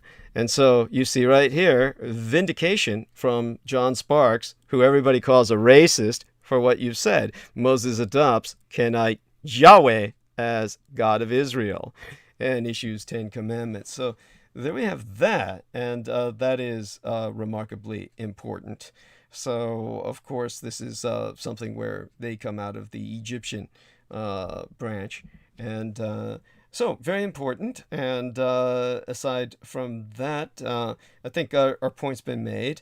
If everybody could see this chart, you would... Well, that's actually interesting, because I did not even realize Yahweh was actually Chemite. I thought he was Canaanite. I thought he was from Canaan. So, is Kenite not like a different variant spelling of Canaan, or is it just a different... Oh, it could be. All right, you're right. Kenite. Yeah. That's what I took it as. But it might be something different. But it's basically, I took it as verification of a variant spelling of Canaan, because, in the 50s, they were really spelling things different then. They really were. Oh, okay. Yeah. And but definitely, there we have all of this. And so that should put me back into the mood to talk more about this subject. I'll stop sharing the screen now, but definitely glad. Wait. Yeah. Before you should stop scoring, could you scroll down a little bit more? Oh, gladly, sure. Yeah. Yes. I'd like to see where the magic tapers off, honestly, because I want to see if what I suspect is going to happen is going to happen. Okay. Now, the magic is in which column that it's being spoken of? That's the far left. Far left. Oh, okay. The light blue. Yeah. Right? Yeah. Okay. So just so everybody knows this, when we go up to the top, this is magic and fetishism. And so then the further... I get the feeling that when we start to emerge in the 20th century, that it's going to expand. Well, remember, this was writ at a time in 1952. This was published when it went down to horseshoe, rabbit foot, and other superstitions. This is what it was kind of like. Basically, before that, what have we got here? Voodoo of Haiti and Cuba. Medicine men of living Nandi and Maasai African Negroes. And then the, horseshoe, rabbit foot, and other superstitions. So he counts that as about magic and fetishism, about 80 million people's confirmed in terms of the percentage of number of adherents would be 4% of humanity at the time, with what statistics they could work with. Obviously, they didn't have sophisticated census in many of the places where this was practiced. But so that was his conclusion here, right next to the Chinese philosophies. And of course, many Chinese magical practices were in the light blue earlier. So he thought of it as getting really thin. But this was 1952, and what you had was a dominance of the scientific industrial complex. This is during the Kennedy era, when they were saying we got to reach the moon, and everybody was talking space, and everybody thought that, well, that's like, something you'd see in the horror films where, oh, the missile, and I'm not shitting you, this would be like in the topic of horror films, would be like, oh, the missile went off course and it had a nuclear warhead and it landed in the heart of Africa. Then they had to go there to kill all the giant termites that evolved and shit, absorbing, it'd be shit like that. This is what they thought of as, but it was all within the context of the missile race and everything. So it's this, you're absolutely right. If this went up to the 21st century, you would see this line expanding out like this, going out like that, because of the you're correct. So there we have that. And in terms of everything else, the opposite of that was on the green line, was what they were called, he was basically saying was, originally it was fertility cults, and basically his perception was that they died off, the fertility cults, and they were replaced with what was originally, of course, nature worship, propitiation of nature spirits, which he actually has continuing into the 20th century, because, of course, that became New Age. That's basically what New Age is a kind of nature worship, and he has that as higher in number than the nature worshippers, primitive, etc. But this would be like, nudist colonies. There's a form of nature worship. And it's like, I've got to be close to nature. I've got to be nude. And, Well, usually those people are in and of themselves fertility cults. Yeah. Yeah, I'll buy that. Yeah, they're all fucking constantly, and their kids are all like pretty much seeing it. I mean, let's not beat around the bush here. We're all adults. That's what goes on in nudist colonies, right? They're all fucking and getting pregnant, and the kids are basically seeing it all. I mean, they're not hiding anything. Except when they cook bacon. They can't cook bacon when they're naked. No, they've got to wear aprons to do that. It's if you've ever tried cooking bacon. Well, not that I've tried that, mind you, but I know they wear their aprons for that. Okay then. So thank you, sir. And with that, I advise you to take a look at that when you have your spare time as well. And that I know I gave you a copy of that, but if you needed another one, I can easily link you another one. And so let's see here with the stop share screen, and there we are. Press the stop sharing button, the little red line disappears. And so what I'll try to do now is basically that was kind of a prelude or a precursor, but it did remind me of course, Adam Man, and of course, Cain and Abel, and that brings on thoughts that I feel I can at least get back into the swing of the zone with, get back into the zone by speaking about that. It is one of these things that when you consider what happened with Adam Man and so much else, and of course when I've been delving into this black attempt to reassert themselves in history, there are several early biblical figures that come to mind, and all of them are fascinating in terms of Afro-Biblia. Not many people remember Hagar, and it's spelled the way it sounds, Hagar. And that was the African mother of many nations, as she was known, who saw and named God. She was enslaved, impregnated, abandoned, and liberated by Sarah and Abraham. So Hagar is revered as a matriarch by many African American Christians who find resonances between her and enslavement, sexual abuse, and ultimate liberation, including her thwarted first attempt at such, and the experiences of enslaved African women in the Americas and the Caribbean. And though she's not mentioned in the Quran, in Islam, Hagar, which would be Hajar, is the mother of Abraham, or Ibrahim's promised heir. And a portion of her wilderness flight is commemorated annually by pilgrims during the Hajj. And the Israelites, they practiced a two-tiered marriage. The children of a Pilegesh, often mistranslated as a concubine, was a low-status or secondary wife who was not entitled to an inheritance. That's actually in Genesis. So in terms of what she encountered the angel of the Lord. That's often God in disguise. And this divine messenger often speaks in the third person for God and the first person as God, and sometimes switching back and forth.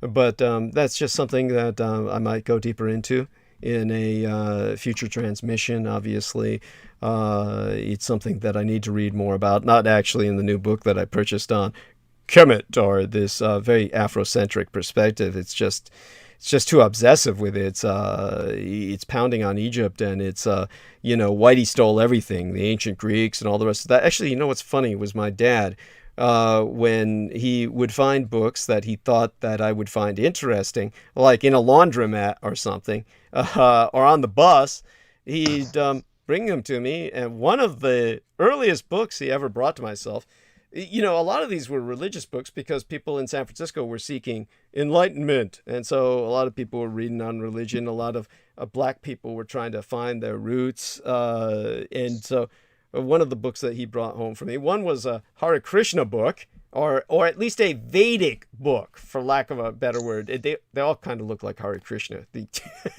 But the other one was Black Athena, which was how the Greeks stole everything from Black Africa, which was, just Whitey came and took everything. And it was just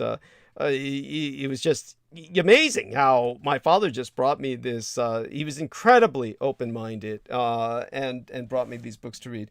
But when it comes to the biblical story of Cain killing Abel, it raises all kinds of questions about why Cain killed Abel, reflecting the concern of biblical law to determine the intentions and state of mind of a killer. I bet none of you probably knew, or most of you didn't, that, as I've said, of course, before, I've gotten a theological education the wrong way, just as I got a medical education the wrong way when providing care for my parents in the last decade of their lives, which was longer than 10 years, 11 years more than that. 11 so years. But when they spent all that time working with the Kino and learning about the dark arts, you find out much more about, about the reality from which the Bible emerged than most people would ever realized. And even though people may rebel and say, oh, that's satanic or that's heretical, it's really not the case. It's the Bible before it was butchered by the Council of Nicaea, and they took everything out. So you probably did not know that the mark that God put on Cain was for his protection, in order to prevent him from being killed. It was not a mark of shame or guilt. Of course, the Bible doesn't indicate where and how Cain met his wife, or where the other people on earth came from. That's how you know that Adam wasn't the first man. That was something I was trying to drive home with Derek Talley was still part of the thing. And he was like, no, everything's as written. Everything's as written. Well, if he can't derive that from the writ, then he's an idiot. Oh my God. Now, the Bible portrays Cain's descendants from these other people that he married that were obviously not of his race as gifted inventors, benefiting humanity. Jubal invents two musical instruments, the lyre and the pipe, and Tubal-Cain learns to forge implements of copper and iron. And biblical law mandated that when a body was found in a field, the nearest town must hold a ceremony making public the news of an unwitnessed death, because the killer could not be identified and prosecuted. Now, Cain worries in the book of Numbers and in Deuteronomy that anyone he meets can kill him, but in biblical law, only one relative of the victim had the right and responsibility to pursue the killer. And according to biblical law, the only way a killer could claim that the killing was accidental was by first identifying himself as the killer and thereby rendering himself subject to trial. Now, of course, where this really gets interesting is in the victim, because the first murder involves jealousy, the firstborn son's social position, the relationship between farmers and the soil, and the evanescence of human life. You remember, of course, the real term for the faders out of the Philadelphia experiment are the evanescers. And did you know that the biblical firstborn son got high status, of course, and must take care of his younger siblings? And the ascent of the youngest sibling, the weakest pup in the litter, is a frequent biblical motif. And as for the first victim thereof, Abel, his very name means evanescent. So, when you understand that much and you look at the victim first, before you even turn your attention to the murderer, Cain, and you think of, the first murderer in and of itself, that brings us inevitably to, the victim, Abel. And when we think of that victim, it brings us to the motive. Okay, so we've got the first murder is in Genesis, book 4, verses 1 through 16. And we all know sibling rivalry is a fact of life. Brothers and sisters are always competing in one way or another. But of course, this rivalry can be taken too far. When Hamlet's uncle Claudius murders his own brother in order to become king, he confesses, "Oh, my offense is rank. It smells to heaven. It hath the primal eldest curse upon it, a brother's murder." That's Hamlet, Act 3, Scene 3, if I remember. The primal eldest curse is, of course, the biblical curse of Adam and Eve's Cain, who slew his brother Abel. And of course, if we ask why, well, in the biblical story, Cain has several motives for murdering his brother Abel. The most obvious motive is jealousy, that God accepted Abel's offering over Cain's. But this is more than simple envy. As the firstborn son, Cain holds legitimate authority over his younger brother. The description of the brother's sacrifices hints at the primacy of the firstborn, where in Genesis book 4, I think it's verses 3 through 5, it says, "In the course of time, Cain brought to the Lord an offering of the fruit of the ground, and Abel, for his part, brought of the firstlings of his flock, their fat portions. And the Lord had regard for Abel and his offering, but for Cain and his offering he had no regard." Now, the word firstlings characterizes Abel's sacrifice, but not Cain's. Still, Cain himself is the family's firstborn son, offering his sacrifice first. And by the normal rule of family authority, his sacrifice should be accepted first. But it isn't. God defies expectations and accepts only the youngest son's offering. So if you notice the stylistic variation in the order of the brothers in that passage, Cain, Abel, Abel, Cain, the order of the brothers is as expected when the sacrifices are offered, but it is reversed when God responds. Both in style and in content, in God's regard, Abel comes first and Cain comes last. The normal hierarchy of the firstborn and the younger child is turned upside down. And that reversal, the ascent of the youngest, is, as I said, actually a frequent motif in the Bible, particularly in Genesis, where the younger child is consistently raised above his or her siblings, Isaac over Ishmael, Jacob over Esau, Rachel over Leah. Joseph over his brothers, and Ephraim over Manasseh. The ascent of David over his brothers is a later repetition of this same motif. God's preference of Abel's offering over Cain's is simply the first in this series, but Cain's response makes it the deadliest. So, the question then becomes, why does Cain evade God's question? A question of a question.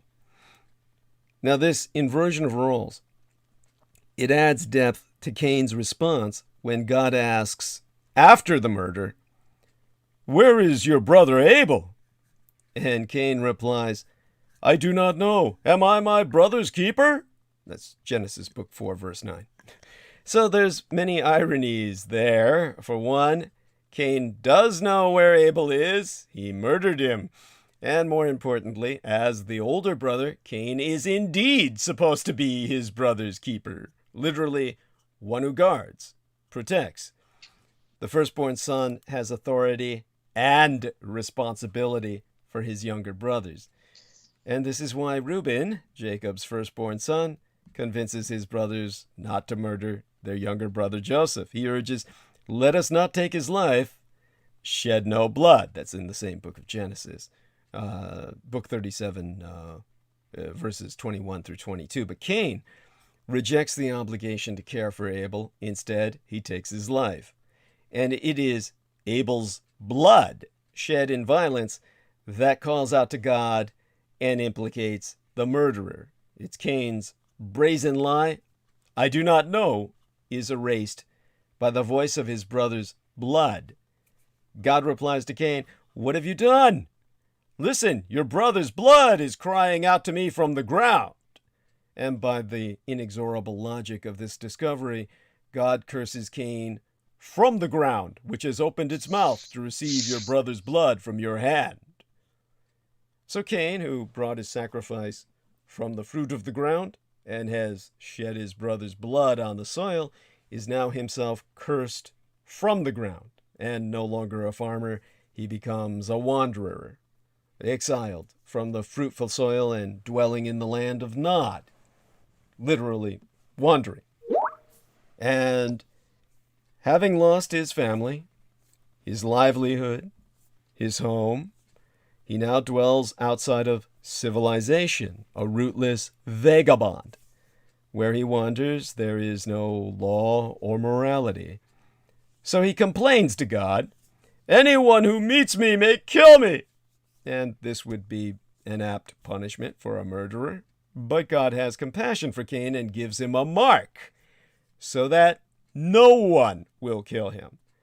Cain will live on, but his existence is only a shadow of his former life.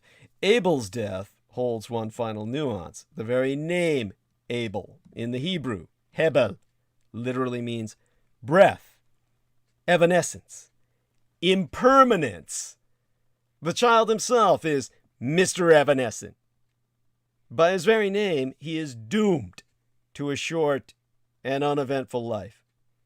This doesn't lighten Cain's guilt, but it suggests a deeper layer of meaning.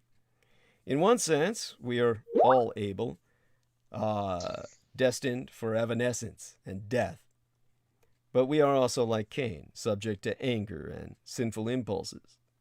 And as God warns, sin is lurking at the door. Its desire is for you, but you must master it. That's in Genesis book 4, verse 7.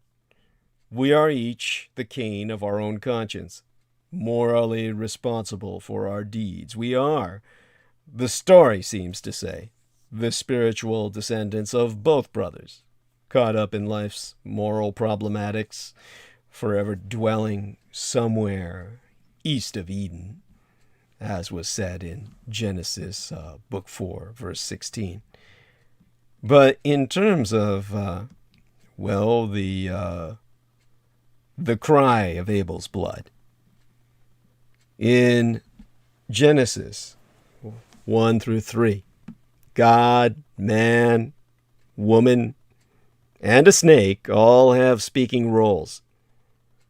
Then in Genesis 4, it is human blood that speaks. Literally cries out from the ground, with God responding to Cain's evasion after murdering his brother Abel, saying, "Your brother's blood is crying out to me from the ground, and now you are cursed from the ground, which has opened its mouth to receive your brother's blood from your hand." Now, this Abel has never spoken in his short life throughout the text of Genesis. Yet his blood cries out against his murderer Cain. Moreover, his blood exerts power even after death, in that it prevents Cain from ever settling again to farm the ground. So Cain and Abel's brother, Adam, well, their father, I mean to say. I mean, it was a bit incestuous enough where the confusion is forgivable. But yeah, their dad was created from the ground. Adama, to serve it, to farm it. And Cain followed in his footsteps, serving the ground as well. But now this same ground has opened its mouth to take Abel's blood, and the earth will not again yield its strength to Cain. Cain will be a wanderer, and his descendants, city dwellers. The blood of Abel's proves more powerful and influential in the human story than Abel ever was himself. So, a closer look at that language in Genesis, book 4, verse 10, helps us understand why this blood and its cry are so powerful. The blood that cries out from the ground to God is in the plural, if you look at it. Literally, your brother's bloods are crying out to me from the ground. And this is in the original Bible. Even the fucked up King James Version probably gets it right. But when this plural of the word blood occurs elsewhere in the Bible, as in Isaiah, book 4, verse 4, or book 26, verse 21, or chapter, I'm saying book instead of chapter, I mean chapters, or Hosea, chapter 1, verse 4, it stands out. Well, it stands for violently shed blood that must be avenged. Something like the phrase, rivers of blood. So such blood in the Bible stains or even pollutes the land. Exempli gratiae, the book of Numbers, chapter 35, verse 33, or in Genesis, chapter 4, verse 10. So this violently shed blood cries to God. And the word for cry in the Hebrew, tza'ak, is used for human expressions of the most desperate, extreme need. Paraphrased, God tells Cain in Genesis chapter 4, verse 10, "The rivers of your brother's blood desperately cry to me from the ground for revenge." This helps explain why Cain then is cursed from the ground, which has opened its mouth to receive your brother's blood from your hand. So as Genesis tells it, this first human death in terms of, well, white culture, Cain's murder of Abel, anticipates widening violence to come that will pollute the entire earth. Eventually, our entire planet becomes corrupt and filled with violence, as in Genesis chapter 6, verse 11. And God uses a flood to kill almost all living beings,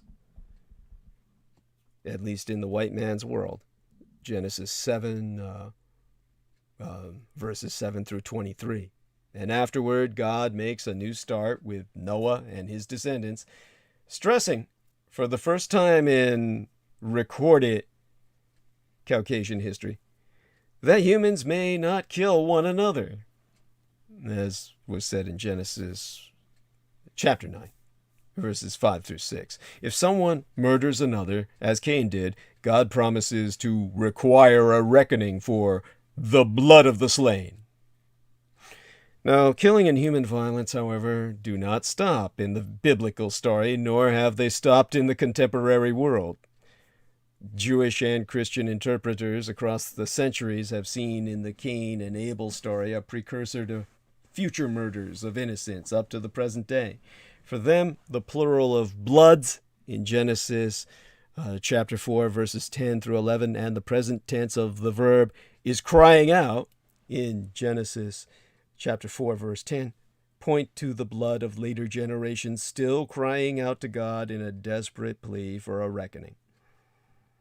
So these ancient texts in Genesis stress how violence polluted the earth and caused the first major flood. And perhaps they contain wisdom about the impact of human behavior on the earth as humanity faces a potential new era of flooding and climate chaos. Some insist that human forces have played no role in the warming that threatens global disaster. The story of Cain and Abel, with its stress on the earthly consequences of human sin, proves otherwise. So, in terms of what we take from that, the wisdom of blood that only a vampire can give you. Obviously, I'm nowhere near as wise as my mother because I'm only a dampfire and only a quarter of the vampire bloodline. But certainly my ancestors were the very mage kings who baptized Christ himself. So, on hearing what I have to say, I hope you understand the gravity thereof. Our blood has been drunk by the soil, and the earth is responding to flood us all through the global burning that is warming our planet to the degrees where we will be inundated in rivers of blood and salt water. Even now, La Palma blows and burns and floods the island, which may ultimately break and cause the tsunami that will wipe out the Atlantic seaboard. Oh, and where would that leave everybody? It would certainly have us drowning in a flood of worthless paper money as our economy crashed. But of course, I started by showing our man Jameson Reese the histomap of religions, which if you're fortunate enough and you look well enough, you'll find a legible copy.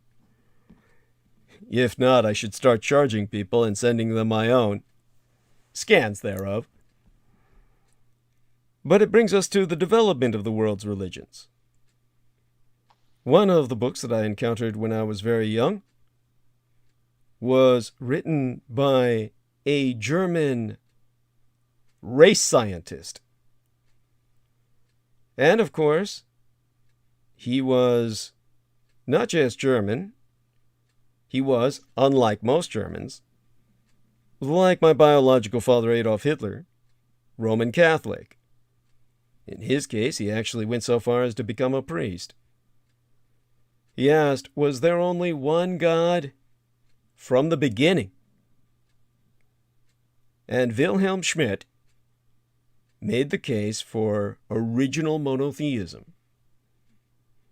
He discovered the origin of religion. When studying and comparing religions, numerous modern authors have given explanations as to how the faiths arose. Now, one of the things that Jameson Reese can attest to on seeing that histomap of religion is that it shows multiple streams in the beginning. This is the case, right, Jameson? You can back me up on this?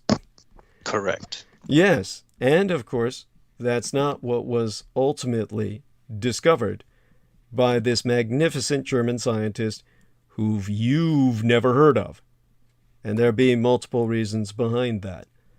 Because what he discovered through his extensive research was that it all started with one God that devolved into many.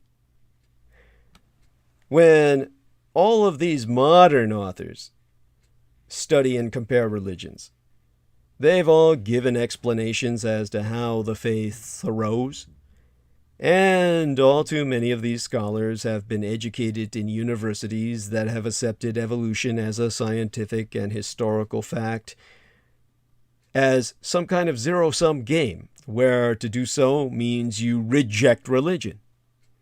And consequently, they view religious faith within an evolutionary framework, rather than the other way around. And many of them would agree with the British evolutionary biologist Julian Huxley, though probably they would consider him insensitive and somewhat brusque by modern sensibilities of political correctness, when he said that gods are peripheral phenomena produced by evolution, meaning simply that man had invented the idea of God in an ancient time when more primitive and superstitious. Now, Ninian Smart, in his work entitled The Religious Experience of Mankind, exemplifies this view when he says, "Neither can we know how man first experienced the holy. It may have been that men, in particular, becoming aware of themselves through the power of speech and in discovering their capacity to change the world, also felt a sense of rapture from the natural world about them." Now, the overwhelming majority of modern scholars who study religions have this evolutionary bias. Where did the idea, then, of one supreme God even originate? There are really only two options. Either monotheism, and let's look at the etymology of that word. Mono, meaning one. Theos, meaning God. One God. Either one godism, or the ideology of one God, was original to humans from the very beginning, or it was an invention or development of religion in early human cultures. Now, anthropologists and historians of religion, at least since the European Enlightenment, and certainly by the end of the 19th century, have taught that the idea of one supreme God was not original to mankind, but rather was a late development in the history of religion stemming from animism and or polytheism. Today, Muslims, Christians, and Jews comprise the three great monotheistic faiths of the world.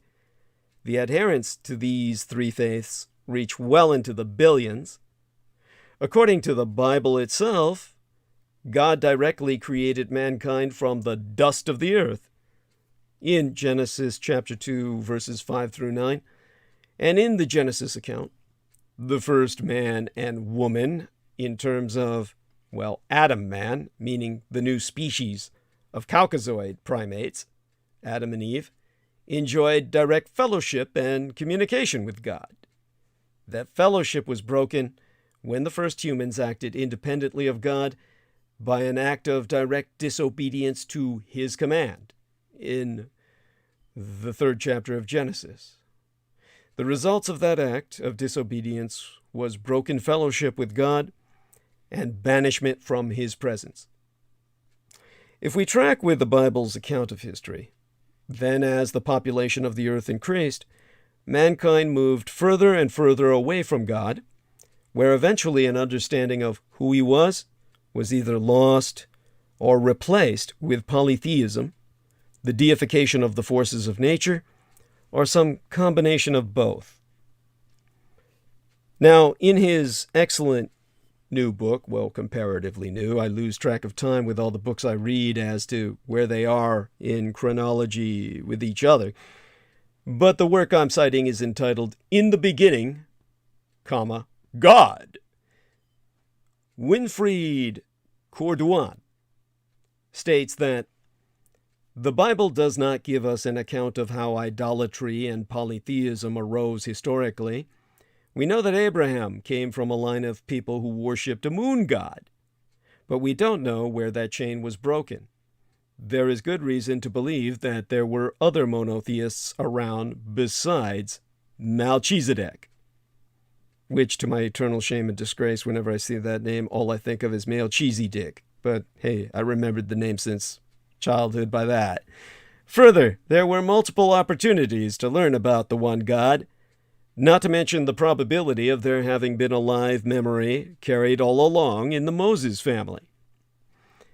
Nevertheless, in Genesis 12, we learn that God did not allow mankind to be unaware of who he was, but he appeared to a man in ancient Mesopotamia named Abram. In fact, the historian F.E. Peters summarizes that, and he writes, "At a given moment in historical time, he," that is God, "addressed himself to one Abram, the sheikh of an extended family of Near Eastern sheep nomads who were camping in what is today called the Negev. 'Worship me,' the God said, 'and I will make you and yours a great people.'"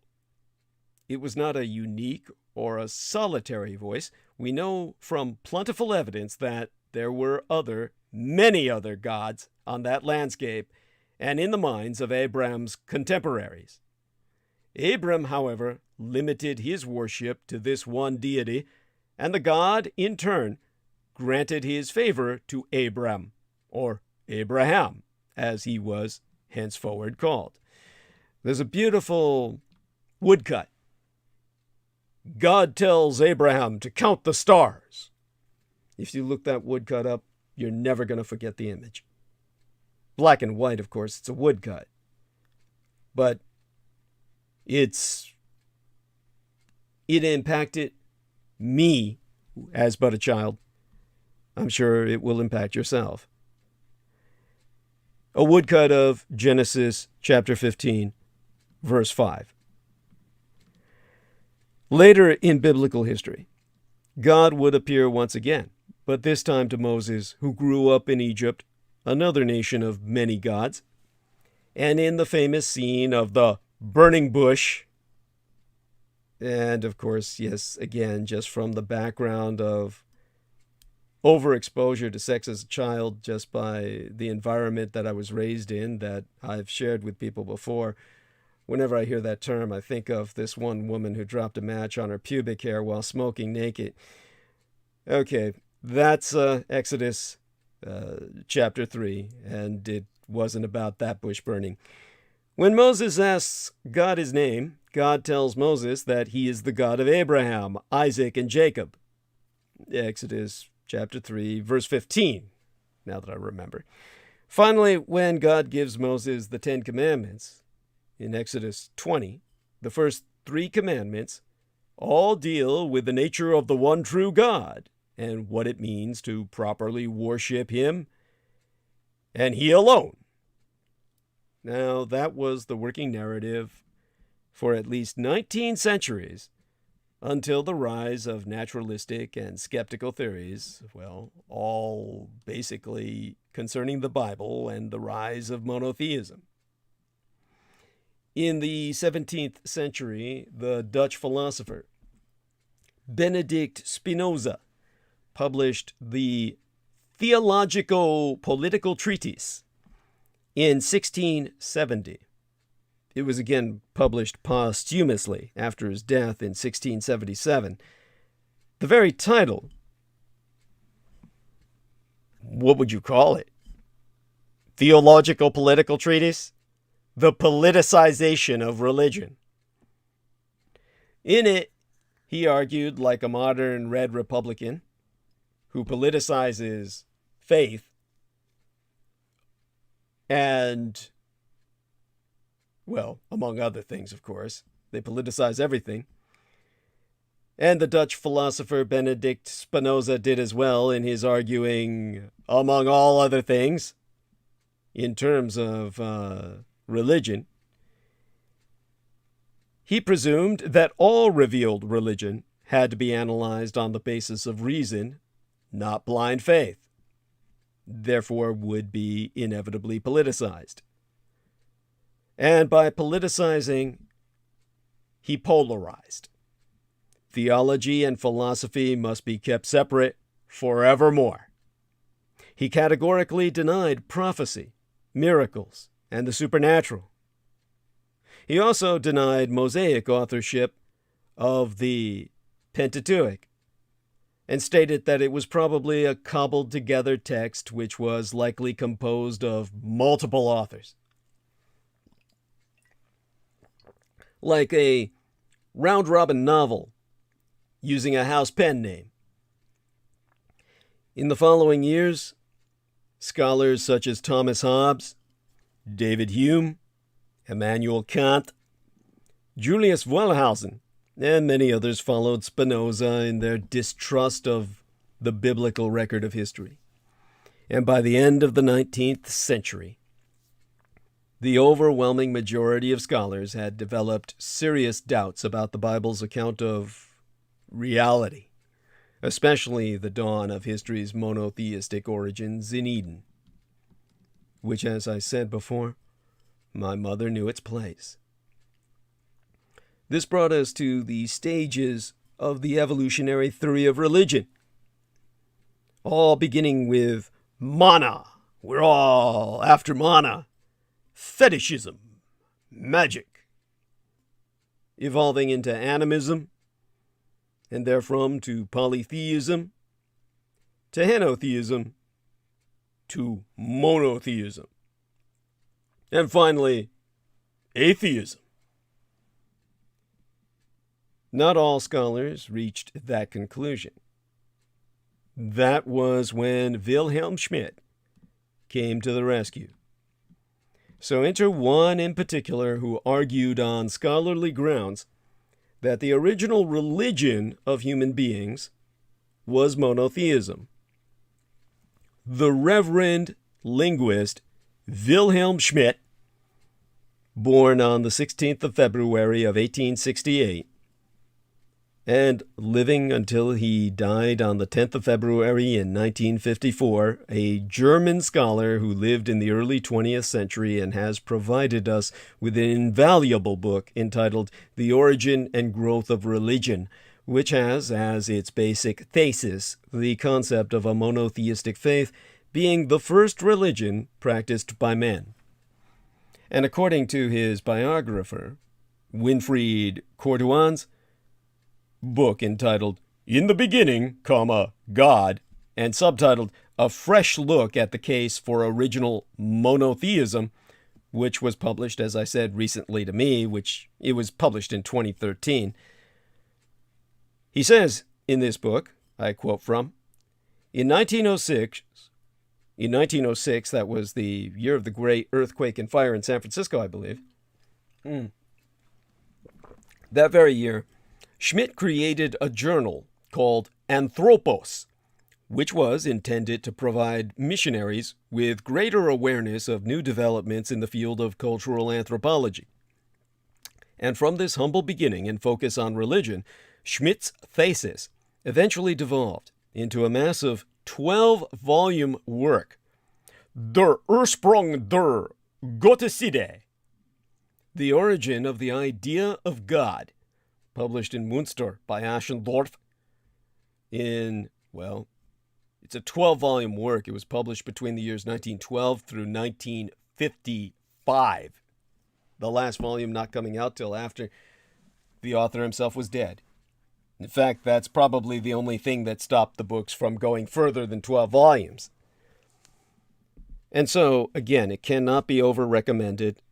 The spelling of the author, the biographer's surname, Corduan, Courduan. His first name, Winfried, Winfried, like Siegfried, but Winfried, Corduan. Again, the title is In the Beginning, God. The subtitle is A Fresh Look at the Case for Original Monotheism, in which, of course, he explains how Schmidt theorized that human beings believed in a God who was the first cause of all things and ruler of heaven and earth before men and women began to worship a number of gods.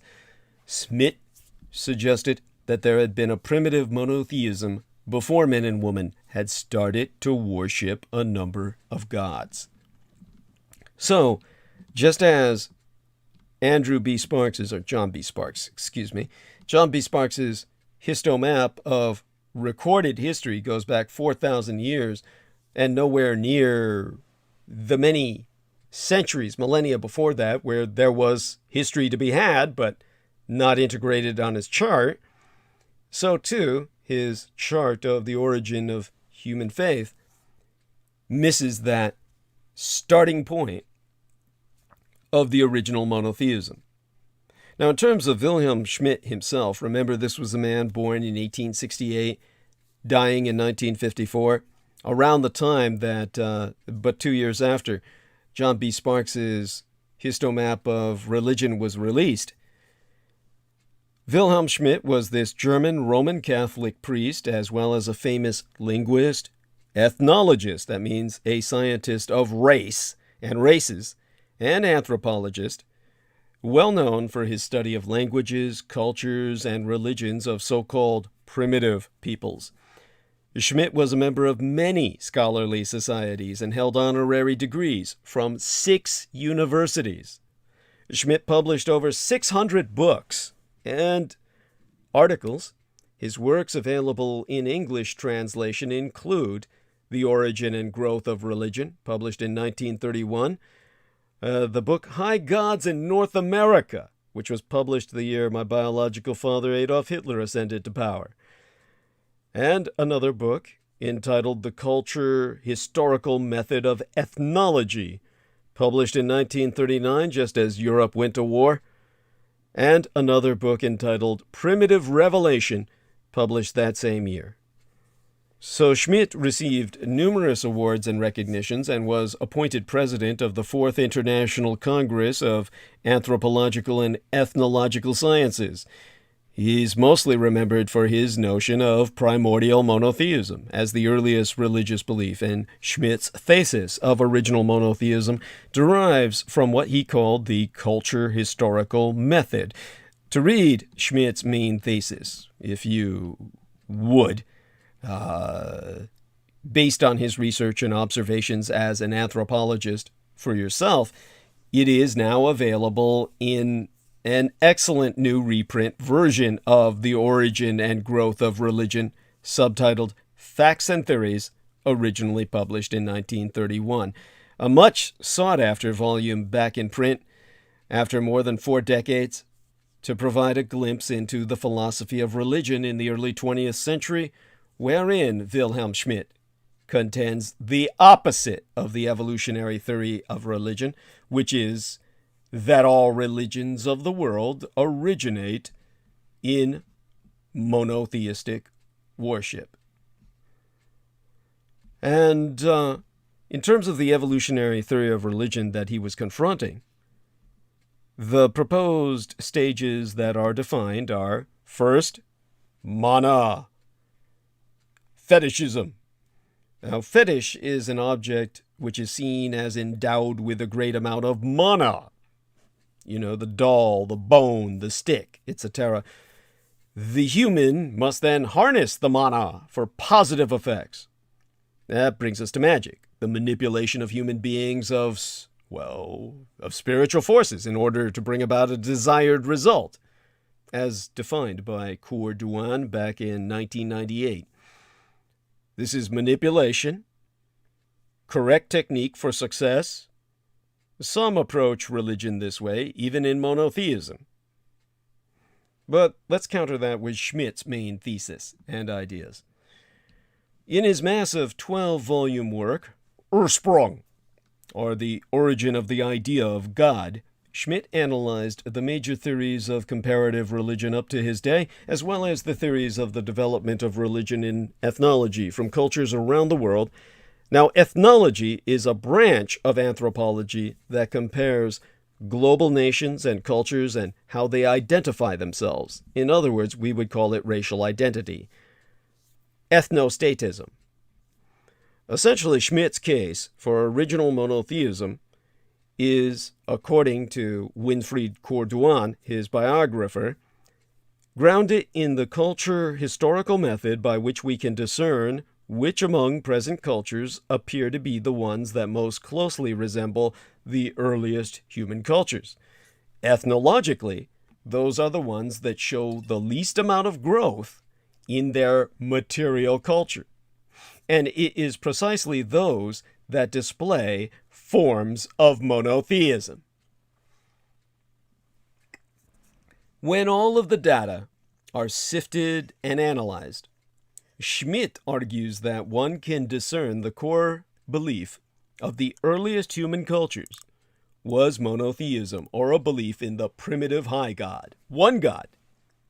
And he writes, the goal of all work on the lines of the historical method is not to set up theories or hypotheses, but to arrive at scientific certainty. Here we mean by scientific certainty the facts which make up our picture of primitive religion, not indeed as atoms, but as an organic and mutually interdependent whole. If we apply that criterion to the abundant mass of data which we can now produce regarding the primitive supreme being, the first thing to notice is that the total sum of facts is of a nature to satisfy the total sum of human needs. So Schmidt's thesis is well grounded in his extensive research and analysis in historical, linguistic, and anthropological studies. Yet his theory also fits perfectly with what the Bible teaches about original monotheism in the book of Genesis. That being said, Corduan warns us of absolute certainty beyond all objections in Schmidt's original monotheism theory. He covers his ass for the skeptical crowd, where no intelligence is allowed, as in no intelligent design, by saying, have we, that is to say, Wilhelm Schmidt and those of us who support his cause, really shown that original monotheism is true beyond all conceivable objections? Of course we have not. It would be impossible for any human to do so. There is no scientific enterprise where eliminating all conceivable objections is the point. The point is that there are good and solid reasons, aside from, but also in support of the Bible, that are grounded in thorough research and data in the field, that mankind worshipped one God from the very beginnings of the human race. So if we were to take a look at this man who inspired me at a very young age, to the point where I remembered all his work, but only really rediscovered his name recently, because I remembered the work and not the name. It was his concepts that I absorbed, but not his identity. I took it upon myself to study that. And that's important because that's what led to the results of all his work. And in that regard, of course, Schmidt began his linguistic studies by examining the native languages of New Guinea, but he soon expanded his field of research to include all of Oceania. This is, of course, what I was showing Jameson Reese and all of you the other day concerning Melanesia, the Black Pacific Ocean, meaning the Melanesians are the black-skinned people of the Pacific Ocean. Black people with blonde hair and blue eyes, mind you, which is why Schmidt was drawn to them. And he showed the relationships between the Austronesian languages and a certain group of the Southeast Asian mainland that Schmidt called Austroasiatic languages. His study, entitled Die man Khmer Volker, ein Bindeleg zwischen Volkem Zentralasiens und Austronesiens, which translates in the English as the Mon Khmer peoples, a link between peoples in Central Asia and Austronesia, published in 1906, was of particular importance. And by the way, if Brendan Zogert were with us, he could correct whatever mistakes I've made in the German. But Schmidt's work in systematizing the languages of Southeast Asia revealed connections to those of Oceania, leading to the recognition of the Austric group of languages. Now, of course, I myself can read German, but remember, I never grew up in an environment where people spoke it, certainly not around me in America. But in terms of Schmidt's work with the blacks of the Pacific Ocean and the Khmeric peoples of Kampuchea, Cambodia, And the Austronesians, that all sourced out of the island of Formosa, my true homeland and heartland of Taiwan, from which all Austronesians and Polynesians ultimately source, because Taiwan was the first world empire that conquered all the world. He formulated the idea of cultural circles, 4 stages in the development of all human societies. And through his study of cultures worldwide, Schmidt discovered the similarities in their belief in one creator with whom human beings had lost their close relationship due to some misdeed. In other words, Cain and Abel's story was universal. And he concluded that monotheism, not polytheism or totemism, well, polytheism meaning worship of many gods, and totemism, well, think of your totem poles. He concluded that monotheism, and not they, was the most primitive type of religion worldwide. Schmidt's ideas were thus focused on the unity of humankind in the past, giving hope for reunification in the future. And in terms of his own life, the German anthropologist and Roman Catholic priest Wilhelm Schmidt was born on February 16th, 1868, in Horde, and that's H-O-R-D-E, the O with an umlaut, now Dortmund Horde, Germany, the son of a factory worker.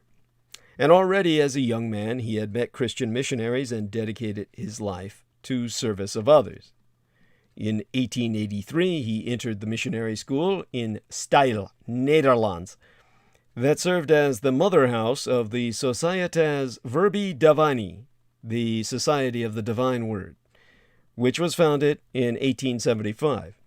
And in 1890, he joined the Roman Catholic Order of Society of the Divine Word, and there he completed his secondary philosophical and theological studies, and he was ordained as a priest in 1892. He studied Semitic languages at the University of Berlin from 1893 to 1895, and in 1895 Schmidt was appointed professor of several theological disciplines at the Society of the Divine Word Mission Seminary of St. Gabriel in Mödling, Austria, established in 1889, the very year my biological sire Adolf Hitler was born. After that, he went on to study linguistics at the universities of Berlin and Vienna. Now, various questions and problems of missionaries, especially from New Guinea, prompted Schmidt to undertake studies in linguistics, ethnology, and comparative religion. Now, remember, in New Guinea is where the cargo cults were born, where they used magic to bring what they wanted down to earth from the sky. In 1906, Schmidt founded the journal Anthropos as International Review of Ethnology and Linguistics, and in 1931, he established the Anthropos Institute in Mödling, an organization affiliated to the Society of the Divine Word, and he served as the Institute's director from 1932 until 1950. Now, in 1962, the year before my late sister was born, the Institute relocated to St. Augustin, near Bonn, the former capital of West Germany. And from 1921 until 1938, Schmidt served as a professor at the University of Vienna and the University of Freiburg, Switzerland, from 1939 to 1951. This while Schmidt also directed the establishment of the ethnological department of the Papal Missionary Ethnological Museum at the Vatican in Rome, which, well, stood from 1922 through to 1926, all under the authorization of Pope Pius, was it the 7th? I keep forgetting the number of the World War II Pope. Rather, I remember the X1 number, but in Arabic, of course, I keep thinking of it as probably a number that it's not 11th, Pope Pius the 11th. Now that I had to count on my fingers to get that. while I was burning bandwidth to cover myself. So, under the authority of Pope Pius XI, directly overseeing him, as a matter of fact, that authorization was delivered to him in 1925. Thereafter, he served as director of the Ethnological Museum at the Vatican in Rome from 1927 to 1939, when war broke out again in Europe. Now, because he was the world-renowned expert on racial evolution, the Vatican did not want him to fall into Nazi hands. Adolf Hitler, of course, had never renounced his faith of Catholicism and had always maintained it, albeit very privately and to himself. But the Roman Catholic Church wanted to maintain some control of science. So after the Anschluss of Austria, the reunification of Austria with Germany in March of 1938, the Pope ordered Schmidt to flee from unified Germanic Austria and resettle with the Anthropos Institute into Freiburg, Switzerland, thence becoming a professor at the University of Freiburg from 1939 all the way through till 1951, the day he died. And the Anthropos Journal and the entire institute moved with him. Together, they relocated so that none of his racial studies would be, well, basically exploited by Adolf Hitler. This isn't because the Vatican Church somehow disagreed with Nazi ideology, far from it. Rather, they wanted to maintain control of it so that the Nazis would have to come to them to ask. This is why he relocated to Festung, Switzerland, the fortress of Switzerland, because Adolf Hitler, in order to capture Wilhelm Schmidt, would have had to have deployed far more divisions than he could have afforded to invade Switzerland to do so. And there, at the age of 86, Wilhelm Schmidt died from natural causes in Freiburg, Switzerland on the 10th of February in 1954. And after his death, both were relocated in St. Augustine near Bonn, Germany, where they have remained in operation. Schmidt himself was buried at the seminary in Mödling. In terms of Schmidt's accomplishments, Wilhelm Schmidt was a very productive writer with a diverse interest in several areas, including linguistics, ethnology, and studies of family and religion. And in terms of linguistics, the very field of my late and sainted Cyrus, my womb matron, my mother, Schmidt's main passion was linguistics, as was my mother's, and he spent many years in study of languages around the world. His early work was on the Mon-Khmer languages of Southeast Asia and languages of Oceania and Australasia, and the conclusions from this study led him to hypothesize the existence of a broader Austric group of languages connected to the Austronesian language group. Schmidt managed to prove that Mon-Khmer language has interconnections with other languages of the South Seas, one of the most significant findings in the field of linguistics, leading to the Taiwanese origin being proven for all Oceanians, the people of Polynesia and Austronesia. Schmidt also created a new phonetic system, which he called Anthropos alphabet, which could relate the sounds of different foreign languages. And by 1926, he had published his work systematizing all the languages in the world.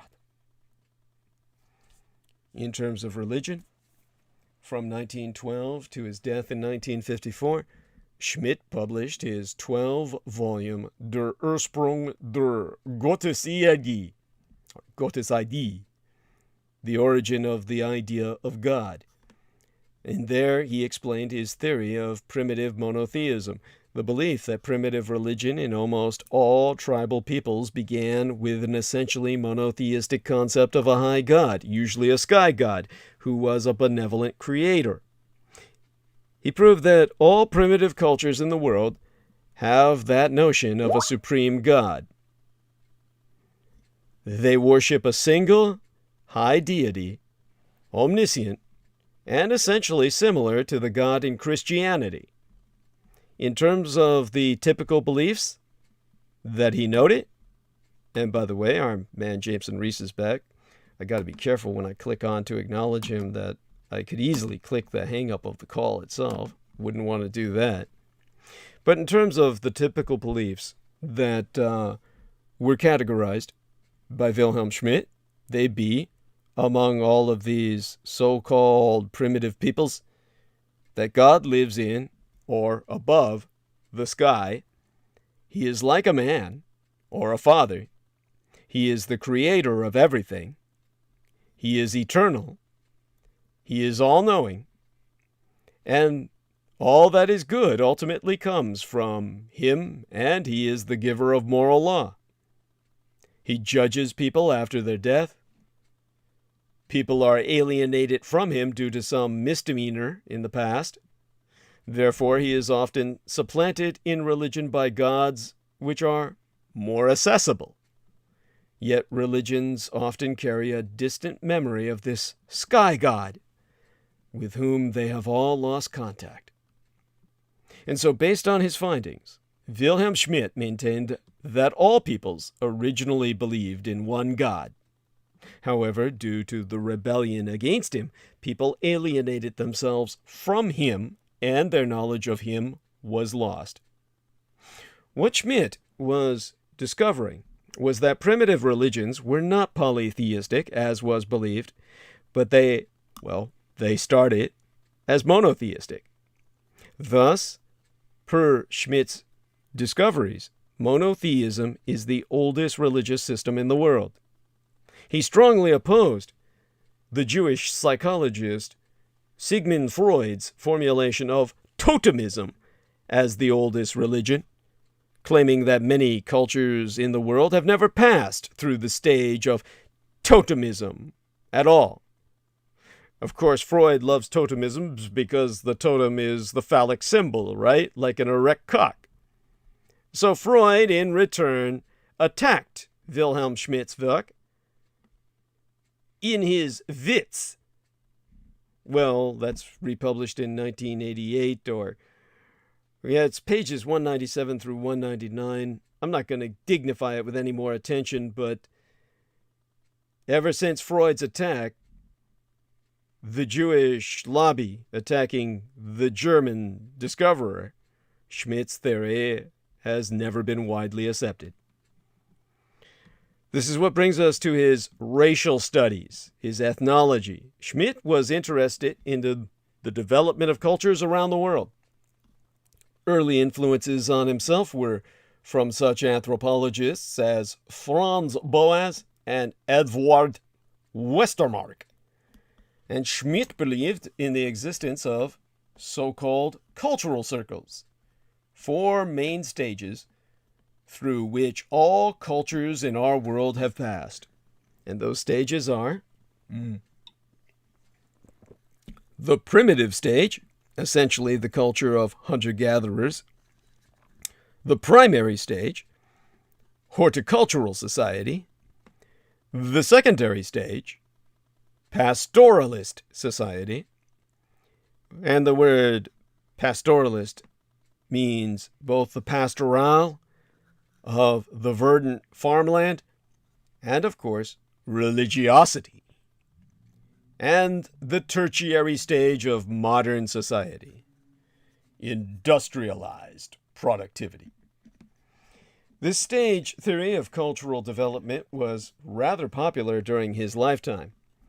In developing that model, Schmidt was inspired by Fritz Graebner's idea of cultural diffusion, formulated in his theory of Kulturkrieg, or cultural war.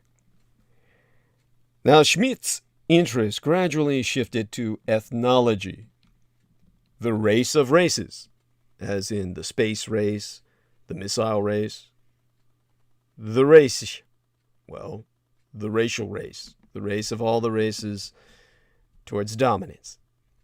In 1910, he published a book on pygmy peoples, Die Stellung der Pygmäenvölker in der Entwicklungsgeschichte Menschen, the place of pygmies in the historical development of man. And in 1924, the year after my late and sainted Cyrus, Diana Dietrich was born, he published Völker und Kulturen, which he wrote with Wilhelm Köppers. The latter is an attempt at a worldwide presentation of cultural history based on his system of cultural areas, Kulturkreis, or the Kulturkreis, like a culture circle as opposed to culture wars. Now that I remember, I'm sorry, I get it confused with the Krieg. Sometimes comes out of my mind. Everything Germanic reminds me of the Krieg, right? The war. Kulturkreis would be more like the culture circle. Circular culture.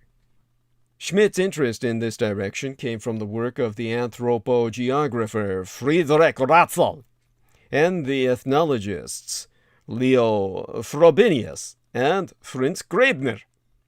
And according to Schmidt's system, the oldest culture of humanity, what he called the Urkultur, was that of the hunter-gatherers, remnants of which were found among the pygmies and pygmoids, meaning non-human pygmies, subspecies of primatoids that are human-like, but not human, like Homo florensis, the hobbit, in Indo-Asia, which men have spotted, but have never killed because to do so they knew would be counted as murder were they to bring the body back as evidence that they killed this human-looking thing.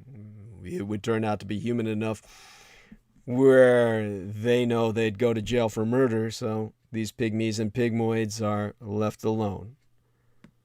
As well as in the Arctic American area and in southeastern Australia, where the oldest relic populations of humanity subsisted at least to the time of Wilhelm Schmidt. And from this Urkultur, this oldest culture of humanity, in the fourth world of the polar regions, where it was too cold for anyone to venture other than those who ruled it as the Eskimo, there arose, independent of one another, the three primary cultures.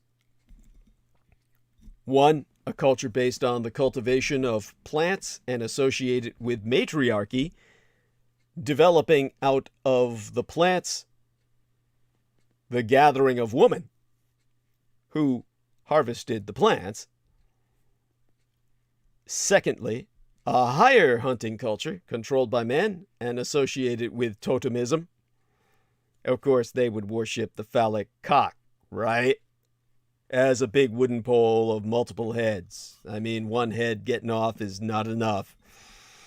It's got to be one head on top of another. That would make jacking off a hell of a lot more intense.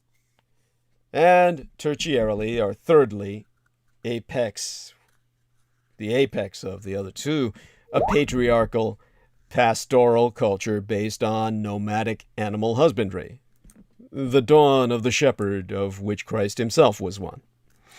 Each one of these three primary culture areas, identified by Schmidt, arose, in his view, only once in a given geographical area, and then spread through migration. This discovery forms the basis of his so-called diffusionism. Like what was forced to happen, kick-started by the Noachic flood of the Black Sea. Through the intermingling of the primary cultures, secondary and tertiary cultures took shape that in turn grew into the high cultures. All the aforementioned changes in the economic basis of culture also had an effect on society as well as religion. In his work entitled Die Sprachfamilien und Sprachenkreis der Erde, or Linguistic Families and Linguistic Circles of the World, published in 1926, Schmidt attempted an ethnological linguistic synthesis. Later, Schmidt sought to elaborate on Graebner's culture historical method in his Handbuch der Methode der Kulturhistorischen Ethnologie, or that is published in 1937 in the Deutschen Sprach, or the German language, and published in translation as The Culture Historical Method of Ethnology in the year 1939, just as the world was going to war in Europe. And at the same time, to organize his own ideas into a thoroughly systematic form. With his overview of the development of cultures, Schmidt wanted to substitute a historically grounded system for the evolutionist position, which had been influenced by the natural scientists. Well, the natural sciences, the scientists themselves, were as unnatural in their approach as all hell.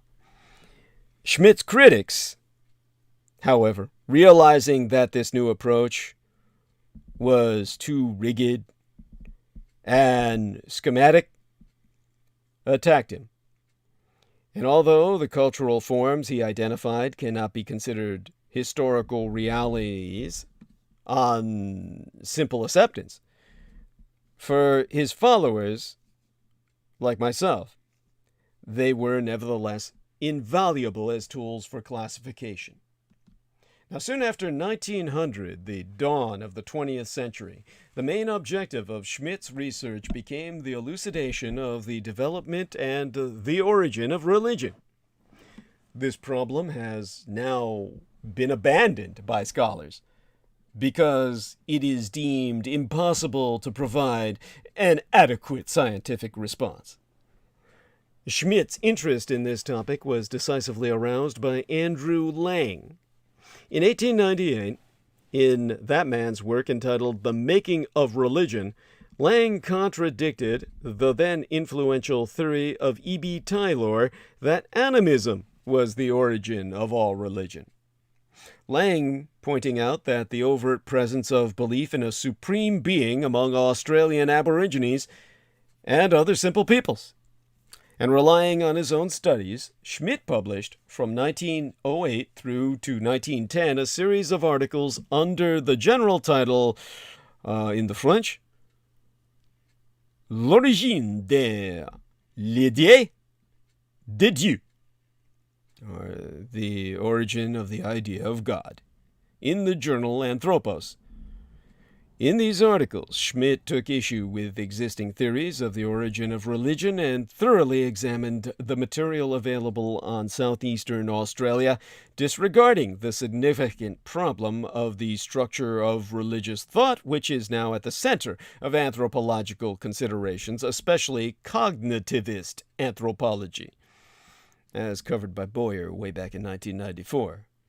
Now, Schmidt wrote this work in French to support the struggle the Catholic Church was then waging against modernism, a movement particularly prevalent, some would even say virulent, in France. The German original of L'origine de l'idée de Dieu was published in revised form in 1912 as Volume 1 of Der Ursprung der Gottesidee, the second edition thereof in 1926, volumes 2 through 6, published from 1929 through 1935 of that work, deal with the religions of primitive peoples, or in the German, Urkulturvölker, the original Kulturfolk, or cultural people. Volume 7 through 12, published from 1940 through 1955, treat the nomadic peoples of Africa and Asia. Schmidt arrived at several conclusions in Der Ursprung der Gottesidee, the original idea of God. First, he noted that monotheism is the religion of the extant hunter-gatherer peoples investigated by himself. Their supreme being, the creator of the world, is tied to their ethics and is venerated with a cult. Second, he concluded that because these people represent the oldest accessible form of human culture, it stands to reason that monotheism is the oldest religion of all humanity. Third, he declared that because the religions of these peoples, especially their representations of the Supreme Being, display so many characteristic points of agreement, one must concede that they all have a single historical origin point.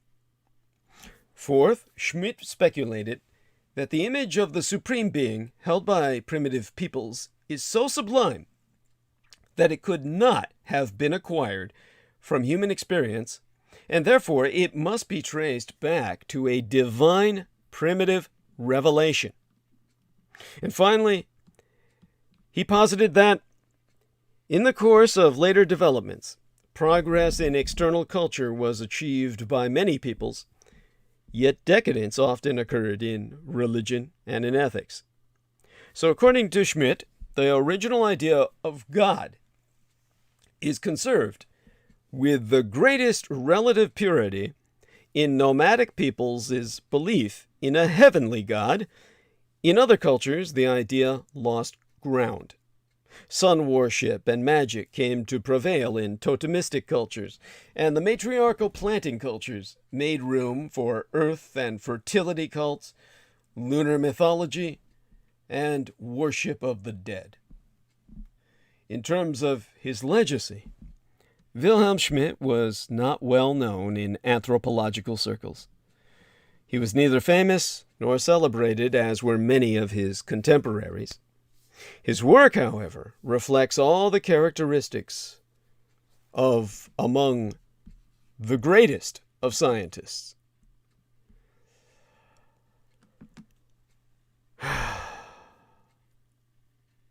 In terms of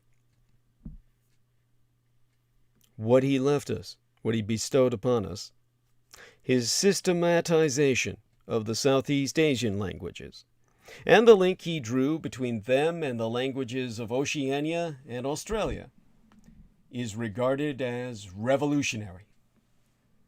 This discovery, that all Oceanians, the Austronesians and Polynesians sourced from my native Taiwan, is considered equally as important as the discovery of relationship among Indo-European languages.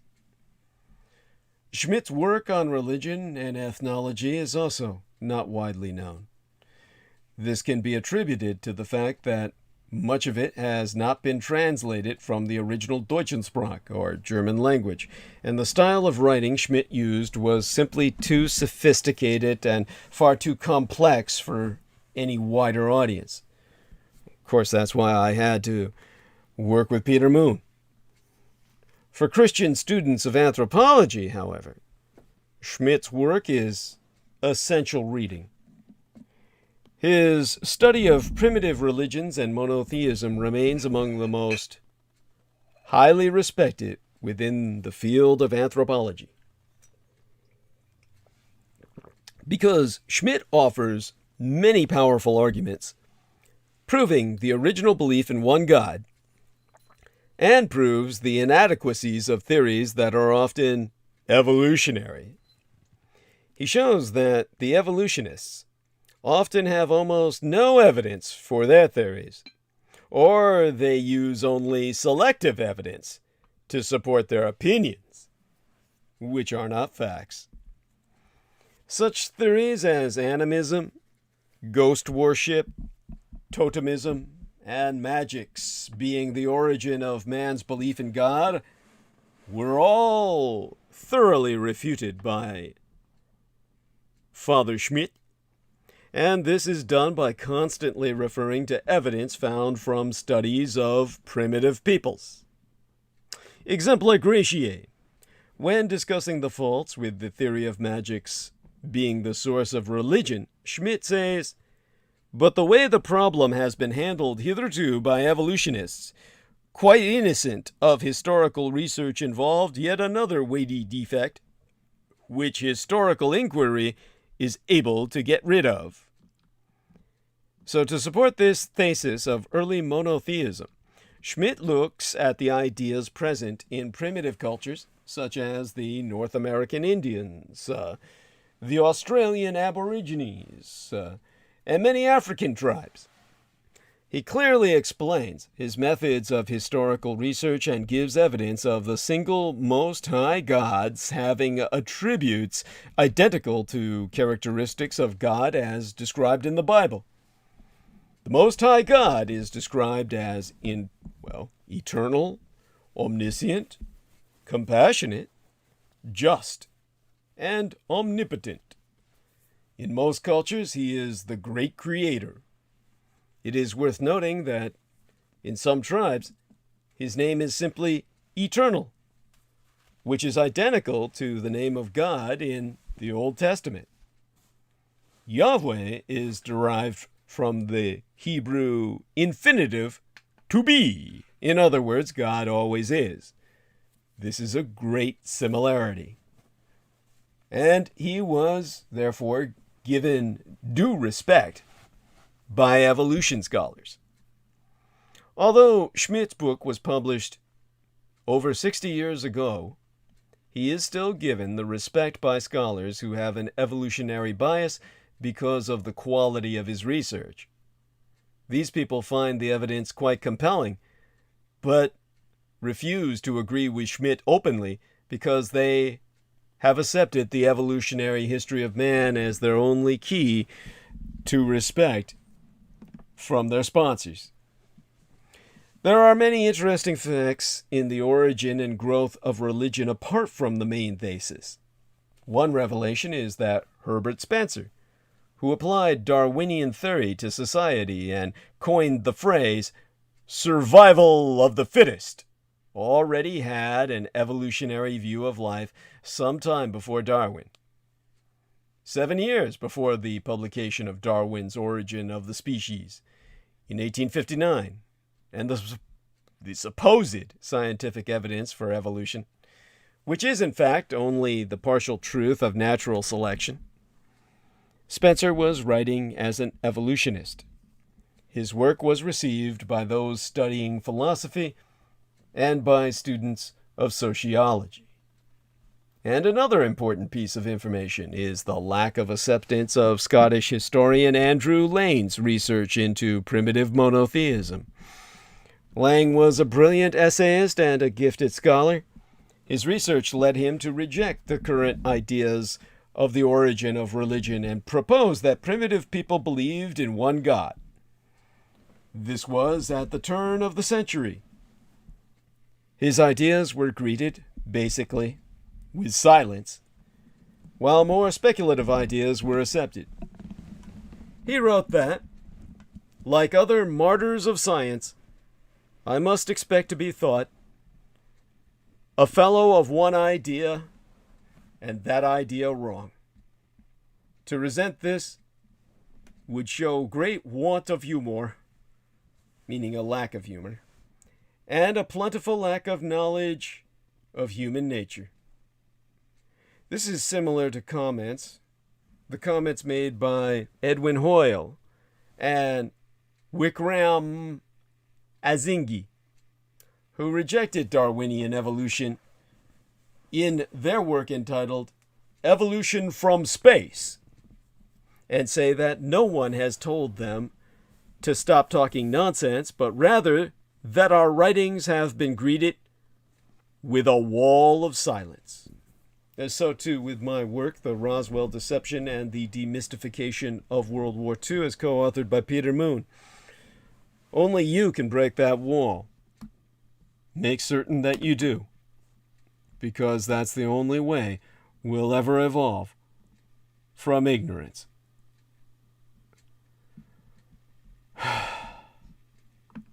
Now, Schmidt's book is worthy of examination by anyone interested in the origin of religion. It was first published in 1931 and was translated from the German by H.J. Rose. And of course, there arose critical debate concerning Schmidt himself. In the world of anthropologists and religious historians, the work of Schmidt finds particular support among those scholars who, certain criticisms and objections notwithstanding, refer to the historical method, share the same concept of the world as the Austrian anthropologist, and appreciate the wide scope of his scientific undertaking. One can confer DeMarchi with his column written in 1989 about this. Among other scholars, as Alan Barnard has writ in the year 2000, the first year of the third Christian millennium, the theory of diffusionism, which forms the basis for spatial dislocation and the structure of different cultural environments, is not particularly popular, even if some of its ideas survive in the debate between archaeologists and physical anthropologists on the question of cultural similarity.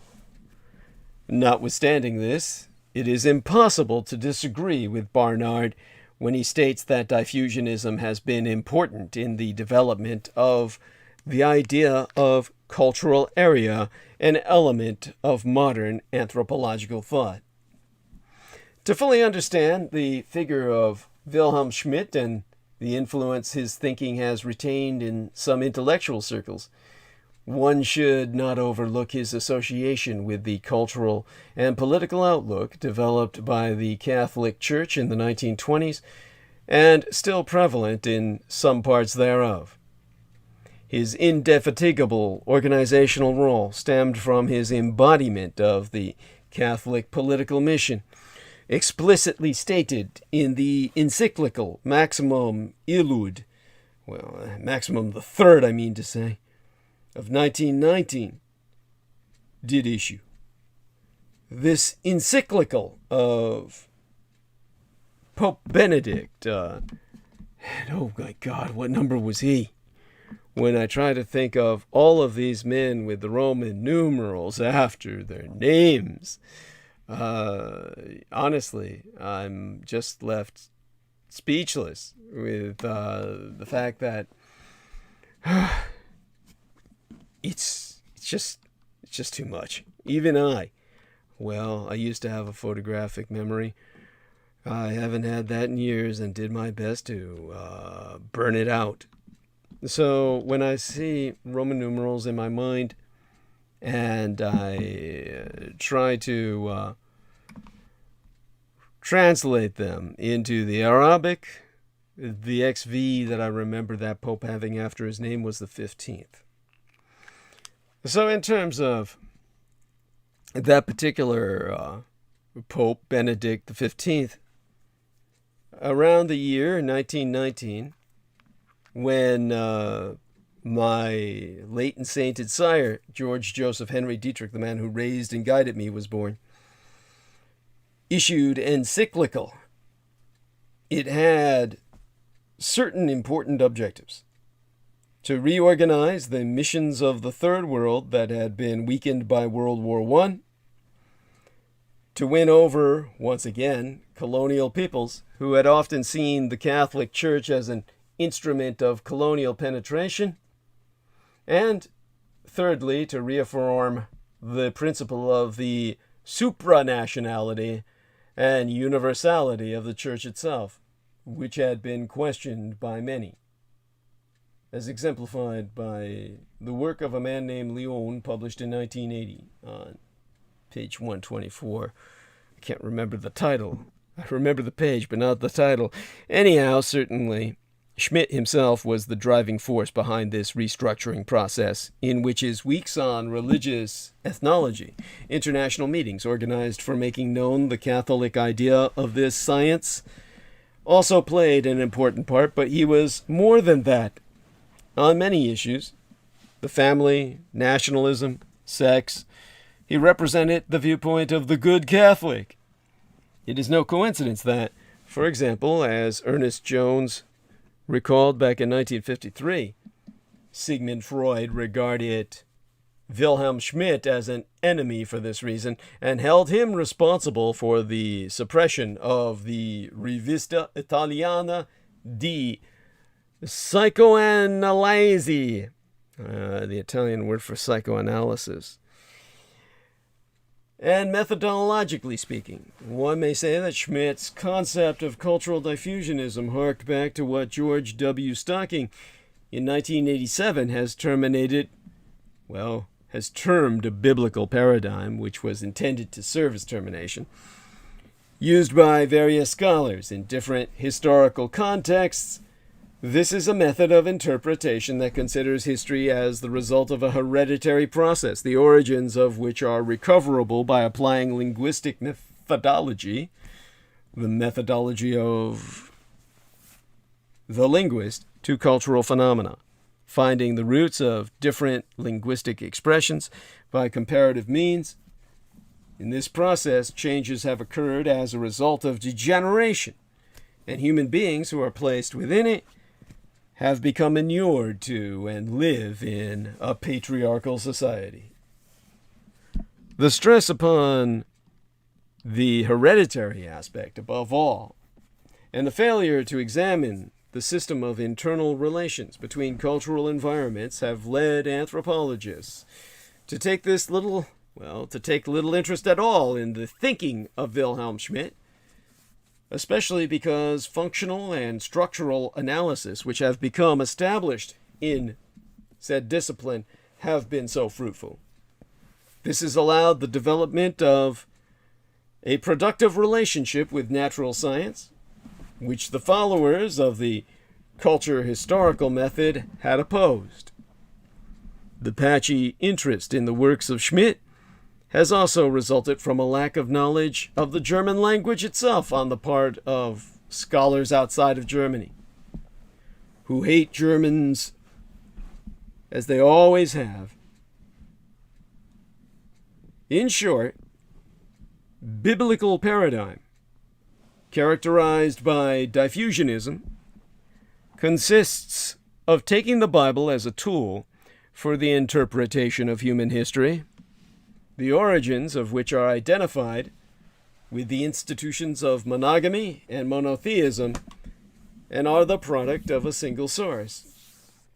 Such paradigms form the basis of the anti-evolutionism of Wilhelm Schmidt, even if many scholars, such as Marvin Harris, by 1968, regarded Wilhelm Schmidt as a follower of Joseph Francois de Maistre, and thus a reactionary thinker, have emphasized the evolutionary nature of some of his theories.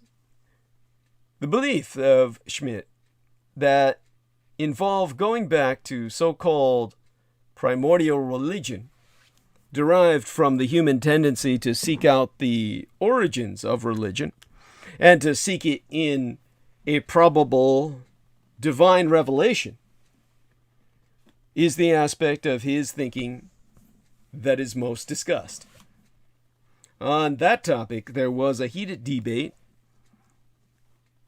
by Man, on the Isle of Man, I believe, in 1910, between Schmidt and Alfred R. Radcliffe Brown, in which Long also became involved, concerning the figure of the Andaman Island god Puluga. In essence, Radcliffe Brown accused Wilhelm Schmidt of interpreting Andaman religion in a prejudiced manner by referring it back to his own religious beliefs. Other scholars repeated the charge, against which Schmidt was in part defended by Ernest Brandeis, who wrote of this in 1990, and who could not, however, help linking the philosophical outlook of Schmidt to Thomism and the scholastics, and thus to the traditional view of the Catholic Church regarding the origin of religion and the relation between faith and reason. Now, Brandyway in 1990 also recognized in Schmidt's work an objective of apologetics as well as science. Henrik Simon in 1986, on the other hand, held that Schmidt was not only motivated solely by a desire to reconcile Catholic dogma with ethnological research, especially since some Catholic theologians did not support his degenerationist views or his ideas regarding monotheism and primordial revelation. The critical advance of Raphael Petrozzoni in 1957, in which he held that true monotheism stems from an anti-polytheistic revolution instigated by a religious informer, is also important. The sociological critique developed by Guy E. Watson in 1960 is often neglected. Swenson opposed the Austrian anthropologist by holding that monotheism was not the actual religion of the simplest and most archaic societies. For monotheistic belief to surface required the existence in society of at least 3 dominant groups, which in his opinion consisted of an organization exercising independent authority in a given local, social sphere. Another important methodological problem has been raised by another follower of Schmidt, Joseph Henninger, who wonders whether the similarities between the supreme beings of different peoples demonstrates the unique historical origin, the origin of belief in a supreme being, which you can check out for yourself in the first edition of the Encyclopedia of Religion published in 1987. Furthermore, he observes that Schmidt, in claiming the revelation is proved by the presence of a belief in a supreme being among such peoples, oversteps the bounds of the historical study of religions and makes philosophical and theological statements. The complex nature of the figure of the supreme being in different cultures has been documented by Edward B. Tyler, who thought that in all probability the missionaries themselves had interpreted the religious ideas of the native peoples so as to extract the figure of a monotheistic God from them. And Wilhelm Schmidt himself has also been criticized for his failure to define the categories he used, such as supreme being and monotheism. For this reason, even if one accepts his assumptions, which were not critically, they were never critically evaluated by himself, they cannot be easily harmonized with his own theories because they are subject to ambiguous interpretation. Besides, as Simon stated in 1986, when returning to this subject and analyzing the religion of the Bambuti Pygmies, it is always best to make clear in concrete terms the nature of the monotheism of the group being studied. In this case, it seems not to have been a clear and unequivocal idea of a supreme being called upon under various names and identified as a god of heaven, a god of the forest, or a god of hunting. Contrary to what Schmidt thought, it is a supreme being who is dualist in nature, that is both chthonic and celestial.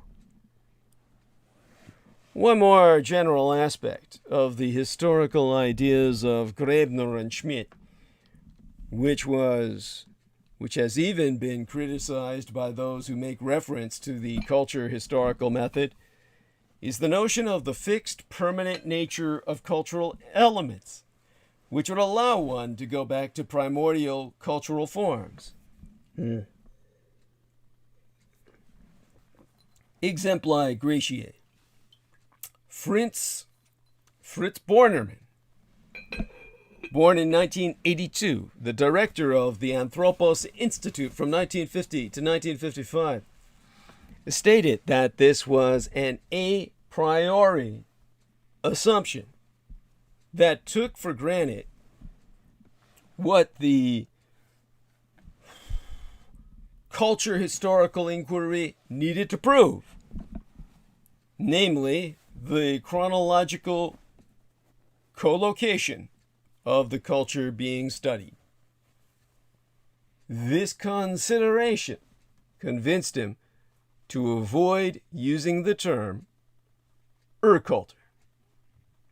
This and other more detailed criticisms of the culture historical method led some of those who had originally supported Schmidt and COMPÈRES, for example, Joseph Haeckel, to distance themselves from the theory of cultural areas. If the theory of the origin of monotheism proposed by Schmidt were accepted, it would make meaningless all the research conducted by historians who have sought to reconstruct accurately the course and historical context of Mesopotamia, Egypt, ancient Israel, in which, according to Marcel Gauchet of 1985, via the influence of a complex series of factors, such as the idea of an absolute lord as a counterpoint to an early ruler, the monotheism that characterizes modern Western civilization emerged. But evolution hindered research. Yea, evolutionary theory has in fact hindered the research into the origin of religion. One writer, Leve Brul, commented that Schmidt says that due to his lack of historical research, he indulges in a wild confusion to be equaled only in the writings of the oldest evolutionists. He states that evolutionary theory has in fact hindered the research into the origin of religion. Modern creationists should become acquainted with Schmidt's work because he offers a detailed study of the theories of religion and shows by analysis of evidence that men began believing in one God, and this worship has since been corrupted. Schmidt became critical himself of evolutionary theories that attempted to ground traditional monotheistic religious belief, which lent well into his hypothesis that numerous primitive peoples believed in and worshipped a supreme being. He was, therefore, particularly critical of evolutionist accounts proposed by E.B. Tylor, Herbert Spencer, and other developmentalists. Schmidt did not agree that later religious belief developed from, say, animism or polytheism into monotheism. Schmidt proposed a quite different nation altogether.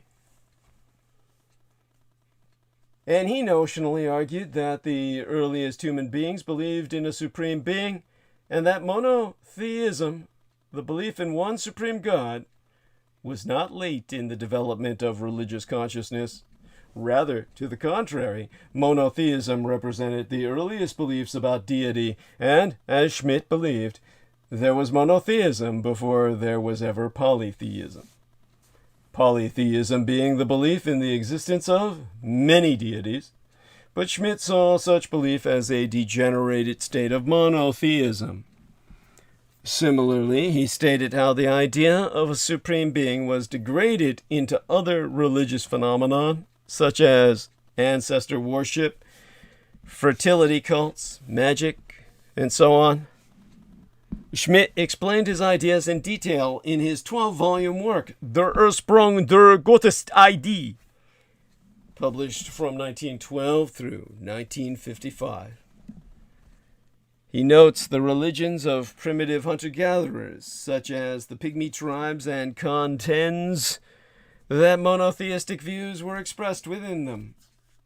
This led him to propose the idea of primordial monotheism, the term he used to refer to the greatest religions that could be considered monotheistic. Schmidt examined the concept further and reasoned to characteristics of deity that were strikingly similar to that of the Christian God. He noted the eternality of God, that God existed before all other things were brought into existence, and God's omniscience, omnipotence, and authority to punish evil and reward good behavior. This God was also a creator. Schmidt noted that the very name of creator didn't occur much among the primitive peoples, although they did reference a deity's power to create. And, of course, comparing the primitive cultures with later ones, we may lay down the general principle that in none of the latter is the supreme being to be found in so clear, so definite, vivid, and direct a form as among peoples belonging to the former. We may now proceed to supplement this by another of no less importance. The Supreme Being is to be found among all the peoples of the primitive culture, not indeed everywhere in the same form, but still everywhere prominent enough to make his dominant position indubitable. It seems that Schmidt was primarily motivated to affirm that the God the primitive peoples and tribes believed in and acknowledged was the same God that the Christians worshipped. Schmidt believed that the one true God was later more fully revealed in Jesus Christ and within the Christian narrative. His hope was therefore to secure a place for Christian theological interpretation in the history of religious consciousness. Now, theistic arguments are grounded in both reality and scripture. And although this was not to be the main point of my speaking to this tonight, the second way in which one could argue for original monotheism is via theistic arguments. If theistic arguments, such as the cosmological, teleological, and moral arguments, can succeed in establishing theism, then theism, properly defined, would be the default position in the history of humanity, and atheism only a recent development.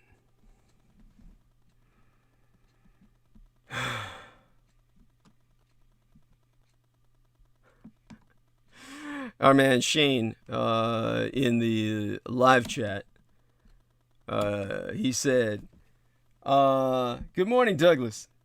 I can go asleep watching and wake up and catch to the end." And, of course, there we are. Jameson knows, Conspiracy Kitty, subscribe to his channel.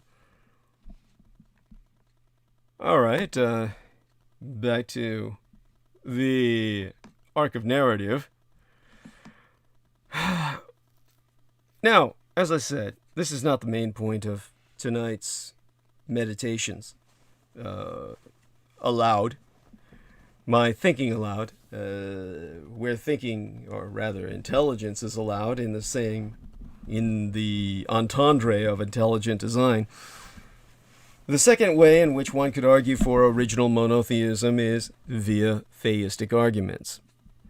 And if these theistic arguments, such as the cosmological, the teleological, and moral arguments, can succeed in establishing theism, then theism, as properly defined, would be the default position in the history of humanity, and atheism only a recent development. In a touch of irony, then, the so-called primitive monotheists of the ancient Near East, i.e. Abraham and Moses, were more up to date and in touch with reality than today's modern, sophisticated, and educated atheist elites. The unique message of Christianity being that the broken relationship between God and man is restored in Christ. This is what brings us to, finally, I'm certain everyone has been expecting this, who has any sense of arc of narrative. Basically, a brief word about the uniqueness of the Christian claim that that is relevant to the question about original monotheism. Christianity has its roots deeply embedded in the Old Testament, and as such, Jesus claimed to be the one promised and predicted from the writings of the Old Testament prophets.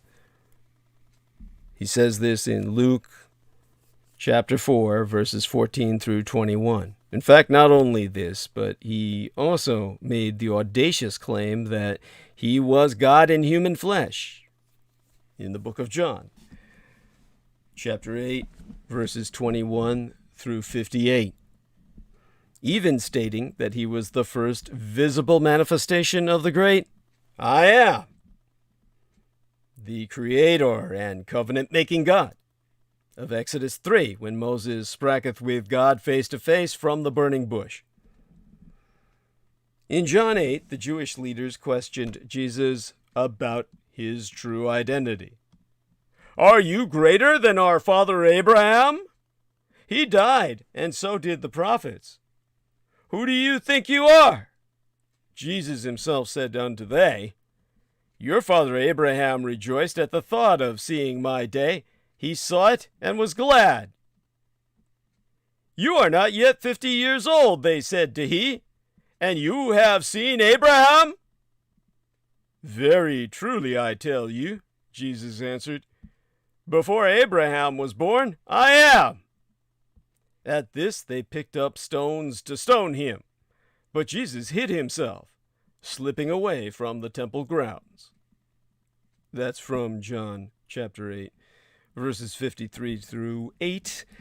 Now when the Apostle Paul was waiting for his traveling companions in Athens, he even made an appeal to the Athenian philosophers, to their belief in an unknown God in Acts 17. For as I was passing through and considering the objects of your worship, I even found an altar with this inscription, To the unknown God. Therefore, the one whom you worship without knowing, him I proclaim to you, God who made the world and everything in it, since he is the Lord of heaven and earth, does not dwell in temples made with hands, nor is he worshipped with men's hands, as though he needed anything, since he gives to all life, breath, and all things, and he has made from one blood every nation of men to dwell on all the face of the earth, and has appointed their pre-appointed times and the boundaries of their dwellings, so that they should seek the Lord, in the hope that they might grope for him and find him, though he is not far from each one of us. For in him we live and move and have our being, as also some of your own poets have said, for we are also his offspring. Yes, that's Acts chapter 17, verses 23 through 28. Paul then continued to proclaim Christ and his resurrection, to which some of them mocked, some believed, and yet others were curious to hear more. From Acts 17, verses 32 through 34. Christ came for one reason only, and that is to perfectly reveal the God whose fellowship was broken with mankind in the garden. He restored the knowledge of God, and even more by his death, burial, and resurrection, showing the world what God is truly like. And from there, it is fitting to read, He is the image of the invisible God, the firstborn over all creation. For by him all things were created that are in heaven and that are on the earth, visible and invisible, For it pleased the Father that in him all the fullness of deity should dwell, and by him to reconcile all things to himself, by him, whether things on earth or things in heaven, having made peace through the blood of his cross. Now, in terms of those words from Colossians chapter 1, verses 15 through 16 and 19 through 20, we can draw our conclusion on this subject in the remaining hour that we have tonight. And think of original monotheism, from which sources the Western traditions and the Eastern traditions, as well as the traditional religions which decay into magic and ritual. In the Eastern traditions, of course, we have Chinese religion branching into the great schism between Taoism and Confucianism, and Hinduism bifurcating into Buddhism and Jainism, both the Buddhism and Confucianism resynthesizing into Shinto, the Japanese religion. With the Western traditions, we have Judaism and Zoroastrianism leading into Christianity and Islam, and Hinduism emerging from the East to blend with Islam in the creation of Sikhism. And of course, the ultimate apex of Western religiosity, the Baha'i faith of my forlorn hope, Judith Gay Ager, the Grand Madam, our volcano-crowned princess on the island of Kauai. The conclusion being that the God of the Bible is God over the whole earth, Jew and Gentile, Christian and pagan, Muslim, Hindu, Buddhist, and atheist. He created the world and everything in it, and all of man's history traces back to that singular event. Christians assert this as an absolute truth, though not everyone agrees. Evolutionists and atheists have long struggled to solve the problem of the origin of religion, specifically of monotheism, the belief that God is one. According to David Barrett's World Christian Encyclopedia, approximately 85% of the world's population believes in some sort of God. Of the remaining 15% who are atheists and agnostics, 14% reside in communist countries. And 53% of the world's population is monotheistic, claiming to derive their faith from Abraham, Christians, Jews, and Muslims. There's a brief summary in that book that covers it all. Such a ubiquitous belief demands an explanation, yet evolutionists are at a loss to explicate the origin of this pervasive phenomenon. As long as there has been religion, there have been those who have attempted to explain its origin naturalistically. The rise of monotheistic religion generally has been described as an evolution, an outgrowth of some more primitive religious belief that parallels the evolution of man. This theory was discussed most thoroughly in the years directly after Darwin published The Origin of Species and The Descent of Man, but it has been a source of controversy since at least the 2nd century. The Roman philosopher Celsus, who was rabidly anti-Christian, set out to prove that the monotheism of the Jews began as pagan polytheism. Those herdsmen and shepherds who followed Moses as their leader had their minds deluded by vulgar deceits, and so supposed that there was but one God, as quoted in Origen, That's spelled Origen. That was republished in 1972 in the English, so you don't need to learn the ancient Greek. It's on page 405. Erasmus, writing during the Reformation, suggested that many heathen customs had been adopted by the Roman Catholic Church. David Hume, in The Natural History of Religion, published in 1757, and Voltaire's Essay, published in 1780, similarly denied revelation a place in the history of religion.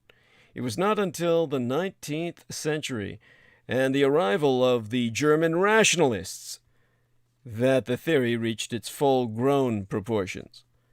Max Muller, Orientalist and philologist at Oxford, was chief among them, with his theory that religion originated with a henotheistic nature worship, degenerated into polytheism, sank into fetishism, and then rose in some cases to new forms of pantheism or theism.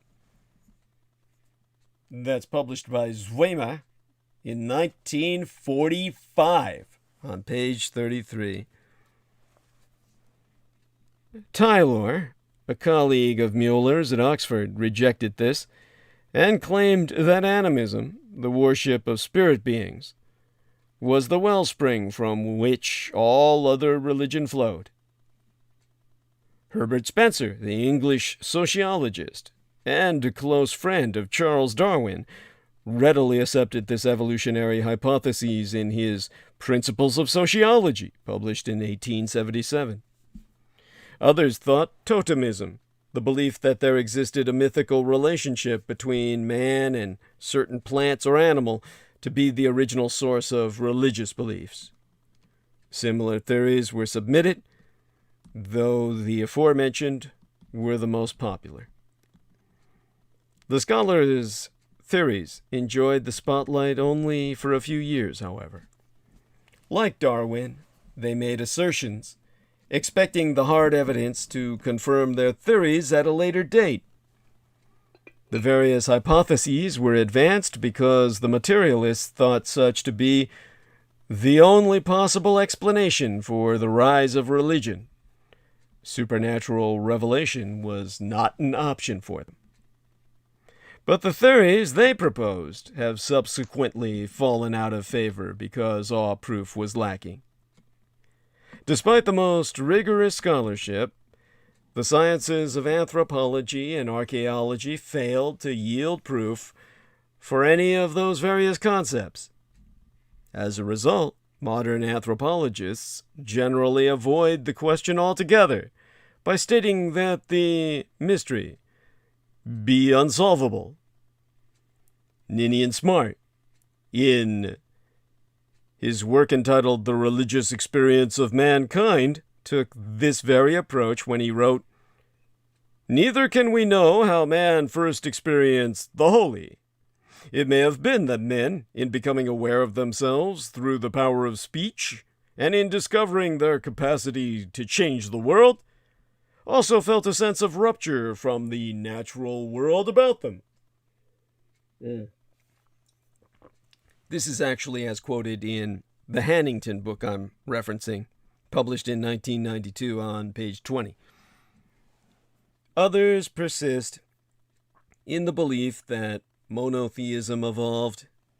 Mark Smith, professor of Bible and Near Eastern Studies at New York University, published a book in 2001, the year of 9/11, describing the original Jewish pantheon of gods and its eventual development into monotheism. Thus, the evolutionary model survives and thrives today despite nearly 100 years of all evidence to the contrary. This contrary evidence is the result of the research of both believers and non-believers. As far back as the 2nd century, the monotheistic roots of world religion were defended.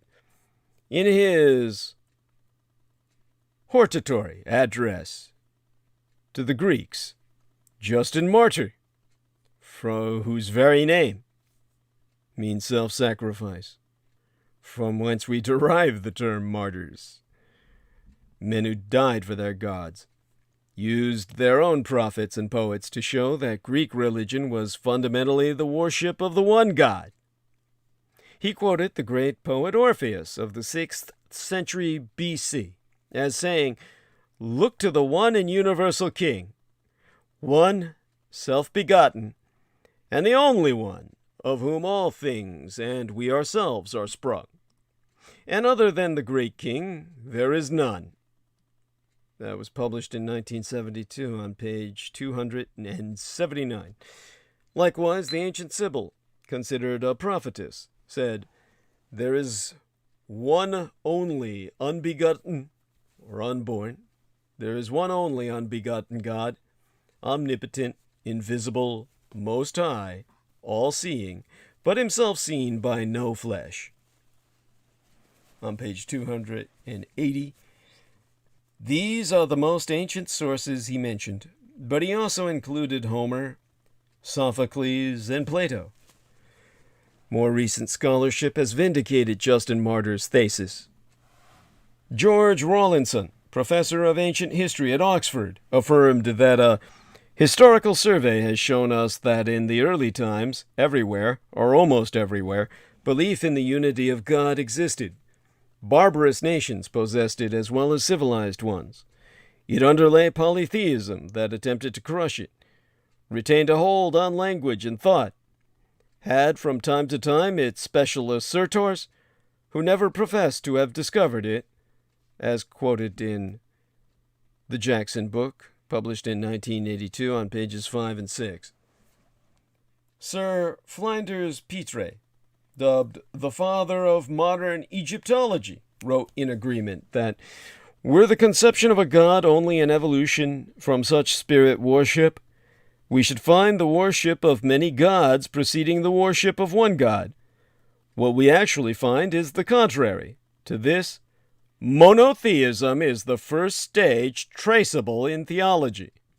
That was from 1908, pages 3 through 4. Stephen Langdon, also of Oxford, concluded, "I may fail to carry conviction in concluding that both Sumerian and Semitic religions, which he considered to be the oldest historical civilizations, monotheism preceded polytheism. The evidence and reasons for this conclusion, so contrary to accepted and current views, have been set down with care and with the perception of adverse criticism. It is, I trust, the conclusion of knowledge and not of audacious preconception," as quoted in Custance, page 113. Of course, my shouting adds the emphasis. To quote all the authorities that have come to this conclusion would be tedious, and has been done many times over. But the message is clear. Evolutionists would do well to take the advice of one of their own, Robert Lowy of the American Museum of Natural History, who said, "The time has come for eschewing the all-embracing and baseless theories of yore to settle down to sober historical research." As quoted in the Zwiemer book on page 59, "Every culture in the world originally worshipped only one god. This holds true for the ancient Chinese, Native Americans, the Australian Aborigines, the Bushmen of the Congo, as well as the better documented civilizations of the Old World. You can confer the Book of Fraser, published in 1979, pages 11 through 38. The significance of this is twofold. Evolutionists cannot explain the rise and degeneration of the world's religions from monotheism to various other types of worship, such as polytheism, pantheism, animism, and totemism.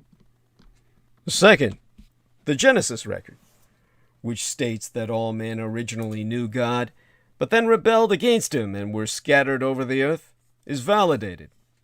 That God was involved in the lives of all his people at one time cannot be doubted, and is confirmed both by revelation and by the science of anthropology. And for the expanded treatment of this topic, see The Origin and Growth of Religion by Wilhelm Schmidt himself, as published originally in 1931, and The Origin of Religion by the off-cited Samuel Zwemer, surname spelled Zwemer, first name spelled Samuel, Samuel. His work, The Origin of Religion, being published in 1945, the last year of prosecution of proactive hostilities of the Second World War on the surface of the earth as recognized by the uneducated masses. With that, of course, let me take a look at what we've got left in terms of time. And I've taken us to the quarter of the second hour. Let me chime in. Oh, my Let me goodness. chime in. Thank goodness. Yes, thank you, sir. And Jameson Reese, if you're awake, by God, get rid of the man with the webcams chat.com with hot girls and boys video chat. Thank you. Yes. Yes, it's all yours. Please, Mr. Moon. Well, I want to address something that I signed off on last night. Yes. And I just got up and I just turned on for a little while there. Yes. And it took you a while to fathom that I was on with you again. But I looked up this Brooks Agnew character who had made this comment. And in fact, I'll read his comment. Japan has been bankrupt since 2008. I will reread it. They are a country of less than a third of the U.S., and they do not offer health care to non-Japanese people. They also have a fraction of the U.S. birth rate, with one of the oldest median ages in the world. I don't know why he's even saying this. He's just shitting on Japan because he's jealous of their health care. Go on. Well, and the posting is to learn the truth about Japan's history of superiority and how it was they who actually won World War II. Read the book, and then it gives the, it talks about the post with Japan's healthcare. Yes. And I said, I kind of thought this guy deserves some modicum of respect, just because he's a public figure. And I first heard of him when we were going to have an event in Kentucky, and it was the girl who ran it completely messed it up. So and completely messed it up. That's a whole story I don't need to go into. But all these people lost their money. The authors they've sent their books ahead. I was too smart.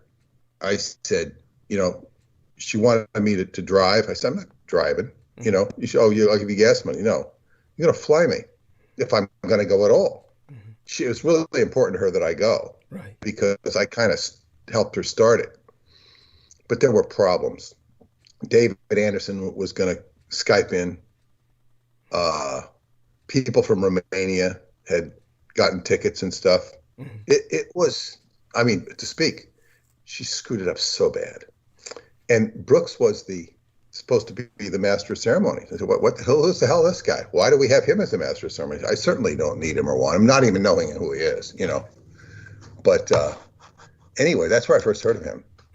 And anyway, who he is grew up in Brooks Agnew, born 1955, May 27, grew up in Pasadena, hanging around JPL and Caltech. He entered the Air Force in '73, where he graduated top in his class in electronics engineering. Probably didn't have a lot of competition. He received his Bachelor of Science with honors in chemistry from Tennessee Technological University. He's a certified quality engineer, a Six Sigma master, and a member of the Society of Automotive Engineering. I don't know what the hell that is, but he has worked for 30 years consulting with the Fortune 100 to save or bring back to America more than 10,000 highly productive jobs. He sounds like an industrial hero, or portraying himself or being portrayed as an industrial hero. Yeah. Publishing more than 10,000 articles and technical documents, he authored 7 Amazon best-selling books with 10 titles in print. He is one of the world's most recognized voices in the human disclosure movement, helping millions to unlock their full potential, learning about aliens. X Squared Radio is the #1 talk radio program in America on Sunday nights after 14 years on Sunday from 8 to 11. He has been featured on dozens of TV and hundreds of radio programs, as well as numerous scientific documentaries. He is a multi-patented engineer and the CEO of an electric truck manufacturer in North Carolina. Like, he sounds like a monster industrialist who yeah, just all this energy. Who would need a radio show, Thank you. I mean, with all those accomplishments going on and all that money coming in that he has to manage all these activities, why is he even wasting time sitting in front of a microphone? What's he need to, ejaculate on air for? What the fuck? But of course, it's got to be human disclosure movement. I don't know what the human, but I mean, so what I'm saying is, this guy, from what I know, I think would have a gentlemanly, polite veneer about him. I would think. One would hope. Don't really know if he was going to be chosen as a master of ceremonies, even by somebody who was mucking up an event. But then again, of course, do remember Sean David Morton was also often a master of ceremonies. But go on.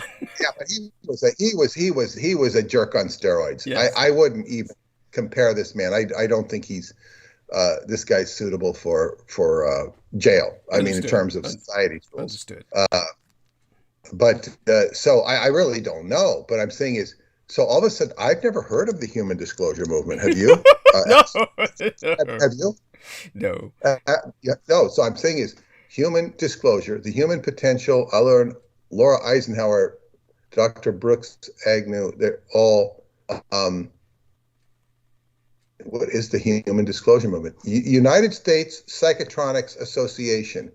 Okay, now this is the psychotronics.org, which I've never really had any affiliation with except for the Long Island chapter. I always wanted to go to some of the Ohio meetings just to go there, but I didn't need to go. Right. God, what is this? It says, this is U.S. Psychotronics Association.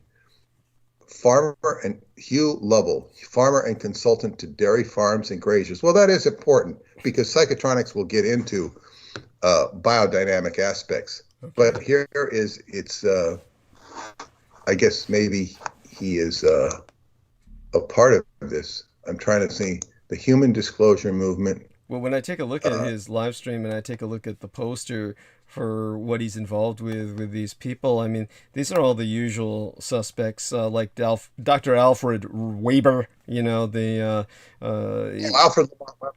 Completely. He has to be blocked because he will compulsively send you stuff. He's just compulsive, like a complete nut. Yeah.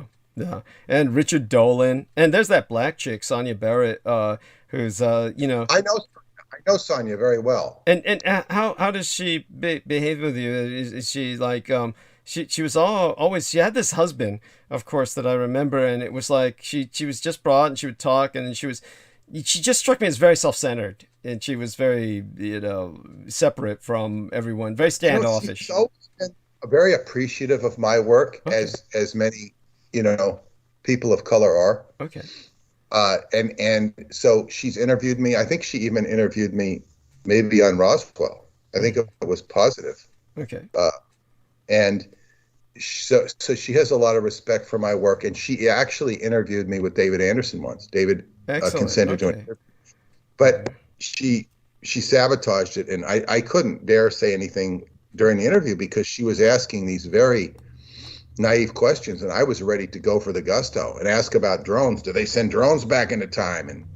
And later I told her what happened, and she kind of forced it out of me, and she apologized profusely because she was asking the questions, and I should have been asking the questions. I remember you're talking about this. Yes, now I get it. Yes, I remember. Yeah, this was you were definitely frustrated. That's just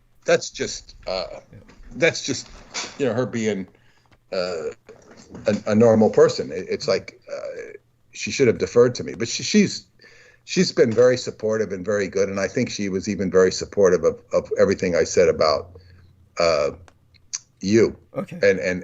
And so, but where did you group her in with? What You're talking about Richard Dolan and all these people. Was that a? Oh, it's on his little you know, if you go to his timeline and you look in the photographs, you'll see it. It's a poster for the conference they were all at.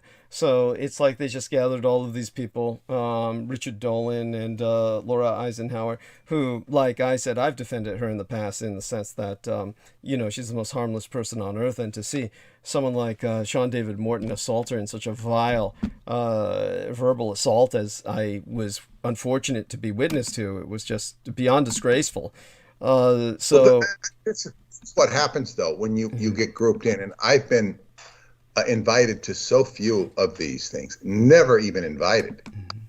And on those rare occasions when I'm invited, it's like it's often a situation like, you know, why would I want to go there? You know, I'm not going to go there because people, like, they had a Philadelphia conference many years ago, and they asked me to come, and I said, well, okay, it's going to cost you this much, you know, to have me there. And whatever it wasn't an exorbitant amount. But no, they had hundreds of speakers coming in for free, spending their own money, you know, to show their own stuff. Jesus. And in retrospect, it might have done very good for me to be there, even on my own time, because all these people started getting attention, and none of them warranted it. And none of them were like, thank you. Yes. for the most part. And people are, oh, look at this guy, look at this guy. It's just like information whoring. Yeah. And one guy had a lot of neat insights, and then he really had some nice insights into certain things numerologically, and he was pretty sharp, and he was just sharp enough to fool himself. He ended up, you know, trying to deal with the flat Earth situation, and like taking it on as a, well, what are we going to do with all these people that think about the flat Earth? It's like, you know, it's fruitless, you know. And then he went out of circulation because he couldn't handle the, you know, the trauma of being a public person who wasn't getting paid for it. Right. This is what, you know, people come and it's unfortunate, but Brooks seems like well, this is what my impression would be. Placed troll who's got a lot of credentials. He seems much more accomplished than Richard Dolan or any of these. He seems that way. I would agree with that. Yeah, Richard Dolan is simply just a paid shill who does nothing other than put out shillery. You know, all he does is put out shit, and you know, gets paid to show up on these various shows like History Channel and say, I believe in a breakaway civilization now, because it's predictive programming for when they finally have to say what we're still involved with war in is the 1,000-year Reich in exile. But in terms of Brooks Agnew, my stereotype, this is my stereotype from looking at his pictures and looking at his big He-Man look and his big He-Man presentation, is that when he comes across with this, what he says, basically what you're presenting in the meme triggers him, because what it shows is that Japan has so much that America doesn't have, and as a macho male, he feels the need to counter that. In other words, there's ways that men define themselves, and it's by, well, as warriors and as providers. And so, since he's a super industrialist, he's a super provider, right? So he's threatened in his field because the Japanese are providing, right? They're delivering, they're bringing home the bacon, they're giving people health care.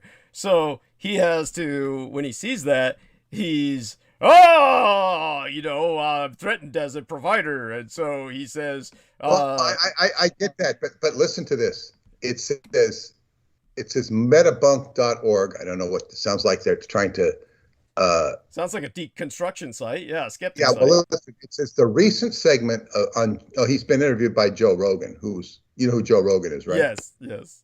Okay. Somebody asked me to go on there. I mean, I don't think it was his show, and I didn't even, you know, I don't know who this, you know, I mean, I didn't realize he was as big as he was, but it sounds like Joe Rogan sounds like somebody who'll have anybody on.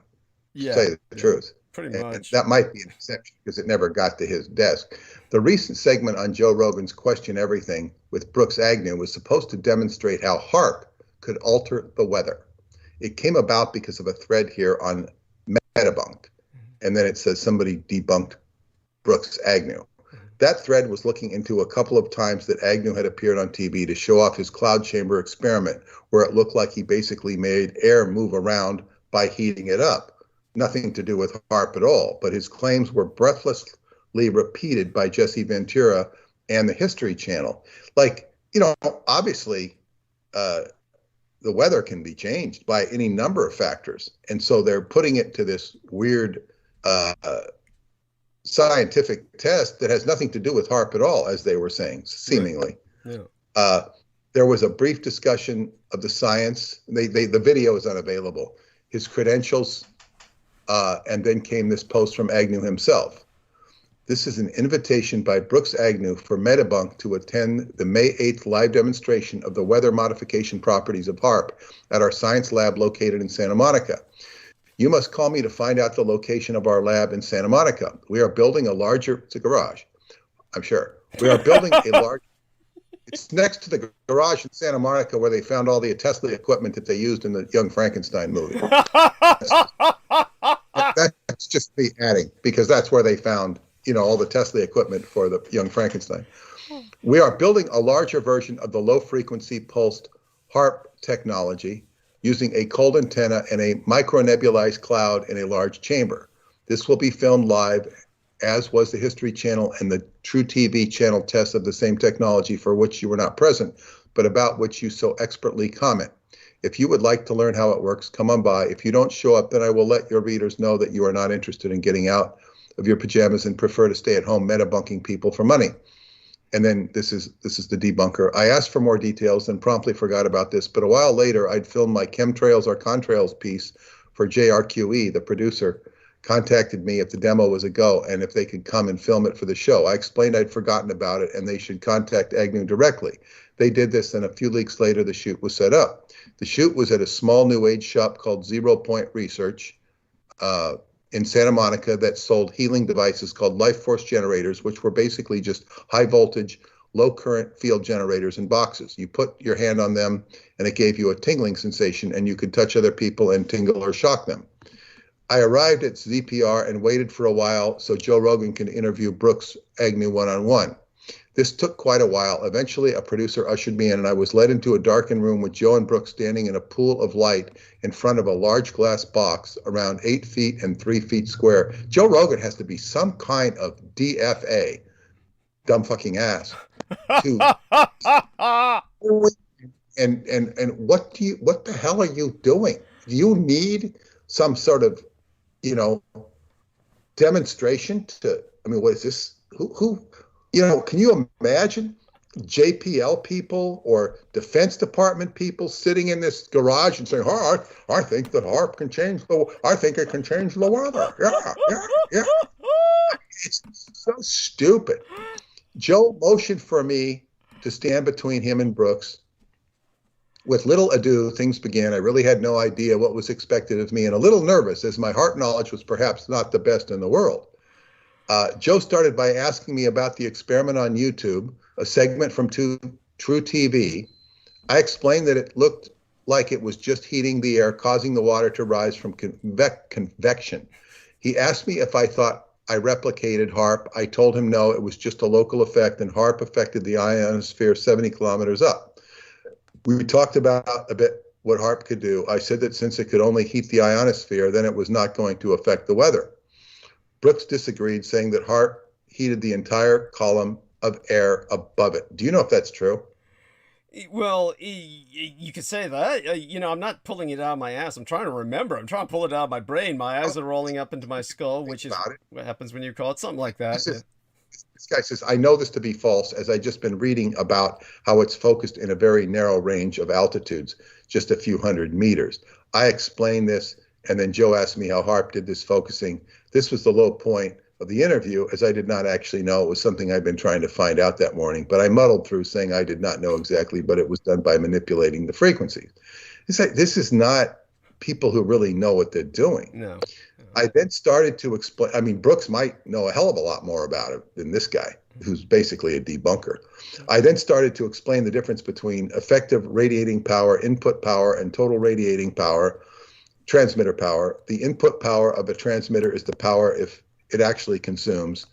The TRP, or total radiating power, is the power that transmits. The effective radiating power is a little difficult to explain, but it's basically the amount of power it can deliver in a particular direction multiplied by a number of directions. Since HARP is tightly focused, and the ratio of HARP's actual transmitter power is very high, this is very important when discussing the HARP issue, as the two figures are often confused. Suggesting that HARP is 5.1 gigawatt transmitter is like saying it's blasting the entire output of a nuclear power station into space. It's not. HARP uses a relatively small amount of power, which it actually generates on site from 2.5 megawatt diesel generators. But it says the transmitters operate at 45% efficiency. All this can be very confusing indeed.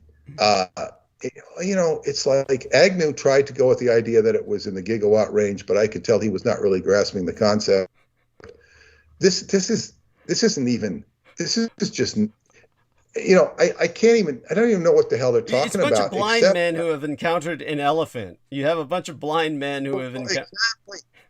And what Brooks is probably, if he is an engineer, he probably has a sense of what he's talking about. Preston would reel at this, just saying, he'd talk about it, say what he know what they're talking about, and say they don't know what they're talking about. Right. And it's all a bunch of attention whoring is what it amounts to. Thank you. Thank you. And arguing about stuff that they're not really in a position to know about. And it all comes down to the thesis of what HARP can do, or is rumored to do, or they think it does, it's just foolish. Why would anybody indulge their time and energy in this? And the only reason we're indulging our time and energy is because this amounts to a troll effort by this guy. Thank you. Which says he's in the business of information whoring, and waving a wand and dazzling an audience, which is, I guess, part of any teacher's job to maintain interest in what they are talking about. It's good to have a teacher who's an entertainer, but it's more important that he's a teacher than it is he is an entertainer. Thank you. And this is more entertainment than education. Yes. Yes. Now this, it says, I noticed on the show that Agnew said something to the effect of, every ham radio operator on the planet disagrees with you regarding your statement that HARP transmission only interacts with the ionosphere. As I understand it, ham radio uses the ionized gases in the ionosphere to bounce signals and thus get around the curvature of the Earth. I'm not a physicist, and I don't, this is interesting to me because of the ham radio project. I don't go in as a ham expert, but I'll start asking questions and get some pretty, because if ham radio is using ionized gases, that's very interesting, because this is what the time reactor uses is, ionized gases, with a low grade electromagnetic field. Intuitively, he says, it seems to me that if these shortwave radio signals were expending their energy interacting and heating up all the atmosphere between the transmitter and ionosphere, and again back to the receivers, there wouldn't be much energy left to continue carrying the signal. Ham radio relies on the fact that the signal is only refracted by the ionosphere. Perhaps someone more knowledgeable can correct me. Well, this is of interest to me, just because of what he's discussing about in the context of radio, and because David's last lecture to Atlanticron was all about radio waves. It was to kids. It wasn't to the whole crowd. And how important everything is radio waves. So this is of interest to me personally, but and that's why I read it. But they're going into having a debate about HARP, and I mean, it's like a blind man discussing the nature of an elephant. What does this prove once they've established that their thesis is true or not? It's like HARP can change the weather. Well, I mean, most people who've read something on the subject take that for granted. Thank you. Thank you. I mean, it's kind of like saying shit stinks. I mean, it's kind of like, what else is the purpose thereof? It's not, it's counterintuitive, really, to think of anything else. It's the first thing that comes up in one's mind. By the way, because Jameson Reese has very likely collapsed into sleep, I took the position of reporting all of 6 of those links to pornographic sites, and the interesting thing is that when I did so and thereby got rid of them within the live stream, I went over to where it uploads as live stream onto YouTube. In other words, I've got the studio live stream where I did that. Then I went to how it manifests on YouTube, and they were all still there, and I had to do the same thing all over again. But that means that the person's been reported 12 times, because there was 6 times I reported him in the studio and 6 times I reported him in the chat as it manifests on YouTube itself. So there you have that. Hopefully something will be done about that particular individual. I'm taking a look at we seem to have an excellent connection otherwise, and but we seem to be kind of spinning, so hopefully people are still hearing us. I want to say hello to Lady Sign-In, who said, still on now for 4 hours. And as far as you can see, we're still on, right, Mr. Moon? Well, as far as... I don't know, because I don't have the... I'm sure we are. I'm sure we are. But here's more. Yeah. It says, here's somebody debunking him, and it's like, he actually survives the debunking better than the debunkers. The question becomes, in other words, it's not what they're saying about him so much. It's what he's saying about himself. Yeah. Yeah. Well, it doesn't surprise me that he handles it well, because, I mean, look at him. I mean, he's obviously a man who's supremely self-confident. He's accomplished by society's standards, or at least he's put out enough of a resume where it looks like that. For all we know, of course, the guy could be living in his car, but he puts on a good show. Of course, but see, what the debunkers are, it's almost like he gets PR from the debunkers going after them, because the debunkers are, whatever malfeasance he may suffer from, these people are far worse. Yes. So it puts doctor in quotes. They're questioning his doctorhood. Dr. Brooks Agnew is supposedly a PhD physicist who has made his name by promoting, among other things, hollow earth theory. Ooh. He is the, quote, scientific project director, quote, for the North Pole Inner Earth Expedition, which is trying to raise $350K for an expedition to enter the hollow center of the Earth through a certain place above the Arctic Circle where there exists an oceanic depression or entrance to the Earth. He has also made some inroads in promoting the HARP conspiracy idea. For example, the videos have been taken down. Right, and by the way, if that is where I remember this guy from, okay, what makes that bizarre? We're on the History Channel. Yeah, but it's been more than that. The guy's been on Coast to Coast a number of times. And Sure. so what renders him, if this is the guy that they're talking about, the guy who's just, trying to get this expedition organized to go to the hollow earth. Yes, I've heard of this guy and heard him multiple times in which he was speaking about this shit, and his voice is a lot similar to, he's got a female voice. In other words, he's got a voice that's very like a grandmotherly voice, and that may be the need for him to overcompensate. Now, strangely, when I'm clicking back and forth, what started this all was your post on Japanese healthcare, and that seems to be missing from my Sora AOI timeline, like somehow you got untagged or something. Now that's fucking bizarre, because I sure as hell didn't untag you, so I don't know how that fucking happened. That's bizarre, so you'll have to tag me again. My timeline, and see it. It's pretty fresh on the timeline. It says here, is explained by Brooks Agnew on Coast to Coast AM with George Norrie. Yeah.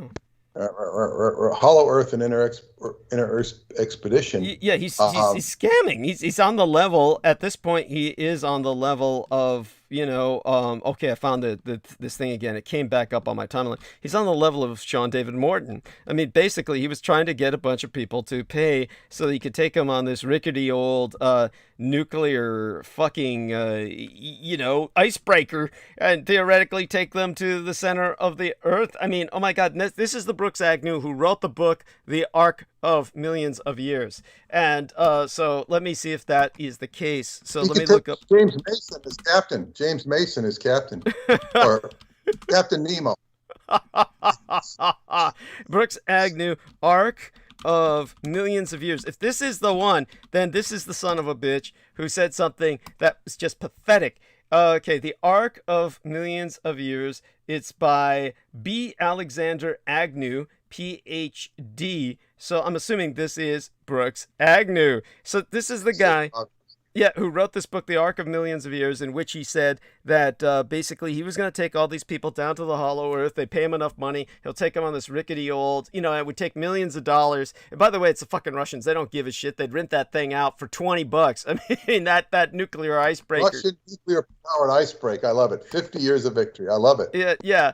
And so here's this guy, and what he said was he was leading a meditation group, and he claims that while he was leading a meditation group, that suddenly everybody saw projected onto his back, because he's a big guy, right? So he basically has such broad shoulders, and he's wearing a white t-shirt, and suddenly projected onto his body like he's a moving screen, because, just everybody who's following him in the meditation group just must have been, breathing really hard, and all had sweat on their upper lips, just so excited by his bulging fucking rotary cuffs on his fucking shoulder muscles and shit while he was flexing. And then suddenly all this digital shit showed up on his t-shirt, and they could all see all these symbols and sigils that were just scrolling down his t-shirt like, the Matrix and shit. And that's when he was inspired to write the book, The Arc of Millions of Years. As if, if this really happened, it's some fucker he had in the projection room suddenly projected onto his white t-shirt while he's leading the meditation groups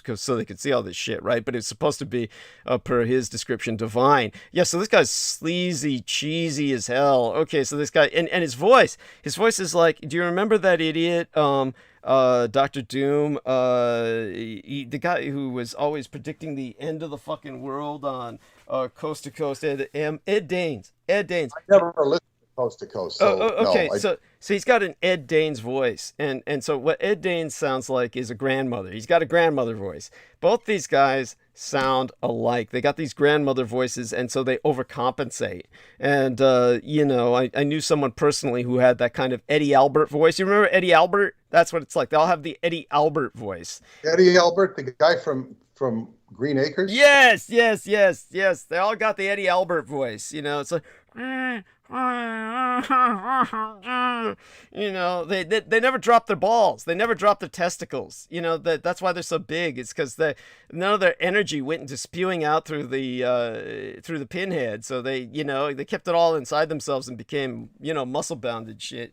Because they're not spewing any sperm. So since they never dropped their balls, their voices never developed. And so that's what he's like. Ed Danes and went over a trip to Tibet in which he ended up gaining access to areas usually restricted from public viewing. Oh, of course! Just like Sean David Morton, of course! Yeah, they all go to Tibet. He goes on to describe as mind-blowing. Could the Tibetans have seen Tesla-style technology as long ago as the 7th century? Yeah, and all of this, like despite... Tibetan monks awed by Tesla technology. There we are. I mean, and this despite the fact that it's occupied by hostile communist Chinese armies, no less. Somehow he makes it past them and goes into, secret Tibetan fortresses. Yes, find Shangri-La. Fuck the fact that it's crawling with reds. That are just... Goes over such topic as pyramids, Stargate, CERN, interdimensional travel and beings, Hollow Earth, expanding Earth, the moon, and so much more in a must-listen broadcast. Oh, yeah, it's must-listen to, all right. You've never heard such shit before. It was like when Sean David Morton was talking about he was up there with the Tibetan Ascended Masters, and they walled him alive, like Edgar Allan Poe. They, brick by brick, they walled him alive, only left a little hole in a single brick was not put in place, so they had some oxygen or something like that, and he learned to be a breatharian. And, of course, that's why I said that's how he got so big. He learned to be such a good breatharian. He became a human dirigible. He became a blimp, that just, floated to the ceiling. That's what it's like. I mean, I always told Sean David Morton he had to be careful because if he kept floating up near the ceiling, the kids would walk into the room and think he was a piñata and all start beating him to death with baseball bats. Poor son of a bitch. That's a good point. It's an excellent point. So it's interesting that one little trolling comment is you know who you know I never really knew who he was because I don't have time to pay attention to people that people pay attention to. Yeah, yeah. And he's somehow involved with Tesla company, the car thing, because he was always saying, I'm going to give away a free Tesla. Whoever, does something, does. I doubt that very seriously. I doubt that he was giving away a free Tesla. That sounds like a scam to me. That's what I thought. I said, this guy's scamming because he was saying, I'm going to give away a free Tesla to, the first person who does something stupid for him. And unless Elon Musk is in alignment with him and secretly, glad handing him. You never know because you've got these fuckers like, remember it was the guy Richard Branson, who was funding the idiot with the blue avians, flying him all over the world to push his shit. So, Corey Hart? Yeah, Corey Hart, I think so. Yeah, Corey Hart, I believe so. The guy who wears the bulletproof vest, that's Corey Hart, right? That's fascinating.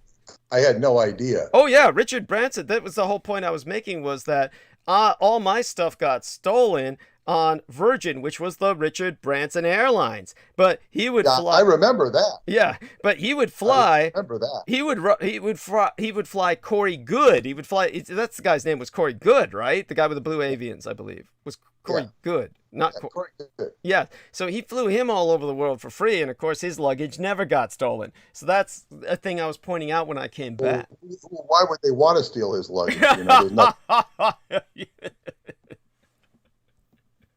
Wow. So. Oh my God. Yes, you've opened up.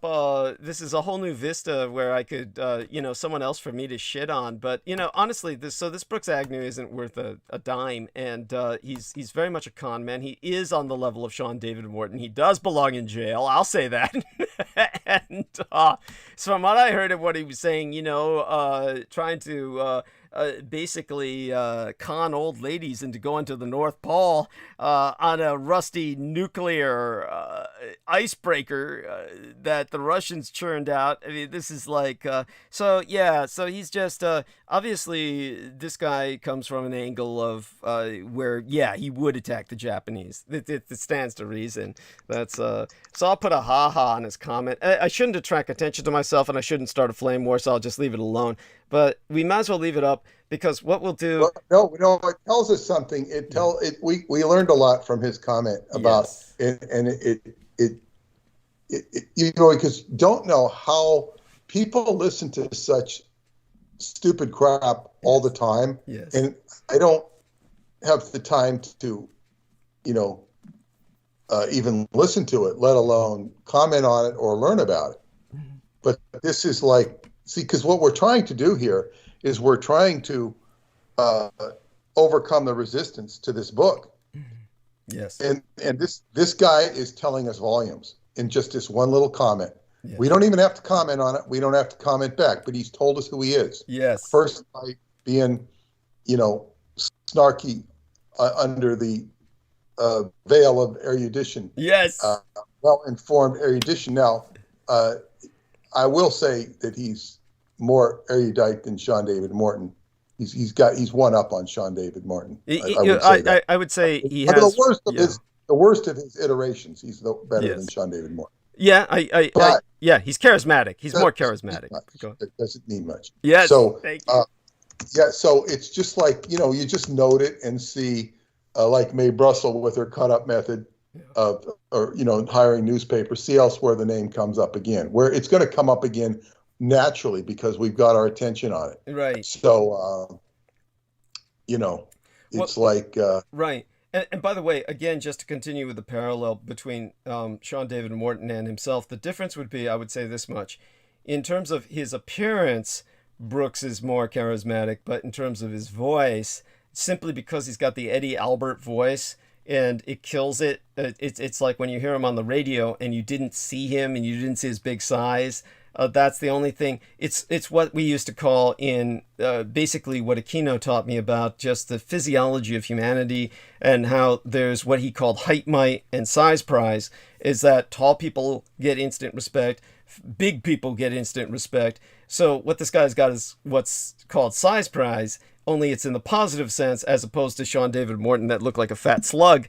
So this guy looks like he could sell it, but his voice ruins it. So if he had Sean David Morton's voice, then he'd be set. He'd be like probably running for president or something. But, as it is, he's insecure, and that's why he's lashing out. And but what I'd like to do is, because Wednesday is going to be here before we know it, and we've only got a few minutes left tonight. And I do apologize. I should have acknowledged you when you came on earlier. I think you've actually been up for about... I wasn't on that much longer. I wasn't on.